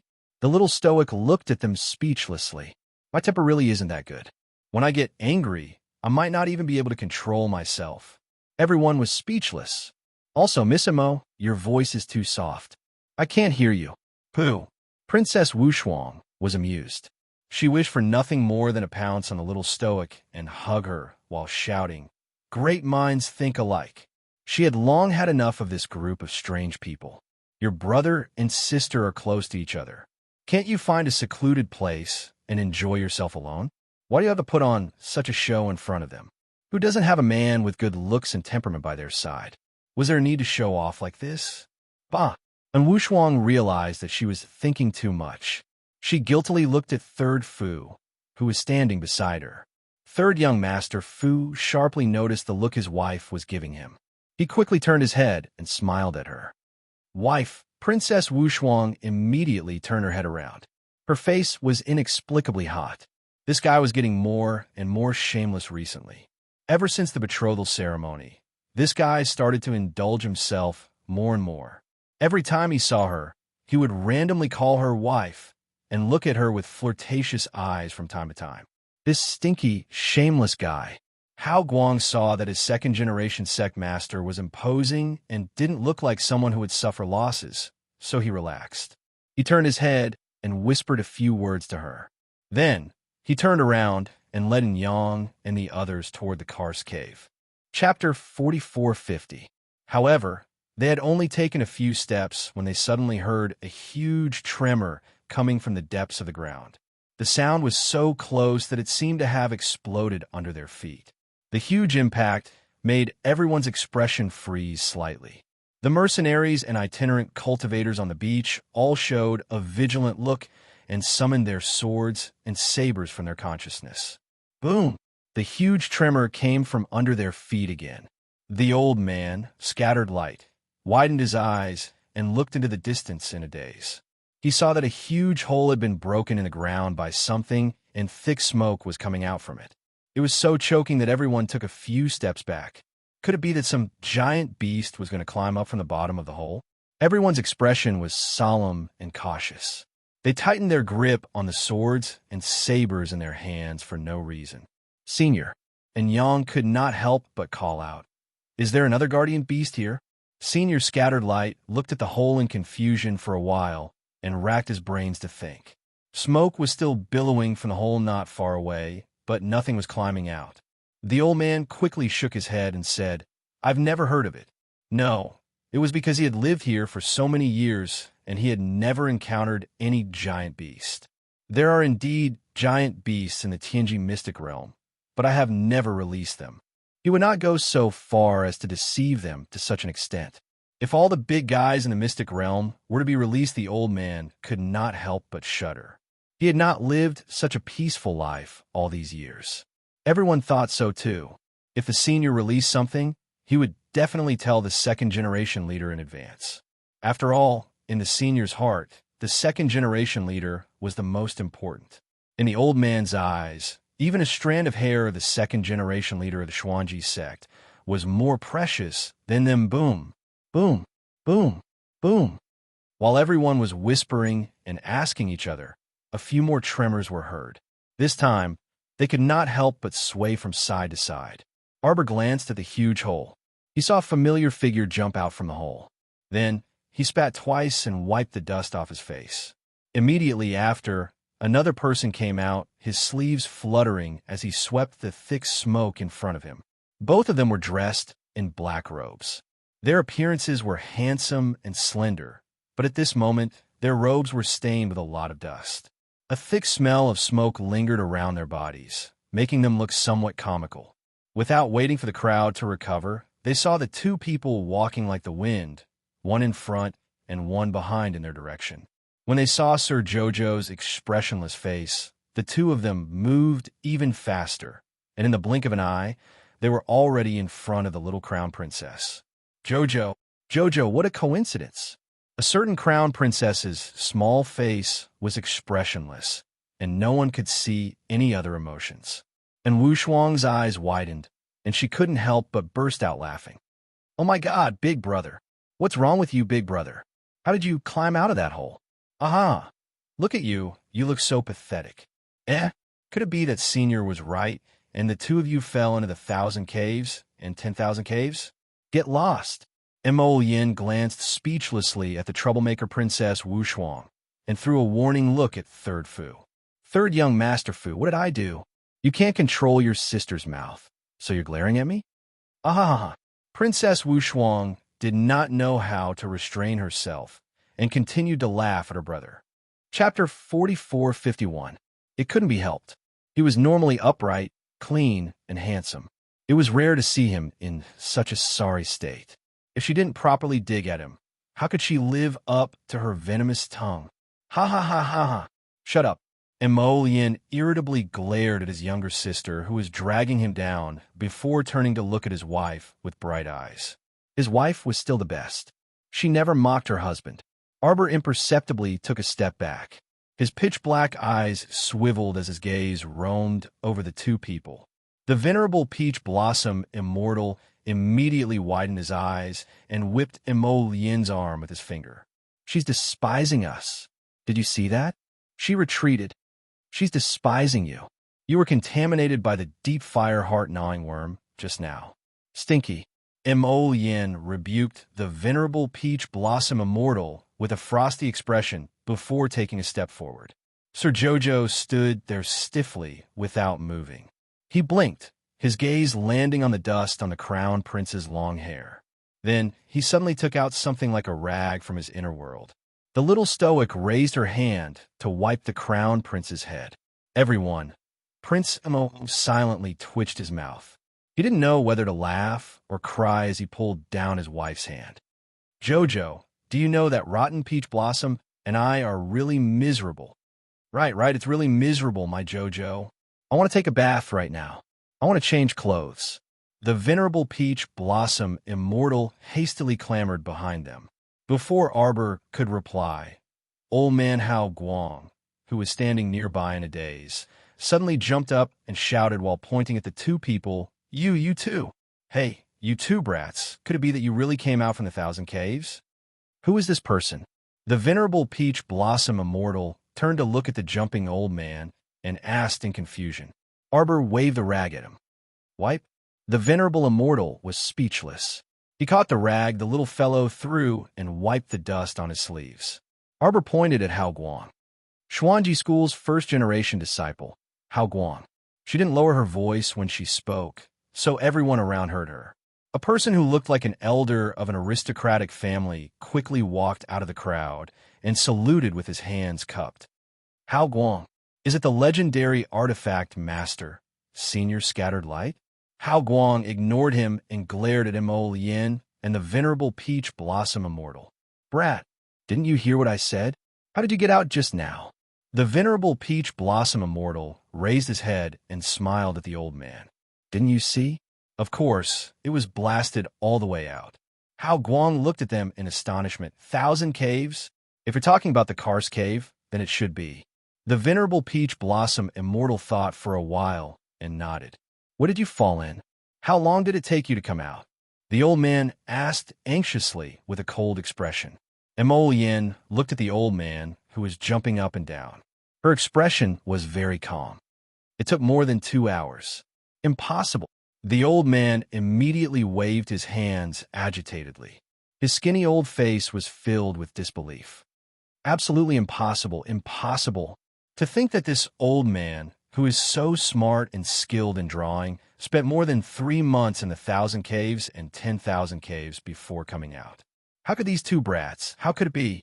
Impossible, absolutely impossible. The old man shook his head and waved his hands. He put his hands on his hips and shouted coldly at the two of them. Nonsense! How dare you lie to me? Tell me, how did you get out of the 1,000 caves in 2 hours? Tell me. Chapter 4452. What's going on? Is there something wrong with this old man? Why does he look like he's been dealt a huge blow?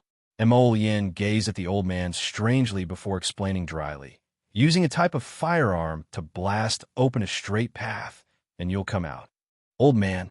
Exclamation point. Everyone, nonsense! Nonsense! Nonsense! The old man flew into a rage and was about to scold them. Arbor said calmly, Senior, my husband was born smart.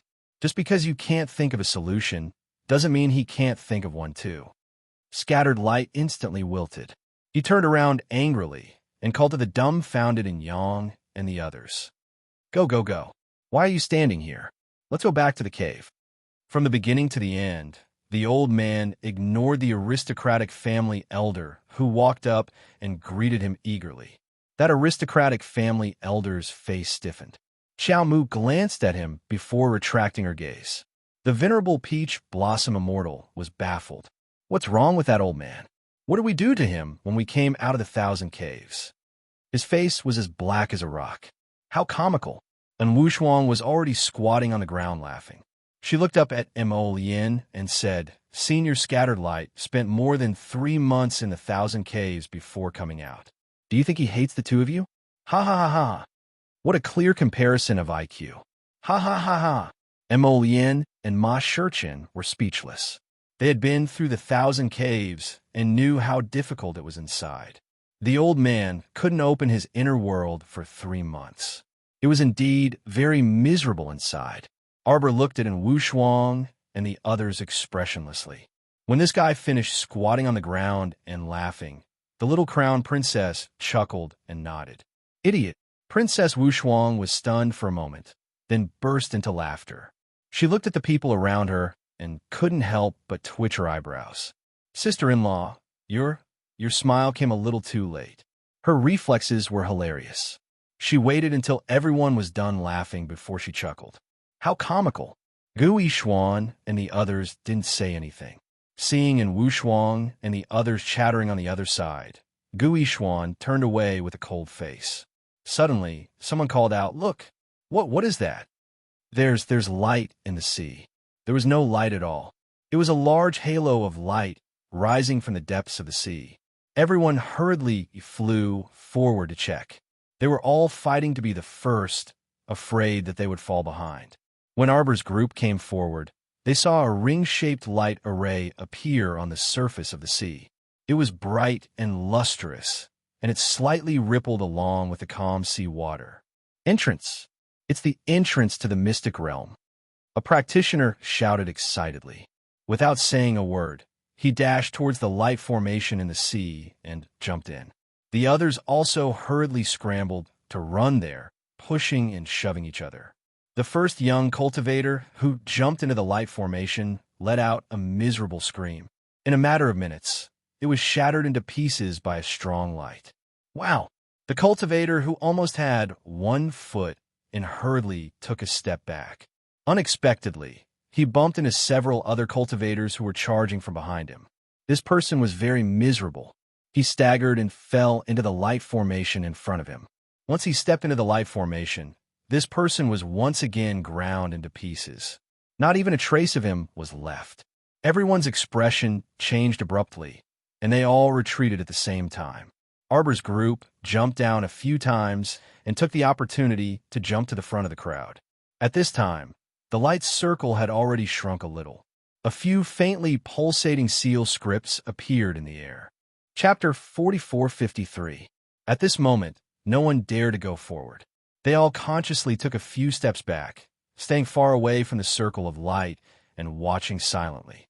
That circle of light seems to be shrinking. And Wushuang looked at the circle of light that was gently floating with the sea water in surprise. The circle of light was shrinking really fast. At this rate, in less than half an hour, the entrance to the Tianji secret territory would disappear. Obviously, the other practitioners had also noticed this problem.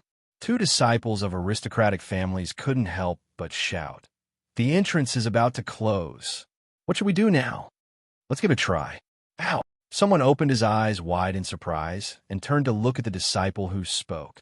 "Do you want to die? If you lose your life, you'll lose everything. What's the point of talking about cultivation? What's the point of wanting treasures in the secret territory? If you die, all these things are worthless. Are you willing to accept this?" The young man clenched his fist and shouted angrily, "We're already at the entrance. Shouldn't we at least give it a try? Maybe those 2 people were just unlucky? What kind of joke was this? 2 people were torn to pieces in the circle of light. Could it be that they were both unlucky? No matter how brave they were, they couldn't disregard their own lives and choose to go forward to die at this time. If you want to go, go by yourselves. Wealth comes from danger. Fine, if you don't want to go, then I'll go." The young man clenched his fist and took a deep breath. Suddenly, he ran toward the entrance of the secret territory. Arbor and the others all stepped aside and looked coldly at him. They saw the young man rush to the entrance of the secret territory in a spurt of energy, but he suddenly stopped beside the circle of light. Seeing this, the others couldn't help but laugh out loud. "Yo, you were so high-spirited, but in the end, you're scared." Arbor didn't say anything. His gaze fell on the slowly pulsing runes above the circle of light. He was concentrating on studying them when suddenly his body tensed up as he instinctively felt a trace of danger approaching. Mo Lien reacted even faster. She pulled Arbor into her arms and pushed him with a backhand palm. A young man dressed in black was sent flying by a palm wind, and he stumbled as he rushed out. This person couldn't control his body at all. Amidst the cries of alarm, he let out a heart-wrenching scream. The young man, standing at the edge of the circle of light, heard the scream and turned around. He was so scared that he broke out in a cold sweat.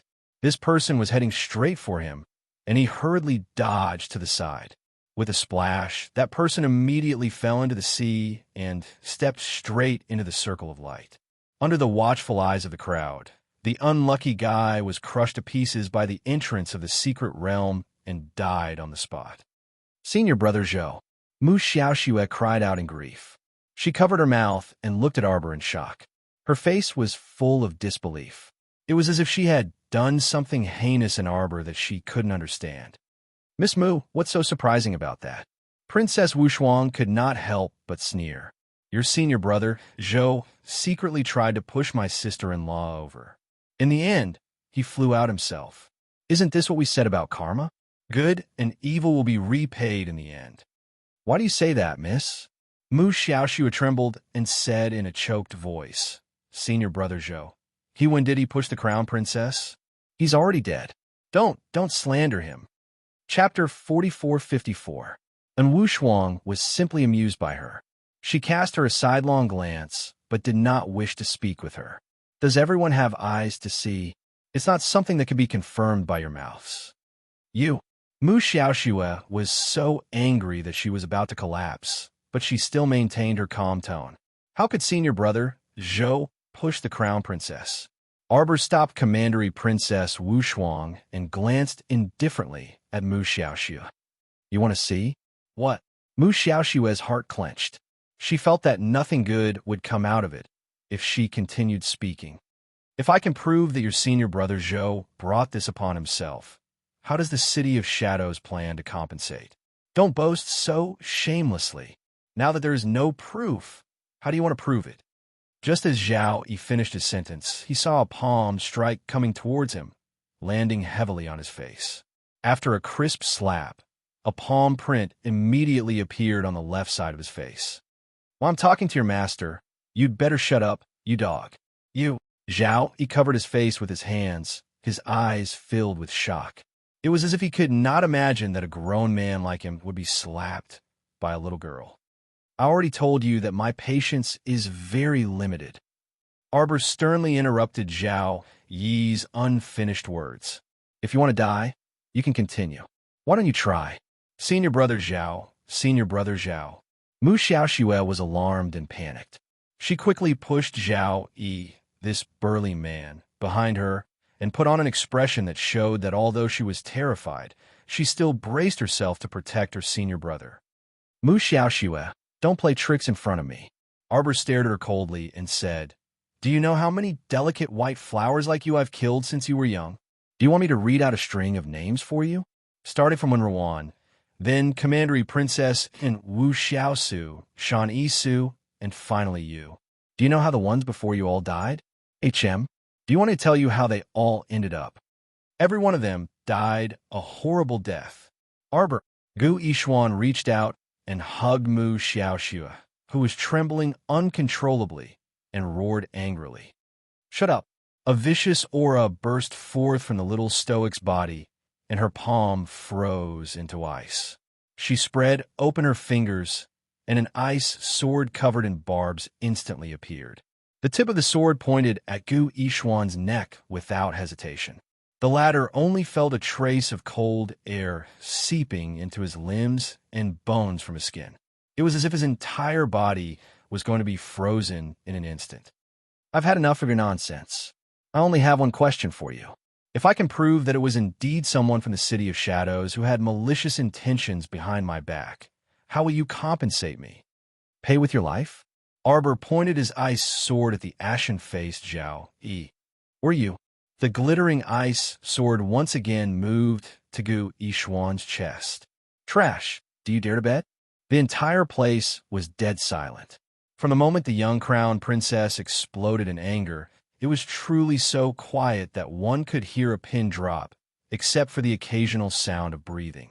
The little girl nimbly raised her hand and continuously made several transparent hand seals. The surrounding air suddenly rippled like water ripples, dispersing in front of everyone's eyes. A faint light screen appeared, and the scene from earlier immediately appeared on the screen. Although it was soundless, everyone was not blind. Chapter 4455. Naturally, they could see that man from the City of Shadows, surnamed Zhou, standing right behind the young crown princess. He suddenly reached out and pushed the young crown princess back, a trace of smugness flashing through his eyes. In the blink of an eye, Prince Mo scooped his wife into his arms and struck out with a backhand palm strike. That idiot was sent flying on the spot. Everyone looked at the City of Shadows with complicated gazes. They didn't expect a villain to launch a sneak attack from behind in such a prestigious sect like the City of Shadows. Not only were there aristocratic family disciples present, but there were also many hot-blooded mercenaries and unaffiliated itinerant cultivators. What everyone dreaded the most were villains who appeared amiable on the surface, but would attack you desperately from time to time behind your back. It was truly too frightening to be around such people. Gu Yishuan's expression was also a bit unsightly. Just as he was about to speak, he heard his junior sister in his arms say meekly, "Senior brother Gu, I am fine." Lowering his head to see his junior sister so frightened by the little stoic, Gu Yishuan couldn't help but be enraged. Mu Xiaoxue wiped the tears from the corners of her eyes and gently pushed Gu Yishuan away. She bowed at Arbor. "Crown Princess, my apologies. I didn't see Senior Brother Zhou do that just now." "Mu Xiaoxue, I told you not to provoke me." Arbor extended 2 fingers and made a gesture of communicating with her eyes. "If I had targeted you, guess how long you would have lived?" Mu Xiaoxue took a step back in fright, a dazed and frightened expression hanging on her fair face. Her entire body couldn't help but tremble slightly. "Arbor, don't threaten her. Come at me if you have anything." Gu Yishuan hastily walked forward and shielded his junior sister behind him. "Threaten?" Arbor couldn't help but sneer. "I've never done such a senseless thing." She walked step by step toward the pair of martial siblings. Gu Yishuan was actually intimidated by her aura, but in order to protect his pitiful junior sister, he forcibly suppressed the fear in his heart and stood in front of Mu Xiaoxue. "Mu Xiaoxue, do you not understand what I'm saying? I told you not to act like a little white flower in front of me. I, the Crown Princess, won't fall for your tricks like those 2 idiots beside you." Tears welled up in Mu Xiaoxue's eyes as she said pitifully, "I didn't. Cut the crap and compensate me." Arbor interrupted her coldly. What compensation?" Mu Xiaoxue couldn't help but shudder. She felt as if she had fallen into an ice cellar. "That's enough." Lin Miao flung her sister Lin Jin'er's hand away and shouted angrily, "Even if someone attacked you in the City of Shadows just now, he's already dead. What compensation do you want? Why don't you go underground and ask for compensation?" As soon as Lin Miao finished speaking, she felt several cold gazes land on her. Traces of killing intent made her tremble all over. She quickly retreated behind Lin Jin'er, lowering her head and not daring to look at the Crown Prince and the others' expressions. "Compensation?" Arbor roared impatiently at Mu Xiaoxue. 10 million spirit coins. Mu Xiaoxue's eyes immediately widened. Gu Yishuan, Zhao Yi, and the others also stared at her in shock. They all cried out in unison, 10 million. "You, cut the crap." Arbor didn't have the patience to be long-winded with them. She slowly raised the ice sword in her hand. "It's fine if you don't want to compensate. Eat my sword." Chapter 4456. Yu. Gu Yishuan pulled Mu Xiaoxue back and stepped into the water. When they looked back, they realized that they were not far from the circle of light. They were so frightened that they hurried ashore. But an ice sword was right in front of them. "You should be glad that the idiot who stabbed me in the back is already dead."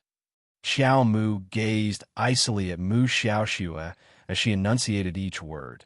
"Does the City of Shadows want to be buried with him? Compensate, compensate, compensate, compensate." Lin Jin'er rushed forward and blocked Gu Yishuan and Mu Xiaoxue. She took out a spirit coin card from her inner world and presented it with both hands. "Sister." Lin Miao could not help but stomp her foot.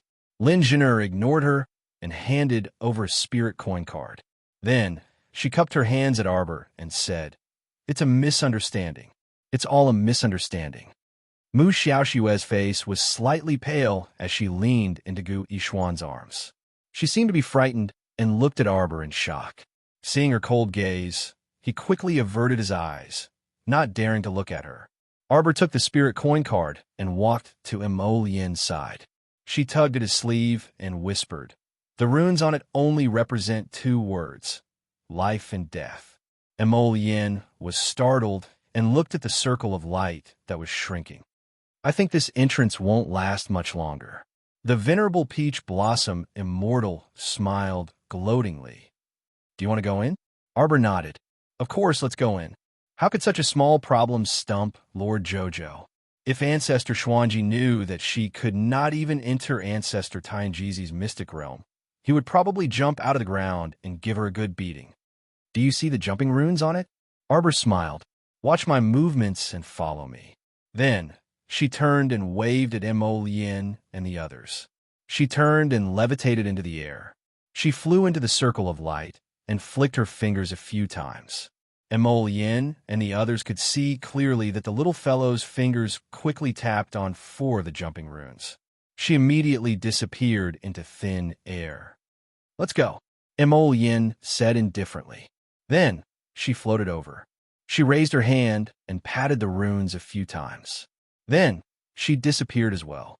He Chun, Feng Zhangqing, Rong Qing, Wu Shuang, Fu San, Ming Yasi, and Ding Yun entered the array one after another. Not good. The entrance seems to have shrunk quite a bit. What's going on? How many runes did they slap just now? Yes, the talisman. A middle-aged rogue cultivator rushed into the formation. Then, he clapped a few talismans in a flurry. Immediately, a gust of wind blew. He raised his head in horror, only to see a floating light shrouding down from the sky and cutting him apart in a matter of minutes. What's going on? How they pass? Everyone don't panic. Mu Xiaoxue stared at the shrinking circle of light. I know. It's a rune. You can't just slap it. I don't know if you noticed, but when they went in just now, each of them only tapped 4 times. It's the word life or death. Just now, the Crown Princess also said that the runes here only represent 2 words, life and death. Life? Death? Where are these 2 words? The runes on the surface were messy. The words were scribbled like graffiti. No one could see what the words were. Is there a talisman master here? Can you help me identify it? When a talisman master draws talismans, the words life and death are written differently from ours. Chapter 44:57. Everyone looked at each other in dismay, but dissatisfaction towards the little crown princess rose in their hearts again. This crown princess was too much of a jerk. She clearly grasped the method to enter the mystic realm, but she didn't tell anyone. She didn't even explain it clearly to her own team members and only had them follow her movements. It was really difficult for her team members to see her swift and fierce speed clearly. But the majority of them really couldn't see her dazzling movements clearly. She only took 1 shot just now. Could it be that everyone in her team saw it clearly? That's right. Isn't she afraid of trapping her own teammates? Everyone was silent. It was very obvious that everyone in the other team saw it clearly. This was the difference in cultivation level. Some smart people couldn't help but silently shut their mouths. They couldn't afford to offend her. The people in the Little Stoics team all had cultivations above theirs, right? Seeing that the circle of light had shrunk to the point where only 2 people could pass through, a trace of anxiety flitted across Mu Xiaoxue's eyes. Since we don't have talisman practitioners here, how about this? I have a stupid idea. We're very sure that they took 4 shots when they went in, so there must be 4 identical runes mixed in. Let's all go look for them. Okay. Everyone was like ants on a hot pan now. Mu Xiaoxue gave them a direction, and as if they had found their backbone, they all gathered together. Across the beach, they carefully examined the runes. Indeed, hard work paid off. The group of people didn't even blink for a long time before they finally found those 4 scribbly-looking runes. Although they couldn't understand the runes on them, judging from the shape and strokes, they were probably the same. Seeing their hesitation, Mu Xiaoxue plucked up her courage and said, I'll go in first. You guys follow me. Little junior sister. All the City of Shadows disciples exclaimed in unison. Junior sister, move aside. How can I let you take the lead with senior brother here? Zhao Yi hastily shielded his junior sister behind him. I'll go. Senior brother. Mu Xiaoxue's eyes revealed that she was touched. Zhao Yi's heart rippled from her gaze, and he felt a sweetness from the depths of his heart all the way to his mouth. Zhao Yi flew into the shrinking circle of light. Arbor suddenly turned around and looked at the small slope behind him with an expressionless face. The corners of his mouth curled up with a trace of ridicule, and he pushed his little hand away to draw a talisman in the air. He gestured with his fingers, but his face remained calm. Break! With a shout, several talisman seals flew out of thin air with a whoosh and hit the unrestrained air in front of him, emitting the sound of glass shattering. The illusion glyph array was no longer effective on her. The moment she stepped into the mystic realm, she recognized that this was the small hill behind Quoto village. He even saw Wu Yinjin stumbling out from behind the slope with a hunchback. How could she forget such a scene?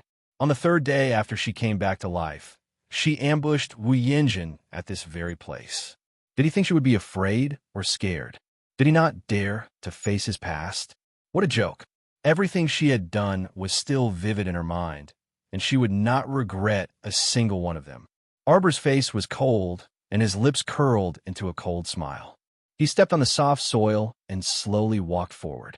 Rustle, rustle, rustle. Chio, where's Jojo's lotus? I've already contacted her, but the Crown Prince and the Venerable Celestial are too unlucky. Arbor raised her eyebrows. Chapter 4458. Master, come with me.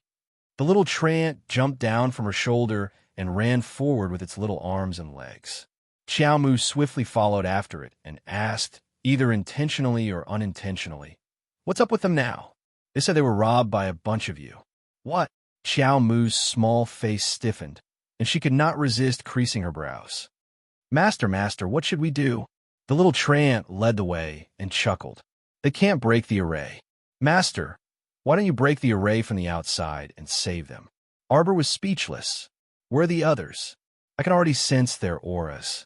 Master, you should go and save the Crown Prince first. Arbor looked helpless, but still ran after the little treant. A few minutes later, Xiao Mu stood on a mountain slope that stretched as far as the eye could see. "It's here. Master, draw a talisman and break this illusion array." Arbor was speechless. She drew a talisman in the air and flicked it into the air in front of her. The surrounding slope was visible to the naked eye. In the blink of an eye, an emerald green color covered the entire mountain. Two figures floated in the air and appeared in front of her. Taking a closer look, the two of them had messy hair, and their sleeves were all wrinkled. The expressionless Master Jojo looked at the two of them and said, "Go find the others." Jojo, Mo Lien, dashed in front of him and pulled him to her side. "Jojo, you hit me." "What hit you?" "She even kicked me a dozen times." The Venerable Peach Blossom Immortal pointed at the footprints on his robe. "Did you see that? You kicked me." Master Jojo put on a cold and emotionless face. A small illusion array can make you look so pathetic. Useless. What trifling illusory formation. Emolien huffed.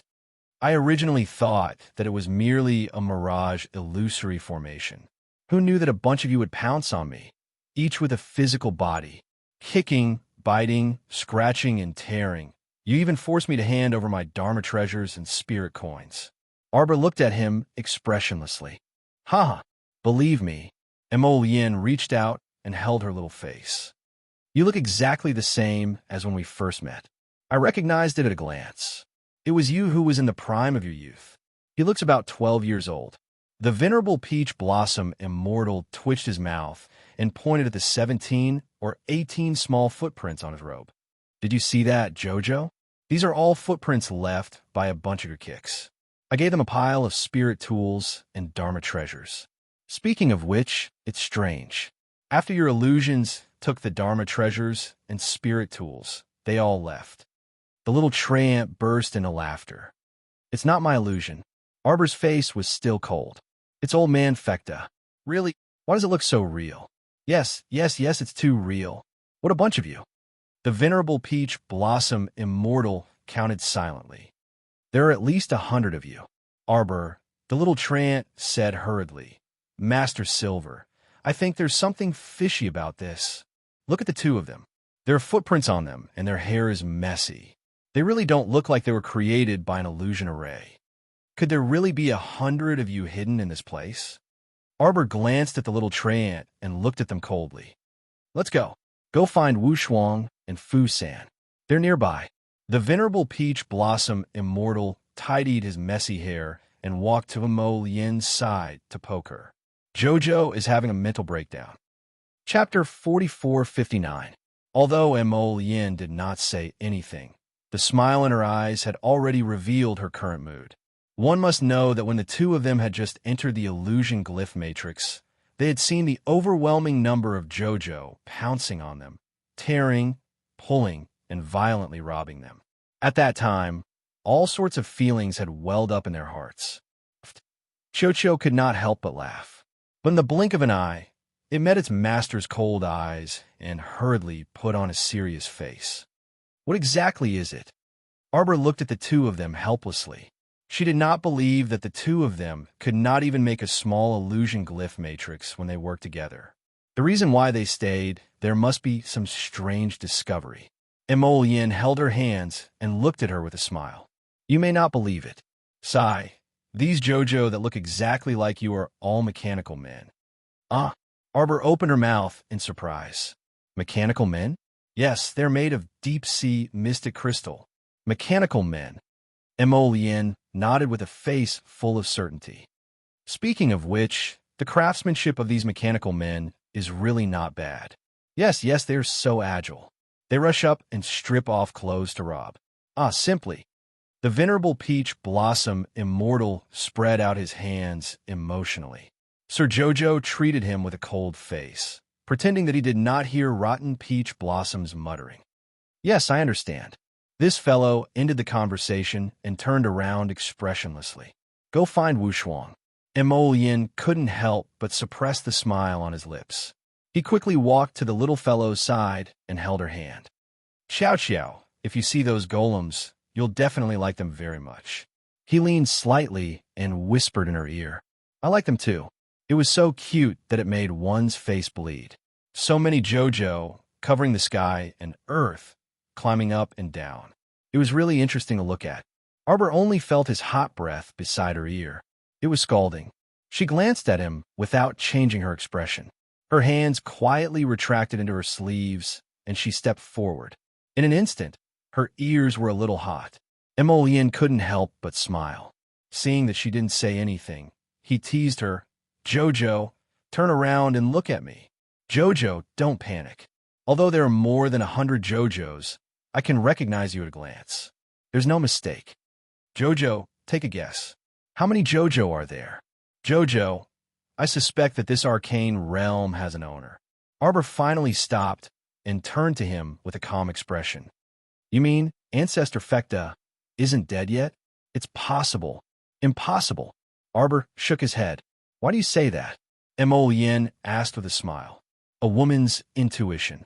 The Crown Prince turned and exchanged a glance with the venerable Peach Blossom Immortal. I believe in you, Jojo. Jojo's intuition is very accurate. Mo Yin couldn't help but be speechless. The little treant jumped up and down.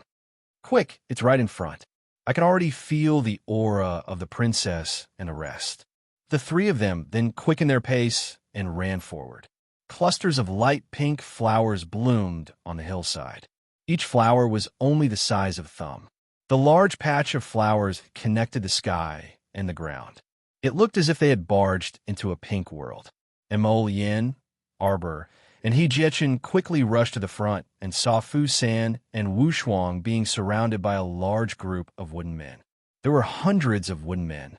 The key was that their limbs were very agile. When they formed a group, they actually looked like they were fighting with others. Their spiritual power overflowed, and their energy was released continuously. Chapter 4460. Arbor was amazed. These wooden men even knew how to set up formations. 17 or 18 wooden men nimbly jumped onto their companions' shoulders and waved their wooden arms. Immediately, countless spiritual powers flowed out and attacked Fu San and Wu Shuang. Luckily, the wooden men were only at the 7th level of the spiritual realm, which was far below Wu Shuang and Fu San. Thus, the two of them were not in any danger. However, they did not feel any pain. They attacked the two of them in groups, which made them a little flustered. Fu San's fireballs landed on the wooden men, but the fire could not burn them. It was obvious that these wooden men were not so simple. They were made of fire-resistant materials. Arbor, Hu Jichen, and Mo Yin jumped up and landed beside the two of them. They raised their hands and slapped away the wooden men around them. Brother, sister-in-law. And Wu Shuang's eyes lit up. She hurriedly shouted, "We have to think of a way to trap these things. They can't be killed or burned. Look, look, they can still move after being scattered." Sure enough, when Xiao Mu turned around to look, she saw several wooden arms and legs scurrying back and forth around them like headless flies. It was very frightening to look at. "Move aside." Arbor frowned. He raised his hand and threw out a pitch-black round pearl. He leaped onto it and hovered in front of everyone. "What is this?" Princess Wu Shuang asked in surprise. Arbor did not answer. He slapped out 2 beams of divine energy and landed heavily on the heart of misfortune. The pitch-black round pearl instantly exploded with thousands of rays of strong light. Instantly, thousands of rays of light swept across everyone present and covered the wooden men that were about to charge forward. Mo Lian, Hu Jiechen, Fu San, and then Wu Shuang hurriedly raised their hands and pressed down. Abundant energy flowed through their bodies. They stood firmly on the spot and did not move an inch. Only their robes and hair danced with the strong wind. The wind whirled past and swept away the hundreds of wooden men in front of them. The black bead slowly gathered its light and fell into Arbor's hand. The little stoic turned her head to glance at the 4 people without batting an eyelid. She put away the heart of misfortune in passing and said aloofly, "Let's go." "Wow, what's that?" And Wu Shuang hopped over and looked around with a surprised expression. "The realm of misfortune," the venerable peach blossom immortal said with a smile. "Before we met you, we accidentally fell into the realm of misfortune. It was Jojo who refined himself into the heart of misfortune. That was how he broke the realm of misfortune and released us." Third young Master Fu and Princess Wu Shuang were shocked when they heard this. He had long known that this crown princess was extraordinary, but he didn't know that it would be so unexpected. The crown princess is refining the realm of misfortune for her own use. Third young Master Fu could not help but sigh. As expected of the crown princess, her abilities were outstanding. "That's right. I heard that the realm of misfortune is full of nightmares. Once people enter and let their imaginations run wild, they will be filled with strange dangers. As long as they were alive, how could they not have thoughts? Even if they strictly controlled their unrestrained thoughts, they might be able to control it for a day or 2, but how could they control it for half a month? But these wooden men aren't alive." Arbor looked indifferent. "Throw them inside and let them be." In any case, this realm of misfortune had no other uses, and Arbor had never thought of integrating it into his star domain to cause trouble. "Hey, then does that mean we can also throw them inside when we encounter zombies in the future?" Chapter 4461. Wouldn't that save a lot of trouble? Princess Wu Shuang suddenly had an idea. She looked at her sister-in-law with bright eyes, her face full of admiration. This heart of misfortune was too powerful. If we encounter a large number of enemies in the future, can we throw them all in and let them fend for themselves? In theory, it should be possible. Arbor nodded slowly, and Wu Shuang could not help but raise her eyebrows. In theory? Yes, people with high cultivation levels might not be able to absorb it, just like you guys. And Wu Shuang nodded in realization. Although they had retreated more than 10 steps earlier, when the heart of misfortune emitted a strong light and absorbed the wooden dummies, they could also feel a heavy pressure on their bodies. However, they could use their powers to resist, so they were not absorbed by the heart of misfortune. Of course, this was also because the little crown princess had deliberately blocked them outside. Mo Lian smiled and walked forward, holding Arbor's little hand. "It's done." Even if it was not easy to absorb experts above the godly state, if they encountered a large number of low-level zombie puppets in the future, they could really throw them all in to save trouble. This heart of misfortune sturdiness was different from a storage talisman. If too many random things were stuffed into the storage talisman, the things inside might break out of the walls of the talisman. However, the heart of misfortune was different. It was refined from a mystic realm, so its sturdiness could not be compared to the heart of misfortune. In the future, if Jojo did not want to fight with the zombie army, He would sweep them into the heart of misfortune and get rid of them once and for all. Of course, Arbor knew what Emolien meant. Hearing this, he looked up and chuckled. Thinking about it, if a large group of Tianyin disciples attacked and threw them all into the heart of misfortune, how would it feel? However, if there's a transcendent state expert present and uses a shield to protect them, it might not be impossible to save them. Arbor pursed his little mouth and jumped on the spot. However, if I ascend to the transcendent state one day, it will be a different story. The right path was to increase his own strength. Emolien raised her hand and patted her head. All right. You've done well enough, my Jojo. You've done something that most people can't. Yuan Shurchin nodded with a smile. Indeed. And Wu Shuang laughed heartily and ran forward to hold the young crown princess's hand. Sister-in-law, let's go. Where are the others now? Chio, in front. Follow me. The little treant shook its two branches and led the group forward in a hurry. Arbor's group followed. After walking for a short distance, Arbor lowered his eyebrows, coughed, and asked, You said that it wasn't an illusion array? Then after the formation was broken, where did all those mechanical men go? Yeah. The venerable peach blossom immortal turned around and floated in front of Arbor. He said with a smile, It's really strange. After the talisman formation was broken, those little JoJos all disappeared. What little JoJos? Princess Wu Shuang asked curiously. Nothing. Arbor took the lead and walked forward expressionlessly, leaving Yuan Shurchin and the others behind. The venerable peach blossom immortal could not help but chuckle. He turned to look at Emolien, who was looking at him sideways, and shook his finger. Jojo is shy. You're so boring.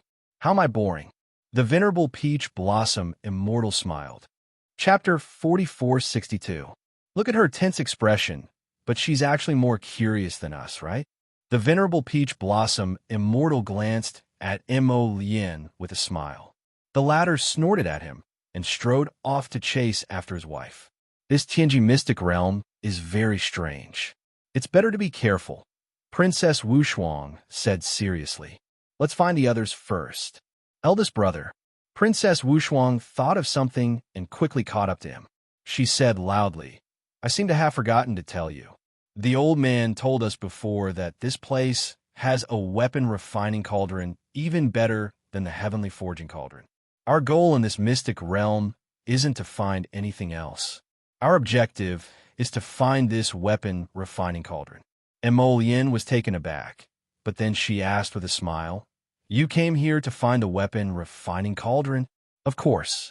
And Wu Shuang raised her head and looked at Arbor's expressionless face with a grin.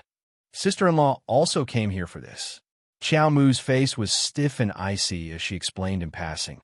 I came to slap ancestor Tianjizi's face. Everyone couldn't resist bursting into laughter.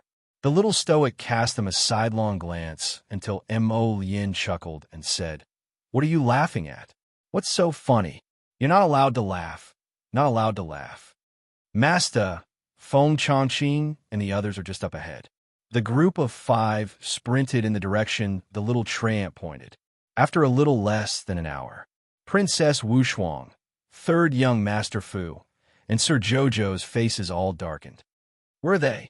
They're just up ahead. Chio said resolutely. This mystic realm is huge. Don't be discouraged and keep running. You'll probably encounter them after running for another 2 hours. Everyone, why didn't you say so earlier? Princess Wu Shuang cursed exasperatedly. She raised her hand to release a 6-winged bird and beckoned everyone to hop on. The little trance sprawled on the expressionless Sir Jojo's shoulder with a solemn expression. Fly. The 6-winged bird lifted its body and flew into the sky, its wings gliding as it flew forward at an extremely fast speed. This mystic realm is really something. The little treant was blown by the strong wind. Its entire body was shaking, and its leaves were rustling. Princess Wu Shuang turned around and almost burst out laughing. This thing's thin arms and legs were slightly disheveled in the wind, and the few sparse leaves on its head were rustling. This image was simply comical. Shut up, Arbor said expressionlessly as he pulled it off his shoulder and held it in his arms, blocking the wind for it. The little treant was so touched that tears welled up in its eyes. Its pair of bean-like little eyes looked at Xiao, emotionally. "Master, you're so good to Qiao." Arbor patted the top of the tree. "Can you feel it? It's coming, it's coming. It's right in front. Do you see it?" Princess Wushuang was standing below the neck of the six-winged flying bird. Therefore, she could see the chaotic battle of the five spirits at first glance. The six-winged flying bird circled twice in the sky, but it could not find a place to land. However, some of the people in the chaotic battle below had already noticed their arrival. Someone screamed, "Enemy attack!" All kinds of five spirits' power, rising and falling, immediately smashed toward them. The six-winged flying bird's dodging speed was also very fast. It flew back and forth in the colorful spiritual power, dodging countless attacks, and let out a shrill cry. Chapter 4463. Ming Yasi's sword rose and fell, instantly chopping down an unlucky bastard who didn't know better. When they looked up, they saw a large bird with 6 wings circling above their heads.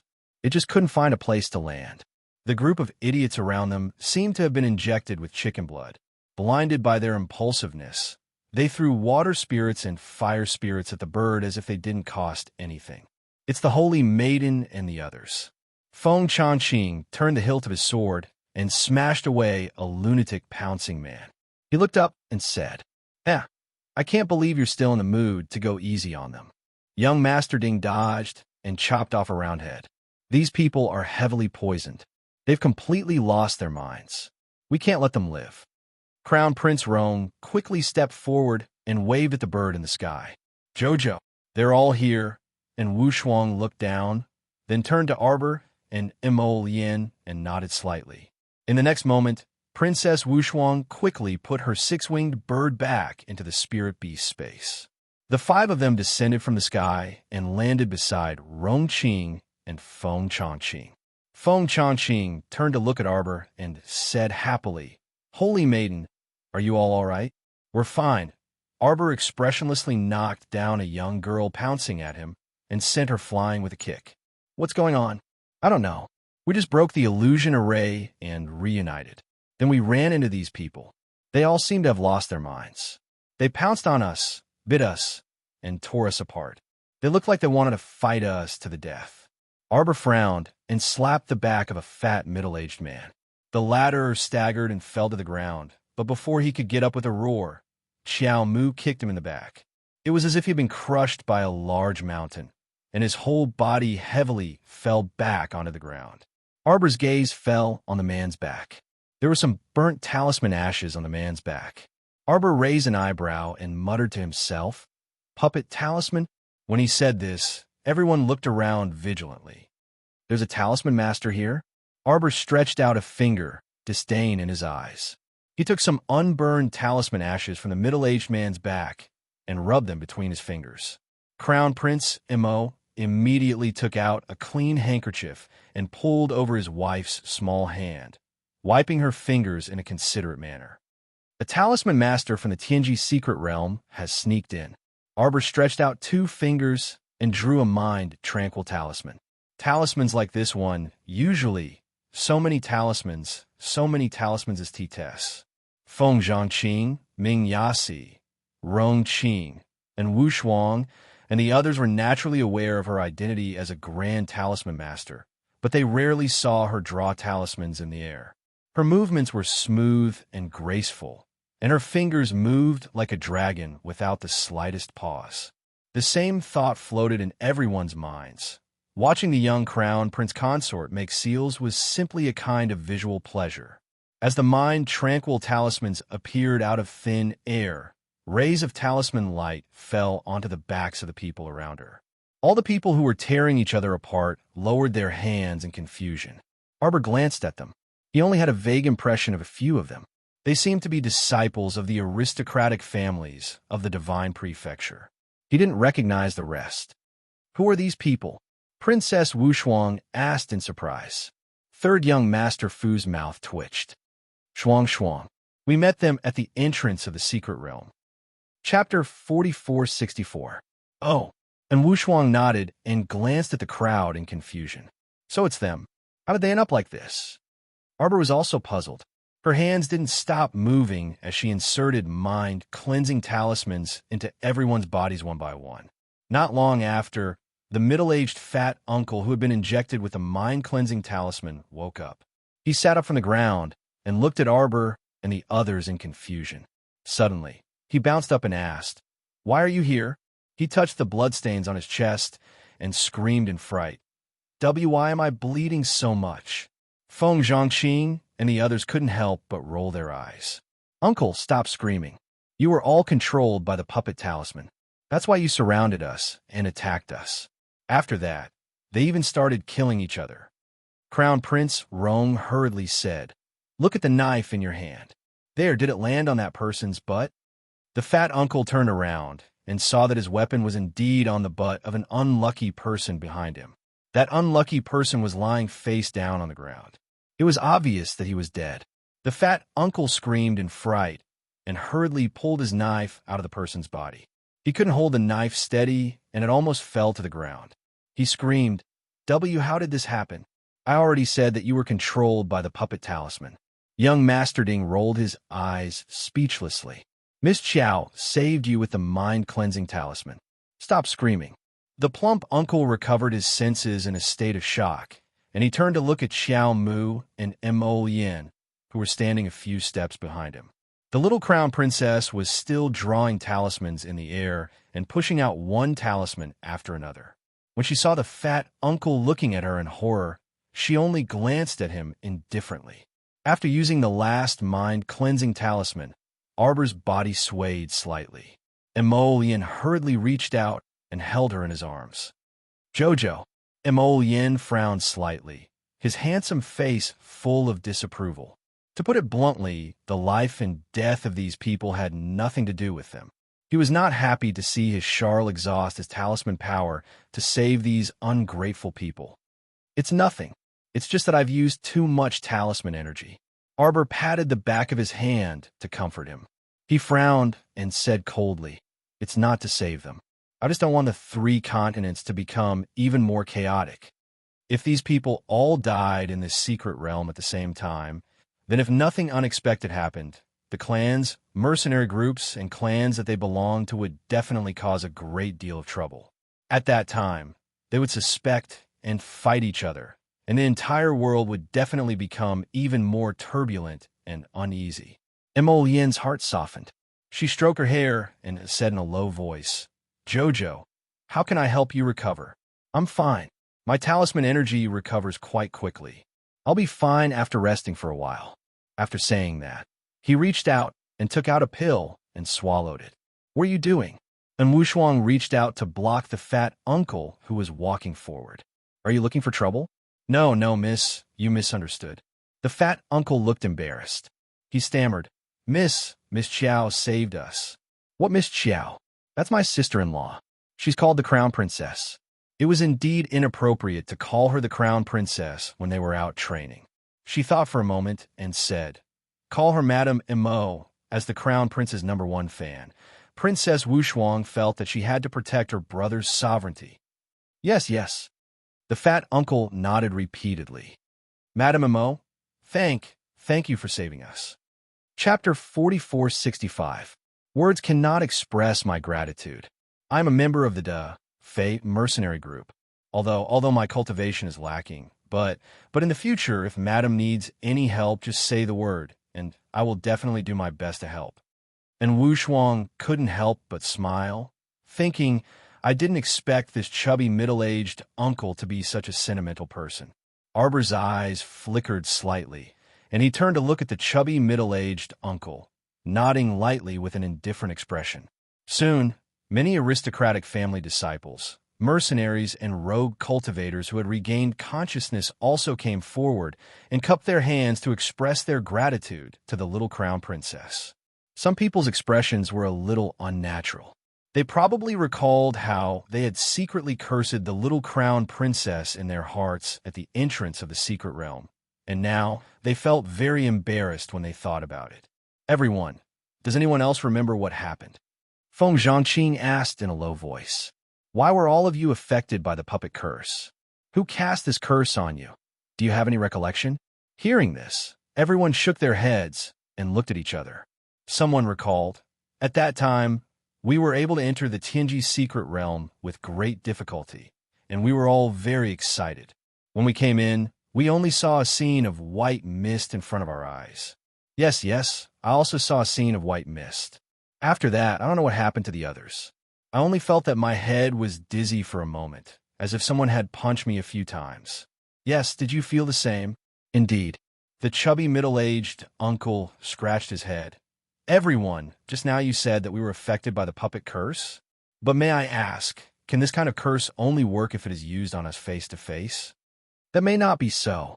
Arbor looked at the chubby uncle who asked the question and said expressionlessly, "A great curse master can cast a puppet technique thousands of miles away and take a person's head with a snap of his fingers."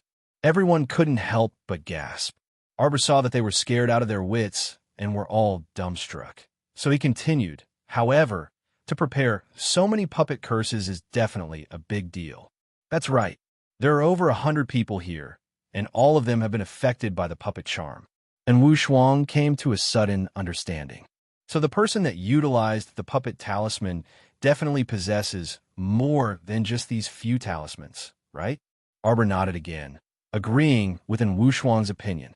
Indeed, he must have at least 1,000 talismans in his hands, which is why he can use them so freely. Madame Amo, do you think the person who cast the spell on us is still among us? That's possible. The disciples of aristocratic families, mercenaries, and rogue cultivators immediately burst into an uproar. They looked at each other with vigilance in their eyes. But I don't think that's very likely. Arbor's expression was indifferent. Just now, I gave each of you a mind-cleansing talisman to remove the puppet spell on your body.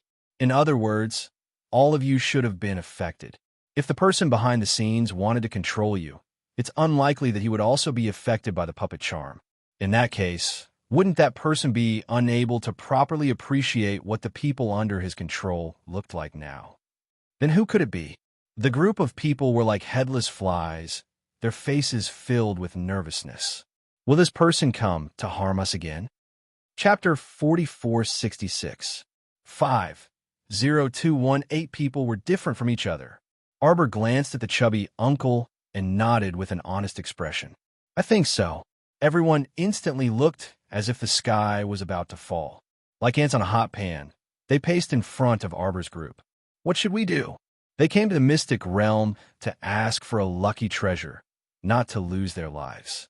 Arbor glanced at them and decided not to scare these timid fellows. Calm down. Actually, you don't have to worry too much. A talisman master needs talisman power to send talismans from thousands of miles away.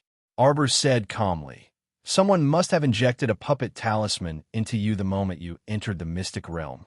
According to my estimation, the talisman master's talisman power should have been almost depleted. It will take some time for him to recover. Madame Amo, then what about you? You should have used up a lot of talisman power when you dispelled the talisman for us. Now, have you recovered?" The little crown princess nodded very honestly. Prince Amo stood at the side. He wanted to give his little wife some advice, but she had already nodded in response sure enough. When he looked at the faces of those fools, they looked even more hopeless than if the sky were about to fall. The youth who spoke earlier cried out, "Crown Princess, you recovered so quickly. It seems that the talisman power didn't take long to recover." Arbor blinked. She suddenly felt speechless with these people. Why were they so stupid? Was she the same as other talisman masters? These people always used her as the standard. Were there differences between people? Emo Yin coughed lightly and quickly changed the topic.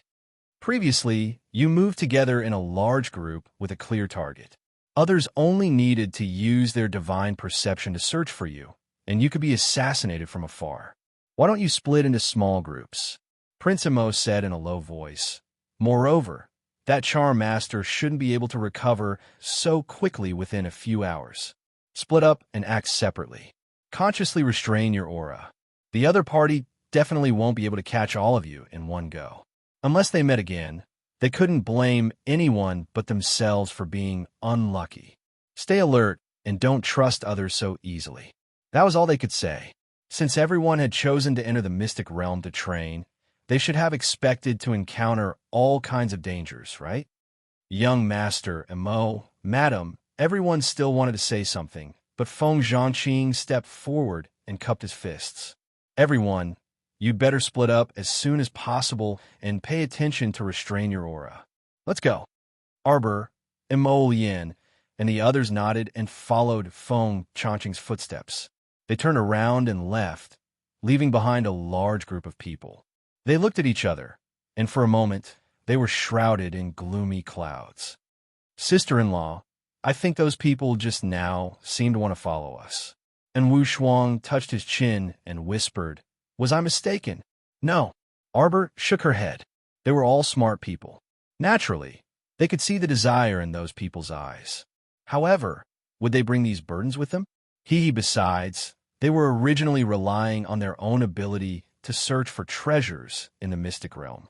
If everyone found treasures together, would they still need to draw their swords and fight to the death? Don't worry about it. Arbor's expression was indifferent. We've helped where we can, but we still have to walk our own path. Chapter 4467 50219. How sad. They were not related to each other. She felt bad about troubling others, right? Xiao Mu's original intention was to be herself. Who is it? Who is so generous to put so many puppet charms on people? And Wu Shuang muttered to herself as she walked. Don't think about it if you can't figure it out. Arbor waved her hand. We will meet them anyway. Just think of a way to deal with them. That's true. Princess Wu Shuang giggled. She held her hands behind her back and skipped forward. There's no use thinking so much. This person dares to put puppet charms on people from thousands of miles away. I think it must be... She suddenly paused and looked behind her warily. Everyone else also stopped in their tracks and turned around to look. There was nothing behind them. Only a gentle breeze blew by. There seemed to be no movement at all. Arbor curled her lips. Several ebony blue talismans floated from her fingertips and flew over. Dong, dong, dong. The air that was hit by the ebony talismans started to distort. Third young Master Fu and Princess Wu Shuang threw out a few fireballs and water balls, hitting the fluctuating air. Then, they heard a few muffled sounds. The distorted air instantly calmed down. Since you were so interested, why don't you show yourself? Arbor said coldly. More than 10 ebony blue talismans flew over with a flick of her finger and landed in the air around them. Along with the layers of ripples in the air, muffled sounds could be heard one after another. Suddenly, a person rolled over from the front. He rolled very smoothly and looked like a big fat ball. Master Jojo expressionlessly stretched out his leg and kicked hard. The corners of everyone's mouths twitched as they watched the fat ball fly out with a shio sound. It drew a beautiful arc in the air before finally landing on the ground with a dong sound. Arbor's movements were also very fast. When the fat ball landed with a thud, she had already slapped a teleportation talisman on herself. She was already in front of the fat ball. Everyone was speechless. As expected, they saw someone's next move. He kicked the fat ball back again. That chubby ball rolled all the way to Mo Lien, Feng Changqing, and the others with a grunt. Only after Mo Lien lightly waved his sleeve did it stabilize its figure, and it rolled several times on the spot before coming to a stop. This fellow had been kicked back and forth until he was dizzy. Even though he had stopped, his head was still spinning in circles. A pair of small eyes stared blankly at the row of 8 people standing in front of him. His expression was as innocent as it could be. Fellow heroes, what are you all doing? Xiao Mu strode up to the fat ball and flicked her fingers in the air, taking out a pure gold club with barbs from her inner world. What are you doing? The fat ball let out an ear-piercing shriek and immediately covered its chest with its hands, making an indescribably terrified expression. Arbor's face was cold. There's nothing in this world that can't be solved with a beating. Everyone was speechless. Sister-in-law's words make sense. What should we do? Princess Wu Shuang burst out laughing. Her eyes rolled, and she looked at the unlucky fatty on the ground with a smile. Old fatty. What old fatty? That fellow looked insulted. I have a name. Oh, may I know your name? Chapter 4468. This humble one is called Tion Tuzi. Everyone. They glanced at the bald patch of Mediterranean on the fat ball's forehead. They felt that this name was a bit strange. Baldy Tion, could it be that you're Senior Tianjizi's son? Princess Wushuang looked at him in astonishment. Arbor, who was slowly walking over, creased her elegant brows when she heard this. She stared at that person with an odd and severe gaze, and the barbed golden club in her hand suddenly grew larger. It weighed heavily in her hand. This large club looked too textured, scaring Tion Tuzi into trembling nonstop. He repeatedly shouted, "Junior sister, junior sister. You don't act recklessly, junior sister. I'm your senior brother, little junior sister." Everyone looked at the fat ball with strange gazes. This fellow was too fat. He struggled for a long time before he finally crawled up from the ground.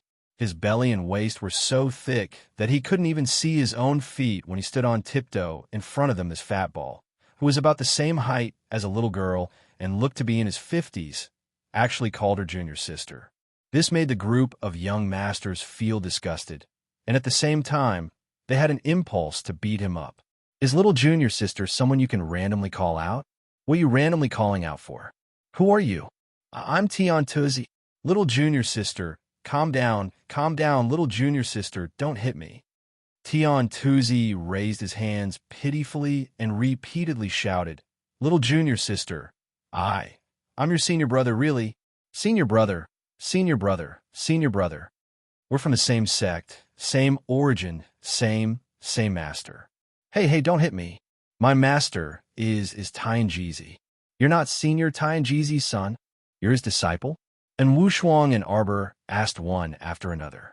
Tion Tuzi hastily nodded like a quail. I'm his disciple. No, I'm not his son, I'm not. As soon as he said this, everyone could feel the gloomy pressure of the chilly wind around them lessen considerably. The gloomy low pressure on Sir Jojo's body finally receded a little. "Why are you calling me junior sister?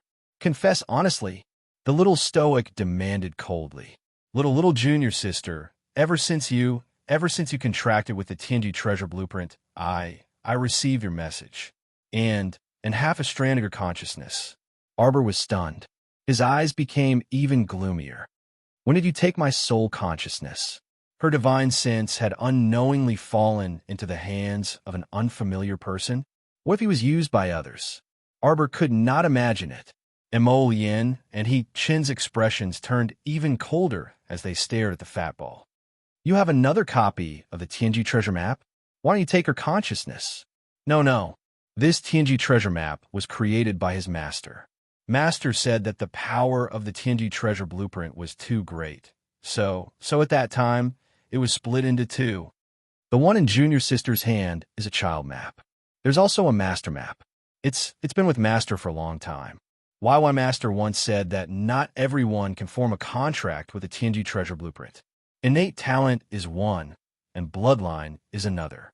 Junior sister, you not only have outstanding innate talent, but you must have some kind of bloodline connection with Master, right? Don't misunderstand. No, I didn't take half a strand of junior sister's consciousness. It was absorbed by the master map when the Tianji treasure map was contracted. Junior sister is related to Master by blood. Chapter 4469. Moreover, she's Master's final disciple. We definitely won't harm her. The fat ball repeatedly waved his hands in agitation. Mo Yin looked at him suspiciously. "Why were you sneaking around just now? Speak." Princess Wushuang roared from the side, giving the fat ball a fright. He shrunk back and promptly confessed honestly, I sensed when he saw Ma Yingchen and Mo Yin looking at him." This fellow shuddered and hastily said, No, it was I who discovered that the mother map of the Tianji treasure diagram sensed something. I almost couldn't control that mother map and make it fly out of the tomb on its own." Tion Tuzi hastily said, So, I guess that little junior sister must have accidentally stumbled into Master's mystic realm. I was very agitated. I especially wanted to take a look at her." This fat ball timidly glanced at the little stoic and stammered, I don't have any ill intentions. I just wanted to stealthily take a few glances at little junior sister inside the invisibility formation. I wanted to confirm her identity first. He stammered as he spoke, but he still fully explained the cause of the incident.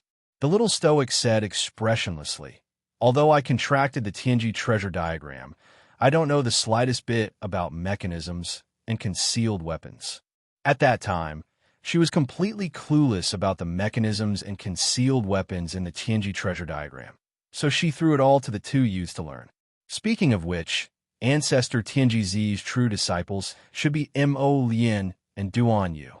Didn't that mean she had to slap these two idiots in the face? Only then could she fulfill Senior Xuanji's dying wish. The little stoic pondered it. It was still a bit difficult for her to slap these two people's faces. But although it was difficult, it didn't mean it was impossible. She had to slap their faces. She was a person who placed great importance on promises. MHM, she had to carry out her promise to the end and fulfill Senior Xuanji's dying wish. Our dear Mo Lien stood on the side and inexplicably felt the temperature drop around her. There was a wisp of evil wind brushing past her boom. Caught off guard, Prince Mo was kicked in the butt by the little stoic, and he stumbled forward a few steps with a stupefied expression. He turned his head around and cried out aggrievedly, "What are you doing, wife?" And Wu Shuang and third young Master Fu were also dumbfounded as they stared at the person who had suddenly raised his foot to attack.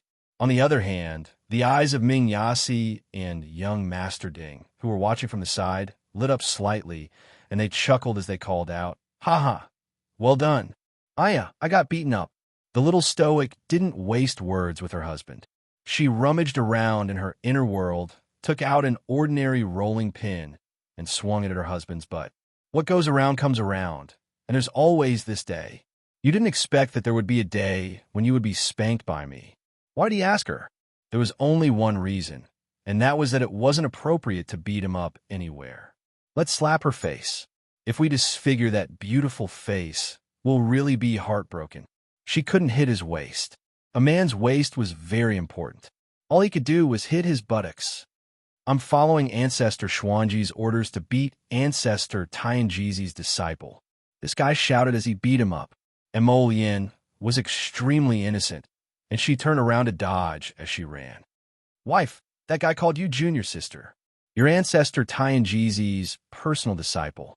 We have the Tianjizi treasure blueprint as proof. Less nonsense? Are you convinced?" Arbor chased her husband back and forth with a rolling pin in his hand. Don't even think about running away. Chapter 4470. The venerable Peach Blossom Immortal was about to choke from laughing. He clutched his stomach that hurt from laughing and repeatedly waved his hand. All right, quickly stop. I'm about to die from laughter. Junior sister, stop for a moment and listen to this older brother first. The atmosphere instantly became a bit distorted and strange.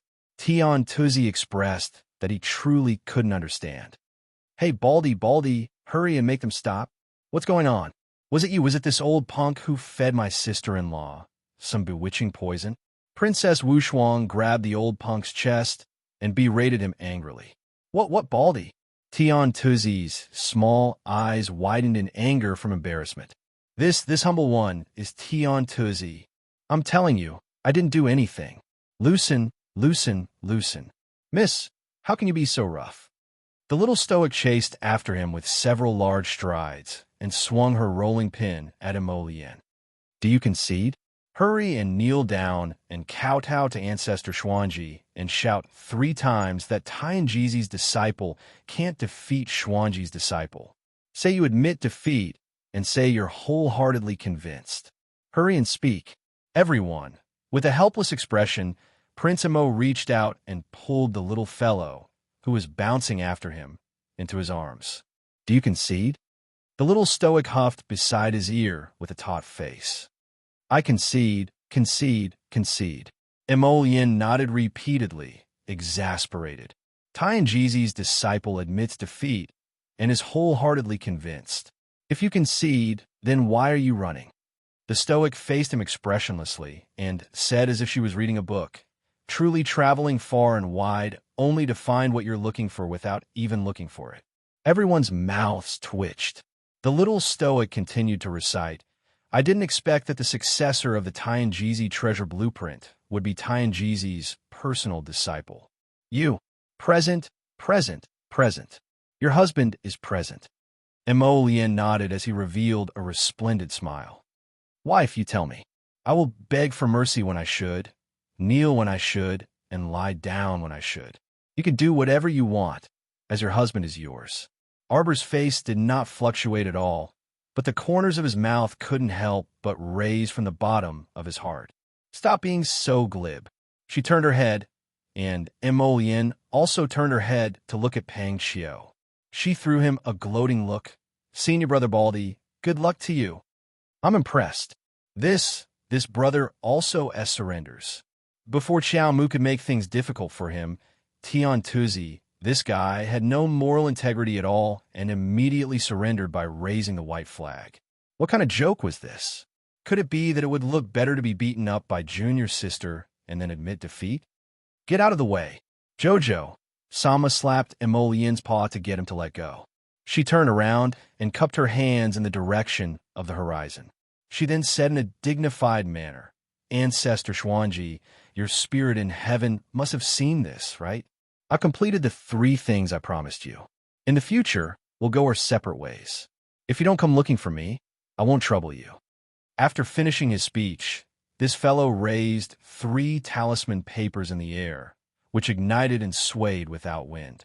The venerable peach blossom immortal floated to her side with a smile. The more he looked at this fellow, the more amused he was. He couldn't resist teasing, Jojo, were you burning Joss paper just now? What Joss paper? Talisman paper. Arbor gave him a sidelong glance and was in a rare mood to explain. Transmission talismans. She stretched out 2 fingers and gestured at the sky. Xuanji received it, so she definitely won't bother me again in the future. What taking care of the Dragon Clan? What helping the merfolk? Don't mention it again in the future. Chapter 4471. The venerable peach blossom immortal was slightly taken aback before chuckling cheerfully. He said softly, what a silly child. Your unilateral decision to draw a clear line between you and Ancestor Xuanji seems amusing, but in reality, it's filled with melancholy and helplessness. Who knows? When you meet the Dragon Clan of Forgetfulness again, perhaps you'll meet with weapons. You've made it clear to Ancestor Xuanji long ago that they're completely separate. If you really do fight in the future, there's no need to restrain yourself. Don't worry, Senior Xuanji isn't that kind of dim-sighted person. If she knows in the netherworld, she definitely won't make things difficult for you. Shi-chun comforted him softly before turning to look at the fat ball, Tian Tuzi. I have something to ask you. Tian Tuzi shrunk his neck and hastily nodded. This one will definitely tell you everything he knows. Feel free to ask whatever your esteemed self wants. Little junior sister actually managed to find Master's mystic realm by chance. This is definitely fate. Little junior sister expressionlessly looked at him and splashed a bucket of cold water over him. It wasn't by chance. It was Senior Haiguang who guided me here. My trip this time was specifically to slap Ancestor Tianji's face. Tian Tuzi, little junior sister. Arbor spread her fingers. Don't call me that. Although I contracted the Tianji treasure blueprint, it's just a divine weapon to me. It's my use. There are many theories on concealed weapons and mechanisms inside, and the learner is someone else. Ancestor Tianji's personal disciple is hubby. It's Duanyu. Tian Tuzi nodded repeatedly, but still asked, little junior sister, do you want to meet Master? Arbor was silent for a moment before slowly nodding. Okay. The Tianji treasure blueprint had saved her from danger several times. Speaking of which, Ancestor Tianji had unknowingly protected her more than once. Tian Tuzi instantly looked gratified and murmured, little junior sister and Senior Xuanji also have a lot of connections? From what little junior sister said just now, she had completed the 3 things she promised.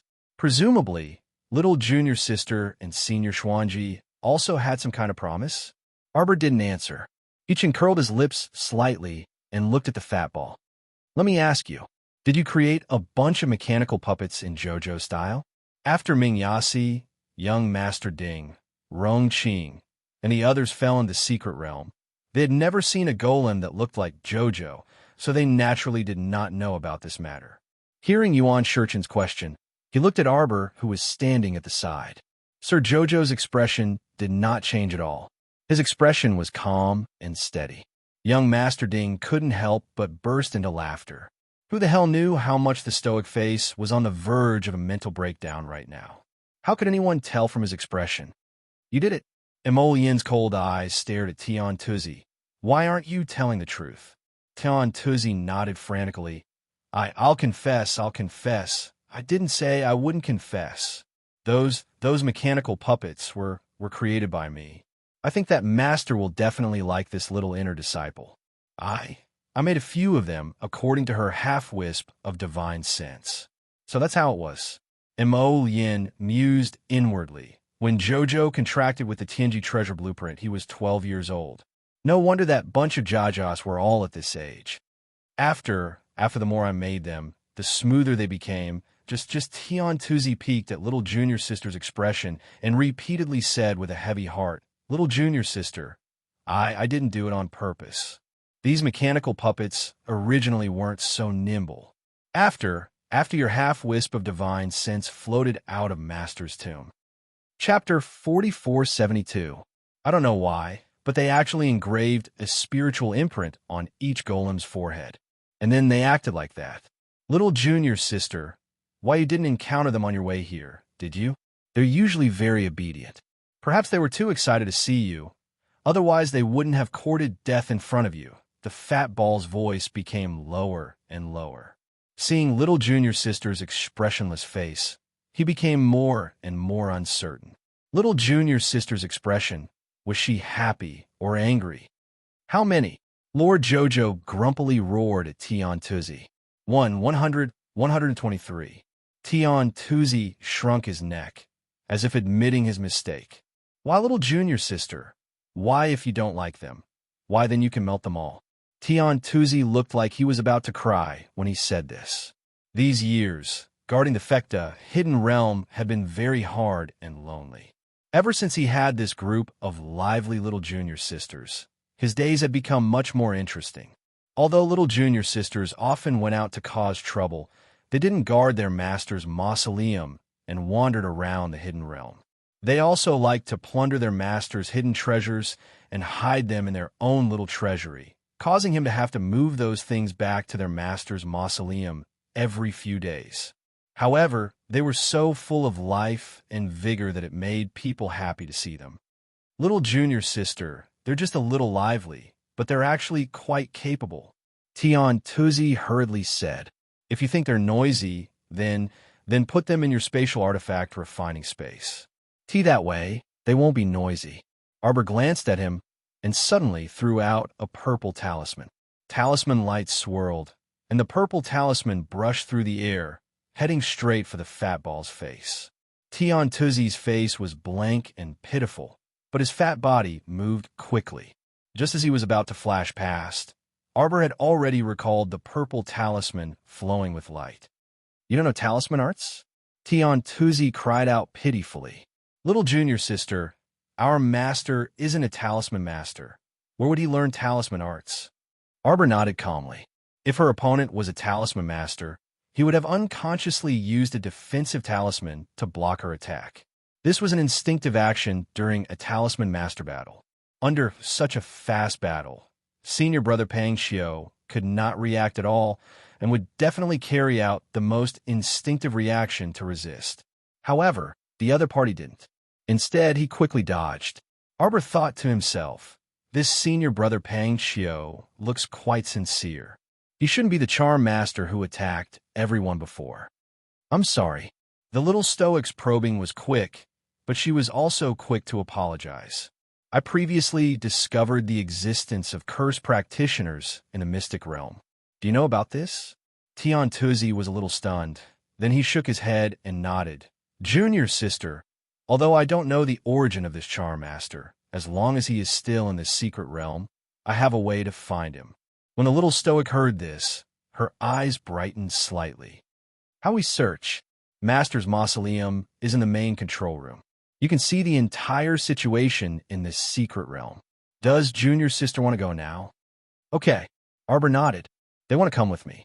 Of course, of course.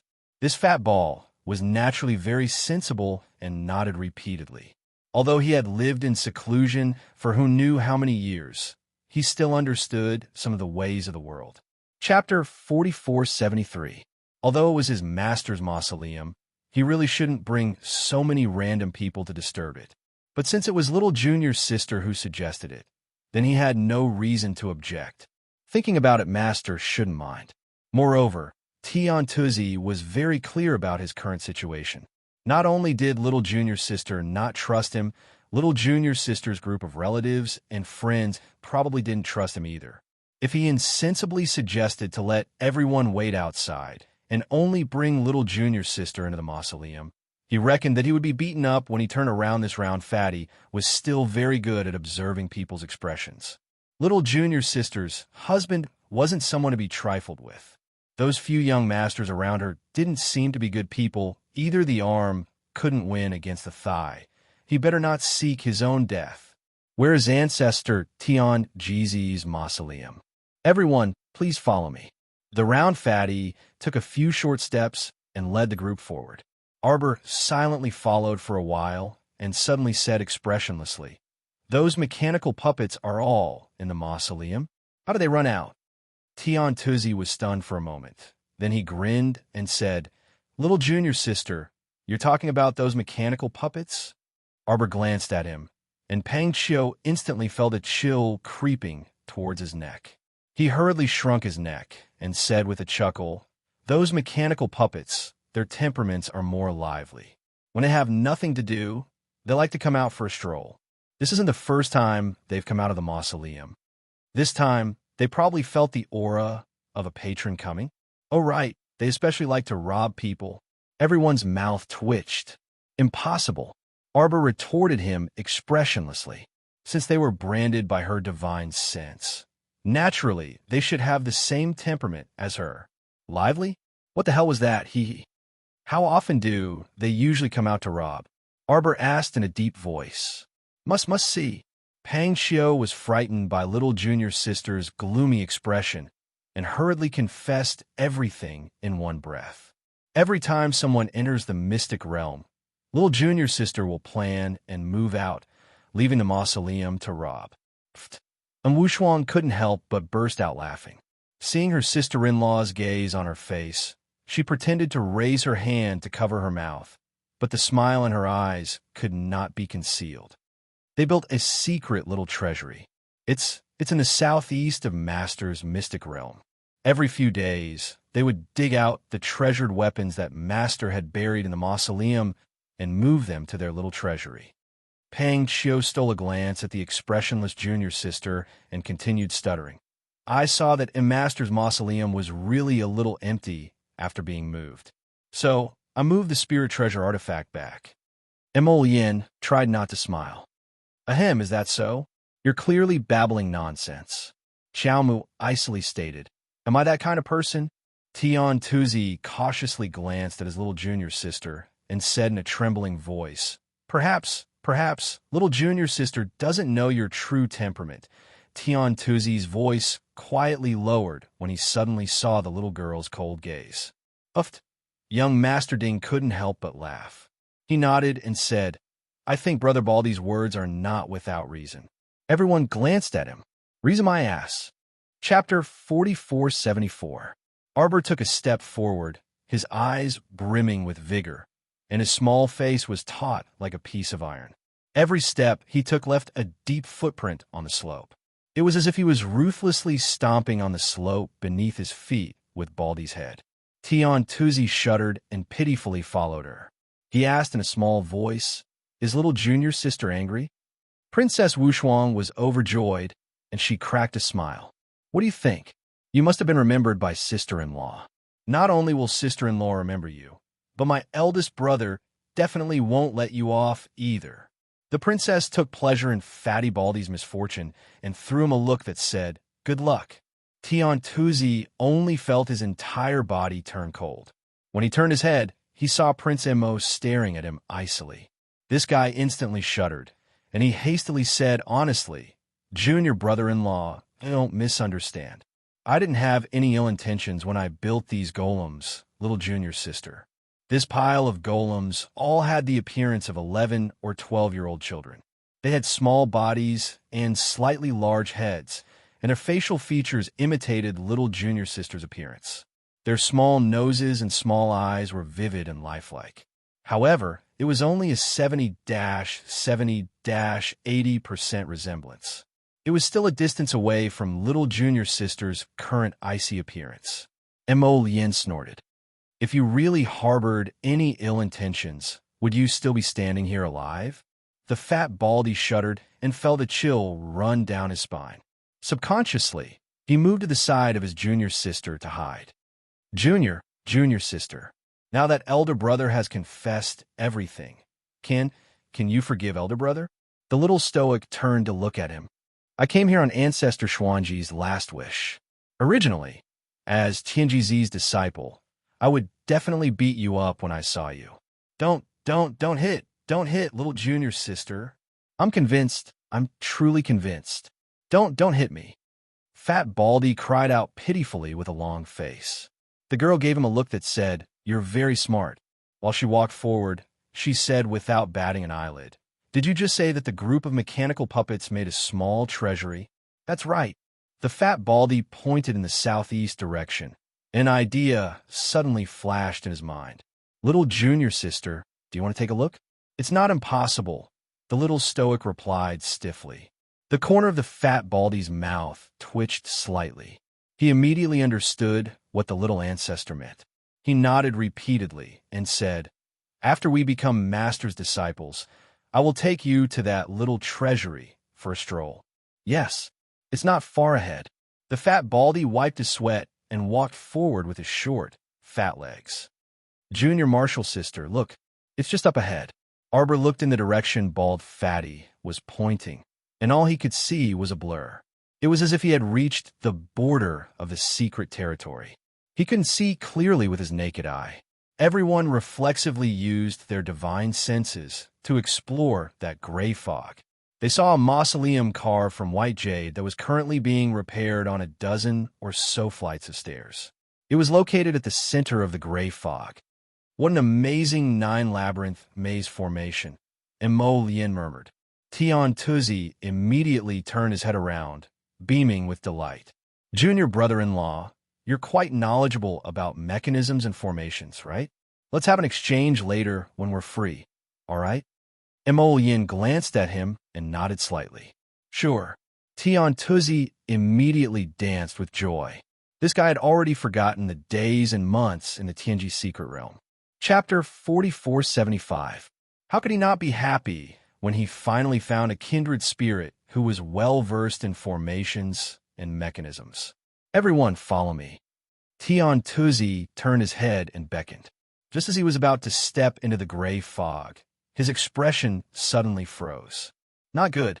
Someone has barged into the formation." Arbor raised his brow. With a slight movement of his finger, an attack talisman slid into the gray fog.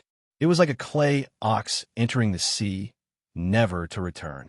There wasn't the slightest ripple. The joking expression on Tian Tuzi's face vanished. A hint of anger and murderous intent appeared on his chubby face. Who is so audacious as to attempt to barge into Master's mausoleum? "Let's go in and take a look," Arbor urged with a frown. That delicate woman's face inexplicably appeared in his mind. An ordinary person without any cultivation leading a group of cultivators into the mystic realm? Why did he feel like he had seen this kind of person somewhere before? A spark of inspiration seemed to flash through the depths of the little stoic's mind, and her footsteps abruptly halted. "Chow chow?" Mo Lien also stopped in his tracks with a puzzled expression. "Husband, I have an idea. Who exactly does that person resemble?" "Which person?" "That Miss Mu Xiaoxua." Arbor followed the fat Baldy into the gray fog formation. As soon as everyone entered the formation and sensed the thick fog surging in from all directions, they saw Tian Tuzi, suddenly jumped forward. He threw out 17 to 18 pebbles in succession, and after a series of extremely fast strikes, he determined their location by listening to their sounds. The thick fog in front of them rolled away at an even faster speed than when it came, like a receding tide. The white jade stairs were right in front of them. It looked like it was only a few steps away, but they discovered that the scenery was completely different when they climbed up. The space here was very ingenious and seamless, making it impossible for people to see any disharmony. A lush forest appeared before everyone's eyes. There were fresh flowers and fruit trees on both sides, and there was a white jadestone path in the middle that led straight to the end of the mausoleum. "Who are you?" Such audacity, daring to directly enter the nine-palace mausoleum formation and break through a third of it? If he hadn't arrived swiftly, would these people really have wanted to barge into Master's mausoleum? I was too careless. I didn't expect that there would be an array master among the people who entered the secret realm this time. Xiao Mu pulled Mo Lian's hand in a few steps and dashed up the white jade steps, arriving before a wordless stele. The corners of his mouth suddenly rose slightly, as if he had seen something interesting. His eyes were fixed on a young girl standing in front of the monument. The young girl had a delicate appearance, and her watery eyes were clear. Looking at her, she was like a little flower that was not tainted by dust, gently swaying in the wind. It was as if the little stoic was staring at her prey, and a glint flickered in her watery eyes. "So similar. They really look alike," she muttered in a low voice. Her eyes were frighteningly bright. Everyone glanced at her and felt that the little stoic's current expression was a bit strange. Mo Yin was even more worried.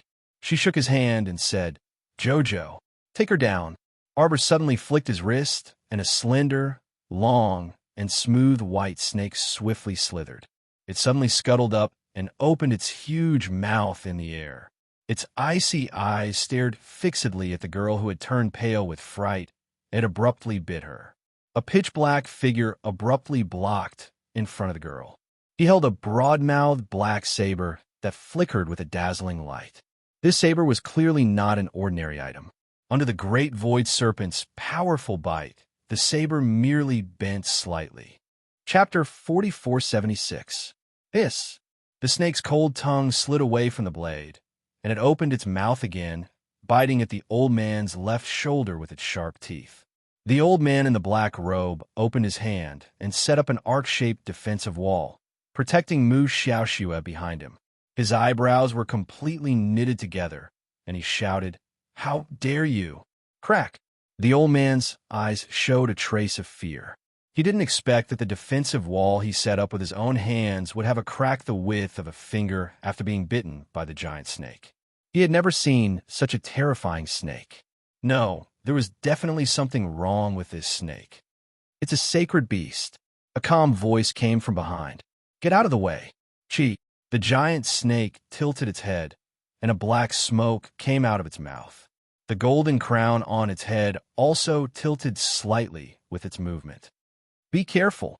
A few blue talismans flew in front of the old man in the black robe. With one block, the blue talismans were immediately riddled with holes in the black smoke and completely lost their function and fell to the ground. "It's really easy to get all of these." Xiao Mu's frigid voice abruptly rang out, and with a light flick of her sleeve, several hundred talismans flew out and formed a large circle, trapping the black-robed elder and the others inside the talisman matrix. The old man in the black robe's face was incomparably cold and dark. He slapped his palm over and hit the confinement talisman array, but was immediately bounced back and took a step back. "Elder Zhuang." Mu Xiaoxue's face was full of shock, and she hurriedly reached out to support the old man in the black robe. Arbor looked at them coldly through the confinement talisman array. His gaze swept across the faces of Mu Xiaoxue, Zhao Yi, Gu Yishuan, and the old man in the black robe. Finally, his gaze fell on the face of a pale-faced, gloomy-looking man in his late 20s to the right of Mu Xiaoxue. "Grand Talisman Master?" Arbor's mouth curved slightly. He leaped into the air and flew out of the confinement talisman array. Clusters of flames flickered in his eyes, and he stared coldly at the other party.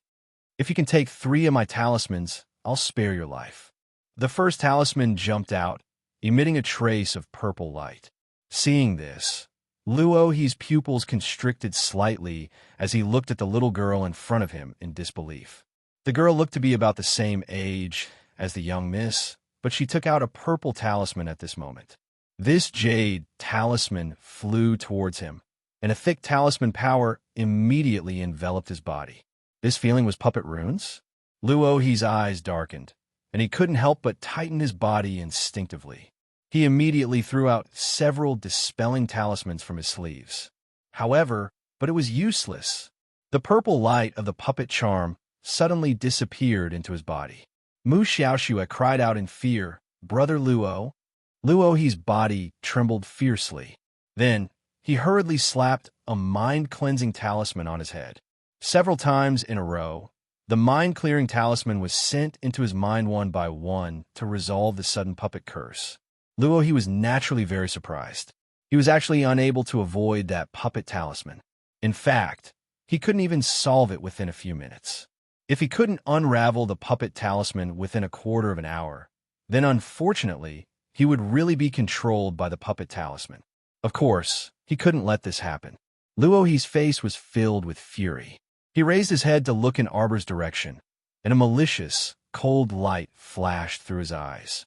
Since he couldn't unravel this puppet talisman for the time being, then he could only completely kill this stoic-faced little girl in front of him and use it to break this talisman spell. Chapter 4477. A cold glint flashed through this person's eyes. How could Arbor not see this clearly? Seeing that he was about to kill her, Arbor only curled her lips coldly, her eyes full of mockery. "Little girl, you don't know that there's always someone better than you." Luohi sneered and suddenly flicked his fingers. 2 talismans that also emitted a purple glow abruptly appeared in his hands. Arbor's eyes emitted a trace of mockery. She unhurriedly raised her hand and lightly patted herself. She then turned to wave her small hand at Mo Lien and Ma Shurchin, who were frowning slightly. "Don't worry, watch the show." Prince Mo was a bit worried. After all, this great talisman caster in front of them didn't look weak in talisman power. However, the little stoic gestured at her to not worry, and turned to hook her finger at Luohi. "Come, life-seizing talismans look much more advanced than low-level mystic Een talismans." Luohi's eyes turned, and a sneer surfaced on his lips. What a conceited little girl. "Then try this life-seizing talisman. Let's see if the defensive purple talisman on your body can defend against my..." Before he finished speaking, he had already flung out the life-seizing talisman in his hand. He had no intention of continuing to waste words with the little stoic. 2 purple lights flew past, directly piercing through the air. Luohi sneered as he stared at Arbor, inwardly cursing, "Damn girl, do you think life-seizing talismans are so simple?" This was a double life-seizing talisman that he had carved out with great difficulty after many years of practice.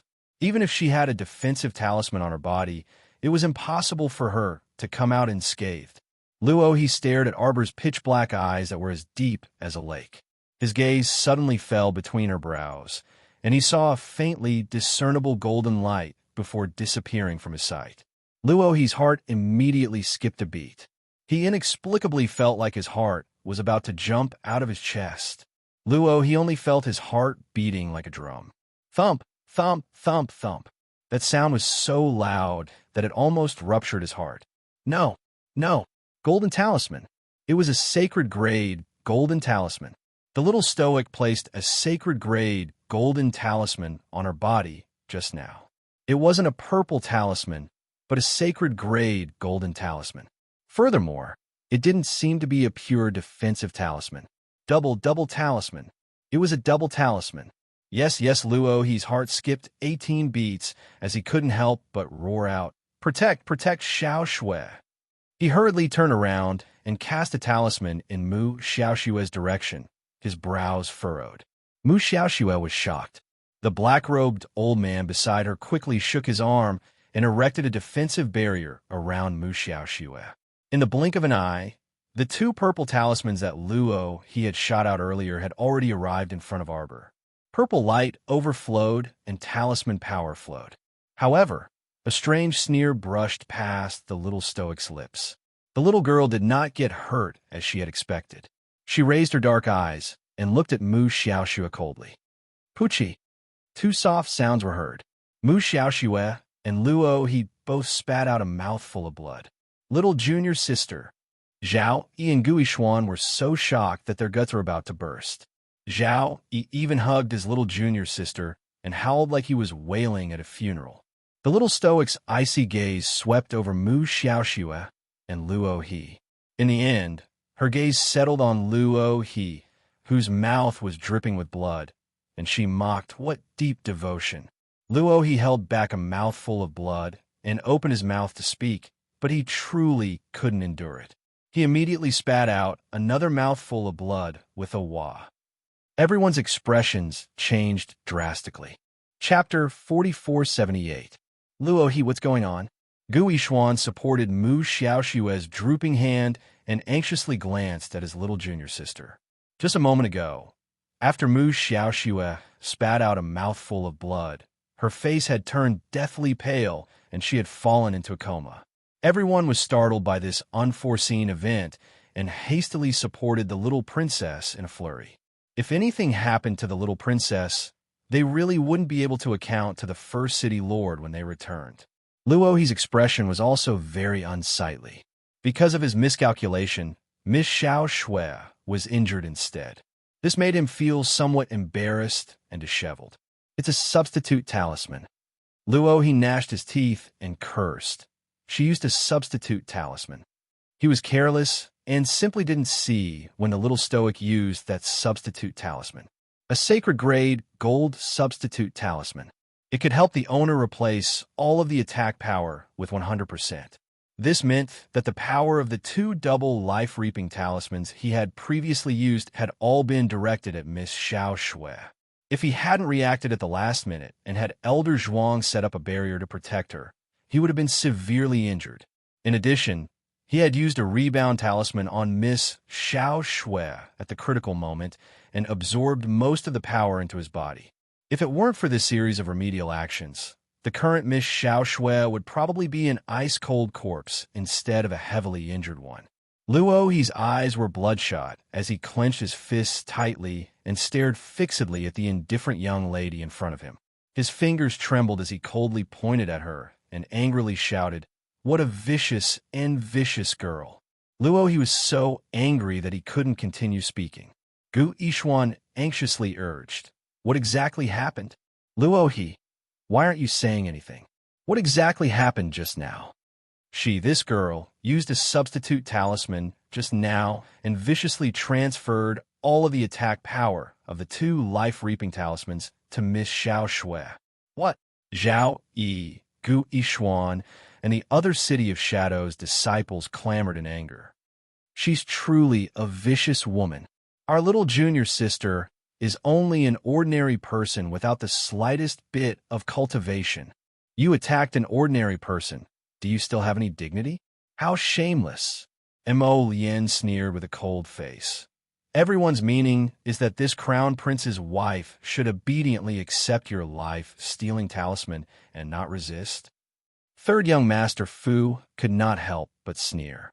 What kind of pig brain can say such a thing? Can you not be so disgusting? And Wu Shuang couldn't help but roll her eyes. She pointed at Luo He and said coldly, "Especially you. Why are you acting so pitiful? Master Talisman, you were the one who put the puppet talisman on the others, right? Why do you want to control those people? You can't deal with my sister-in-law now, so who can you blame? That's because you used too much talisman energy to control so many puppets."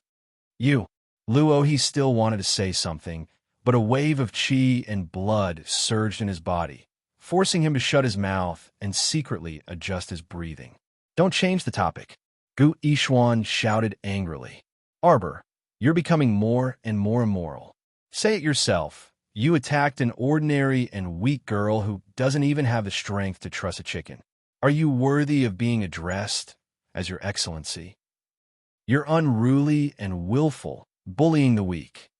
Chapter 4479. Bam! Gu Yishuan inexplicably found himself flying backward and landing heavily on the ground. When he fell to the ground, he was still a bit dazed, not knowing what had happened. He didn't even see clearly who had attacked him. He didn't see clearly, but Luo, he, and the black-robed Elder Zhuang, saw everything very clearly. The black-robed man who attacked them was still grinning at them, as if he wasn't angry at all. However, the mockery and ridicule in his eyes were as sharp and frightening as a tangible saber light. You speak too much nonsense. The venerable peach blossom immortal smoothed out the creases on his sleeves, still grinning. However, his words didn't seem so friendly. If you speak any more nonsense, this venerable one will take your lowly life. Only then did Gu Yishuan see clearly that the young man who attacked him had outstanding looks and looked very young. However, the other person only waved his sleeves and directly sent him flying out of the group. Even if he flattered his horse for 18 years, he probably still wouldn't be able to catch up to this long-distance attack technique and force. Gu Yishuan felt a deep sense of despair. How could there be such a huge difference between people?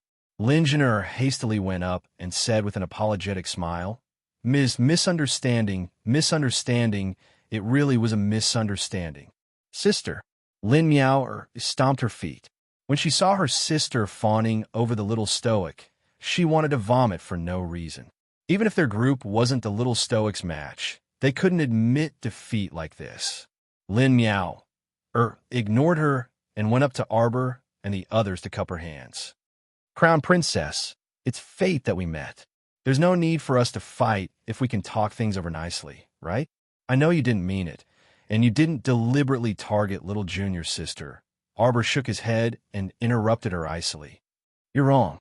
I didn't mean it." Everyone.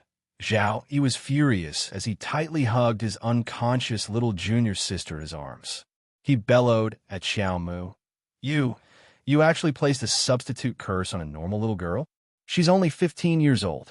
She's still so young. Normally, she wouldn't even dare to step on an ant. Why are you treating her like this?" Because Arbor's dark eyes rolled and his gaze fell on the unconscious Mu Xiaoxue. "I want her to suffer a fate worse than death." Everyone in the City of Shadows widened their eyes in horror and stared at Arbor as if they were looking at a sick person. Why did this happen? Why would Arbor treat their junior sister like this? What did little junior sister do to her? How could there be such a black-hearted, black-bellied woman in this world? How could she do such a vicious thing to such a pure and innocent junior sister? Why? Zhao, he hugged his junior sister tightly. His chest shook as he shouted these words with grief and indignation. Arbor looked at him indifferently and said with a mocking tone, "How can there be so many whys in this world? Do you need a reason to make a person's life unsmooth sailing and unsatisfactory?" This group of people was too naive.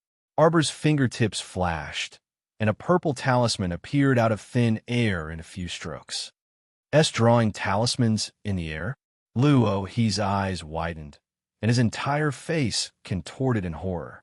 He really didn't expect that the woman he was going to deal with this time would be able to draw talismans in the air. "Wait,